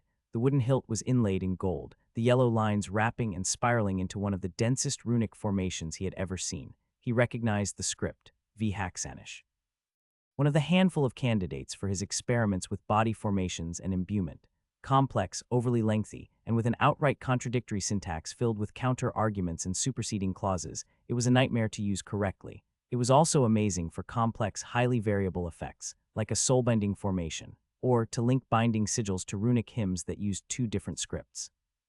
The binding keystone of the formation was a dense knot of twisting and interwoven lines of runes. To interface the blade and bind it to his soul, he would need to direct his mana there. The process was relatively simple, but not easy, much like how he had suffused his eyes with mana in order to develop appraise and inspect. Caius would need to spin a thread of mana from his center. There were two complications, both of which would make it far more difficult than his earlier, easier application of internal resource control. First, he would have to make the mana cross the external barrier of his body to brush up directly against the sigil. Much like the barrier between his soul's space and physical space, the jump up in control required was significant. If he had mana manipulation, it would be much more straightforward. Alas, he did not, and waiting until he did would serve him no benefit. The other main difficulty would be in spinning out a thread of soulfire to infuse his mana pool. After all, the sword needed to bind itself to his soul, not to his mana. The resource would simply be acting as a conduit. Normally, there was no benefit to soul infusion. You only risked opening an easy path to your most vulnerable center for no appreciable benefit. In this case, that easy path was exactly his goal. Caius took a deep breath. His hand closed around the hilt of his sword, feeling the cool touch of the runic gold inlay standing out from the surrounding glossy wood. He closed his eyes, falling into his visualization of his center. Now that he had mental visualization, everything seemed sharper, less ethereal, more concrete. He reached for his soul, fire writhing out with the lightest touch. It was easier. He hadn't expected that, an unintended but very welcome side effect of his most recent skill. Pulling on the thread, Caius encouraged it to connect to the nebulous blue cloud of his mana. It didn't quite snap into place like it had with his skill.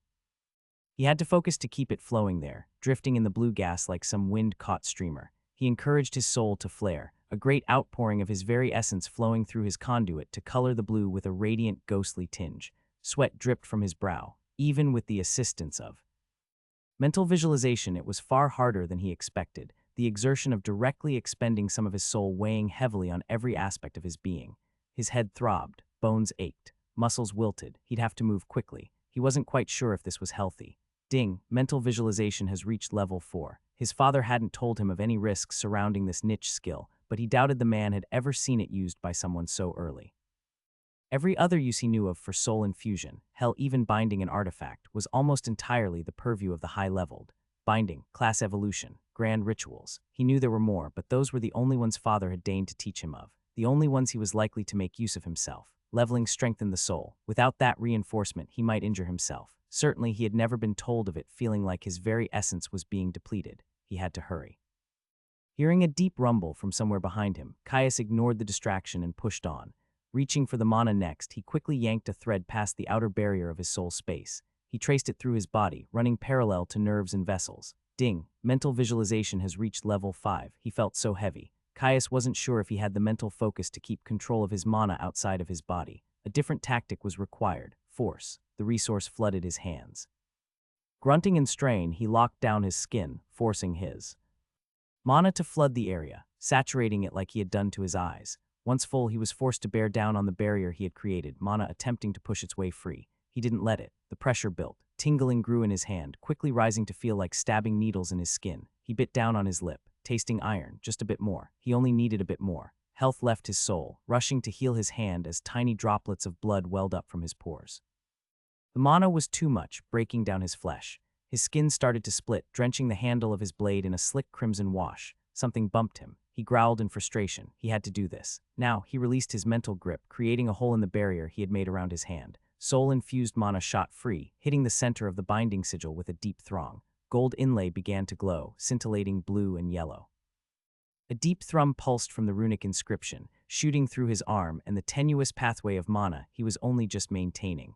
The load of the soul binding array was too much, threatening to overwhelm him and burst the delicate thread of mana. Ding, mental visualization has reached level 6, instant relief. He redoubled his focus, bearing his mind down on the vacuous power that provided the spell with a direct route to his soul. The connection flared, the sigil on. A father's gift burned with heat and light. Caius's soul shook as something sampled his essence, stealing some away to be mingled and replaced with the qualia of another. A second parcel of quintessence shot away, chasing back down his forged highway to flood into his blade. An instant later, he felt a deep thrum resonate through him. It was done. He sagged in relief, letting soulfire snap back from his mana pool, the pathway he had forged through his body dissipating. Ding, a father's gift. Growth longsword has been bound. Caius slumped. He felt like he had run a marathon while testing for a civic exam. Every scrap of him felt wrung out, drained, and used. An all-consuming exhaustion. Something buted up against his face again. Something cold and wet, accompanied by a high-pitched whine. He looked up blearily, finding Porkchop hovering right next to him with a very concerned expression on his face. "Oh, hey, Porkchop. Probably should have warned you," murmured, weakly patting his friend's snout. "Caius," Porkchop nipped him on the ear. "What was that? No killing yourself for loot. Soul is precious." Caius's mind chugged, struggling to process his friend's words. His brows furrowed. "How did you know I used my soul? Greater beast, I can see power. Which is unimportant. What you did could have killed you. It's fine." He waved Porkchop off. "I had two. I just need a bit of rest. Besides, it worked. I bound my sword." Porkchop huffed, wandering away from him. "Hey," Caius called out. "Where are you going to get your bag?" Porkchop huffed. "You need water." His hands still ached, but the bleeding had stopped and his health was already burning to seal the wound, though his slight leak had covered the hilt in a mess of bloody streaks. Wadding up his tunic, he wiped the blood free, revealing that the gold inlay had flash-frozen itself into a yellow, gleaming crystalline structure. He admired the swirling lines as he rewove the sword's grip covering. The new connection that he had forged with the weapon seemed to tug at him, much like when he had a waiting status notification. He gave it his attention, a new screen popping into existence in front of his eyes. Bound artifacts, a father's gift. Common growth longsword. Awakening conditions. Gain a class 01. Acquire suitable materials 03. Forge a link 01. Caius sighed as he read the requirements. They were so vague, though he assumed that awakening was how the blade would grow in strength. At least in rumors and legends, the materials used to fuel an artifact's growth had an incredible effect on the way it developed. He just hoped he would get some kind of indication if a material was suitable. He couldn't exactly go around to smiths and ask if they had any metals for a growth item. At best, he'd get laughed out of the shop, if not abducted wholesale. Porkchop came back, the carry loop of his bag securely held in his mouth. His friend dropped his back at his feet with a grumble before settling back down on his haunches. "Wash your blood," Porkchop said, nudging the bag closer to him with one paw, "then drink." Caius gave a slight smile at Porkchop's concern. "All right, though I have a few more things that I need to praise before we leave." "Right after you nearly cracked your soul?" Porkchop asked, flabbergasted. "That was just for the sword," he said with a shake of his head. "I won't need to do that again for a long time." Porkchop watched him with suspicion but settled down to wait. Caius switched his attention to his potion pouch, appraising the boxy bag. Ding, appraise has reached level 6. Potion pouch, depths wrought item. A sturdy potion pouch made of treated beast leather affixed to rigid steel plates, designed to protect tonics from hard knocks. Contains space for 8 standard-sized tonics in squared bottles. To his disappointment, the bag was a simple item, not an artifact. It seemed not everything he received from the champions was guaranteed to be enchanted. Oh well, it still served the purpose it had been made for admirably. He flicked the pouch open, turning to his 2 remaining solar revitalization tonics and his 2 new red ones. Deciding to appraise the ones he'd had for some time, Caius pulled free one of the familiar radiant orange tonics, Solar Revitalization Tonic, Common Tier I. At the end of the line, there is only one source of energy: growth, death, recovery, expenditure. All happens under the watchful warm embrace of the sun, a tonic that slightly stimulates the production of health and stamina in the soul. Depths Brewed Potion. Stamina Regeneration I, Health Regeneration I. The description was exactly as he expected, though it was nice to confirm there were no hidden effects that he had missed. Unfortunately, he did confirm that he wasn't able to reveal the direct numerical effects of his items, something relegated for higher rarity appraisal skills, he guessed. Caius slid the orange potion home and pulled out one of the new roiling red ones. Psychopathic Assault Tonic, Common. Some things just need killin'. A tonic that amplifies aggression, focus, and mental resistance. Moderately boosts strength, with no impact on stamina. Depths Brewed Potion. Psycho Killer I, Strength Boost I. Caius eyed the tonic warily. Moderate boost too. Strength was no small gain. With his current cap of 20, he was nearly half again as strong as he would be without the system's assistance. Anything that allowed him to push that further was not something he should turn his nose at. And yet increased aggression, that would be a double-edged sword. Still, he was confused. It surely clashed with the increased mental resistance. Usually mental resistance was used to ward off the deleterious effects of berserker style boosts at the very least. He would have to be very, very careful whenever he tried it. It would no doubt be potent, but if he lost sight of his own sense of safety, it would be worse than useless. Slotting the potion back in his pouch, Caius buckled it closed with a click. Well, my friend. Caius turned to Porkchop. I think I am done here. Yay, back home. Yeah, Caius nodded, though only for a short while, just long enough to get my next 2 skills. I'm gonna need to set up a formation for each of them. After that we can go look for some more champions outside of this glade. No, Porkchop said, flicking his ears. Need to sleep. More adventure can wait till after a nap, that it could. Caius laughed, pushing himself to his feet. Some rest would be good. Taking a second to unbuckle his sword belt, Caius picked up his new Cerulean scale mill. He slid it on, admiring the way it hugged him perfectly with nary a pinch or a pull. The pair set off, striding out of the underground catacomb to make the slow route home out of the lengthy maze above. Caius crouched over a wide wooden board outside of the church. He'd broken down one of the splintered pews and made a small pile of the flattest and smoothest sections of wood. He had a need for them. The next 2 skills he planned to acquire, Sense Illusion and Sense Mana, were both tricky things. Father had plans for how they could work on them. Caius remembered their last trip to Elmhillow, another of the villages they visited on occasion. A caravan had been passing through, and his father had spotted that they had a minor artifact, a trinket really, more of a children's toy than anything. The small metal orb would cover itself in an illusion of shifting colors. His father had snapped it up, and had kept it buried at the bottom of his bag for the last several months. Unfortunately, the orb had been left at their camp when he had been forced to flee, so he would have to make do with what he could himself. Thankfully, he'd more than progressed far enough in his lessons on runes to set up a simple formation that would fuel itself with a mana-gathering array, hence the boards. Tracing the sigils in the dirt would be nowhere near precise enough for his needs, and while stone would have held up to the rigors of magic better than scrap wood, he had no chisels, nor the time to engrave any of the headstones. A snort drew his attention. Caius looked up and smiled. Porkchop was lying next to the outer wall of the church, twitching slightly in his sleep. It had taken them hours to work their way out of the maze, and on their journey back they'd been ambushed by a pair of direboars. Thankfully, between his growth and his friend's prodigious strength, they'd had them handled. One of them was currently roasting over the hearth inside now, the delicious scent of roasting meat and rendered fat wafting out of the church's open windows. As soon as they had returned, Porkchop had started mumbling about a nap and passed out in seconds. Bloody adorable. He might know that the meals was a terror when he wanted to be, and a nigh mythical creature besides, but he was so damn fluffy. Caius shook his head, returning to his task at hand. He grabbed one of the pieces of charcoal he had scavenged from the hearth before he had started cooking, drawing out smooth, swooping lines on one of the boards. He was going to use Gretchen's Standard, one of the simpler scripts, more something used to train apprentices than something true practitioners employed in their craft. That was important. He had no doubt that without a full skill list, he would be offered a mastery skill for the work.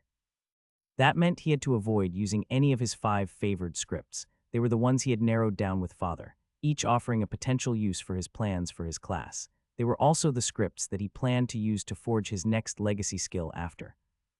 True sight, according to his father, many of his ancestors had gone the route of using runes. Their 6th skill was to thank for that.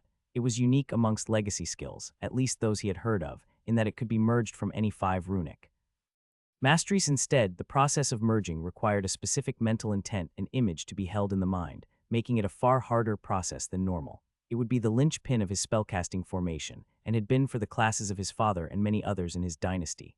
Among other benefits, it drastically eased the enmeshment of multiple differing runic scripts, something that was normally hellishly difficult, the realm of masters, not the unclassed. Getting offered a mastery skill for one of the scripts he planned to use in that merge could be disastrous. It had the potential to make it too difficult for him to reacquire with the limited tools he had at his disposal. He'd have to pick another script, one he was far less familiar with, and one that was far less suited to his eventual intent, so he used Gretchen's standard. Caius began to visualize the central sigil that he wanted in his mind, hoving over the board with charcoal in hand. While the script might have been designed for use by novices, it was by no means simple in isolation. The central binding rune would be a whirling knot of intersecting lines and angles. He traced the image in his mind, leaning heavily on mental visualization. He double and triple checked the image that floated in his mind's eye, making corrections as he saw an angle out of place or a line slightly too thick. Ding! Mental visualization has reached level 7. A headache set in, Caius struggling to hold the image stable. It snapped into place, finished. Ding! Mental visualization has reached level 8. With a steady hand born from a lifetime of practice, he traced his charcoal over the wood, setting down the sigil into the center of the plank. Next, he moved to the emission arrays, 3 concentric circles connecting to equidistant lines that exited the central knot. Ding! Mental visualization has reached level 9. Inside the circles, he inscribed lines of balance and unity. Linking chains came next. Jagged, angled things that would connect the emission arrays to the locus of the inscription, an equilateral triangle lined in a hymn of deceit and lies. Each rune of the hymn was dense, tight, forcing him to shave his charcoal down to a point with every few lines. The minutes ticked by, stamina draining as it forced back strain-induced tremors. Ding! Mental visualization has reached level 10. Ding! Mental visualization has reached level 11. More than once he smudged a line, wooden refuse, and charcoal, making poor materials for the deft work of runic inscription. Biting down frustration, he simply reached for a rag, wetting the cloth and wiping away the whole rune. Restarting a line would have left minute discrepancies in thickness, something that would reduce the lifespan of the array. It was already a hack job. He'd be lucky if it lasted long enough for him to get his skill. It had to be as perfect as he could make it. Ding! Mental visualization has reached level 12.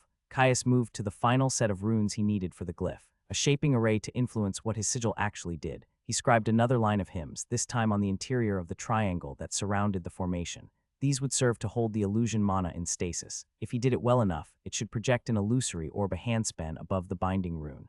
Ding!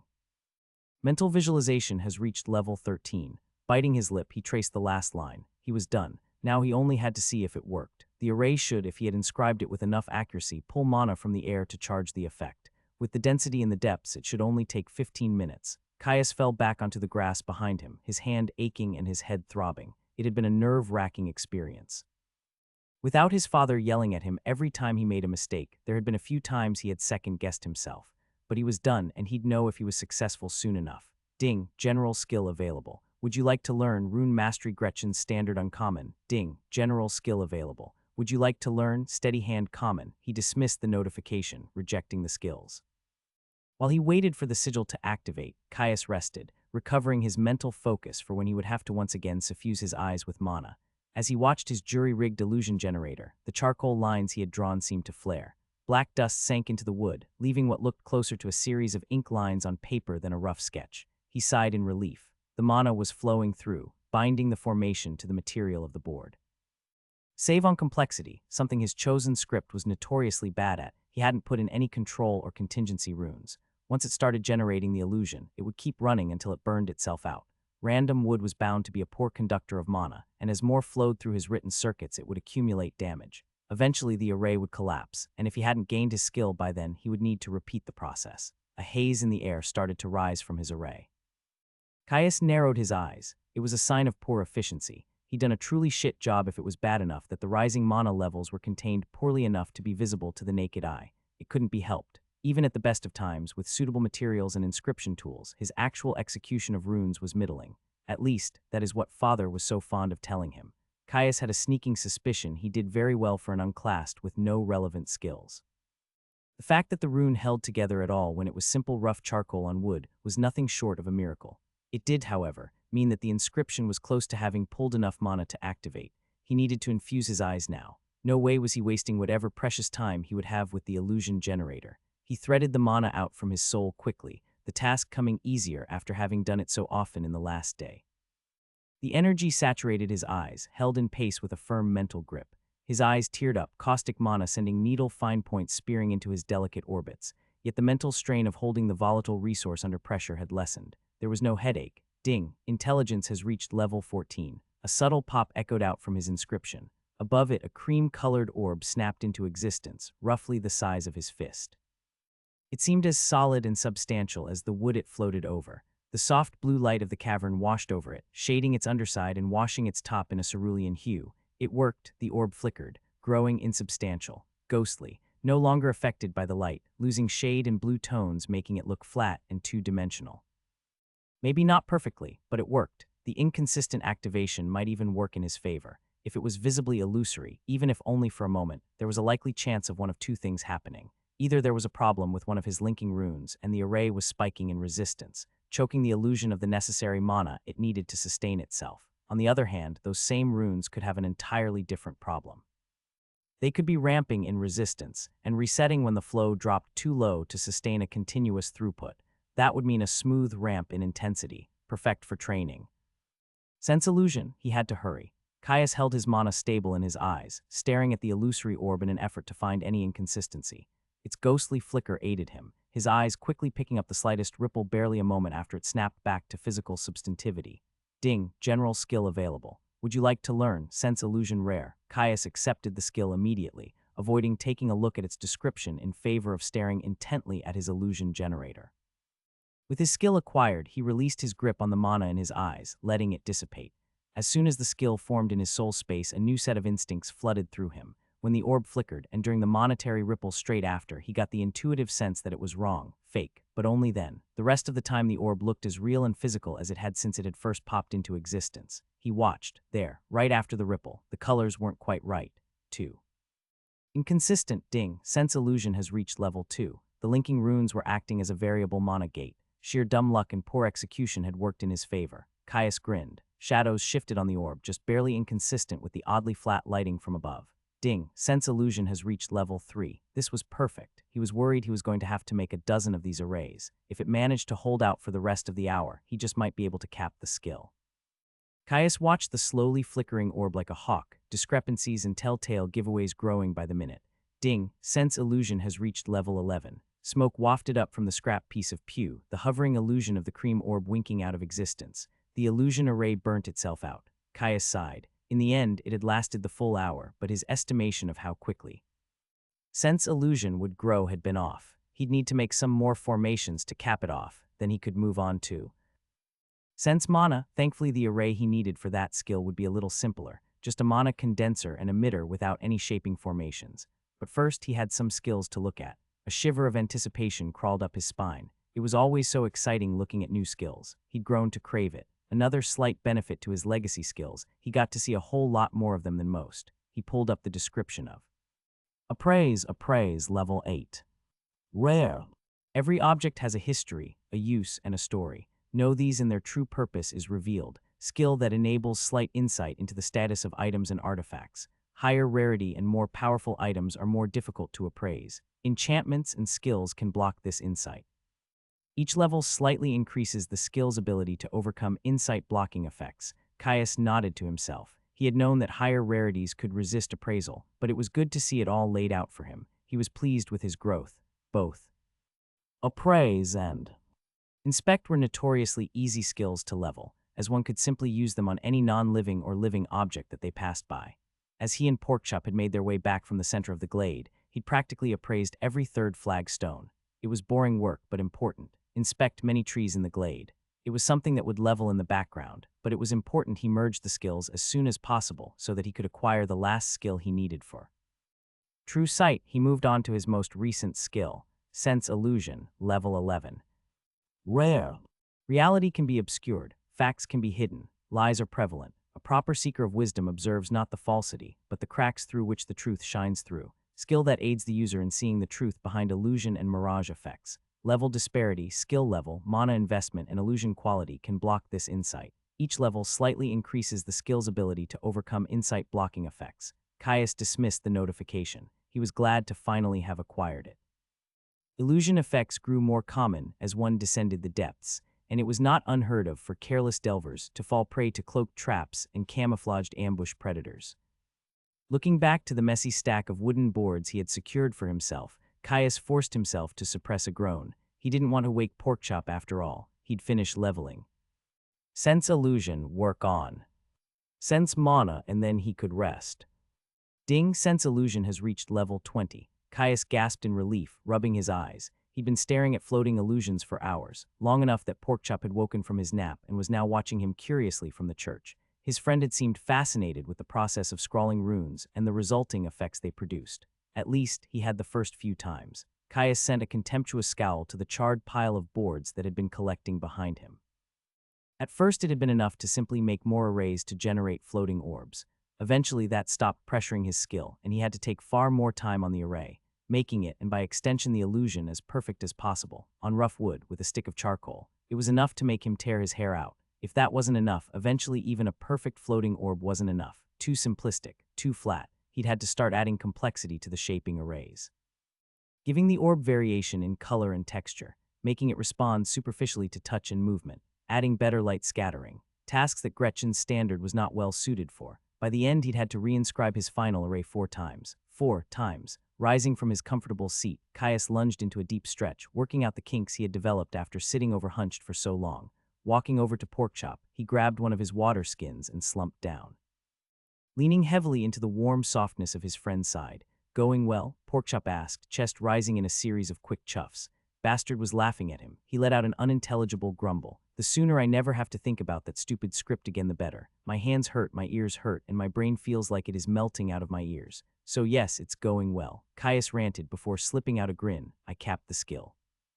Porkchop simply rumbled, amusement still flowing across their link. "I should get back to it," Caius sighed. "I've only got sense mana now. The inscriptions for that should be a lot simpler." Pulling himself up to his feet, Caius wandered back to his waiting pile of wooden planks. He pulled one free, letting it fall to the ground with a clatter. Taking a seat in front of it, he began tracing the lines of his next array. He told the truth when he'd mentioned to Porkchop that the array he needed was much simpler. It was also firmly in the wheelhouse of the simplistic arrays that Gretchen's standard was designed for.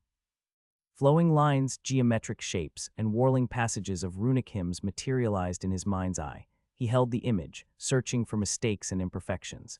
It was about half the size of the array he had used for sense illusion. He'd been able to completely rip out the shaping array, and most of the binding ones too. Just the central sigil and some tertiary directing runes remained. Stripped down, it was really just a gathering array, a few conduits, an emitter, and the binding. Ding, mental visualization has reached level 18. Good, Caius thought to himself. He should be able to finish the skill before he was done as well. He sharpened his charcoal with his hunting knife, placing the rudimentary writing implement down onto the wood, and began to inscribe his array. 10 minutes and a handful of corrections later, and he watched the array activate, sinking deep into the wood. Focus dived inwards, forcing mana to flood into his eyes. He reached saturation just as the formation activated. It was far quicker than his earlier illusion array, only needing to condense the mana rather than transform it into a different form. Thick hazy air rose up from the array, the mana dense enough to cause physical deformations. Ignoring his rising headache, he peered it intently, trying to reveal its secrets. To see the hidden world of magic that suffused and radiated through all of existence. Something sparked, a flash of color. Ding, general skill available. Would you like to learn sense mana rare? Letting out a whoop, Caius relaxed his hold on the mana in his eyes and accepted the skill. Instantly the world was awash in a riot of colors. Ding, sense mana has reached level 2. A geyser of spiritual energies roared out of his array. Ding, sense mana has reached level 3. Blues, reds, and every other color morphing and changing in a violent current that surged upwards, splashing out and down from the cavern ceiling.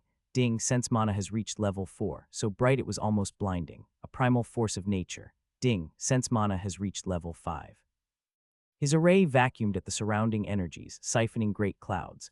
Ding, sense mana has reached level 6. The mana seemed to scream in rage at their confinement, elemental aspects fighting to diffuse themselves, to separate from their opposites. Ding, sense mana has reached level 7, forced into close proximity. Ding, sense mana has reached level 8. The array started to whine. Ding, sense mana has reached level 9. Ding, sense mana has reached level 10. Ding. Sense mana has reached level 11. Caius screamed at his body to move. He couldn't, stuck staring blankly at the sheer presence of the mana. Ding, sense mana has reached level 12. Ding, sense mana has reached level 13. There shouldn't be so much of it, should there? Mana was diffuse, thin. Even if he was in the depths, he was only on the second layer. Ding, sense mana has reached level 14. Ding, sense mana has reached level 15. The board rattled. Ding.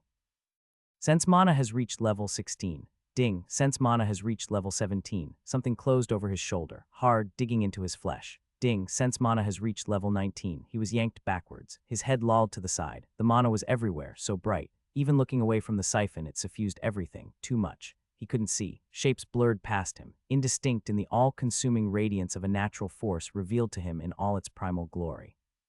He scraped along the ground, whatever was dragging him moving faster and faster. The array detonated. Noise cut through his fugue like a clap of unexpected thunder. He looked back. An impenetrable wall of mana flooded towards him. They weren't going to make it. The shockwave hit his eyes. It was burning his eyes. Ding, sense mana has reached level 20. Caius came to with a splitting headache. Something heavy was laying on top of him. Something soft, warm, and grumbling in concern.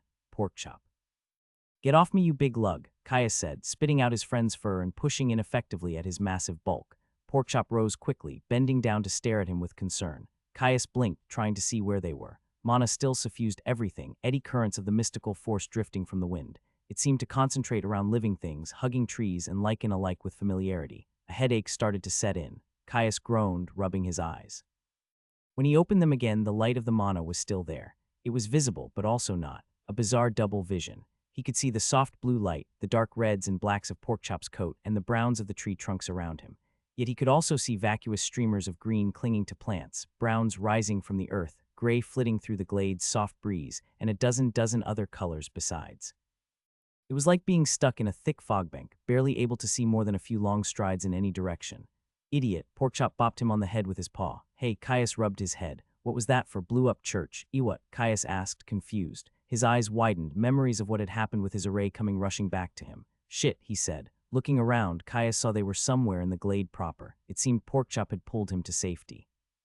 He racked his brain, trying to figure out what the hells had happened. The formation shouldn't have detonated like that, even if there was a truly absurd amount of mana in the depths. Even if he had made a mistake, at worst the board he had inscribed should have just caught on fire. There was no way it could have handled that much throughput. Wait, he'd blown up the church, Porkchop. What happened to the church? He asked frantically, trying to ignore a ghostly double of mana that seemed superimposed on Porkchop's figure. Most of their gear and supplies had been inside. It fell over, Porkchop yelled, frustration and concern shining across their link. What do you mean it fell over? How bloody big was that explosion? You tell me. You did it. I don't know. That absolutely shouldn't have happened. Fuck, we have to check it out. Most of my gear is still there. He groaned, pushing himself to his feet. Porkchop grumbled, spinning off to walk in what was presumably the directors of the remnants of their base. Caius followed, stumbling as he struggled with his newfound sight. As they walked through the trees, Caius pulled up the notification for his new skill. Sense Mana, level 20. Rare. Trace the hidden paths of magic and reveal the unseen truths of the arcane. Skill that reveals the hidden mystic realm. High mana levels can prove blinding. Each level slightly increases acuity and tolerance to ambient mana. Blinding indeed. He did his best to get a handle on the new skill. Slowly, ever so slowly, the mana withdrew from prominence in his vision. Oh, it was still there, but far more muted. Only returning to blanket his sight in color when he focused his attention on the new sense. Something that caused problems, as it was all too easy to catch a flash of mana out of the corner of his eye and focus his mind on the unexpected detail. Enough to bring the overwhelming wall of mystic fog back in full force. By the time they arrived at the church, he had mostly gotten a handle on it, but he knew he still needed practice. It could prove fatal if it overwhelmed his sight in the middle of a battle. He had not expected the skill to be so impactful. Hell, his father had warned him that at early levels atmospheric mana was barely perceptible. Was the magic of the depths really that dense? It had to be, if it had so completely overwhelmed an array designed for a novice. There was no way he had made a mistake, not with Bloody. Gretchen's standard of all scripts. The pair exited the trees, the low wall that surrounded the church and graveyard coming into view. Looking past it, Caius was treated to a sight of total devastation.